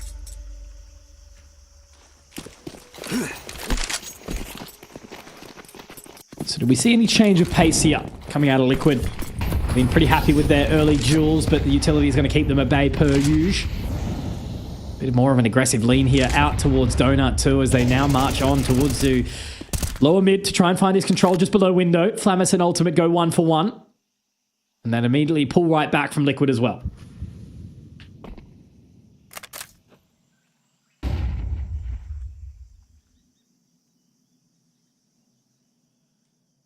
Doubling up. Fading the smoke out. But Twist in the pocket. They have an inkling that he is playing here and the crosshair a little too high. Okay. Crouch peek from Electronic wins that small battle, but the molly out means it's hard to trade. He has to fight this one, but the molly sends him packing. And that's going to be the B side open for the taking. Only Flit to defend. And Icy swiftly trying to rotate across. TL making sure that it's a little thorough on the XE. Smoke comes through to short. Long and a pocket molly. But really get away on the counter util. Yeah, with so much inside those Molotovs at this point in time. Hey, just didn't quite do what Electronic needed it to do. Now as they flash their way through, straight out onto side, Ultimate finding Flit. And yeah, Icy, I mean, look, he seems like he's keen in potentially going for it. Might just duck through the doors here, but if he can find the timing, if he can get this opening pick onto Ultimate, who is so damn low, but Ultimate has been sharp as anything right now. 3 kills for him, more impact under the belt. And whilst he was looking good with the AWP on Dust too, he has just been murdering with this with these rifles in the previous 2 maps. Shots with Kalishnikov. Oh. There you go. It's just sometimes a battle of timing. Obviously, Twist lost his battle, but then the other boys were around the corner and just caught Electronic with a molly in hand. So things again going well for Liquid. They're going to show more presence towards lane early on, sending 3 members this way. VP this time going heavier towards mid instead. That smoke on the molly dissipates the troops, and it is going to be a 1-for-1 in the end. Twist is going to be able to answer with 1 onto Fame down towards the bottom of mid, who didn't seem to be aware that he was left on an island. Flit, very aggressive, so deep, so far through. I don't know if that was through mid or A main. I missed it, but it's not gone well for VP. No, not at all. Not at all. I think it must have been through A main, and now Ultimate with a little bit of a shaky shot there. So Electronic somehow picks 1 back. I mean, there's not really a weapon that's recoverable out for Icy. So it's just the 2 members, Electronic and Flamus, with Flamus just going down. They still haven't got the bomb. That's the awkward thing, though, Mac, here. It's so much work for Naf to do. He's just going to have to try and track his steps all the way through spawn. And he's just waiting. They know that there's so much information around. Icy's picked 1 up on the Nerds. That recovery weapon from spawn, but no, Naf, the patience has been so good. Very, very good fundamentals there from Team Liquid, not getting thrown at all. And they continued their streak, 6-1. Really locking it back in. Something that you love to see.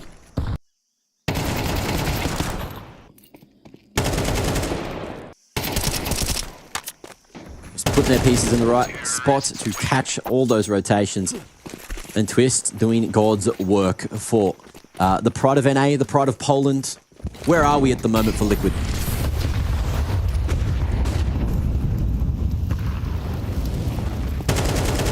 God knows, Mac. Mr. Worldwide is this org. Earlier Hold approach back from the teams. They are going straight at A. And again, it feels like VP are going to be caught with their pants down, not quite ready, shifting the rotation. But Icy lives to tell the tale and still could find impact with an AWP on low HP. What is happening right now? They've got site control, but it's just a little bit scrappy. Flamus has found Ultimate on a completely blind spam. Flint not getting caught. Will he get nerds? It's so awkward. All these members are so low. But look at the positioning. One sitting in A main, one still in mid, and Kabi Shui somehow finds that. Now they have the upper hand, despite being so segregated in the map. Naf does pick up Flamus as well. Oh man, Virtus Pro, it's just all falling apart for them, isn't it? Icy has to try and find these 2 1v1s. And where does he even take the AWP? Just holding it still in red room. They're not going to go past him at all. Shui sat Cubby like the entire round. He actually might get the catch here. Oh, is he going to peek the line? No, he won't. There it is. Shui gets the job done. He has gotten away with so much from that position in that round. 7 on the trot for Liquid. This is... Oh, how do you even put this for VP, Mac? Fame 0-8. It's just looking so lackluster. Yeah, look, leave some things to be desired. It feels like Liquid are kind of just running rings around him. Flamus did so much good work in that round. It was just, you know, a lapse of judgment with the gamble, hoping that someone had gone through Temple, gone aggressive through A, but he had no info. He was smoked off in Donut for so long. So unfortunately, was just vulnerable with his back towards A main in that 2v2. And things just go south quickly. Icy obviously left in a bit of a rough position and now won't have any AWP to activate into round 9. Money on the other side of things though, Liquid looking very, very rich at the moment. We'll have 1 or 2 rounds to fall back on if things start to go wrong. You'd love to see that. And a fun bit of information as well, which Twitch chat, you might have a field day with this. Do you know Roland? Yeah. If you just arrange the letters around, you can spell Ronald. You know what Ronald I like is? that. Ronald Weasley. Oh, he's a bloody clown. But you tried, Mitch. Clown for the Clown Fiesta, Mac, just like we heard Holzerk talking about back on that Complexity v Mongols game, which I definitely agree some of those rounds were a bit chaotic. But speaking of chaotic, like already just charging out, Twist has found one, Icy's got one back. It's somehow a 3-on-3. Now getting through CT. Nerds. Oh, no, Nerds. You want to be hitting those. Now a response. Flammer somehow gets it back. Okay. Ultimate in a 1v2. Gets the info. Knows where the bomb is, but it's mollied off for the time being. He'll have to go digging. Getting a little bit deeper around that corner, but the flank in from Fame. Got plenty of time to work with. 1:05 left on the clock now.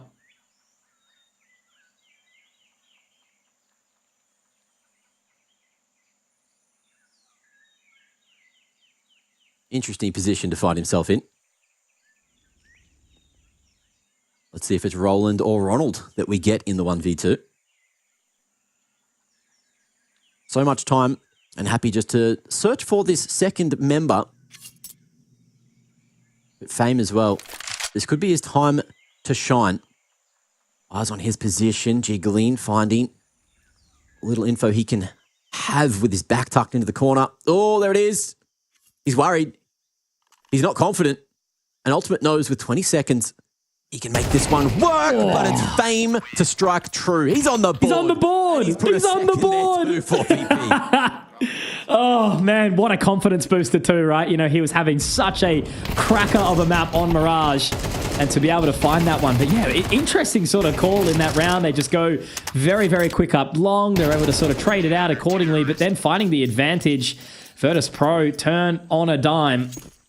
And still doable here, right? You know, ultimately it is a relatively 50-50 map in the way it goes. You know, still trying to lean on that CT side a little more, I guess you could say. But VP straight down mid should find Nerds, but Nerds finds them. 1 for 1. Fame another run as well to put in the coffer. Ooh, look at this approach as well. An instant shift to double donut, leaving B completely open. I don't know if Twist has heard the aggression all the way through Cave. But they are going to try to retake mid control. And there is now 3 VP members here. Flit towards the top, overwatching what's going down. And Flammus, a good man to be the point man. The trade game quite hard with the smoke on the fade. And Ultimate hits the ground, not running. Twist able to at least find one back on the refrag. But still on the lurk. And the bomb now down towards Elbow. This is a difficult conundrum. Yeah, separated too pretty badly. I mean, look, if it can get the old bait and switch here, if Twist can pull them into submission, but no, they are focused. They are walking together hand in hand. It takes 2 to tango, Mac. And unfortunately for Naf, he's got 2 left feet. And he's tripping all the way in towards A main. 50 seconds with, you know, not really a whole lot to be inspired by. Probably just going to have Liquid talk it out here just to try and work out what the go is. But nonetheless, Naf likely will go walkabout back towards mid, find a duel somewhere. If you can get at least one here, you know, maybe it's something worth it. But yeah, that money is starting to really dwindle away, isn't it? They've got another buy in the back pocket, but it's so important. Like if we see VP put together these next couple of rounds to edge out the half, 7-5, we're still on. Yeah, he's gone bush, mate. He'll be right. Saban and Spawn. VP worried about their own economy, which they should be. You want 3 alive in these scenarios. If you want to try to get that round gap looking a little more healthy towards that second half, especially when you've chosen to start on that CT side. Nice. Momentum finally halted for Liquid. Just a lovely couple of trades here. The re-aggression, stellar. Twist couldn't do enough there. Look, Fame started the frag and VP win rounds. A crazy correlation. Yeah. Getting kills, all 5 playing. Crazy, incomprehensible, really. But mid-control once again for VP. It seems to have been the key to their round success. But early on, look at that. Nerds finding 2. Does get traded by Fame, but he can only do a little bit of further damage onto Shuey. Down to 9. Advantage still going the way of Liquid firmly.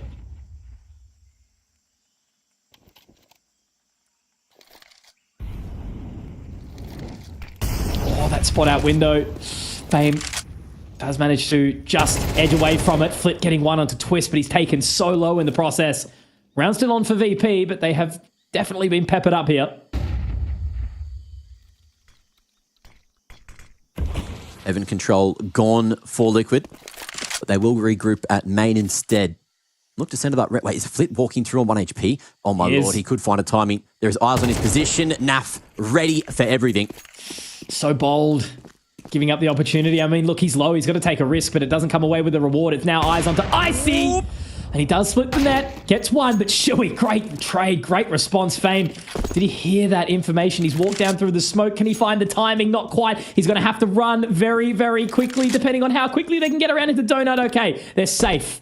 But now he has to choose to go into main. He should be able to get in there silent. I do like this as well. It's just about a matter of how long this will take. And Liquid, they're going to sit out that smoke. Kit Molly Flash. Will turn their attention back towards Donut eventually.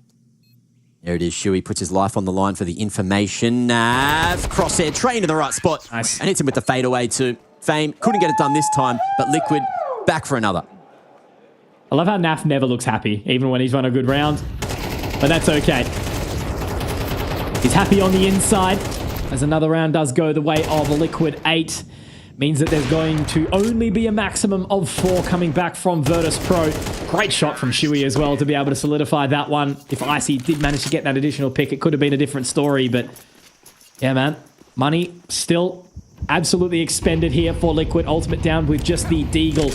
But look at the speed now, getting in towards lane. They are trying to find that control, and Nerds gets another. Man, the amount of opening picks this man has found, insane. Fame, can he stay alive in this position? The nade is good. He drops Shuey for it. So 4-on-4 on the trot. Tanks the shrapnel twist. Walker! Probably out at the worst possible moment. Unfortunate timing. And that'll put VP back in pole position with barely a man advantage. I feel like we're watching Vici or something, all these smoke pushes, man. It's crazy. Got to do something to change it up. Oh, and there's another. This time the bomb on a silver platter, but another team. Oh, timing! Timing. Nap doesn't expect the smoke push again. And that's going to be bomb on the ground and a 4th round on the horizon. Nertz, the man to try to change the narrative. 1v4, what's he got? Oh, they're so split up, aren't they? Just watching absolutely every extremity of the map. You've got Flip working down into Donut. Will miss the window timing, you would assume. Electronic just sitting on the other side of the door, trying to lull them into a false sense of security, but he's got to peek at the right time. Electronic to find it. Okay, a mini resurgence there from VP as we tail on towards the rest of this half, Mac. It's going to be a tough uphill battle, as you said. Will it be Sisyphus or will it be Liquid taking this to the next series?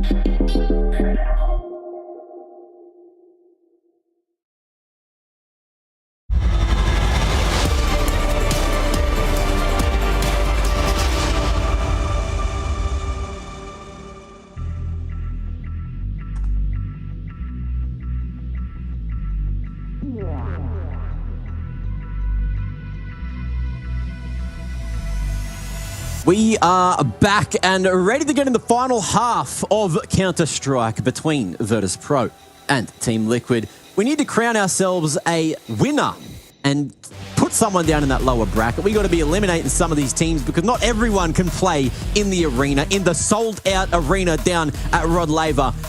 It's going to be a crazy one, and one of these teams might be going there. One of these teams might not be going there, and we're here to find that one out, Mitch. 6 teams down in Rod Laver. Sounds like 14,000 people, sold out crowd, beautiful stuff, beautiful city. So I think a great opportunity for these guys to not only extend their trip, extend their time down in Australia. Let's see how they go forward. But look, I think Liquid have set themselves up for success here, you know, with this 8-round start. Virtus Pro with a lot of heavy lifting to do into this next half. And I feel like without a pistol, it could start to potentially fall away for them here, Mac. But we bring it back, hoping for some fury, and it's a very quick approach up B. Already flooding straight onto the site. Nav not going to be able to chop him in half and not able to hold onto the long control, which would have been crucial. Now we've got a more open plant, a safer one from that spam. Open for long, open for ramp. And you've still got Electronic here as well. Glock in hand, but not for long. Head taken straight off his shoulders as Ultimate wants to retake successfully. Yeah, they've got to move quickly though, right? Starting to tick that time away. Obviously, no kit in the hands of any of these players just yet, but Ultimate, he's got the Julies and he is hitting heads. Icy does deny, and Flamus another. Nertz will get the trade, but still 2-on-2. Plenty of time to work with, but it is starting to run out. Nertz finds another. All left onto Flamus. Has to just buy some additional time onto the defuse inside the smoke. Does he have the time? He's tapping away. It's going to be so close, but I don't even know if he's got time to defuse at all. Will it happen? Will it happen? Oh, man. Chaos. Saved by the bell. Literally. Both of them had no idea which way that one was going. But Liquid will not get another pistol on the board. And VP thanking their lucky stars that there was milliseconds in that one. Crazy how these rounds can turn on their head like that, Mac. Nice response from Virtus Pro. I talked about how a pistol would need to be super, super important for them. And for them to convert is a nice little send forward. You can see Liquid's actually chosen to force back into this round as well. So a conversion for Virtus Pro could very well mean 7 on the board for them in this recovery mission. On the edge of an emergency. We'll see if Liquid can make it happen with the force. Oh, Flamus flirting with the idea. There is a very high fire rate weapon just around the corner, and another tries to crack open the B slide, but that won't be successful. Flamus, though, going straight up the guts instead. Right down the middle. With that smoke as well, we'll be able to progress in towards CT. Odd position for them to deal with, though. You can see the flank from Nertz already happening at mid. May be able to catch that timing onto Flit at Heaven. And if that happens, it'll be much nicer for VP on the retake. But that's if this bomb even goes down. Twist with a 5-7. Sometimes pretty good, sometimes pretty not good. This time, looks like it was going to be the former, but it's the latter instead. And Nertz coming back to the party. Flash across from Naf to try to activate him, and he will not be able to stop the plant from going down. Oh my god, what is happening right now? Flamus living up to his namesake as well, down to just 9, but he's taken down. All left onto Fame. 100 points of HP, but he is stuck between a rock and a hard place. He's going to put his golden helmet on as he rips one off a Naf. Fame trying to hold on to this clutch. Nertz has been the hero. Can they continue this one forward? Will he hold on? Will he be able to do it? My god! Oh, the force pays dividends. Stonks rising in the forms of Liquid. Could not have been too much closer. 2 rounds of those back to back. This time, it works out for Liquid. They get that 9th, and they make it ever so costly for VP. Silver lining, bomb has been planted. There is a chance for them to force back here and make things a little more awkward for Liquid if they stumble here on the 15th. We did see it get messy at the start of the series, and it's been a long series, and I wouldn't be surprised if we get messy again. Mate, I need it to get messy. I need it to be just every team digging deep and fighting as hard as they can. This CS game is still in a very weird state. And, you know, outside of really your Vitalities and your Mausers, there's not really any team that is kind of just leading the helm or anything like that. So I think there's so much Counter-Strike that can happen at this event. Could be pivotal. Crowd is always electric, as we said. So 4 rounds of difference. Great response from Liquid. Force back in again from VP to try and make it work. Hero AK for Flit. We just need all these members of Virtus Pro firing on all cylinders. It can't just be a one-man show. Unsuccessful attempt at the wallbang there. Now some util will get traded. Team Liquid blocking in multiple positions as that long B smoke comes out. Flamus, just a bit of a drone here with that Glock looking for any information. Fame, however, going to lead the charge with the Tech 9, or at least just lock onto cheater control. We're going to punish any over-aggression. Molly forces both the CTs in. It is going to be an all-in brawl, but do they expect Shui on the right side? They will. Tech 9's reigning supreme, but one more man to get past, and it was the ex-leader. Gets one, but he's done, and the B site's there for VP. Man, Ultimate's already here. He's marching straight into the fire and the flames, but unfortunately this time he will not carry on. Nertz gets maybe a sniff, maybe a smell back into this round, but clearly he's allergic because he's running away straight towards the site of A. So Fame and Flamus going to be able to win this round for the team. Massive weapon to be saving, plenty of utility for Nertz to hold on to. So still not over Red Rover, but Virtus Pro have given themselves another crack, another foot up. 6 rounds on the board.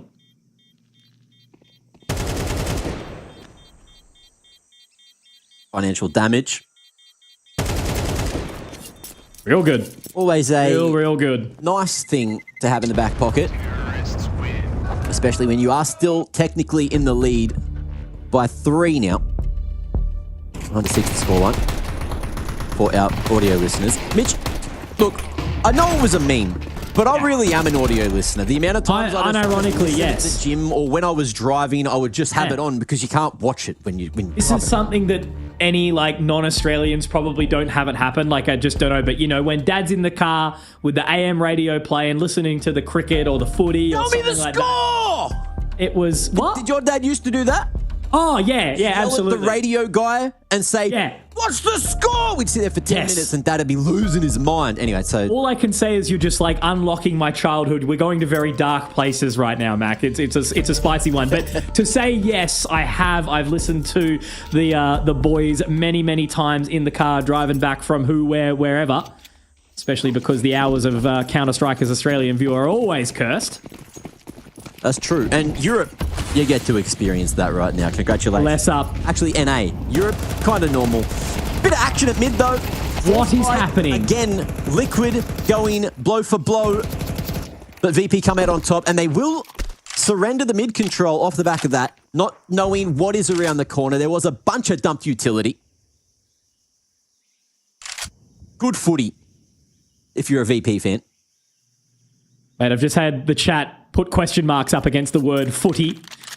Welcome to Australia, bros. Meat pie, footy. Servo. Well, not soccer, guys. Different code.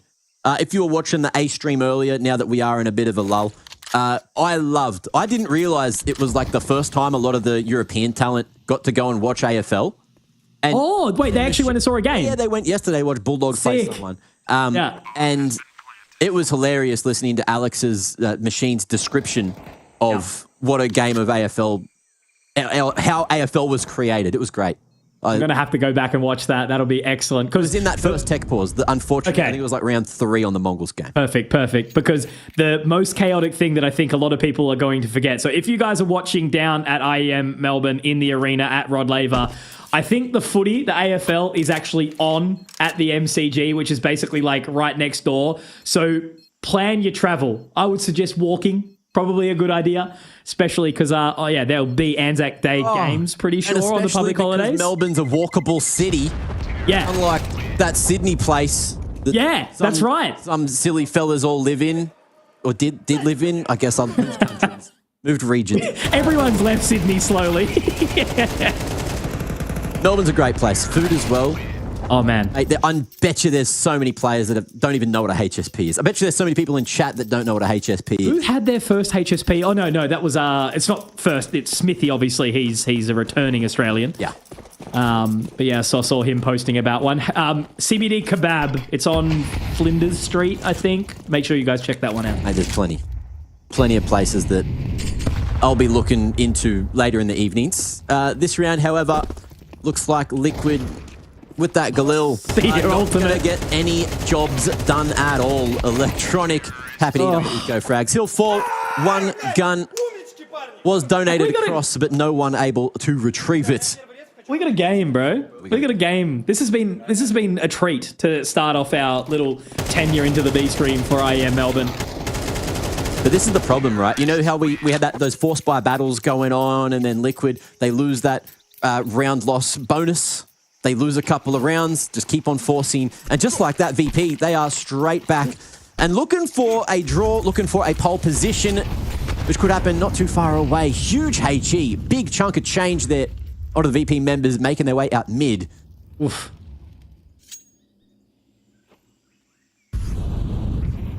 Early start here to the round 4 Liquid.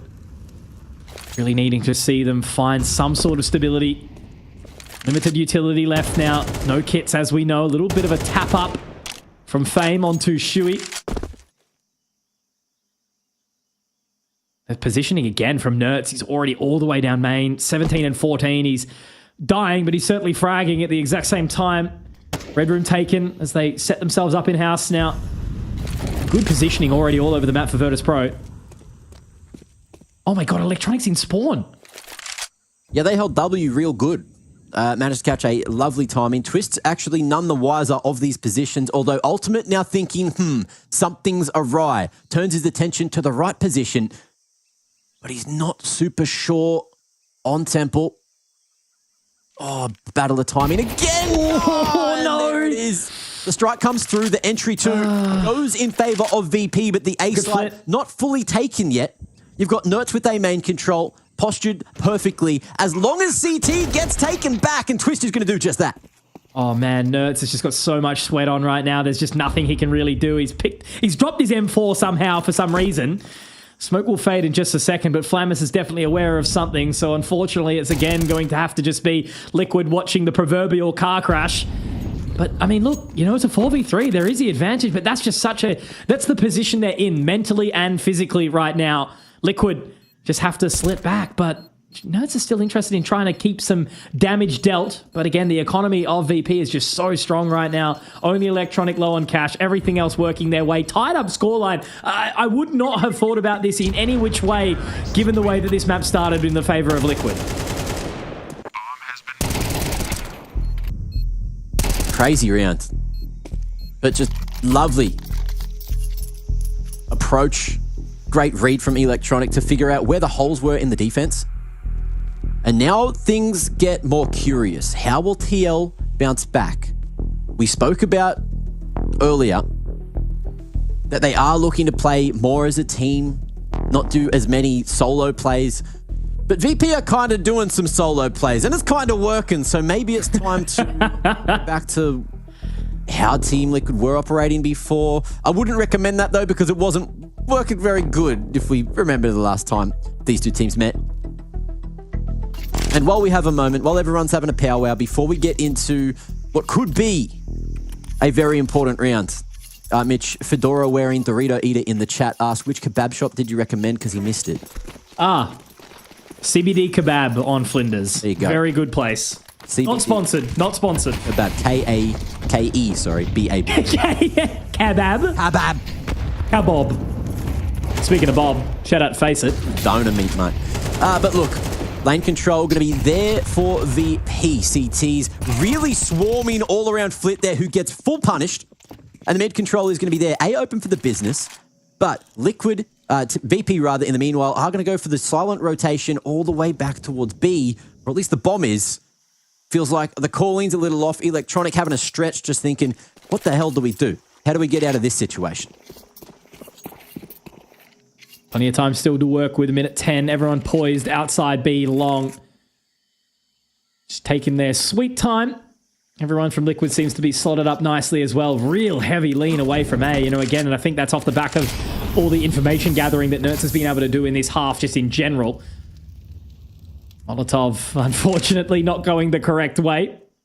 Sign of the times here for Virtus Pro.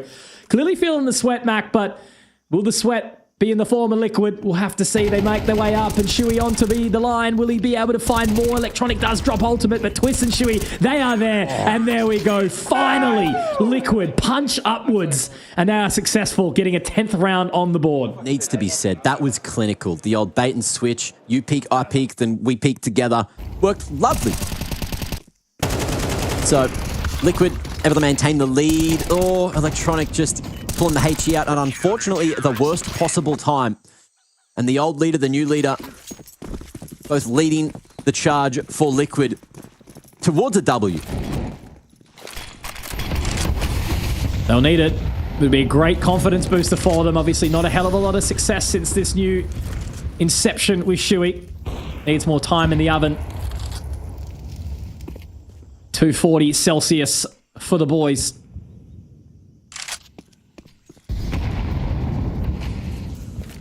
Slow start again, though, Mac, isn't it? Just taking hold of that mid-control. Really not diving too far forward. Twist might be the first point of contact here if Flamus wants to get busy just outside the house. But Twist pulls away. Going to be another B lean here this time. Is Liquid going to be ready for it?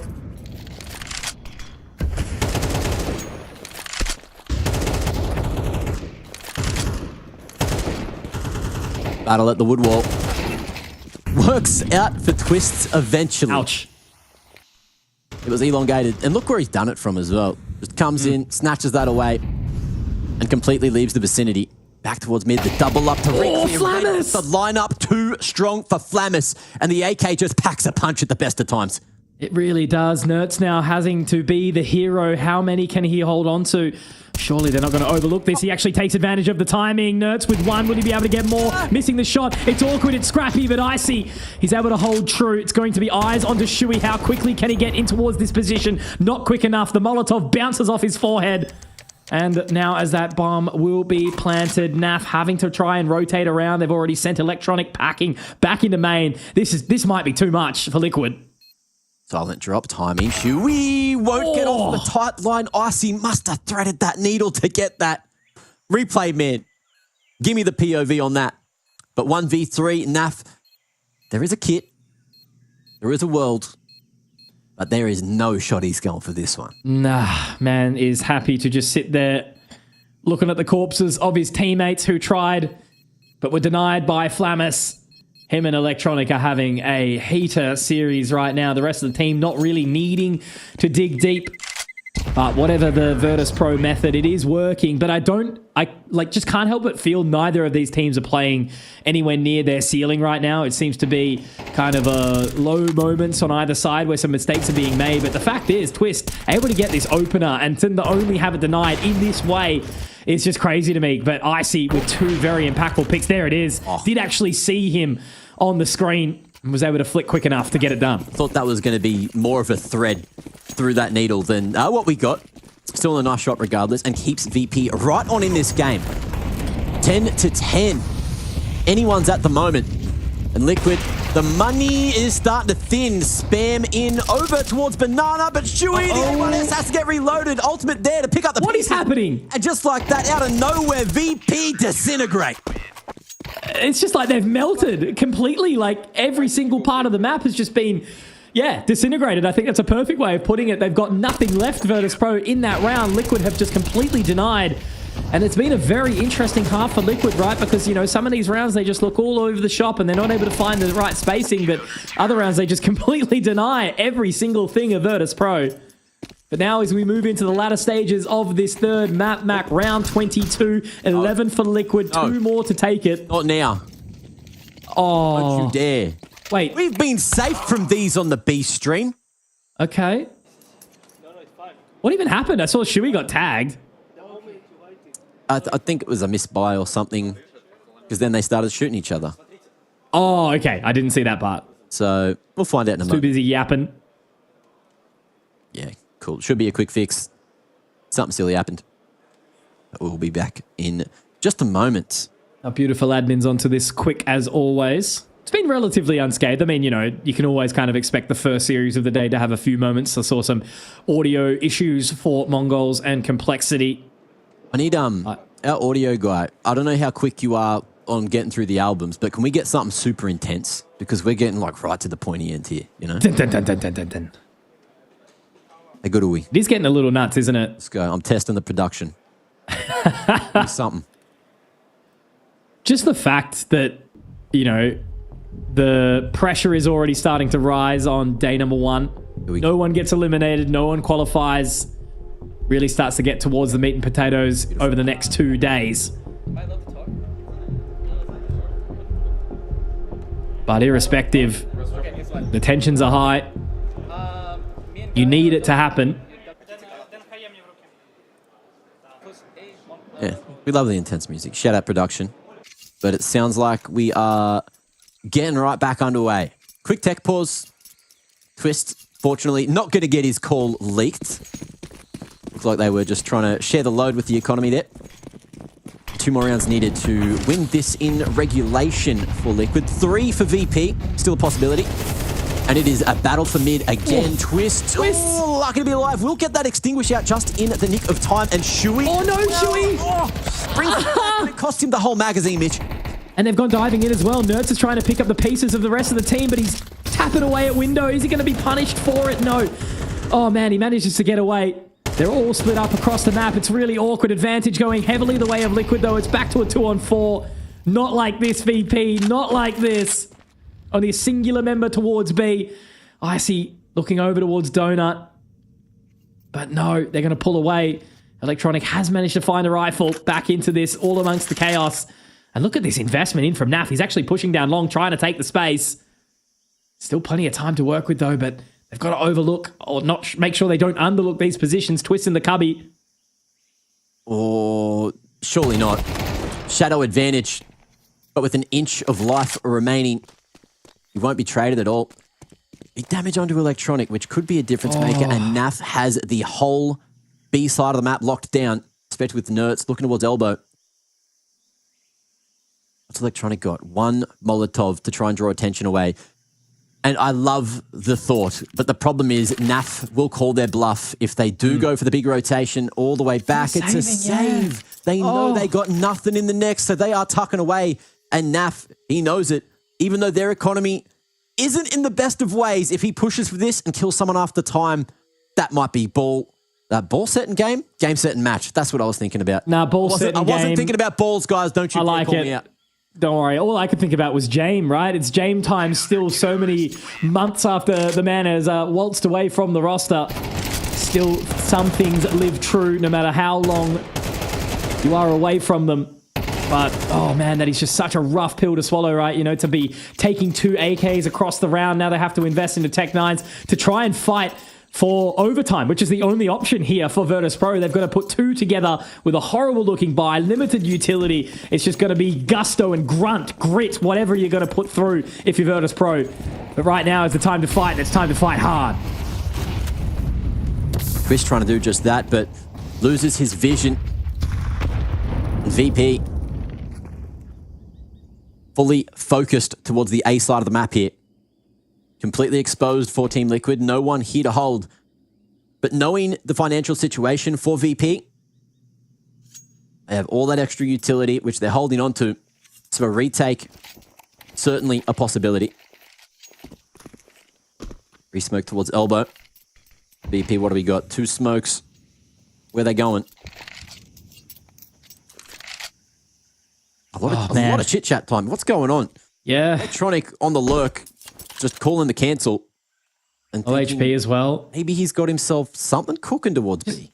Liquid's positioning though, Mac. They're so heavily leaned forward here. If they lose a single pick, trying to get up on towards window. Oh, it's all falling apart. Liquid, you've given it up on a silver platter. What is going on? Now they can just pick up the pace. They can get straight into this position. Electronic has the call, has the info on the flank, but somehow, what's going on? Electronic and Flit have found it back. This round is still on somehow, some way.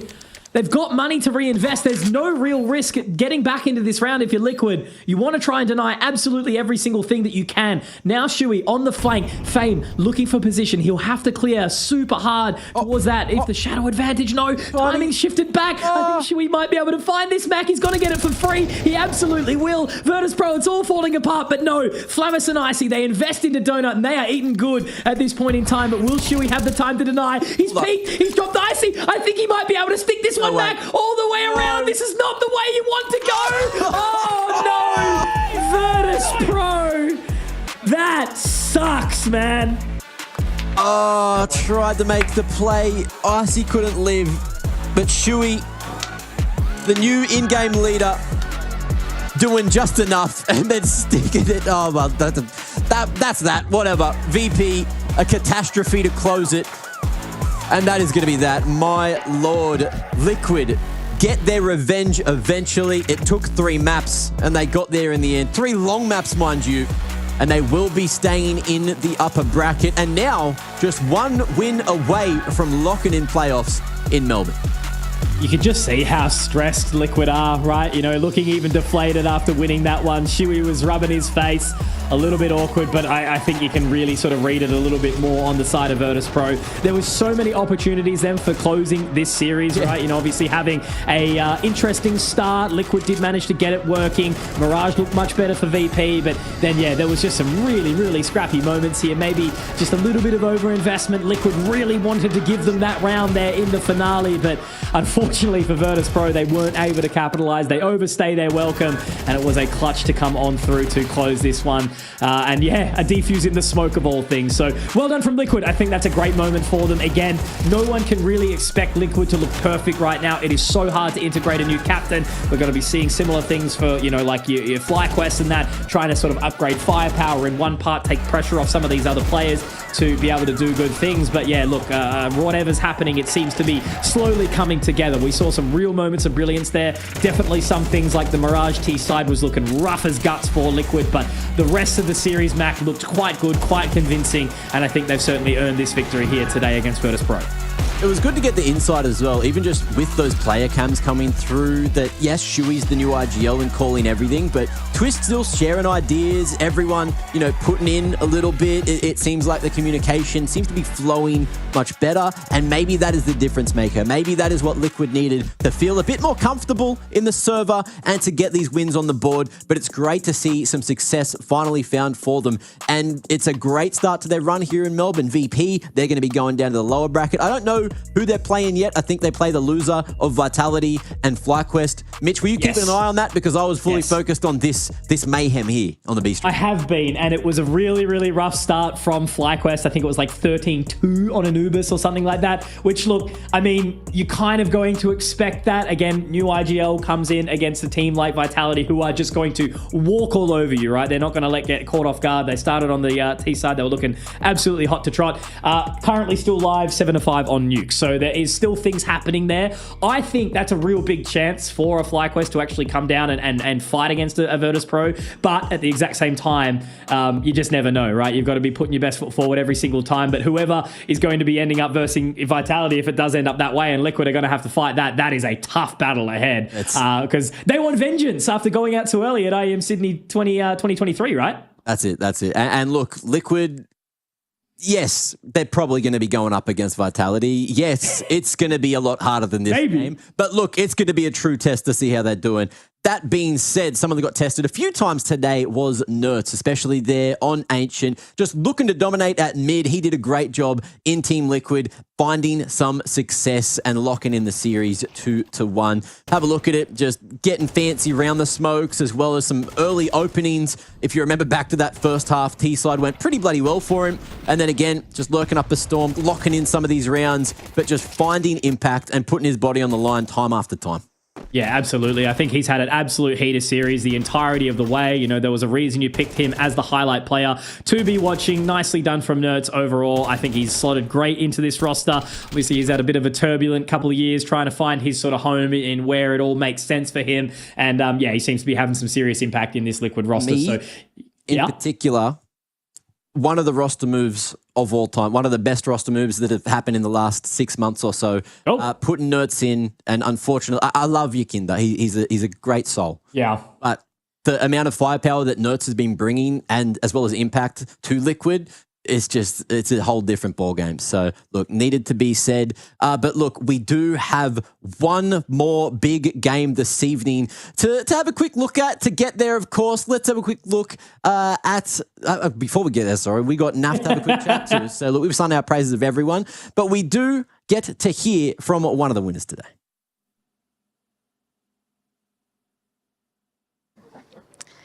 Liquid take down Virtus Pro in a 3-map affair over on the B stream. I've got Naf for a few winning words. First of all, just looking back at Dust 2, I feel like it looked quite different to what we saw at the previous tournament, with you guys obviously having Shuey in the mix as well.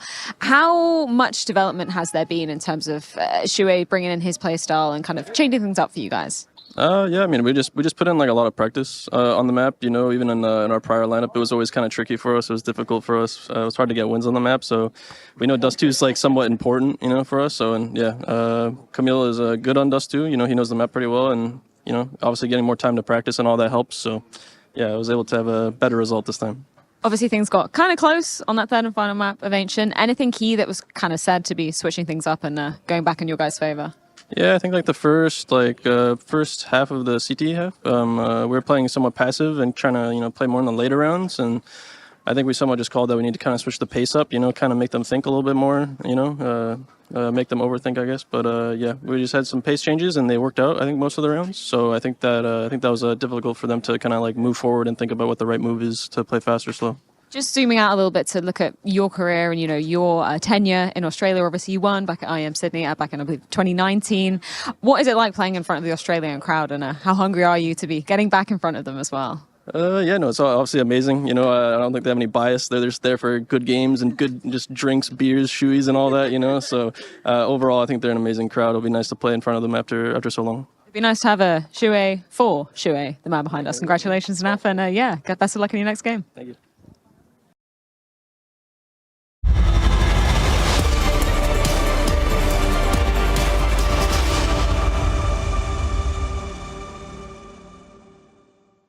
Tell me a little bit, people be talking a lot, Navi season this year, so-and-so, just what's your take on it so far?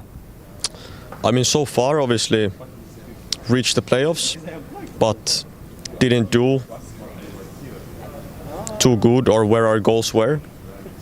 Start of the year was a bit tough against Spirit, but now it's been different. Obviously lost against Mongols one time, then took revenge on them, but now lost again, and I just feel like it's not too much we're missing, but what we're missing is the fact that when we lack that 5% or even 10%, you're just gonna lose on quarters, or you're gonna lose on semis, and you're not gonna make those grand final appearances. And for us, we kind of need that, to be honest. Like we want to show ourselves and the work we've been doing this year that we're capable of doing it again. And I think we have what it takes. We just need to, peak together as a team again and just, fire up on all cylinders when it comes down to everyone being there. Where do you think those 5-10 extra percent comes from? I think just honestly, like, trusting each other, the teamwork and everything. Because, like, the thing is, we have a very deep playbook. We have more than we had last year. And yet we are still falling short, right? Like, I just think that sometimes when you're a team for so long, sometimes your headspace are in different place. Sometimes you go off the script or something else. And I just think that, we need to take a step back. We need to be united, play good together, and I think we are capable of doing it if we're playing good as a team again. Hello. We'll give you the world.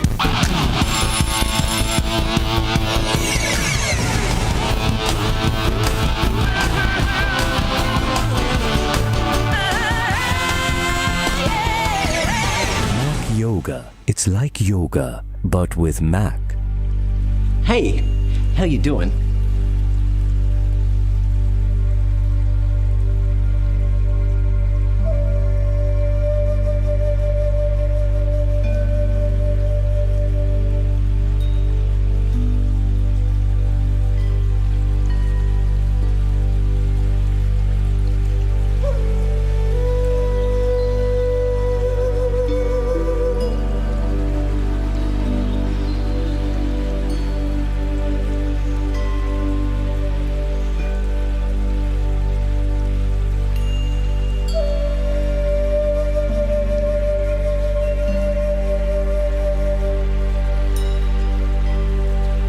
Yoga. It's like yoga, but with Mac. You are, I guess, one of those bigger names of the newer age players, and we're seeing some legends of the game getting removed from their team. So like Red Kenned's making some changes. What do you think about some of those changes that team's been making? I think like teams like Red Kenned's are trying for a long time right now, like going to the major and getting like stepping up their game, and things aren't working out. I don't know why, because I'm not in their team, so I don't know if it's like communication stuff or some stuff in game or out game. So I think it's like just the life of CS. You try to win, and if you don't win, you like kind of need to change the roster, and I think that's what's going on. So I think right now we have a good team, and we are trying to step up our game. All the other teams are making changes, but you guys aren't. Who are the best kind of like friends on the team? Do you guys have those things where it's like those two always hang out and then them three, or do you guys all hang out together? How does that work? I don't know if we have this on our team, because everyone is pretty friendly, and we all do all the things together. Maybe I know Björnsen for the longest here in the team, so we played together in the academy. So I think we have this connection that's better than the other teammates. But like I have a good relationship with all of them. Like with Luconzi, we live in the same city in Brazil, and Exit we played with each other since the start of the team, since I joined the MIBR, the current team. And Safi, since he joined the team, we have been a pretty good relationship. So I think in this term we have a good one. ESL presents the Intel Extreme Masters in partnership with Intel, Acer Predator, DHL, 1xBet, FaceIt, and Melbourne. Every bit different. Melbourne. Just so you all know, it is pronounced Melbourne, not Melbourne. Just for everyone watching from afar. And now we got that out of the way, we get into the main event here on the B stream. Na'Vi taking on MIBR. And Mitch, this one is, again, for the upper bracket, again, for the respect, but also technically, it's a bit of a revenge match, because last time these two teams met, which was at the major, MIBR won, but it wasn't the best of ones on the Swiss stage. So a bit of a different scenario this time. We got that best of 3 series. We got more of a chance for Na'Vi to show what they're capable of here. Yeah, absolutely. I think Na'Vi's kind of got like a mission to prove themselves lately. There's been some inconsistent form coming through, where I definitely feel like there's like less pressure on MIBR. They were the champions at ESL Challenger Melbourne, Mac. It was a privilege to be there along the guys. I gave Insani a birthday cake. He had the birthday buff. It was beautiful. So yeah, they were looking really, really good. And they seem to have some consistency with the roster, right? You know, they are pushing. They're a namestay for Brazilian Counter-Strike just in general, with some opportunities to do some real good damage. But of course, Na'Vi is a bit of a Titan name, right? You know, they've been around for a very, very long time. They know what they need to do. It definitely hasn't been the simple era, you know, since the addition of Wonderful. But I suppose, like, overall, it is still a very, very strong team with very good individuals. But how well they're all firing on all cylinders, that's the question. Major winners kind of falling into a little bit of obscurity lately. Yeah, and look, they had a stellar year last year, but so far this year is a bit more lackluster. We did hear that Alexi B was saying, you know, going into this, they feel like their strat book and their strats are incredibly deep. But look, it hasn't been working out lately. They did manage to get a big dub over Mongols, who weren't playing super well, but also lost to them before that. Managed to beat Furia, but you're looking at Eternal Fire and Spirit. So they've also had a longer break. I think Lisbon was their last tournament. They didn't go to Bucharest. So in that time, I also heard that they have just been resting up and trying to get their eggs in order to make sure coming here over towards Melbourne, they can make things work. And as mentioned before, this was the last time they both went head-to-head at the Perfect World Shanghai Major at the end of last year, and MIBR won. That was on Inferno, and that was also before there was Train in the pool, when Vertigo was still around. So I was looking at the map pools for both these teams as well, and I thought maybe there's a world where we could, you know, flex it up a little bit. We've been in the middle of the map pool in the last series, but this one could go a bit deeper. You know, Brazilians love a bit of nuke there, and Train on the agenda, as well as Inferno, which they've already played before, and I'm sure Na'Vi want revenge for that affair at the end of last year. Yeah, absolutely. Well, I'm just even looking back to like IEM Sydney 2023, and Na'Vi were one of the teams that did get booted out quite early as well. You know, a team that is used to playing in like these big arena, big stage events. So, yeah, you can hope for a little bit of a revenge arc. But look, I don't think there's any real surprises picking up this matchup, right? Imma and Insani, both very, very good players. Mac, walk me through it. Yeah, similar roles as well, and similar situations where when MIBR is succeeding, Insani is usually at the top of the scoreboard doing his job. And when Na'Vi are winning their games, similarly, Imma is playing well around the rest of the pack. You know, the way that Na'Vi have operated really, it asked a lot of questions from a lot of analysts and heads in the space as to why it was working, because they weren't doing the same thing. They weren't playing, you know, their star players in the star roles. Imma's always done a lot of the mid-round calling and shared ideas in this lineup. And not only that, but the fact that he was able to just take such a beating from the community when he wasn't playing good, turn it around and become one of the best players of last year. Like, that is stellar, and you just need to give him as many props as possible. We will have a change of scenery for the start, though, here. MIBR taking us to Anubis. Mirage, that second pick. No nuke, no train. It was flirted with, but it will be Inferno to decide it if we need to go to 3. It is funny, isn't it, how Anubis and Ancient sometimes do feel like they're starting to engross the middle of the map pool slightly, right? You know, Anubis obviously getting a pickup very regularly in the current climate.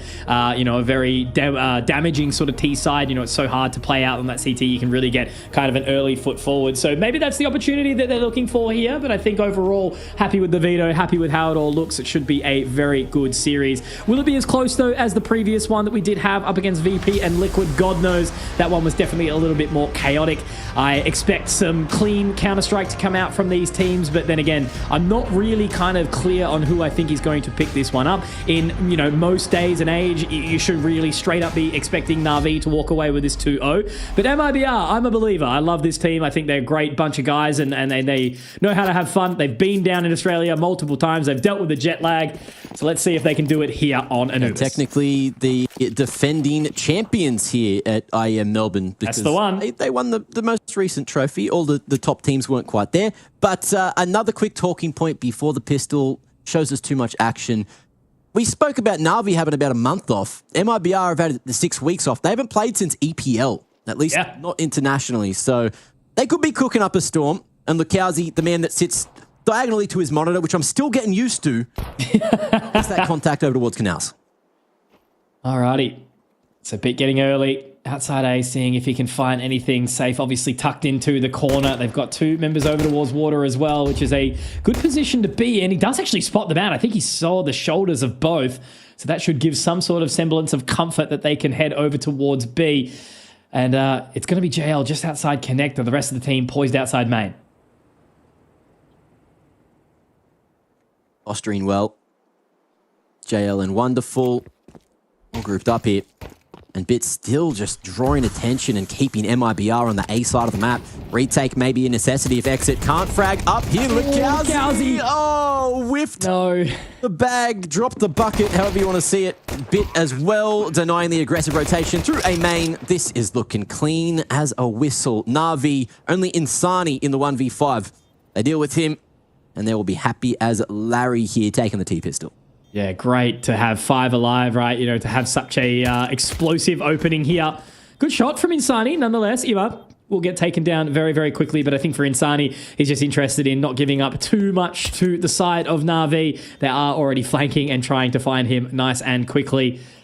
So I guess I can give you guys, whilst this is happening, a little bit of an update onto the A stream. We've just seen FlyQuest go down 13-8. So a good crack, right? A good shake of the sauce bottle from the guys on Nuke. But yeah, look, I think, you know, Vitality just looking a little bit too good in the current climate, expecting them to soar as the best team in the world right now.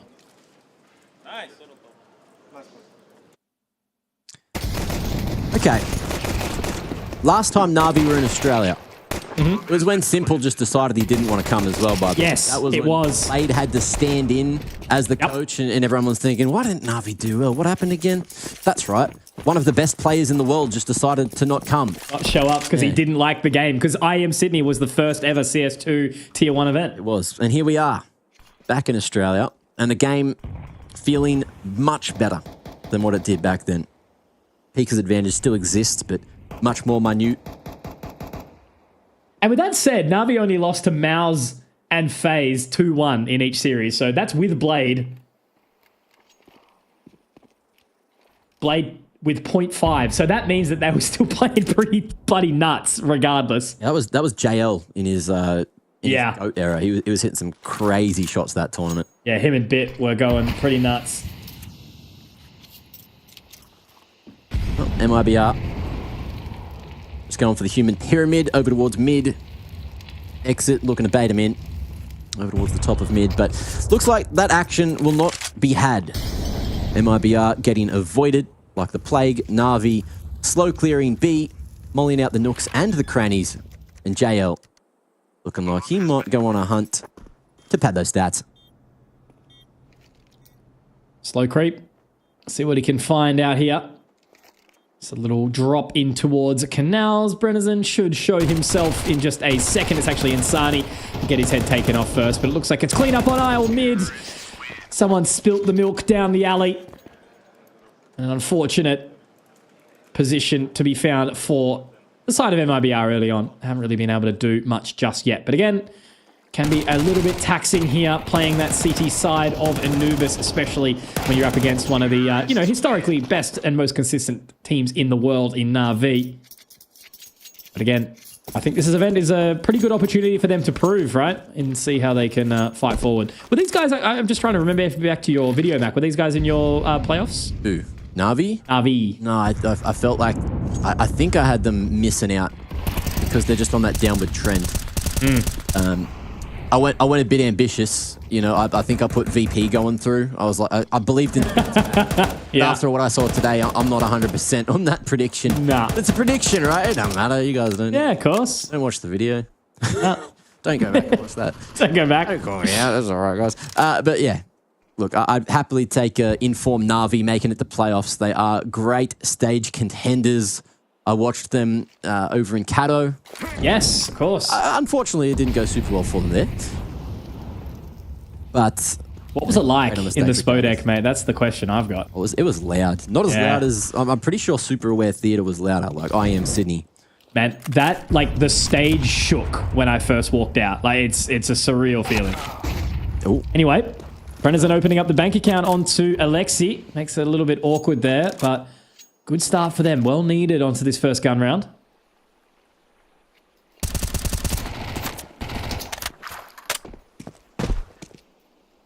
Time's running out, Mac. 30 seconds. Yeah, they are burning. Like they're waltzing back B. I'm down. Classic Na'Vi. Rolling back the years here. Wait until the last couple of seconds to go for the hit. 20. Exit and Lukowski. Looking to lock this in deep towards CT. If they get smoked off, they will get nullified here. Molly towards back of sight. JL going to go for the clearance, and he does well. Exit. Not going to be able to stop that bomb from going down, but he will survive and allow the boys to rotate in. Ima, in the meanwhile, just going to be going for the smoke spam. Big Bang gets the job done. And Breno, 1v3. Not going to be able to find that second man. Bit swinging. Movement speed with the SMG and the fire rate too. Takes us through to another. Na'Vi flawless so far. Yeah, great effort there from MIBR at the very beginning, but Na'Vi unfortunately were just a little bit too strong there. Their trade out were fantastic. Able to get a couple through the smoke as well, but it's the late round aggression that does reap of success. Now a third round secured for Na'Vi here as it's just back to the pistols for MIBR. A little bit of utility that they can work with, but we'll have to see if that goes in tow. They need to get a bit of a wriggle on as quickly as possible. Don't want Na'Vi to stack up too many of these T-sided rounds.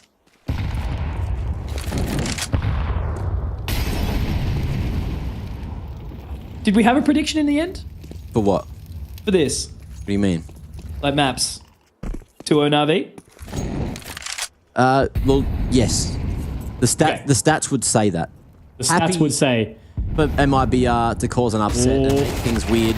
But I just don't see that happening. Nice little flash to try and enable the aggression. Goes for a 2-2 in the end. Lukowski shred him with the dig and will warrant a couple of upgrades here. Wonderful. Timing. Needs to take that bomb across to the rest of the troops. And go for the full regroup. Exit in the meanwhile. Does have one more smoke to try and block B main. And MIBR on an adventure. Na'Vi looking to escort that bomb in at mid. Timing a factor, and MIBR It's a misread.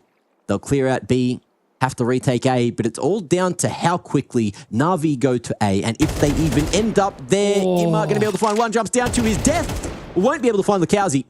And just like that, info, though. There's the info. Yeah. So they move quickly over towards the side of A. Still certainly a retakeable prospect. Lyrical with 3. Could be on for the A series exits. He got the 5-7. He's going to be the first point of contact, though, as they move in very, very aggressively here. Alexi V, is he going to overlook the position?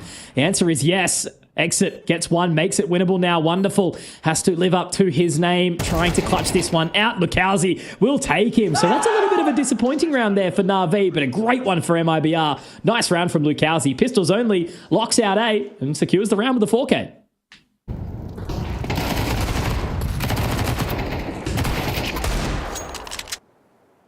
Huge couple of shots there.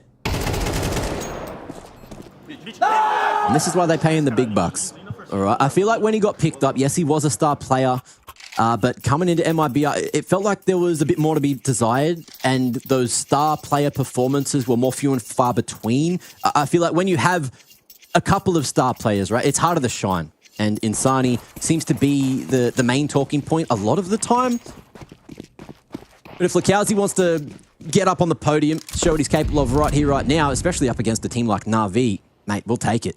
I'm all for being entertained. Absolutely, mate. That's the only reason we have been following this game for so long. As I said, I still remember sitting in the crowd at IEM Sydney 2017. It's a pleasure to have been a part of the game for so long. 25 years at Counter-Strike now, pretty sure. Crazy stuff. But trending now. Back towards mid, a little bit of utility.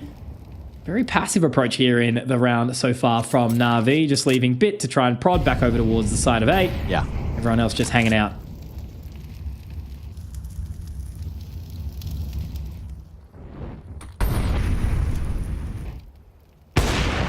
Missed opportunity, safe. You need to hit those, mate. Spam through the doors, flash dodged. Man is trying to do his best, but unfortunately, is only going to be able to go 1 for 1. Imma on the trade game keeps it close and in a 3v3, especially with where the T's currently are. Oh, Brennison! Expect that to favor Na'Vi, but Bit gets caught off solo. Just like that, wonderful now. In an odd position himself, slow creep at T-stairs. Lyrical, the off angle works wonderfully. View model in the way, but wonderful escapes. Still alive, but 25 seconds, Mac. You know, what do you even do with this round? You've got so little spacing. It's just onto Imma to see if he can actually find anything onto Brennison, who's sitting just around the pillar, buying time for as long as possible. Spotting Imma as well. That's the round basically done and dusted. Wonderful would have to pull off something. Well, yeah, nothing at all, really. He's got 5 seconds to try and find this plant, gets the info, and he's just going to have to try and live on now. He should be able to save that AWP in towards the next round, but that is another on the board for MIBR. Threading together as many of these CT-sided rounds is super important. And as I said, this team is one that has been trying to kind of prove, you know, they have definitely looked very, very good in that Tier 2, Tier 1.5, but pressing harder in towards Tier 1 has been a bit more of a challenge. So the roster's been together for a while. Players are good individually, so we just got to hope that they can continue to talk the task a little longer.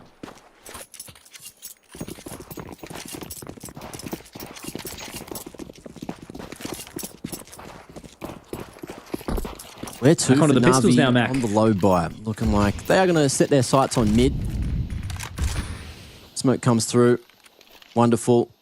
With that AWP saved across from the previous, they are looking to put it in a position to succeed, but there is no CTs to find at mid this time. Alexi creeping forward, and we'll find a world of information in just a moment. Insani even giving up that camera line just to nade towards T-stairs. Na'Vi can read the CT's positions from that extra thrown utility. And the 3-2 split is going to be hard for MIBR to hold onto the A site if there is a flood of 4 team members coming around the corner. But they go for the flank on B instead, and MIBR currently none the wiser. Yeah, absolutely not. No information at all. They are trying to take advantage of it. And that's a good bit of timing here. Wonderful, though. Does manage to find safe, so that should be the call. Should be able to pull the trigger now on this rotation. Looking back, Lukowski, a little awkward. Exit gets one, but Lukowski able to keep on kicking. No, not quite the second. Ima walking away with 2. JL getting Brennison 2. It's all left on to just Insani, who has to try and march on quickly. If he finds Wonderful, there might be an opportunity. Does he see his kneecap? Potentially just on the other side of that smoke. He's going to creep on in, but surely Wonderful connects this shot. No, he doesn't. That's maybe an opportunity here, Mac. They are so far away. They are so low on HP. Nade not going to do anything. Not close at all, but that bomb is planted for CT. No utility to try and smoke it in. We'll be able to tap onto the bomb, but again, just trying to buy time, trying to make sure nobody's there. Insani's given away his position now, and I don't think it's going to be happening. Ima has done enough to bait him into submission, and that will be Na'Vi walking away with a 4th round, but it definitely got a little bit dicey there. Yeah, too far gone in the end. And Insani will find himself an upgrade to the AK for the next, but that will be 4 on the T side for Na'Vi. MIBR arguably doing well so far. Look, 2 on the board in a bit of a rough position. And just odd situations found all across the map. There is a world where MIBR should have found that round, but we're not living in that one. No. Great couple of picks from Imar with the Tech 9. Let's go to pause to come on in. Don't blame them. Good time for it. Have a little bit of a conversation nice and early. Make sure not too many things fall away for the side of MIBR. Again, who now have a bit of a interesting task here. What are they going to do economically? Likely just to save some pistols, exit. Oh, I don't know. They're not really going to be able to do a hell of a lot to the economy. It's decent enough for Na'Vi. Yeah.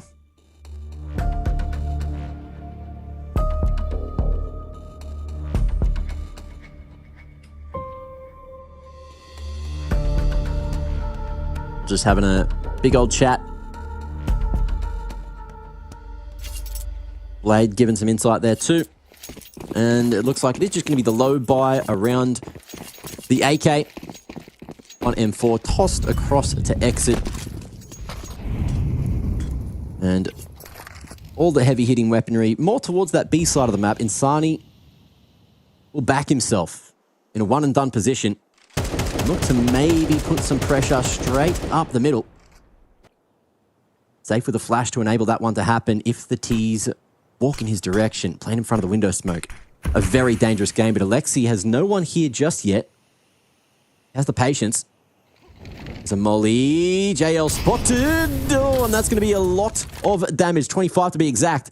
As Insani was thinking about going back. Still hanging here with the flash. Wants to go forward. Oh, it is not looking good for him. And the plan gets foiled. Yeah, tempting fate here, isn't he, Insani? Having to actually swap the weapon over to Safe, who does have Kevlar to back it. Insani did have that helmet, does have the kit as well in tow. But Brennison found quickly by Bit, who is aware of the game. Insani still just trying to see what he can do, walking up mid potentially here. Safe, is he going to be able to find the off angle? Spots the leg. That's shadow advantage. Nicely done. Alexi going down. Wonderful, though, able to stop Safe from walking down any further. And you might be able to find another one as well. If he can hit the flick quick enough, he can. Exit taken. And that's the A site found for free as well. A little bit lackluster in that approach from MIBR, but you'll give him some time given the fact that it was just the pistols.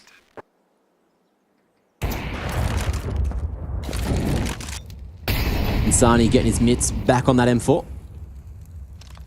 Ooh, and the timing, a factor, works for him, but he goes for the fight through the door instead, and Bit will fall.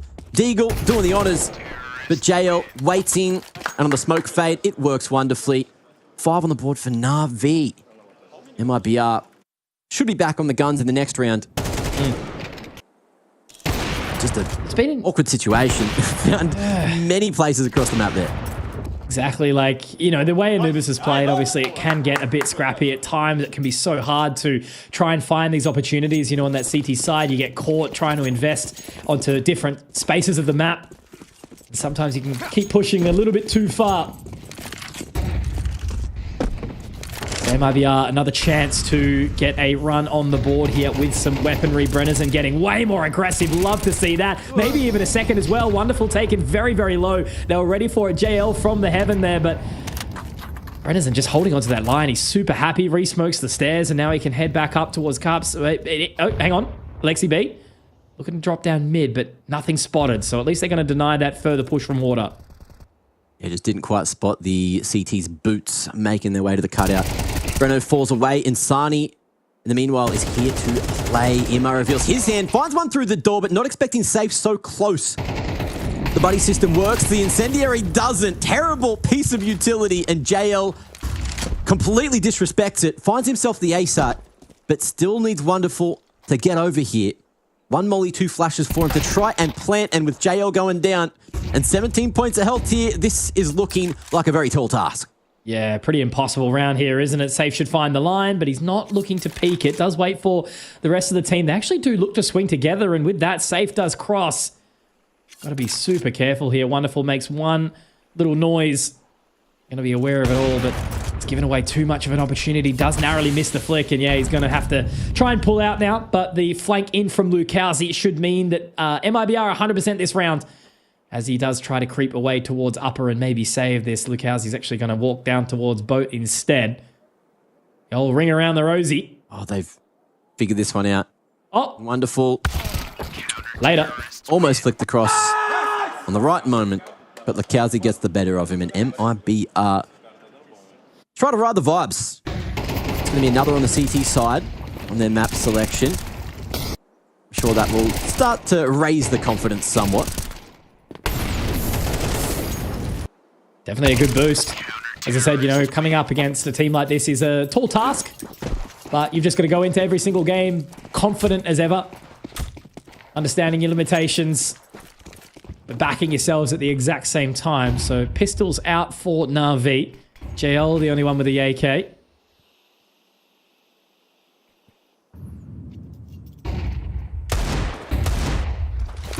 Couple of warning shots.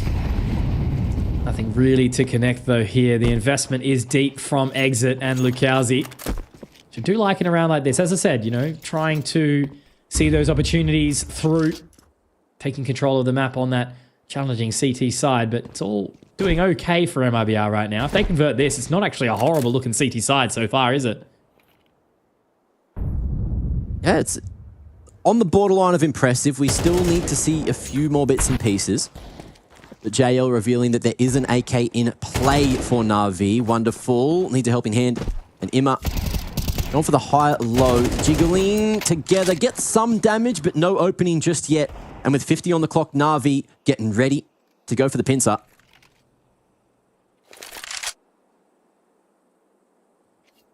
Can't control there.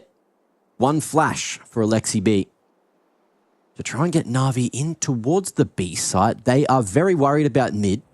They have been flanked before.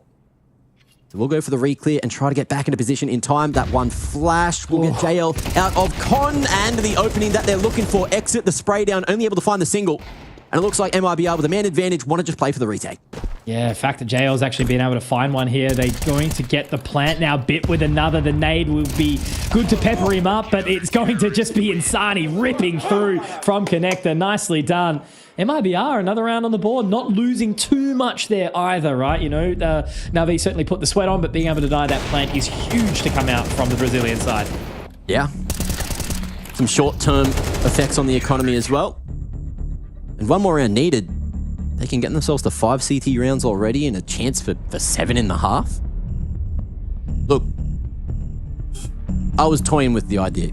I might have been joking when I even thought MIBR would be able to take Na'Vi down again, especially with the best of 3 on the horizon. Maybe Anubis is the place to do it, but the rest of the series, I don't know about that.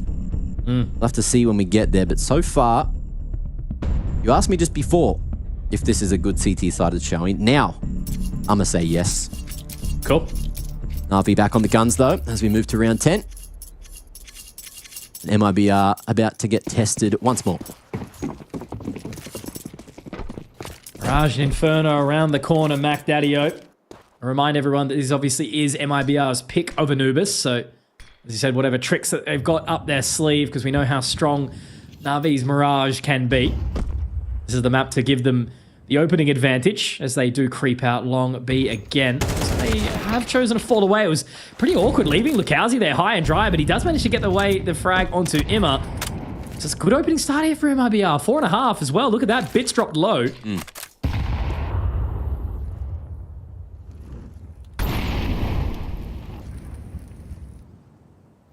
How do they answer back?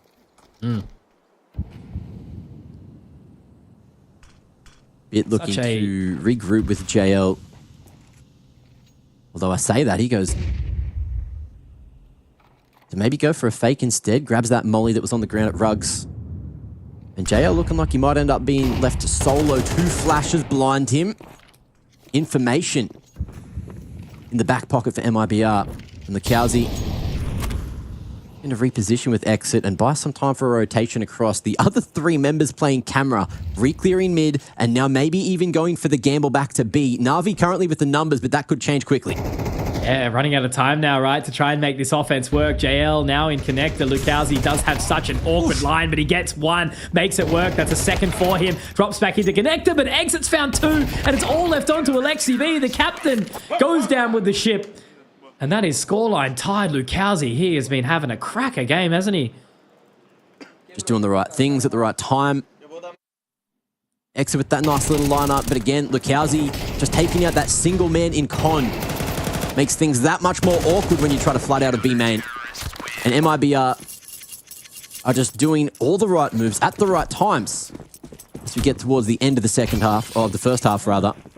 They should take 6 now, right? You know, off the back of this with the pistols. Hey, never say never. But yeah, Na'Vi on the low bite. Only with a smoke and Alexi of all people to have that Kev to play with. But info found and Breno knocking bit to the ground. This is a chance as Na'Vi goes straight up the guts. JL, no helping hand next to him. So the trade game not going to come through.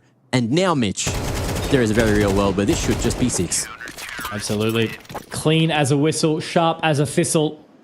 Don't know if that's just an Australian saying either, but there you go. It is 6. And yeah, to convert a lead on the CT side on a map like Anubis is a pretty big thing to be doing. Obviously still got another gun round in the back pocket for Na'Vi. Could very well tie us up 6-6. But they really need to convert this one now quite desperately. The pistol round becoming so important now onto that next half. This is sounding like a little happy opening for MIBR and Na'Vi. We knew it was potentially going to be close, but how close and who would be leading was sort of up for question.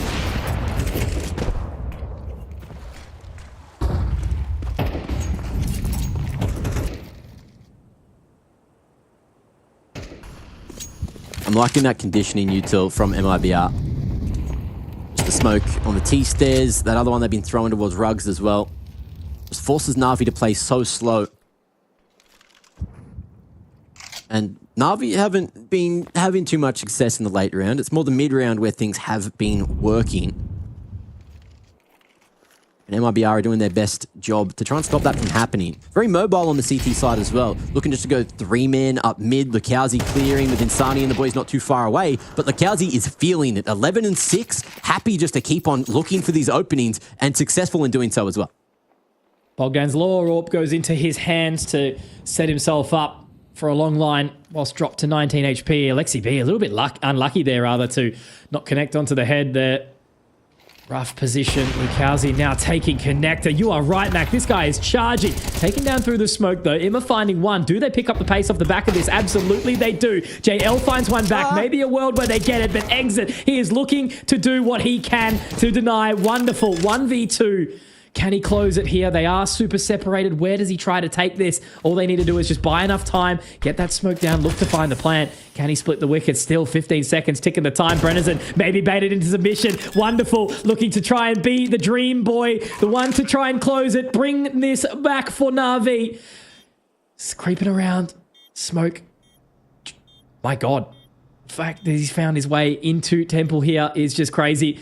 Chipping down the time for as long as possible, and Wonderful will get it done. There it is, Mac. The 1v3 from the Wonder Child. A great position to be in. 6-6 is now the half. Scoreline settles, but still a good start for MIBR on that CT side.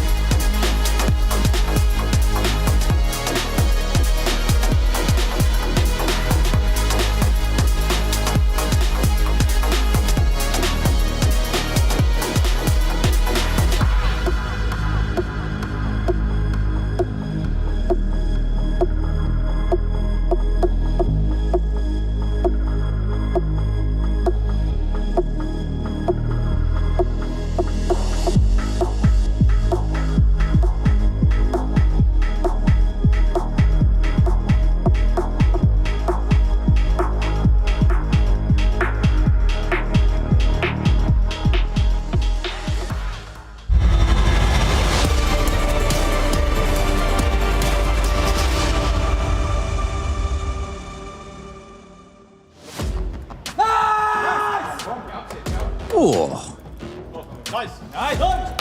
Bit of yelling. I think Insani's going to take the cake here, though. So far, so good. And MIBR, I'm sure they're going to be very happy moving into the second half with 6 big rounds on that CT side of Anubis. Na'Vi, though, if they can get a pistol here, they can get straight back into the lead real quick, smart. And they're going heavy towards B, just in case there was a faster approach as MIBR get to be in charge of the pace. Absolutely. Really driving this one forward, MIBR. But again, Na'Vi giving themselves a little bit of breathing room. 7-5 would have been a concerning position to be found in. So Wonderful doing great things to clutch out that 1v3. Bit of a hero moment for him. Because he had big shoes to fill back in the day, picking up that spot for Simple. But everyone on Na'Vi seeming to be playing okay. Same could be said for MIBR, more so Insani, Lukowski that are sitting up top. But MIBR are really taking their time with this round, not looking to fight the fight just yet, but it does appear to be a B split where there are 3 hungry members of Na'Vi ready to deny. Molly on the exit of Con.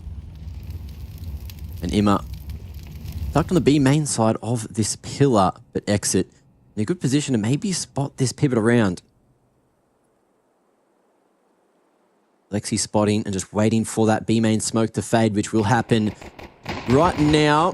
Smokes towards Temple as well. Oh, a CT, but the flash is damn good. Imma hoping that the rest of the troops can keep him alive. Swinging around in time with the Julies. Won't be able to get the job done. The T-pistols reigning supreme this time. Wonderful has to go for the reload, but the swarm of the Brazilians is a little too much to deal with. Na'Vi only a bit to get the job done in the 1v3. Oh, and he's not looking too good. Safe secures it, and MIBR find the lead. I like that, Mac. A swarm, you're absolutely right. That is a great round there from MIBR to collect. They trade out nicely even after Imma finds the opening onto exit. They don't back off. They don't hesitate. Safe ready for the flank. How crispy is that? Beautiful round from Safe with the 3K. And yeah, pistol going the way of MIBR. This is when Na'Vi can really start to get a bit concerned, and you can see that exactly by the MP9 buy coming on out. What are they going to do with this? It looks like they're investing a quick play over towards A, trying to get into main. What's the utility? Yeah, straight out to boat. Oh my god, okay. Not going to be finding anything though early, it doesn't look like. Or maybe, just maybe. When do they pull the trigger? Maybe just waiting for some information. A sound cue from MIBR will do. But they are not giving an inch.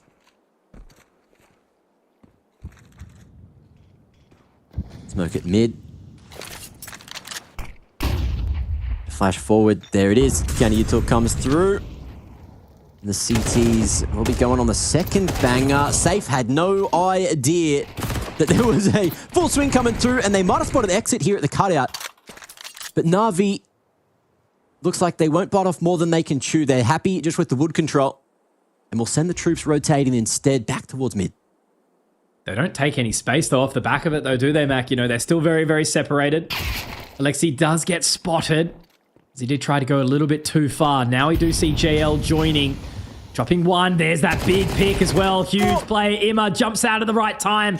Advantage now going back the way of Na'Vi. They've dropped the bomb. Now they have to invest quickly. 30 seconds. Imma with the AK in hand. Smoke goes down. It'll be a potential moment for a spray inside that smoke exit. Yeah, gets warned.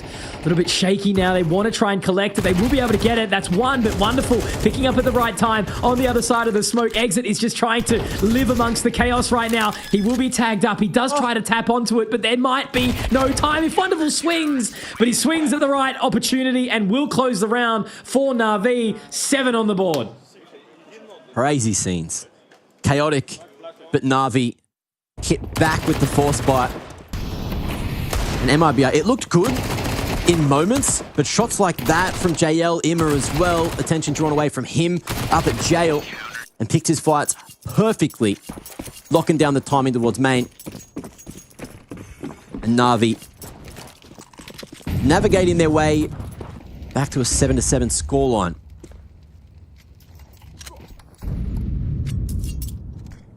Really slowing down the start of this round again. The defaults have been pretty cruisy. Both these teams not happy to rush into anything. Yeah.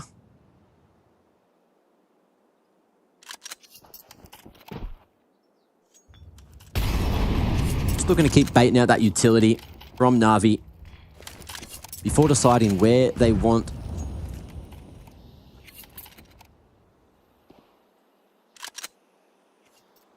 Now with that time ticking down, they might be have to make a move.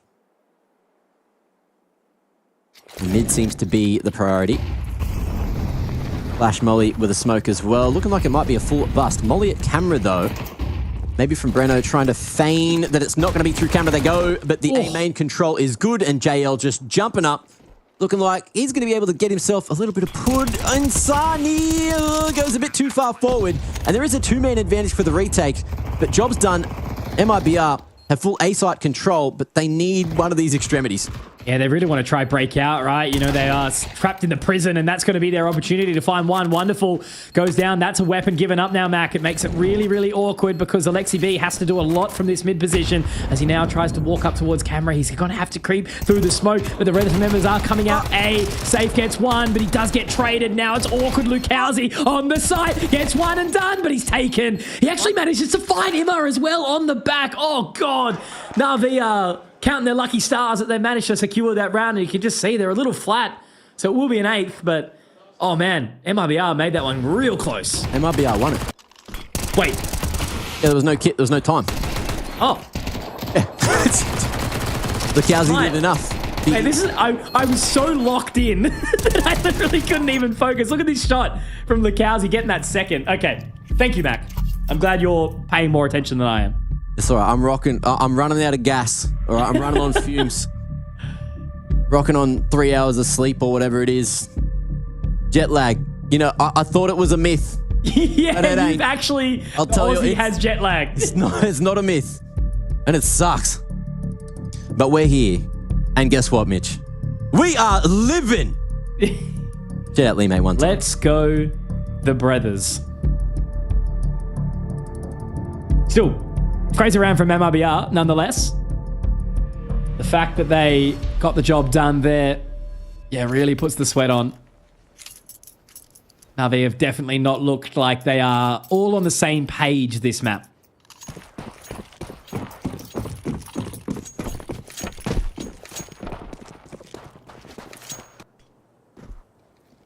Let's see if they change anything up, or if MIBR continue just to go for that slow default. Let Na'Vi trickle out that utility. Na'Vi knowing that with MIBR winning the round with no one alive, it's still a pretty safe bet to go for the force spike here. It can certainly change the narrative of the map completely if they win it. And, oh, look at this as well. Bit is so deep through A main. Breno was smoked off, didn't spot the cross. With Bit in this position, he can spot this mid-cross too, but he needs to hit those shots jumping. Jesus. It ain't going to be enough this time. And if JL falls, he won't. That could have been the A site open for business. B hopping in the corner there, Bit. Taking quickly. Still not going to be an easy task, though. Insani very, very low. Wonderful will be able to watch the cross. Is he going to be able to take anything further through, though? Rest of the team is trying to start to creep around.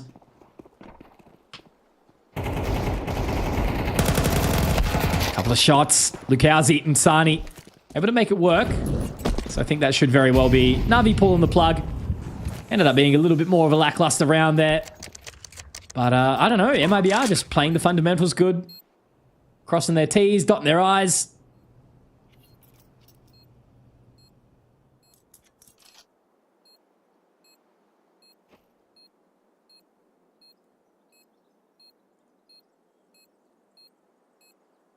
Who wins this?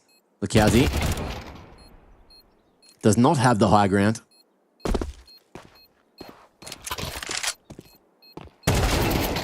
And Emma unable to escape as well. They're looking good. MIBR need to get out of dodge. Safe with the HP hanging around a little longer. But that is going to be 9 now. MIBR getting to the point where this map is looking incredibly achievable. Na'Vi,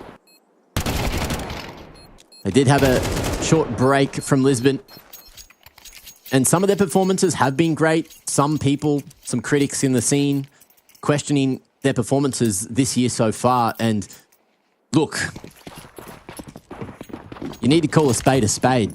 If they lose this series, go to that lower bracket early, maybe those critics were right. Yeah. Well, it's, you know, when you put yourself so high up, you know, higher you are, the harder you fall, whatever it is. They've been a titan of the scene for a very, very long time. Majors under their belt, big events. So when you are coming into an event like this, where there is a lot of pressure on, there's best of 3 openers, big crowd waiting for you at Rod Laver Arena, and MIBR come out and kick you nice and early, would be definitely something that is challenging to deal with, I guess you would say. But MIBR, again, have been a really, really good team, consistent, together for a while now. Hang on. Before we get into the action of this potential anti-eco, chat, I know you're listening. There's a lot of hate going on. If you're a hate watcher, can you hit me with a 1, please? I just want to know how many people are hate watching Na'Vi in particular right now. Just got a show of hands. And if you are here just enjoying Counter-Strike, cool. That'll be your vote. Thank you very much. Appreciate that. That's all we can ask for here. And that you are who carry us.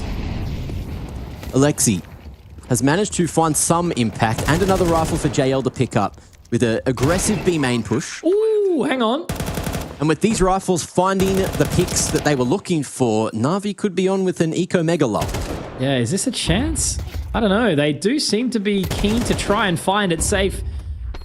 Digging into spawn, we'll be able to deny for just a quick second. And yeah, that's enough to pull the plug. Understandable. Have a nice day.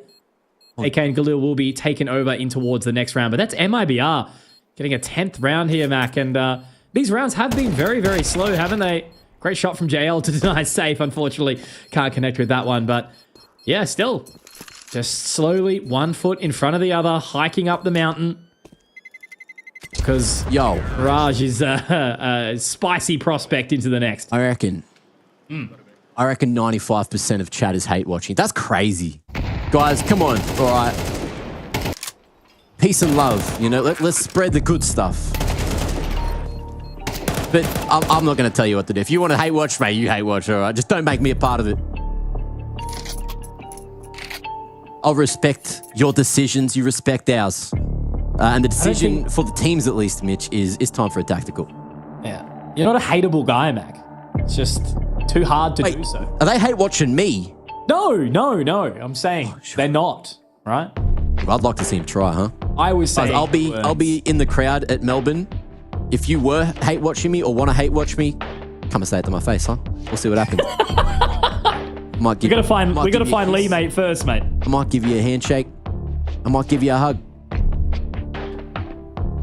We'll see what goes down. Either way, though, these teams also hoping to not be in the crowd at Melbourne. They prefer to be up on the stage. And this is just the first of many hurdles.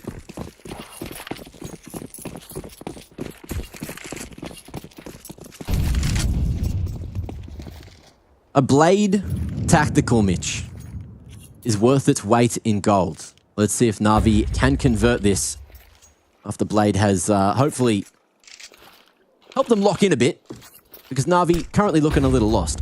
They really are. And has had worlds of experience.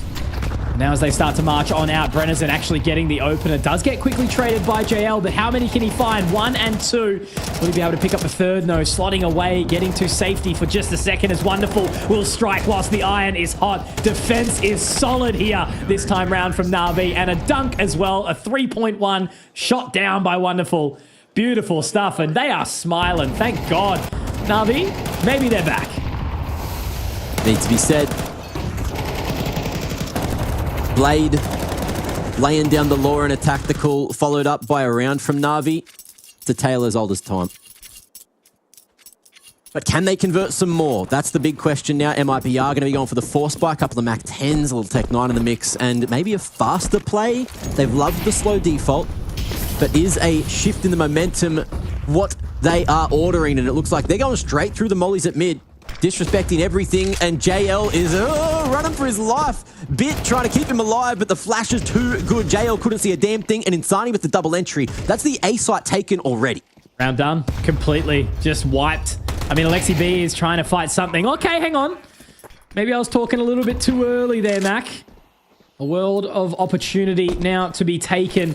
It is still a tough one. They have time to work with. Do they have kits? Yes, they do. Some utility as well to make it all come together. Now as they start to march on in, Insani, that's his third in the round, looking for an ace. There hasn't been a heap just yet in this opening day of the event. Exit will steal it, but it's enough to freak out Wonderful, and he has been sent packing. An 11th round for MIBR. Na'Vi do get some sort of respite, just a breath of fresh air, but it's been just punched back out immediately. Great stuff from MIBR. And whilst we're talking about that, Mac, I actually had a look back. So I wanted to research myself again. Blade has been, he was a player from 2003 to 2018, and then he's been a coach ever since. So that's 22 years of the game. Basically since inception. Great movie, that one. Weight in gold. Yes, also that. But we're getting another tactical.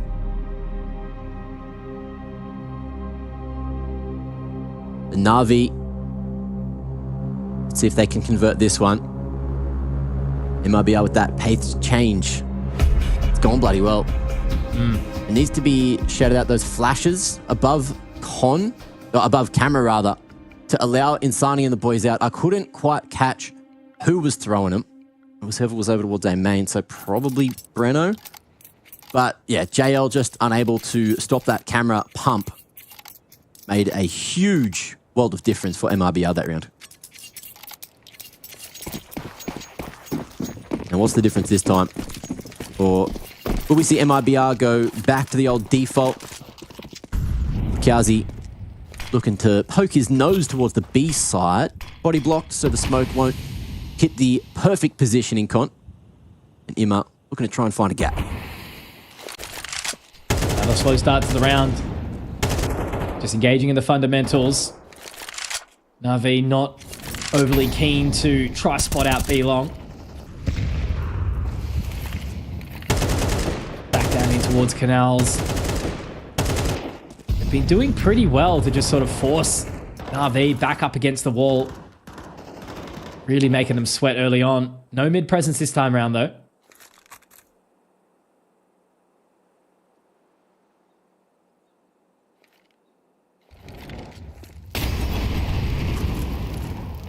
Okay, faking that connector control. Exit going the deep molly. Has another to recycle. And this time, Wonderful able to activate with the AWP. Posted back towards main. But in the meanwhile, Breno is going to potentially contact in on the A side of things. Reroute back towards mid, but there's still two CTs here. Really picking up the pace now. Insani's got to make sure he clears.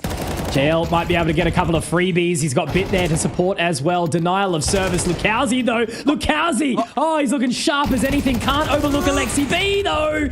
Doesn't connect into the third. Wonderful will take him down. Now it's all left on to Brennison, who will meet his fate too. So game is still very much on Mac. These two tactical pauses that have come through from Blade, as you mentioned, have paid dividends. Stonks rising, and Na'Vi not falling away just yet. Arguably, look, that tactical was great, but whoever called the mid round and told the A-site player to keep on fighting for mid, it was just great communication from Na'Vi to allow that flow and allow the fast rotations to make sure that bomb was locked down on the late rotation from MIBR. But now, we got another.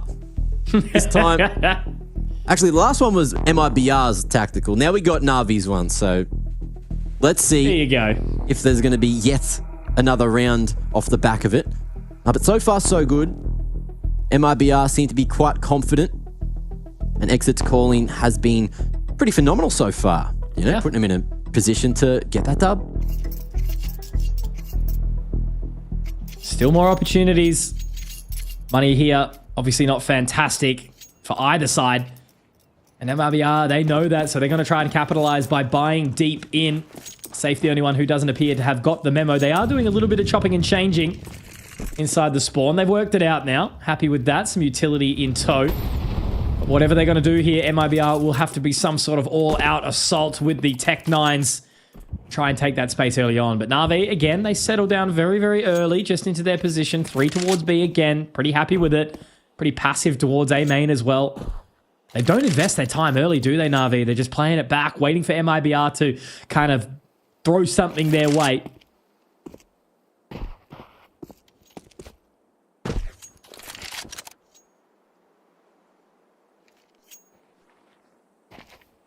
These 2 stars for MIBR, Lukowski and Insani.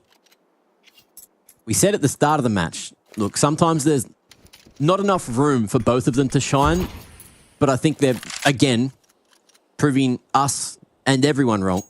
And if they keep on playing like this, mate, we could... I don't want to say it.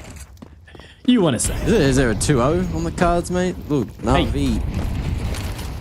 Let's see what happens this round first. Insani looking to fake the charge, going heavy look straight camera. through the smoke. Alexi. Yeah. Oh, no way, Alexi. You can't be letting that happen. Emma now trying to pick up the pieces. Same with Wonderful. Safe does drop one, but Lukowski rips him out of the sky. What has just happened, Mac? I stopped watching Na'Vi, after that is Alexi. just... So I don't know. Yeah. Couldn't tell you. Oh. Looks like they're still creeping in for it. JL having a sniff. Knows it's the only real opportunity. Does have a kit in hand. If he can save this round for the team, they're running out of time. They have to make the call, and they have to make it now. I don't think they're going to go for it. No, it's just exits, and they're going to have to swallow a very, very disgusting tasting pill. It's like they've chewed on the Panadol. Lukowski has taken another. JL goes down, and yeah, whatever is happening in Camp Na'Vi, it is not looking good right there, mate.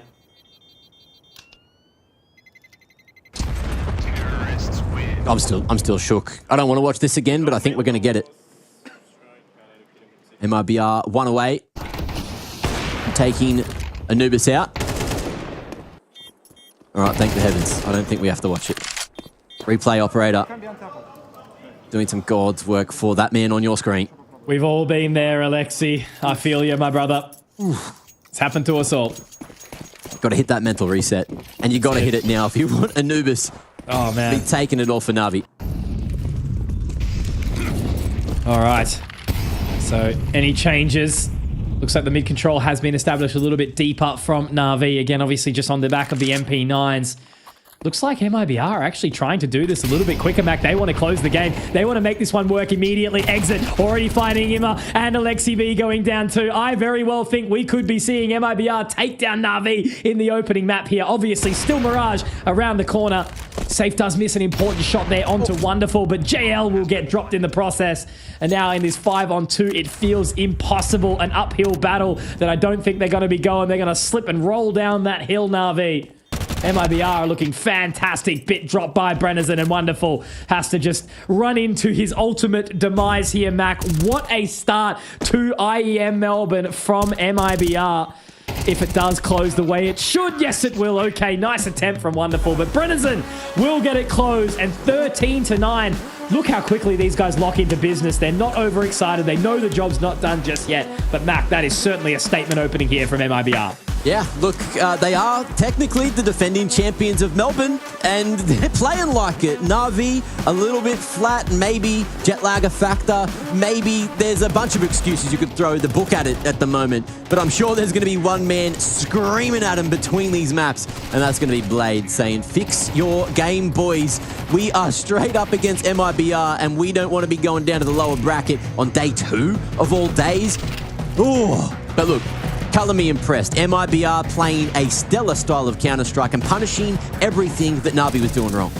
Yeah, no, absolutely. I think it was super clean from MIBR. They've got to be proud for that Counter-Strike that they've just put up for us. As we've sort of said, right? You know, they have faced off in a 1v1 before in the best of one at the major in Shanghai last year. But that's always kind of hard to tell the tale, right? It was a 13-9. We've obviously had a 13-9 here. There's still time. There's still an opportunity. We know how good Na'Vi can be on a map like Mirage. So MIBR, they have to have done their research here. They knew they had to take Anubis nice and strong, which they've done. It did get close at some time. times, but I think their start to the CT side there was what managed to drag them through nice and confidently. So well done from MRBR. As I said, colour me impressed, Mac. You've hit the nail on the head. All we can hope is that they continue charge into Mirage and really continue to make Na'Vi sweat.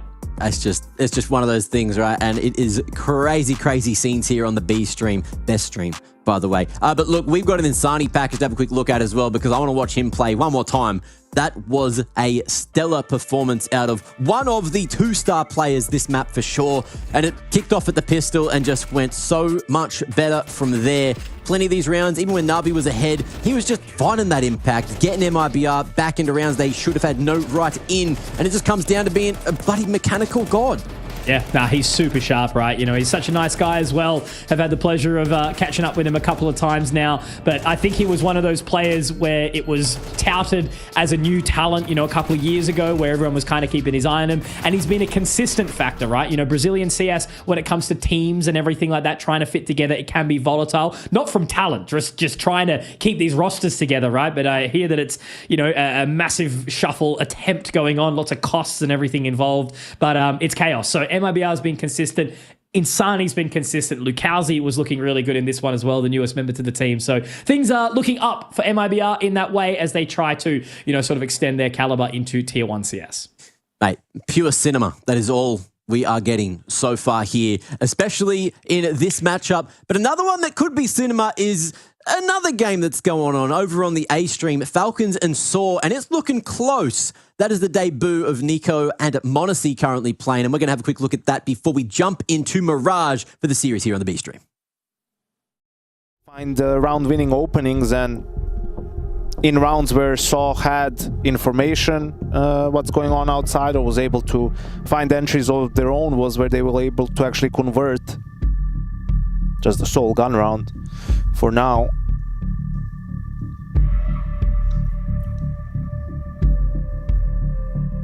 And you know, this is where again the mind games come in. Considering that, you'd think, okay, Saw will have to put a little bit more focus on Yard, right? Like that's what's been hurting them. So this is where you maybe see Kixan call a pace changer. Or on the other hand, you know, Falcons just continue playing default, but strengthen their protocols on Yard, right? Expecting some aggression, some sort of a play, and make sure that they can punish anything that comes their way.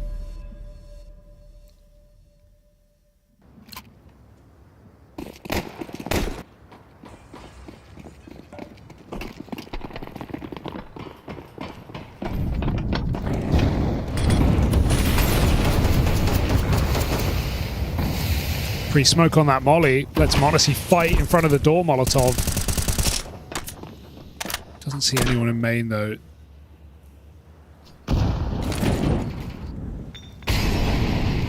Stories are starting secret.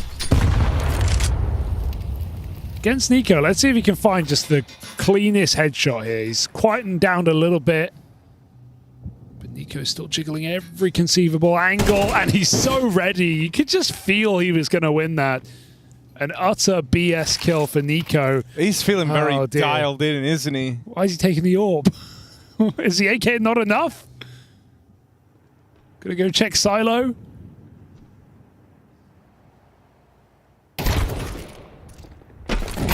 Oh, fake molly. Azu hangs around. They think he's run away, but the cover is good.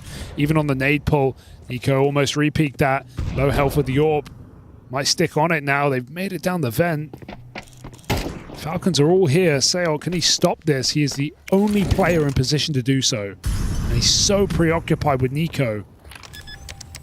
Free plant. Bomb has been planted. Nico just turned into a living decoy and might have bought enough time for Sword to not consider this round. They're going to kill him. But they're too far out.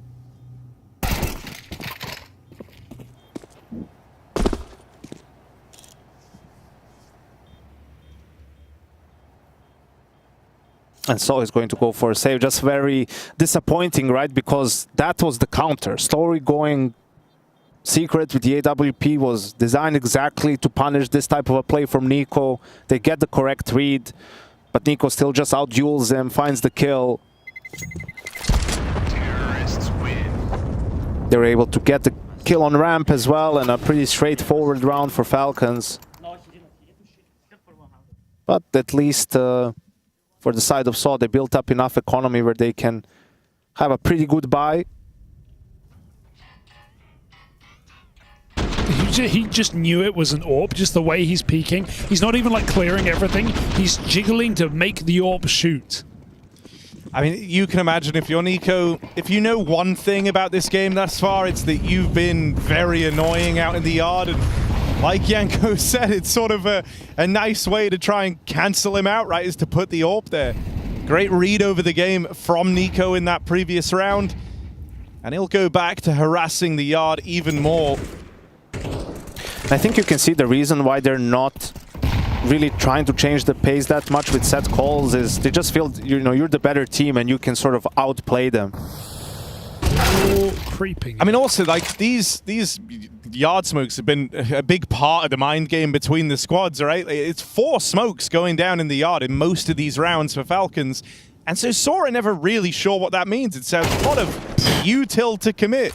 Everyone's doing it now. But yeah, crazy. You know, you see 4 smokes land in the yard, 2 sets of the wall. A lot of the time you think that's enough to, yeah, let's drop lower. They're going to use that. Falcons did it so much. Saw never know what those smokes mean. They never know the true intention behind it. Might all end, though, not with Nico offering up heroics out in the yard. Instead, it's this fight for Magiskin at ramp that's opened up the B play. Kit is away from Saw. They didn't pick it up.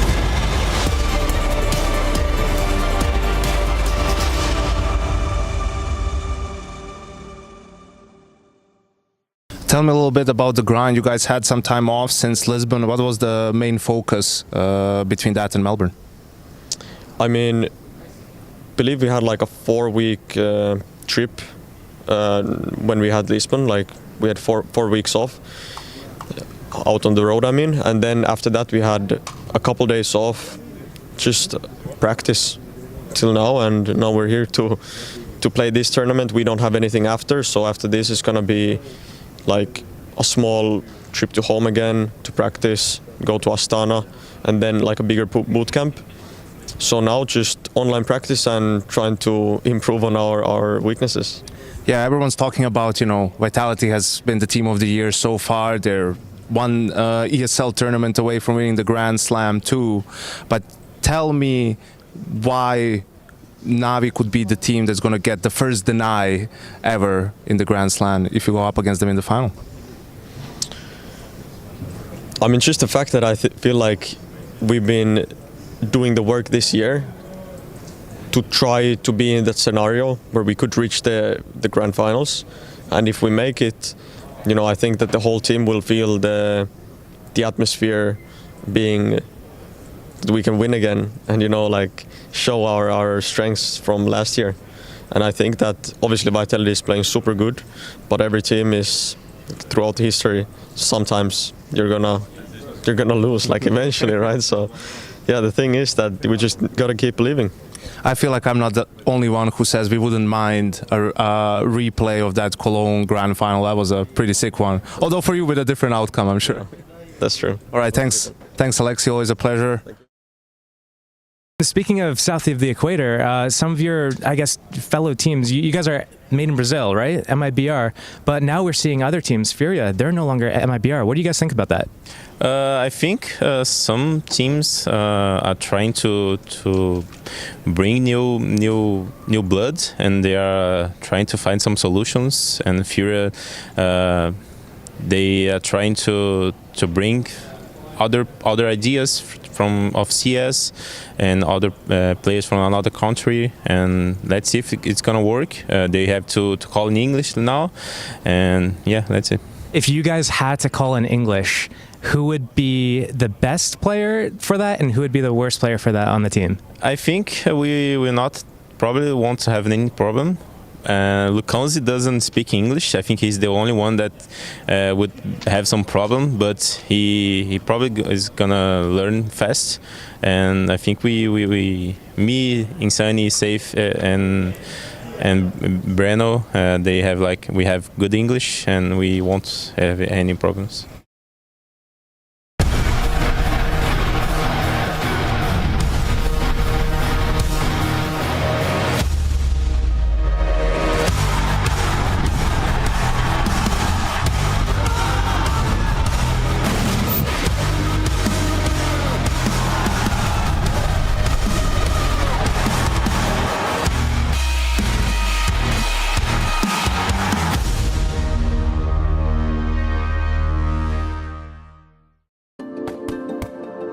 Hi, it's Bob with Face It. The official broadcast is better than ever on Face It Watch. Yep, that's right. Switch it up with the POV selector. 4 angles, your choice. From the main broadcast to your favourite player's view. And it's available on the Face It app and Chromecast. But wait, there's more. Keep watching, keep winning. That's how we roll. Watch IEM Melbourne while having the chance to get skins and Face It points. Look at this beauty. Change the channel and control how you watch. It has been cinema here on the B stream today, and this final series, I don't know if it's a tragedy, I don't know if we're looking at some comeback kids, but we got something going on, and I got my popcorn ready to take us through the potential upset that is on the cards, because I love a good tearjerker, Mitch.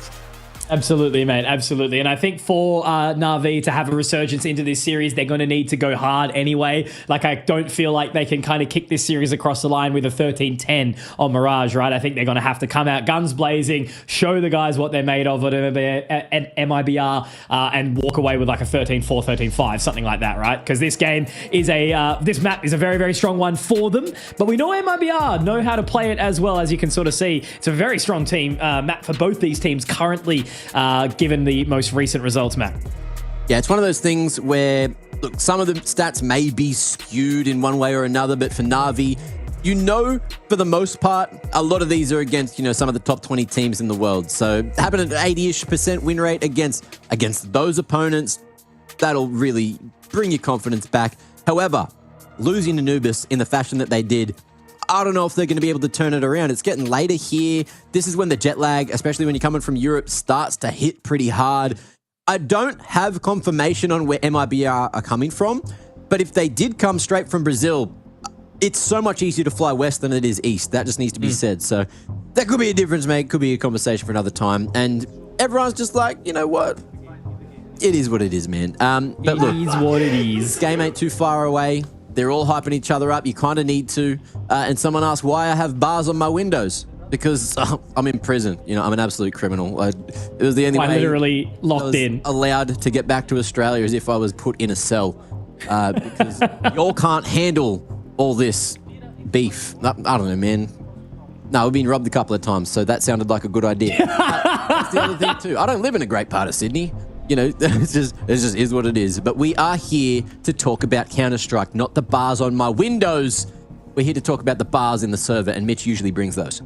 Try my best. I've got a lot of sort of heat to throw at you guys because the games are delivering, and that's exactly what we're hoping for, right? You know, the B stream, sometimes it loses a little bit of love, but I can see that so many people have been cheering the teams on today, which is beautiful because, yeah, this is the whole thing about an event like this, right? You know, it's all best of threes, none of this faff BO1s where people get eliminated and then everyone's upset with whoever makes it to the playoffs. The teams that are going to get there are the best teams for it, and that's the thing about MIBR right now. They're looking good, and if they can put the pressure on they're even sleeping right now. That's how they're feeling in this one. But no, I think yeah, Na'Vi need a big resurgence here on Mirage. They are strong. Clearly MIBR felt comfortable enough to play this into them. So yeah, good signs potentially. If they win this one out 2-0 on Mirage, that's quite a bloody statement. But obviously we will have Inferno if it's needed, which again, both teams sort of relatively evenly match up. So we'll have to see how that goes, but we are not too far away from Mirage. Yeah, it'll be interesting to see how this one goes. Of course, you know, MIBR are going to get their selection of sides. I feel like I kind of like their CT side on Anubis. Obviously, Mirage is a whole different ballgame. But so far from what we've seen here at this tournament, you know, some people say Mirage is a bit more T-sided than it is CT-sided. But I'm liking the CT side, and I like what MIBR have been bringing. And if we have that man on your screen, look, how's he hitting his bloody shots? If we have Insani, who we highlighted at the end of Anubis, hitting his shots, MIBR can easily take Na'Vi down today in that 2-0 fashion, which you wouldn't have believed if we said something 2 hours ago. No, absolutely not. But all I can see is, I think, you know, when you start talking about time in the day impact, it's the last best of 3 on the B stream for the day. Some of these games have gone relatively long. The eyes start to blink really heavily, right? So you can only hope that MIBR stay awake, or Na'Vi are able to kick it straight back out the park. Mac and Conky in your ears. Let's see what Mirage can bring. I thought you were going to say, sounds like a good time to crack some beers. Would have been a great rhyme. But look, it still is true. You know, great time of the evening for it. But alas, it is Counter-Strike time. It is Glock time for Na'Vi. And they got that mid-control, con smoke, and the bomb's starting to make its way through apps, so we're probably seeing this B-split, Mitch. Yeah, it's gone quick, isn't it? Looks like they might be able to stem the bleeding for just a second with that short smoke, but how much longer can they hold off the offense for? Emma's found his way into window now, spotting high. Lukowski, no, able to not quite connect with that shot. Wonderful's picked up two with the P250. Exit gets one on the trade out, but Bit is just straight into market. No one able to pick up their vegetables this time. Meat only. Alexi watching the close line, Safe walking his way up short. Wonderful has just managed to miss the timing there. Safe, a little bit of a closer angle with the Julies. Might make it work here. Wonderful caught in transit. But how much further can they go with it? There's no kits in hands, and I don't think they're keen. So they're just going to sit back, see if they can find some exits here. But MRBR not able to find the opening pistol here. Great opening there from Wonderful. Oof. Insta dink straight on the exit. Pop plant to try and save him. But he won't hit the shots he needs to. And Alexi Berg going to be doing it in the air. And Na'Vi coming out, guns blazing on the T side of Mirage. Beautiful stuff.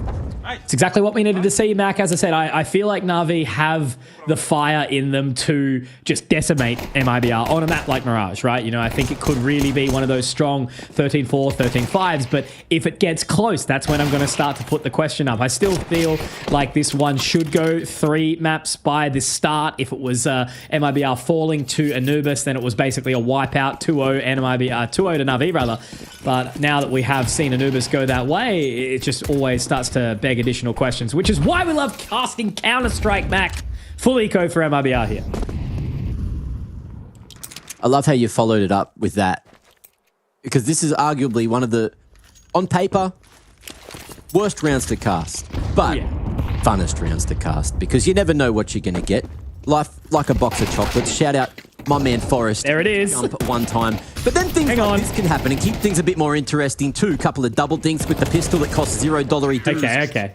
And you could see a round upset come through in no time, but you could also just collapse because usually you don't have that Kev. There was a couple of dinks there though, which certainly made it a little bit dicey. It's when they don't get traded upon, right? I heard you. I heard it in your voice. Your knees were quivering. But you made it out the other side. That's from the squats today, mate. I've lost so much squat power. It's so upsetting. It happens. But I have less chins, so that's nice. Which would you prefer? Depends on what day you're asking. Look, if it was RuneScape, you want more chins, but 100%. We're not living in bloody Gillinor, are we? No, not out in the wildy. What are we dealing with here? Slow start. Na'Vi not wanting to give up the GOAT just yet. Happy to prod out mid now. No real investment deep. What we were seeing earlier in the day, where VP were pretty happy to fight an early mid aggressively. Not going to be the same said just yet for MIBR. Much more passive start.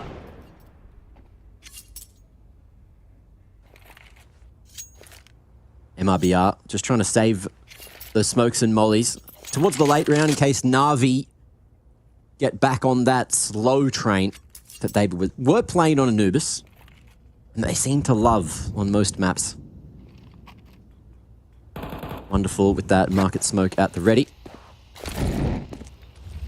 And the CT's playing for short. Lukowski cannot see a thing. Great supportive utility from Imma, and Breno cannot hold. That is safe territory already. Yeah, see, this is what I was scared of, right? Like, you know, a lot of the rounds were relatively slow on Anubis, just as a generalized rule. Both teams took the CT approach a little bit more casual. MIBR took some proactive moments at times, but this is just, yeah, not a good looking start, right? MIBR played it very, very turtled, right? They were sitting back waiting for Na'Vi to approach them. And, you know, as soon as the jailbreak happened out apartments, the round is done. And, you know, when you've got sort of 20, 30, 40 seconds to just stew on it, it does suck. So Na'Vi really getting out of the gates early, but will they be able to run down the straight nice and consistently, or will they get pipped at the end?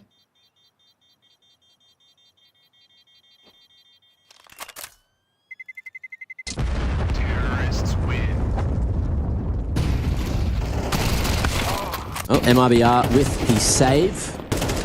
Should allow themselves another bite. Will they just go for the hero approach? They're going to need a tactical just to chit-chat about what they want to do. They know if they force here and it goes 4-0, things can quickly get out of hand early on Mirage. And they don't want Na'Vi to be running away with too much momentum. So what is the real idea here? Exit, figuring out where he wants to put this M4. Does he pass it across to someone else? Does he get them to boost him in a silly position, nice off angle somewhere, just to try and catch Na'Vi napping? But it looks like it will be a pieced together buy. Kevlar on everyone. An MP9 was picked up and some select utility. So there should be a game plan going in here. Definitely so. Need to see some proactivity from MIBR. They cannot be just sitting back waiting for Na'Vi to unleash, because fighting back that beast can be very, very challenging. As I said, a confident Mirage team, you know, that's where you really sort of start to see the 13-0s come out. But I think we're well away from that. MIBR more than equipped to get the work done. But we need to see some fight from them. A little bit more spacing, safe up close towards A main. Pulling away now is Lukowski. But Wonderful gets an opening shot. Does get dinked in the process. But still, it's a good rip open. Mid taken for free. MIBR not quite looking for an answer yet. Safe in a good position towards A main, but doesn't really want to push solo. An exit, trying to watch his back in case Bit does lurk out of Palace. That could be happening in just a moment.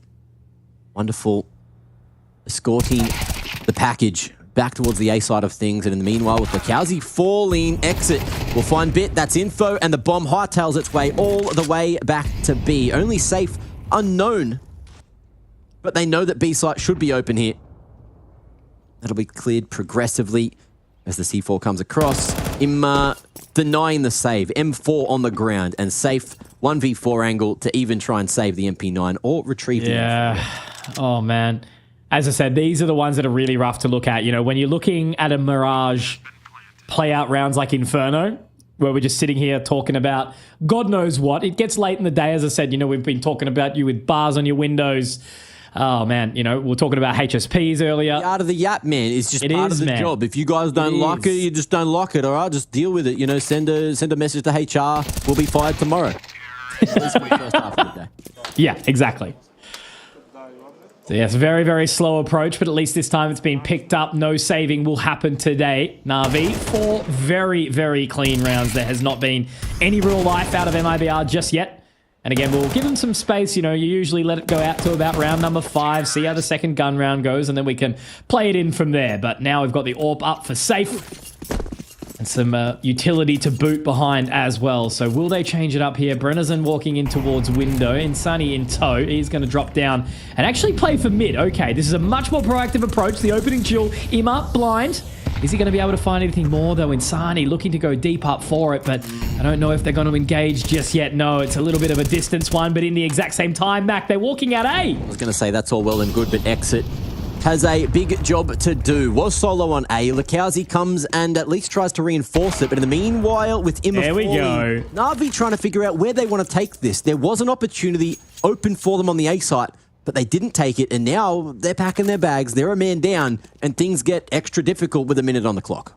A little bit of a change up though, right? You know, sending someone up mid, just contesting a little bit, making the pressure fall back onto Na'Vi to try go for a little bit of a mini fight towards A. And at the end of the day, Safe gets an opening pick for his troubles. So at least that's something to work with. Now they can settle back, a little bit of a rotation. JL's taken low.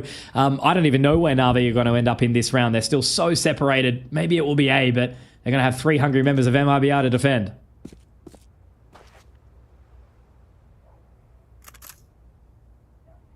Time ticking away. But the setup from MIBR should be effective at holding a crunch up con. It just depends on where Lukowski goes. Exit spotting and a main push, but also that creep towards the jungle side. And Here comes that flash across the top. Swinging on the contact. Beautiful setup. And Na'Vi starts to capitulate. Alexi B making up for the whiff earlier. Starting to swing around. Gets that plant down. And a 1v3. Insani. He has to be on for the... Oh, no way. One more. But safe from afar. Has the trade game sorted. Woo. I respect the hell out of that from Insani to run through the molly. It kept Alexi interested in that offense. Meant he's at his back turn to safe from jungle. So good effort, good crack, opening start from safe as well. Lukowski able to find a couple there. So yeah, really solid round there from MIBR in the end. They definitely lose a little bit more than they would have liked, but Alexi, yeah, he was in his rhythm, able to get a couple for quick, but denied before it got too late. Back on the tack, it seems. And Wonderful got that full vertical keyboard. I was going to ask you before, Lukowski, obviously he's got that side monitor. Where do you reckon that comes from? Is it a like corner desk at home kind of angle, or where does that roll in? I don't want to comment publicly. Okay, I see. I've heard things. You know? All right. And that sounded a little bit too ominous. Yeah, I'm a little worried, but if we get at least like 50 LORPs in the chat, then maybe I'll be allowed to release it to the public. Okay. Yep, I like that. You guys heard the man. Yeah. So make sure you get your best glorp, your fastest glorp, or your widest glorp, just to make sure we are all on the same page.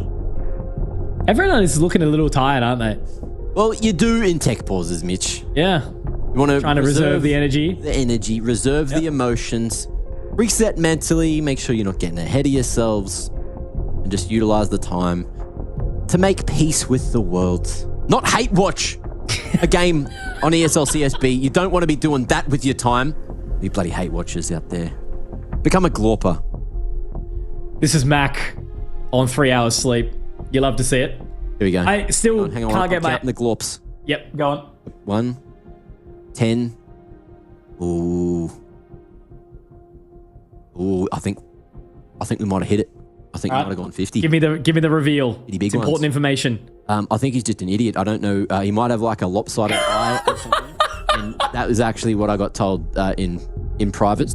So I can't remember. It might have been HLTV threads where I read that. And that's gospel. So I might just have to ask. If they make Arena, I might just have to ask the question.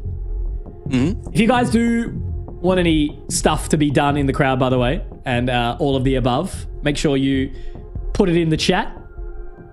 It's going to be, an interesting competition. I suppose that's always the question mark, when you're leading up to the tournament. It's awesome to be a part of casting these games, actually riding up to the arena. Yeah. Gives me a little bit more of an understanding about what we're going to expect. I'm keen for some like Mongolian throat singing if the Mongols make it. They've obviously beat Complexity today. I might been there, done that. You don't remember the banger from ESL Pro League Season 20? Yeah, but 14,000 people, Mac. That's quite a change. Could you imagine if the footy... 14,000 throat goats. Yes. All going at the same footy time. is happening, the MCG's got an AFL game played, right? 100,000 people, or Rod Laver, 14,000 people, Mongolian throat singing. Insanity. I think we could shake the walls a little bit. We could, if we all like harmonized on the deep end. Yeah. Oh, we could bring the house down. It's some glass breaking activity. How's your right. throat singing? You're going to be on the microphone on the stage, so you literally have to yeah. charge. How's yours? Oh man, I'm just nervous about. I've got to work out what I want to say in the monologue again. Opening the show is such a important part of the event. Yeah, but I don't care about the monologue. I care about the throat singing. How's your game? It's good. It's good. I know what you're asking, Mac. You know the answer. We spent time in China very intimately at the start of the year. If you're not forgetting. So not now. No. Give me your best Mongolian beat. No, I got to save it. I can't let the guys know. Hey. Got to perform, and you got to perform, mate. Got to tech pause. We got people to entertain. You can't just sit there and go, I can't do it right now, guys. Oh, you're lucky, Mac. You're so lucky. I was going to run to Perth and make you do it. I was going to put you on the ground. Like, you know those squeaky toys? I was going to squish you with my foot until you started throat singing. But we don't have to do that. We don't have to resort to violence because we got Counter-Strike to watch.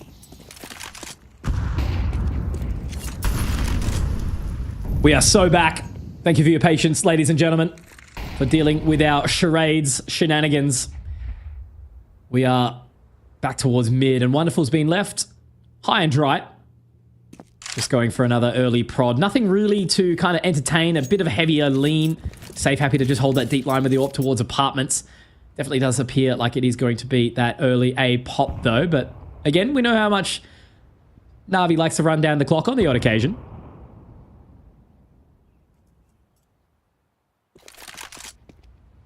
Alexi. Getting that window smoke out. MIBR very much expecting an early A-pop. Okay, Lukowski. Good chunk of change out of that HG. And smokes off the molly as well. No progression from Na'Vi just yet, but there's going to be Insani to stand and deliver. The stopping power on this man is insane at the best of times. And now we got a 3v5, make it a 3v4, 2 even. Exit, entering back with the Famous. And just like that, it's Bit and Imma against the world. Lukowski really tried to make something happen in Palace there, but at least he just kept Bit entertained for long enough. Imma's found Insani. Maybe a little bit of sweat on here now as Breno gets tucked back into jungle. Imma will find him. Now has the information. Top of the side. Imma! Oh, no! Safe. Oh, living up to his namesake, holding the team's hands and skipping their way through into the round. That was a great crack there from Imma, but unfortunately it will not happen, and that's a couple of times now where MIBR have certainly had to sweat a little bit, but they do hold on. Lovely couple of shots there, but Safe saving the day.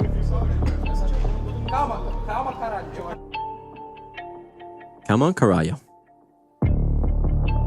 Get it done. MIBR. Doubling up those rounds. 2-4 now. And if Na'Vi wins this one, they'll go down to the mixed buy. Certainly something to ponder. That money has been pressured nonetheless. So Na'Vi with a real opportunity to take this one forward if they are successful into this next round. But been a pretty slow Mirage start so far between these two teams.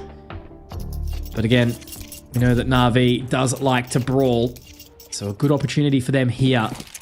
Alexi, Imma both had a couple of real good cracks at a maybe miracle round, but now it's just going to be back to the defaults, out towards mid, a little bit of a posture towards B early on. But look at this, Imma already up short, Mac. They're not going to be ready for this one at all. It's only Breno, only with an MP9, 0 kills on the trot. Bit has taken it. Now Lukowski getting in towards position, and I think it's just an immediate save call. You guys just have to listen to us talk even more.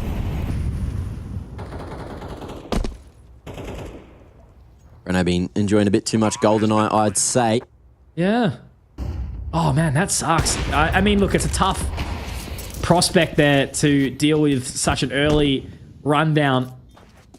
Straight up mid from Imma. No chance to react there, MIBR, at all. Look, to be fair, with the money situation, it's just a good read, bro. Na'Vi, they've came to the A site multiple times and MIBR were flooding. They were so heavy there. They're like, hey, Breno's having a bit of a rough time over there. 0 and 6. He's that B player, isn't he? Oh, that's like when I used to play FPLC, right? They just say, Conky's playing B, go there. We'll just run at him. And it's the perfect strategy. It is. So, great adaptation. Good insight on Overwatch man number 1, Blade. Watching from behind the troops. He is truly a supervisor, isn't he? That face. He's a soldier, mate. Look at him. Yeah. A warrior, a veteran. Stern. King all above.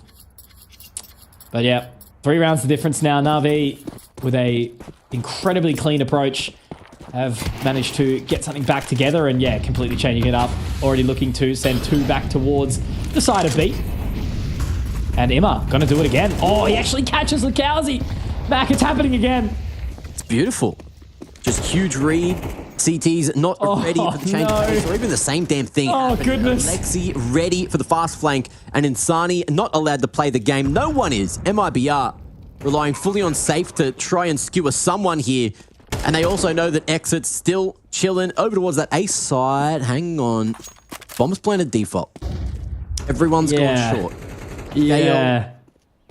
Is there to try and hold down the fort, but got kits. There is a fantasy world where safe walks into market, but it's a narrative that we didn't read. I didn't learn to read as a child, so we're not going to get to that fantasy that we were all hoping for. Who needs that? We just get told tun tun tun tun sahur bombardier crocodile whatever, right? You know, we don't need our brains anymore.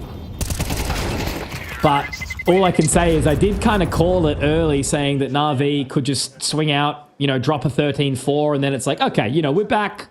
Usual sort of form from Na'Vi. Maybe there's a chance they win this one 2-1. But if it was going to be close in any way, and MIBR were going to put on the sweat, it was like, geez, okay, you know, maybe it's going to be a 2-1 MIBR. I never sort of saw a world where they were going to pull away Mirage, and this is exactly why. That's 2 great calls back-to-back for Na'Vi. See if they can make it 3. MIBR down to the pistols. Economy all over the place, but they will be looking to buy into the 10th. Na'Vi swiftly getting ahead of the game.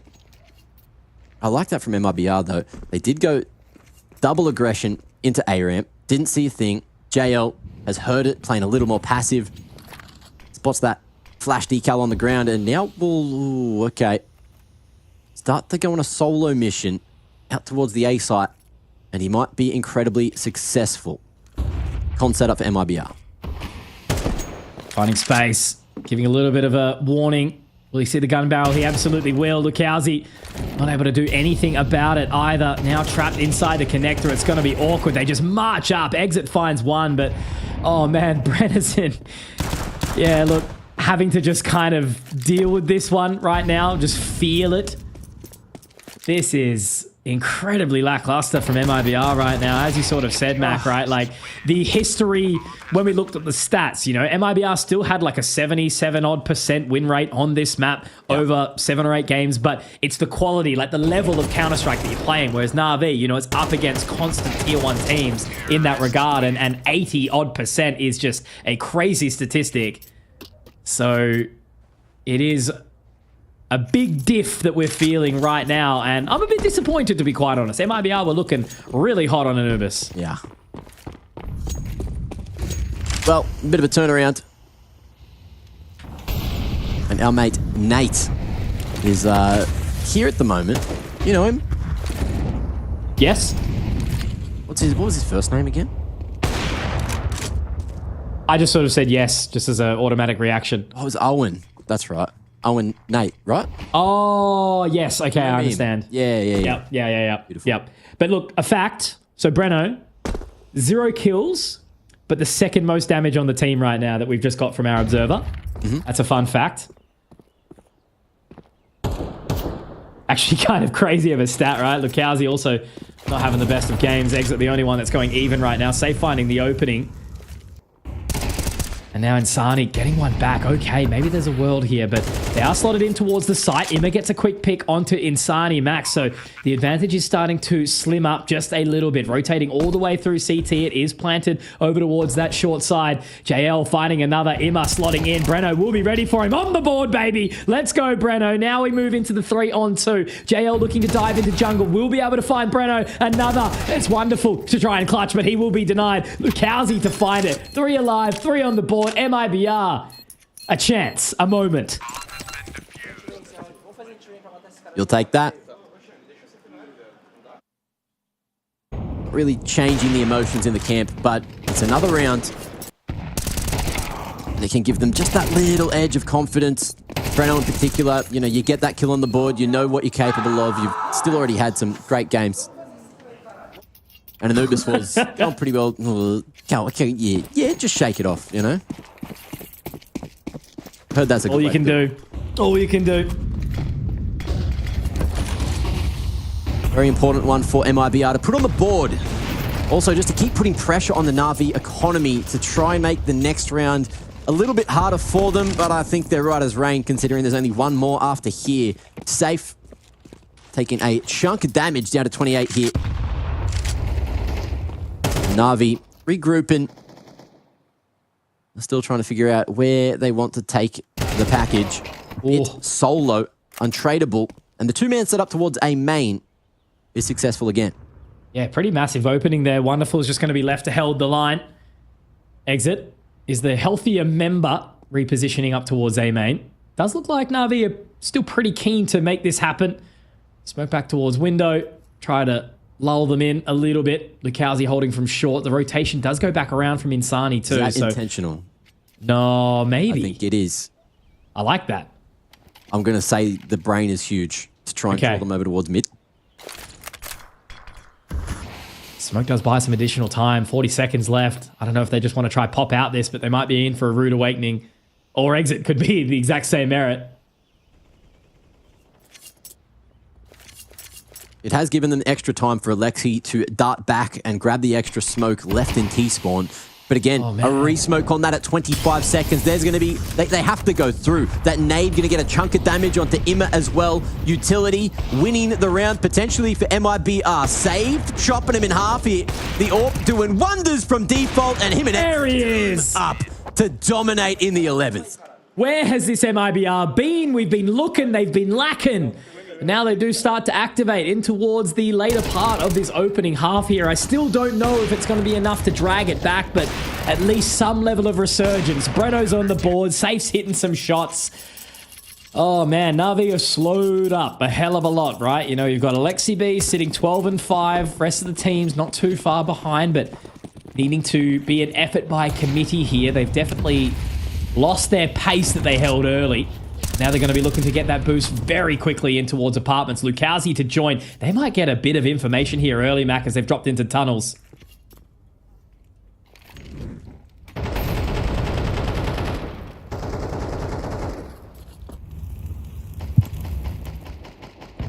Breno very deep towards the kitchen. And again, MIBR keep doing this. It does allow them to stack the A site, but if Na'Vi decide to walk into Breno, who is having to find some confidence, but reveals his hand. Great timing on the flash. JL, he needs to win this one, but he's copped so much damage through the corner. Breno gets out, scathed, but alive. Yeah, definitely made a meal of it, didn't he? But Exit's there to pick up on the other side of the map. Mac, Na'Vi have lost their marbles right now. It's all falling apart. Crashing down against them. Maybe MIBR heard us talking a little bit of smack. We just wanted action, Mac. That's all we need in the server right now. And now trapped inside connector. That smoke will give them some respite, but Imma tries to walk out. If he can get a pick, that could be huge right now. Safe diving up, and he gets another great pick onto Imma. Now they walk up short together. Brennison, he could be out of the count, and he is. Insani, will he be overlooked? That could be a massive play, but he just has to buy his time waiting for the audio. Surely they're going to clear it. They do. Oh no, Insani! It's not meant to be like this. Now site secured by Na'Vi. The bag has hit the ground and the apples are rolling everywhere. Alexi, though, similar situation, safe. Great reaction to make this happen, but 7 points of health. A great start to Wonderful. 2 more to find, 20 in the clip. And the man is jiggling, but the range is better for Lukowski. A little bit further away from the corner, and 5 will be secured. MIBR, they steady the ship, they pale out the water, and they may still be looking on the horizon for a 2-0 hit.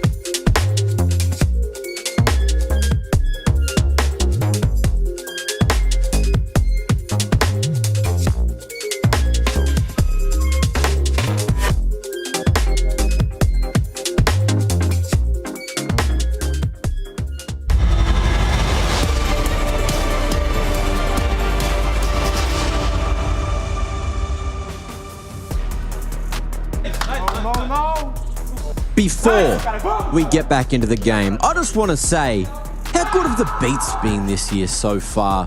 Oh, yeah. All the IEM products, the Pro League products, all the ESL, the tunes during the break, they get me moving, they get me driving. Man, they're so good. And they get me pumped to hang around and watch some more Counter-Strike, which we are doing right now, round 13. On the menu, second half of Mirage. Can MIBR close it out 2-0? A T-pistol in the back pocket would be a great place to start. I did say in the halftime break, Mac, it's always dangerous when these ESL guys let me have fun on broadcast, and fun I am certainly having right now. So it's a big opportunity here for MIBR to absolutely trounce a Titan in Na'Vi if they are successful. It looks like it is going to be a bit of a fake approach, right? They've still got that bomb. It is a bit of a delayed attack. And now as we do see Insani try to walk his way out, Bit actually dives in. Are they going to win the duel though? It's awkward. He does continue to go hunting. I don't even know what to think right now. Bomb's going top mid. Lukowski's found wonderful. And now trying to find another under balcony. Doesn't quite connect. One in window. Bit's trapped on site. This is all over the shop right now. I don't know what's happening. Yeah, it's getting a little bit weird, but it's going in favor of Na'Vi. I can tell that from the kill feed, and I can tell that from the map too, but the bomb down at the top of Con makes things really awkward. 50 seconds, and Lukowski, it's going to be difficult to hit a shot jumping up the cat like that, but he misses the jump, and he misses the opportunity to maybe make a miracle happen. And it might take a miracle now for MIBR to get back in the game. No plant means things even more difficult going into the next couple of rounds. I don't even know what the call was there, potentially. Maybe just the fake through unders and shift up Con, but whatever happened, it seemed to get lost in translation a little bit. So MIBR unsuccessful. They're going to have to take the full knee. No plant, of course. Yeah.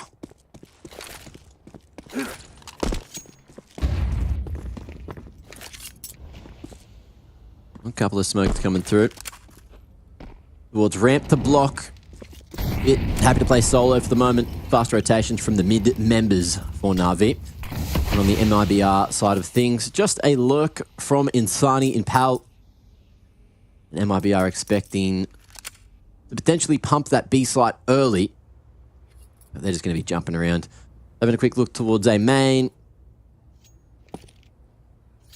And just getting any bit of info on Na'Vi before formulating the plan.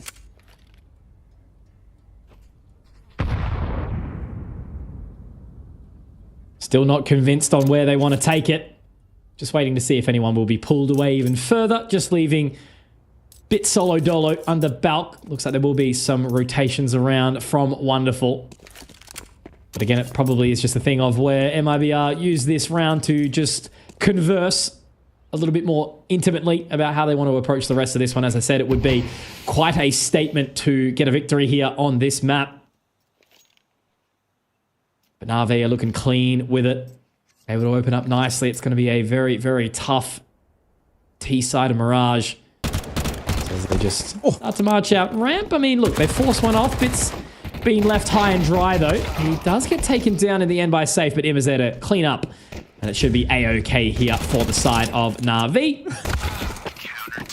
Bada bing, bada boom. Lovely way to close it. Wonderful jump across the top. I was going to say, Bit's trigger discipline. Look, it still won him the round in the end because he was able to relay the information, but getting stuck on the ladder makes things a little bit awkward. But still did his job more than well enough. Yeah, here. That was when it got awkward. Hoping that Ima was able to save him, who he couldn't, but he traded him for more than enough. And that is going to be 4 more rounds needed to take us all the way to map number Trace of Inferno. Trace Stunner Saranthus. We love him dearly.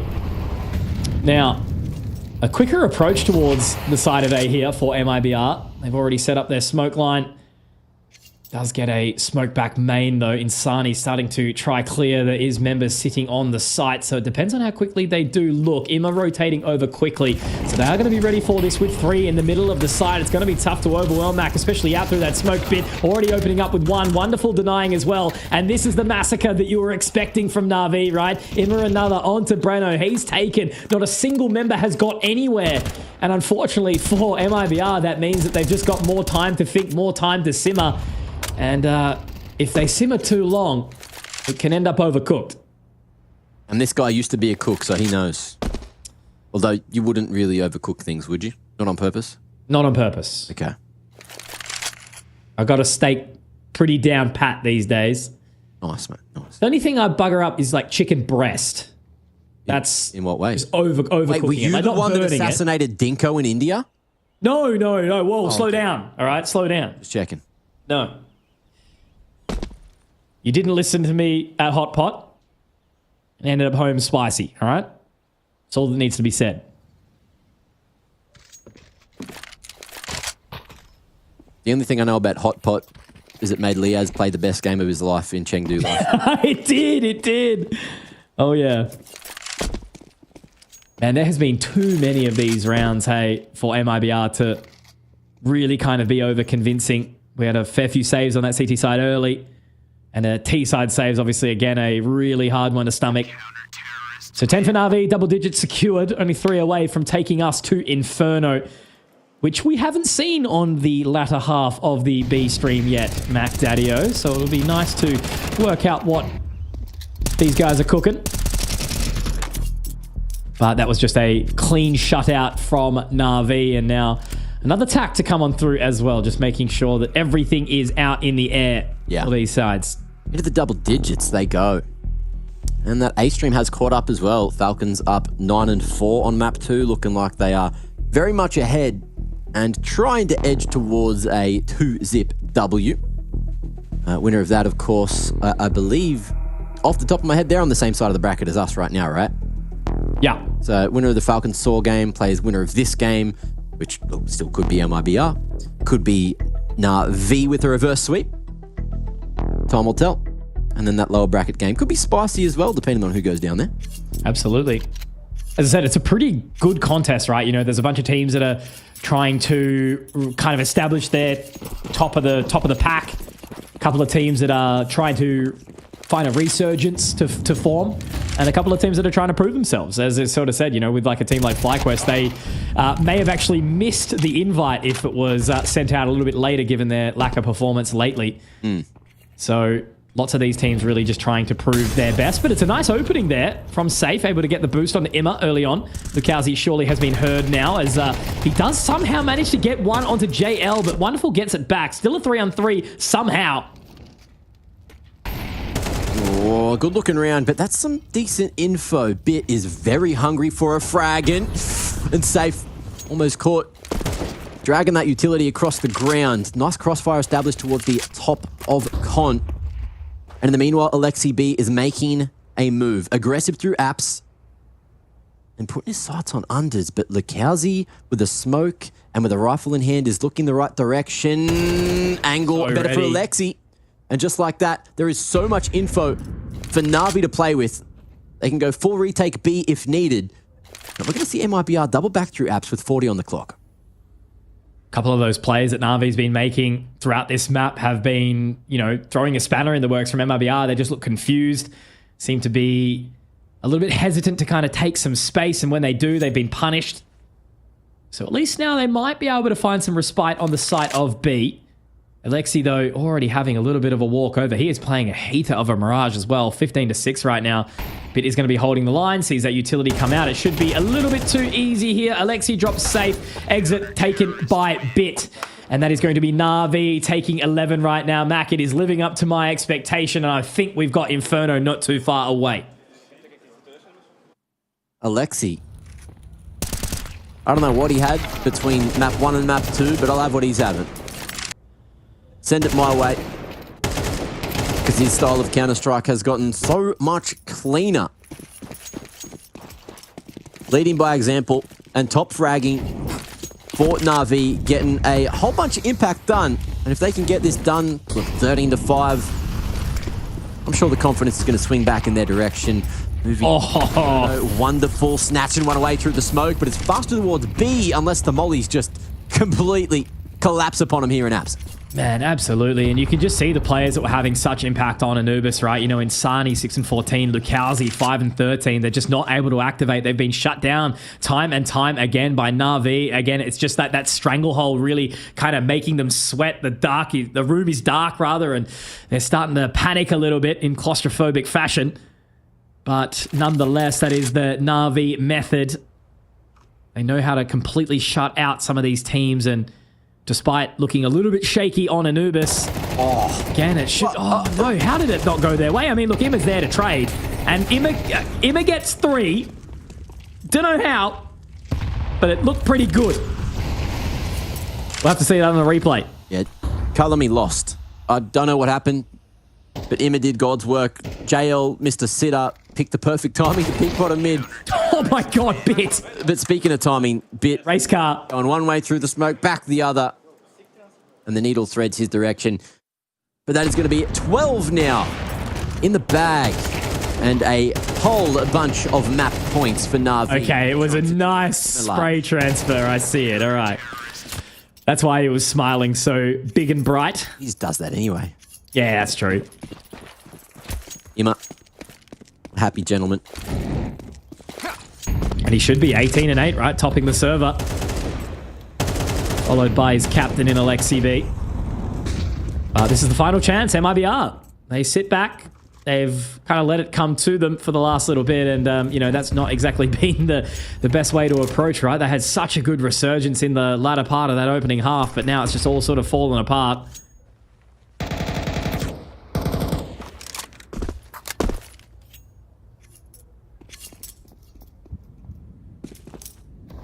Big chit-chat time. Mid-round call from Exit saying, boys, we're going back to 8. Pack your bags. It's root tootin' shooting time. And I don't hate the call. Na'Vi have gone triple towards Con. So the A site certainly open for the taking.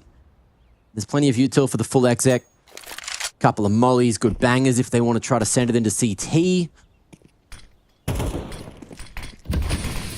Let's see how this one plays out. It's a last-ditch effort here from MIBR to try and hold on to DL Life, and Na'Vi have happily let them in. But actually, that's a complete lie. Bit's taken down Exit on the way through. Insani, at the very least, has found Wonderful. So it's been a little bit of a blind trade for now. Blind date on the site of A. Up high, Insani. Oh, no, he can't get anything. He tags up Alexi B very, very low, but Imma's there to defend and find another as well to Texter. Last man at stairs, last man in A main. Safe and Lukowski need to try do something for their team to try and close this one. Safe with 2, but now it's all onto Lukowski to try and find 2 of his own on the middle of the site. Gets 1, denies it, but Bit is going to be able to close, and I'm pretty sure he's got just enough time for that defuse. So happy days, big plays, and Na'Vi continue to show why they are one of the best teams in the world on Mirage. Mate, they get it done. Show them the ways of the Mirage gamers, and Alexi B. Absolutely bitchin' performance. What year is it? Is it the 90s? That word's still relevant, right? And Na'Vi still relevant as well in this series, 1-1 now, and looking to have some fun and make their way to Inferno and get more revenge. Last time they went to Inferno, MIBR got the job done, but this performance from Na'Vi looked like a completely different team to Anubis. It really, really did, Mac, and that's what I was sort of thinking, right? You know, they had to come out and make a bit of a statement after that shake on Anubis. They all seem to be on the same page. They know exactly how to play this map to perfection, and they just completely shut out MIBR. As I said, there was a slight resurgence in the latter part of that opening half where MIBR did manage to throw together 5, but then they did not win a single T-sided round, which, yeah, look, it hurts, right? And it comes from the back of some underperforming members individually, but you can't even blame that. You know, none of the team was there dynamically to take out what they need, but overall, it's a very strong victory there from Na'Vi. As expected, as it should have been, the world settles for a minute. But yeah, Inferno around the bend. And I'm still leaning towards Na'Vi just in the current climate, but anything can happen into that crazy little map. Crazy indeed. And I'm keen to see who popping off for Na'Vi, if anyone, moving into that final map. But IBR, a couple of fortunate performances from those individuals. You can definitely ask a bit more, especially, you know, from the riflers. We had Insani and Luke going huge, absolutely on Anubis, and then felt like they couldn't really get it going. Breno, unfortunate, was 8, but towards the top of the leaderboard by doing out of the damage. Oh, and openings wise as well. Look, we got MIBR getting 5 rounds overall for Mirage, and it was they won 8 of the opening duels. So that's 3 they were 5v4 and weren't able to convert. That is fortunate. That is rough. And you don't see that super ready, but goes to show they are a team that knows exactly what they're worth and what they're going to be capable of. The confidence they will now have moving into Inferno. Oh, that's going to stink. It really will, but one of the players that was getting it done, of course, is Imma. He was playing absolutely fantastic, you know, just sort of outclassing Alexi B in a little way. The captain was looking really, really good there as well, which you do love to see. But yeah, Imma, again, big smiles, happy days. He's been playing with this team for a little while now, and it's all sort of making it work in that regard. But yeah, you know, you need that power, you need that wow factor, and that little smile as well in the happiness. But I think the impact that he was able to bring through on Mirage, just so many moments where he was able to get a couple of blind kills or, you know, a couple of good reads that really did save the team. And yeah, I think that's where it does shift, right? You know, you talk about MIBR getting those opening picks. Imma was pivotal in turning around those rounds at a disadvantage. Oh, love to see it. You know, bit of a change of performance, but the spray downs, the impact, and everything just looking so bloody good. So I'm hoping that we continue to get this kind of performance out of him. Moving on to the third and final map, like the final map of the 4 best of 3s we've gone through on the B stream here. But of course, we are going to quickly check in with that Falcons game over on the A stream before we jump into Inferno. We'll see you in a moment for more beautiful B stream Counter-Strike. Mag is quick on the rotate. Story was holding mid the entire time with the AWP. Finds him. Then doesn't go cat. Jumps down mid. Catches Nico as well. Some good shooting from Mutiris and Agil from elbow as well. Find the kills on Monesi and Tesses, who are the A defenders. And even though they were in a 5v3, it was a little bit of a tricky round for Falcons.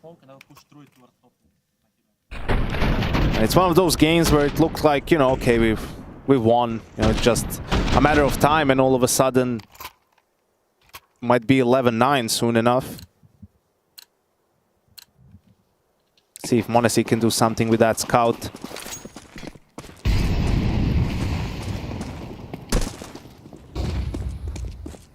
There's Kixon sending it top middle. I didn't clear the left properly. If he did, might have been a 5-on-4. Instead, an M4 lost up top mid. Scout will finish the job. But Falcons winning this is unrealistic.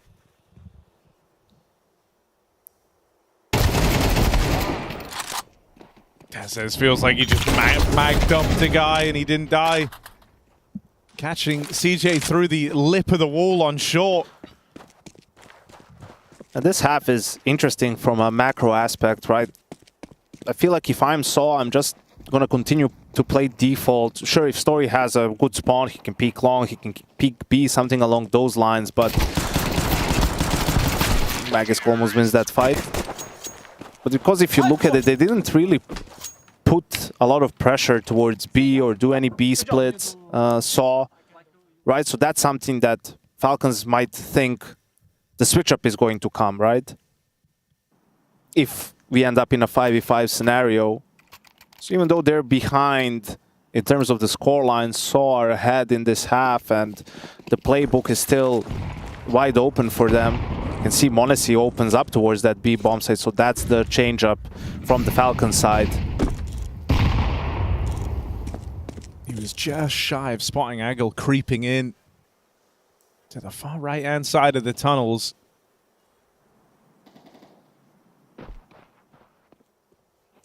The rest of Saw have taken mid-control as well.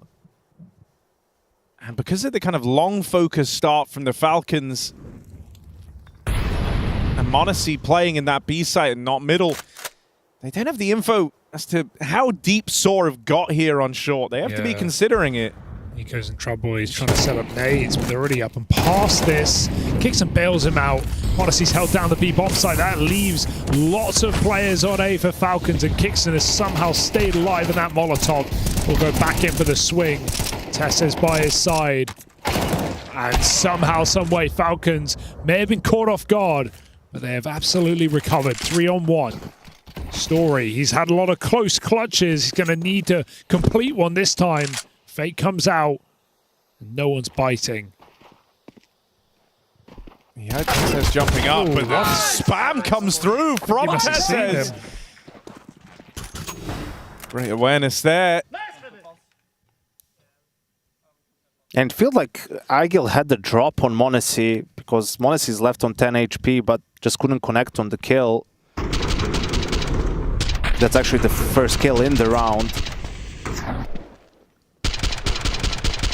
And Saw finding space but then fumbling a little bit on the speed up and gets punished by Nico and Kixan. First actual long take of this T side, and it's gone pretty poorly. Actually, no, sorry, same as last time. Modesty hits his flashes. The pop Saw very late. Gonna walk out through the mid to B smoke. Magix is still looking aware this could happen, but it's only one man. And he's good for the job. CJ selling this fake. They go climbing up catwalk. Look at everyone biting down. Everyone is falling for this. CJ putting on more pressure. They cross through the smoke. They're pulling nades. Is that how it ends? Is that really how it ends? Maybe not. Agile 1v2. It's a wild sequence to open up in this 1v4 clutch attempt from Agil.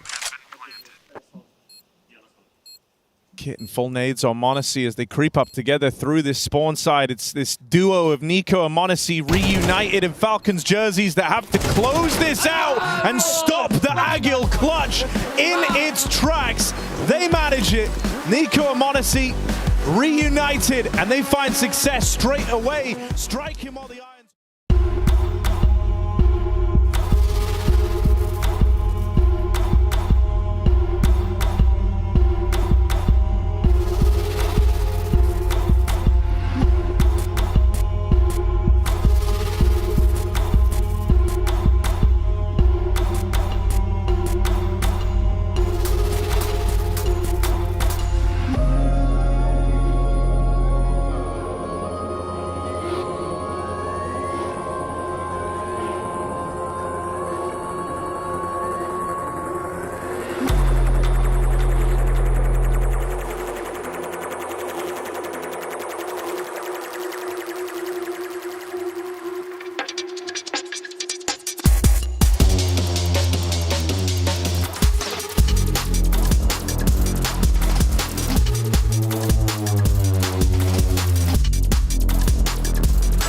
Hello.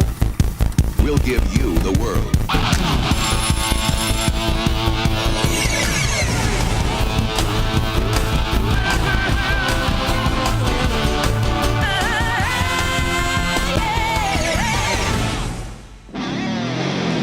In a world where boundaries are meant to be broken, one man, driven by an unstoppable force, puts on his socks for a journey that defies the limits of endurance. With each step, he faces new challenges and the haunting echoes of a past he can't outrun. He has feet, and he uses them. Wait, who wrote this script?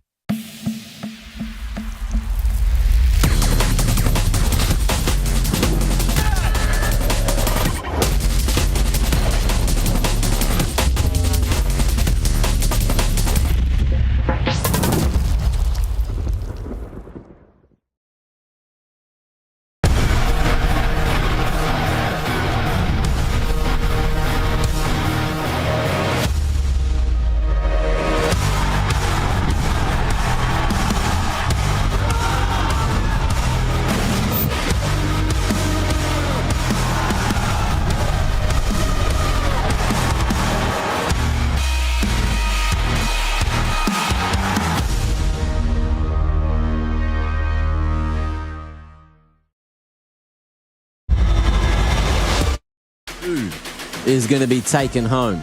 The W. They're not really going home. They're all in Melbourne. Everyone's having a great damn time on LAN, which is how we like our Counter-Strike. MRQs, I'm looking at you. But that being said, we do have Inferno to get into, and the last time these two teams went toe-to-toe on it, it was at the Major at the end of last year, and MIBR won 13-11. But do they have what it takes to get the whole way from beginning to end? Because they started strong, but they looked so flat there on Mirage.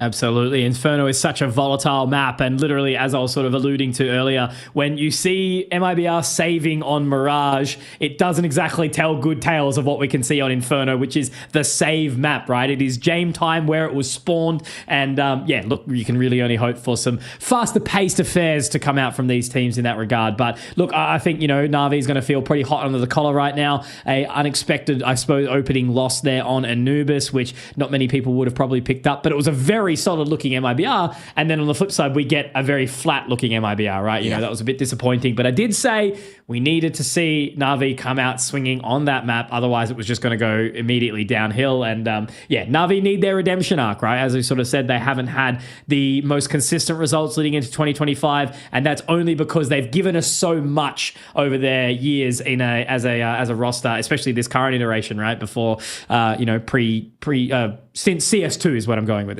Yeah, of course. And look, I'm looking at the stats for both these teams on Inferno. It's not looking super great in the last 2 months. You know, both these teams have struggled a tad. Oh, geez. Hang on. More reps for MIBR. But look, it's one of these situations where if one team's playing bad and the other team's kind of playing bad, yeah, let's just go for it, huh? Let's see who's going to end up being the better. And so far, I'm thinking about the calling, right? Look, Exit doing a good job on Anubis, and there were some rounds where the calling was pretty on par. But if you've got Alexi B bringing the firepower and the really solid mid-rounding, then damn, there is a huge chance where we're going to be seeing Na'Vi walk away with the reverse sweep and hopefully go on a trajectory where they may return to form. Knife Time, who's that bit, got the last one. He's played Knifey Spoonie before, so we are going to be seeing Na'Vi choose sides. Which side do you think that is? I'm thinking it's CT. I'm thinking it's CT as well, Lee, mate. It's a beautiful opportunity for them to get back into this one nice and quickly. Yeah, again, you know, a couple of pistol rounds. That's the thing, though, in the current climate, right? You know, this map used to be one of the most CT-sided maps in the entire pool alongside Nuke, especially when we go back years and years and years ago when 2 rounds was like a pass mark on the T side. But now it seems to be much more even across the board, you know, and that's the pressure. If you do lose 1 or 2 of those picks down towards Nana, you know, you go for a mid-fight down second or something like that, it can just be so hard to get back into it as a CT, and it's namely due to the way the economy works, you know, of that T side right now in MR12. But that is what it is. I think right now the sides, maybe it will favour Na'Vi. They're up, they're about, they're giving a little slap on the back and a pep talk.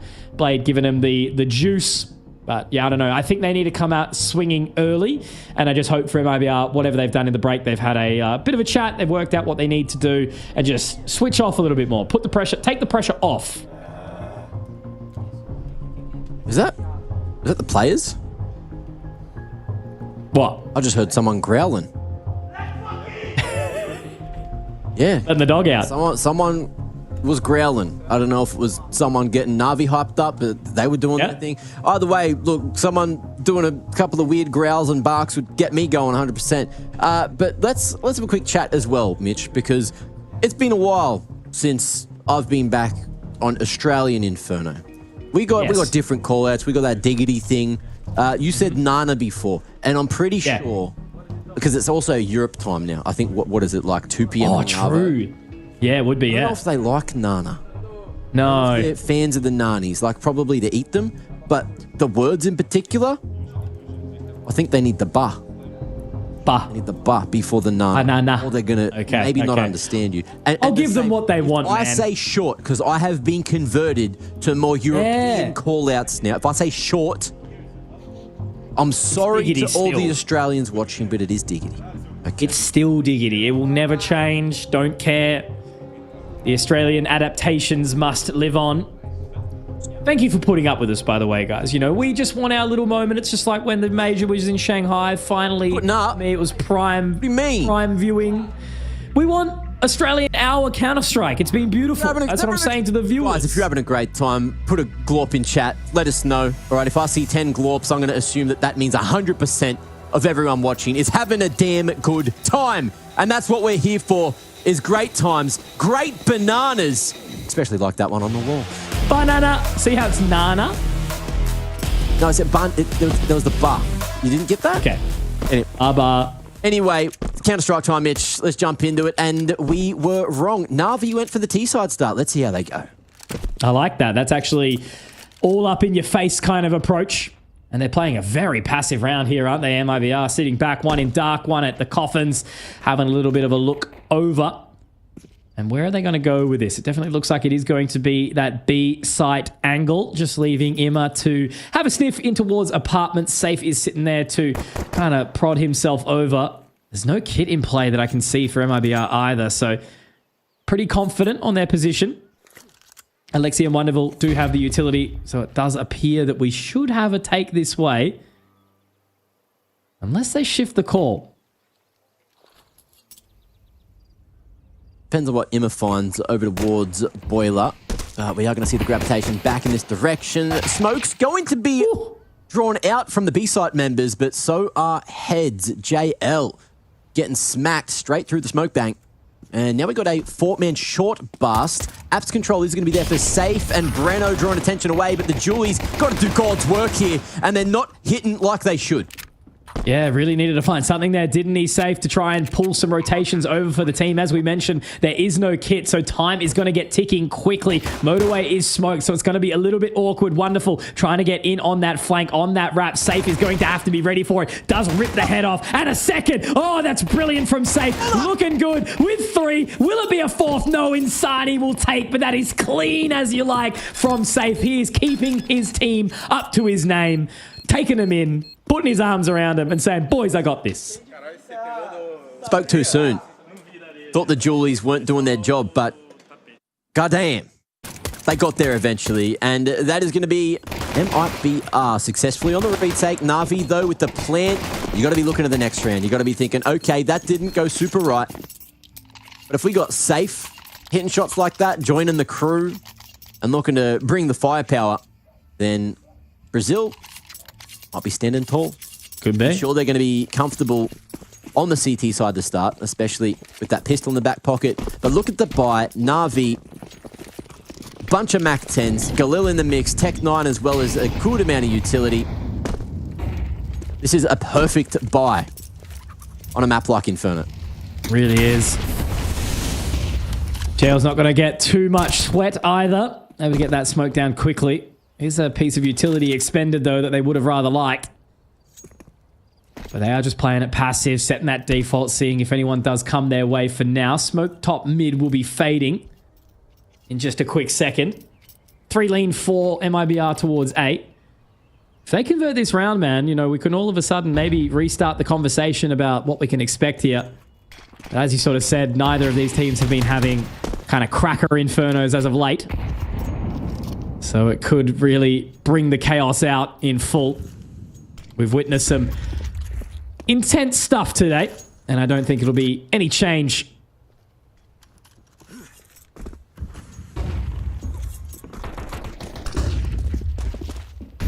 Flash up long, round the world initiated, but the bomb's still chilling over towards mid now, but with this space that they have found, instant rotation back towards Banana, an exit with the information is relaying that to Insani. Top of first oranges is a great place to deal with this CT push, but he has to worry about what's happening on the other fruity fella, which is Banana. Oh, God. Wrapping out a library as well now, which is going to make it really awkward and uncomfortable. Emma and Alexi are going to find Lakowski safe. Oh, that's just complete decimation. What do you even do? You're exactly right, Mac. The Mac 10 is perfect for a map like Inferno, and they play the Round the World very, very nicely. Maybe they've watched Around the Twist before. But 1 alive, 5 still up for Na'Vi, and a complete return to form into this second round. I just know I've never felt like this. Strange things happen. Yep. I feel like that's something we need to get going if Twist makes the stage. It would just make sense, wouldn't it? Have you ever felt like this? But strange things happen when you're going around the twist. Up against twists. Nice. Sorry, guys. I wasn't expecting that last bit. Apologise. That's okay. Don't apologise for being you, Mac. You're here for a reason, baby. More of a baritone myself, usually. Sound like Barry Oh. Speaking like that. Need to hydrate the cords. Now, okay. Is that Zarks or is that JNZ? Hey, who's doing that? It was one of them. I got one of them right. Let's go. Don't you shake your head at me. Don't you shake your camera at me. They love us. MRBR on the force back, though. Could get interesting. Anyone in chat that isn't Australian is just so confused right now. Yeah, I think that's the main thing. Hey, I gotta know my place. Us Australians are upside down.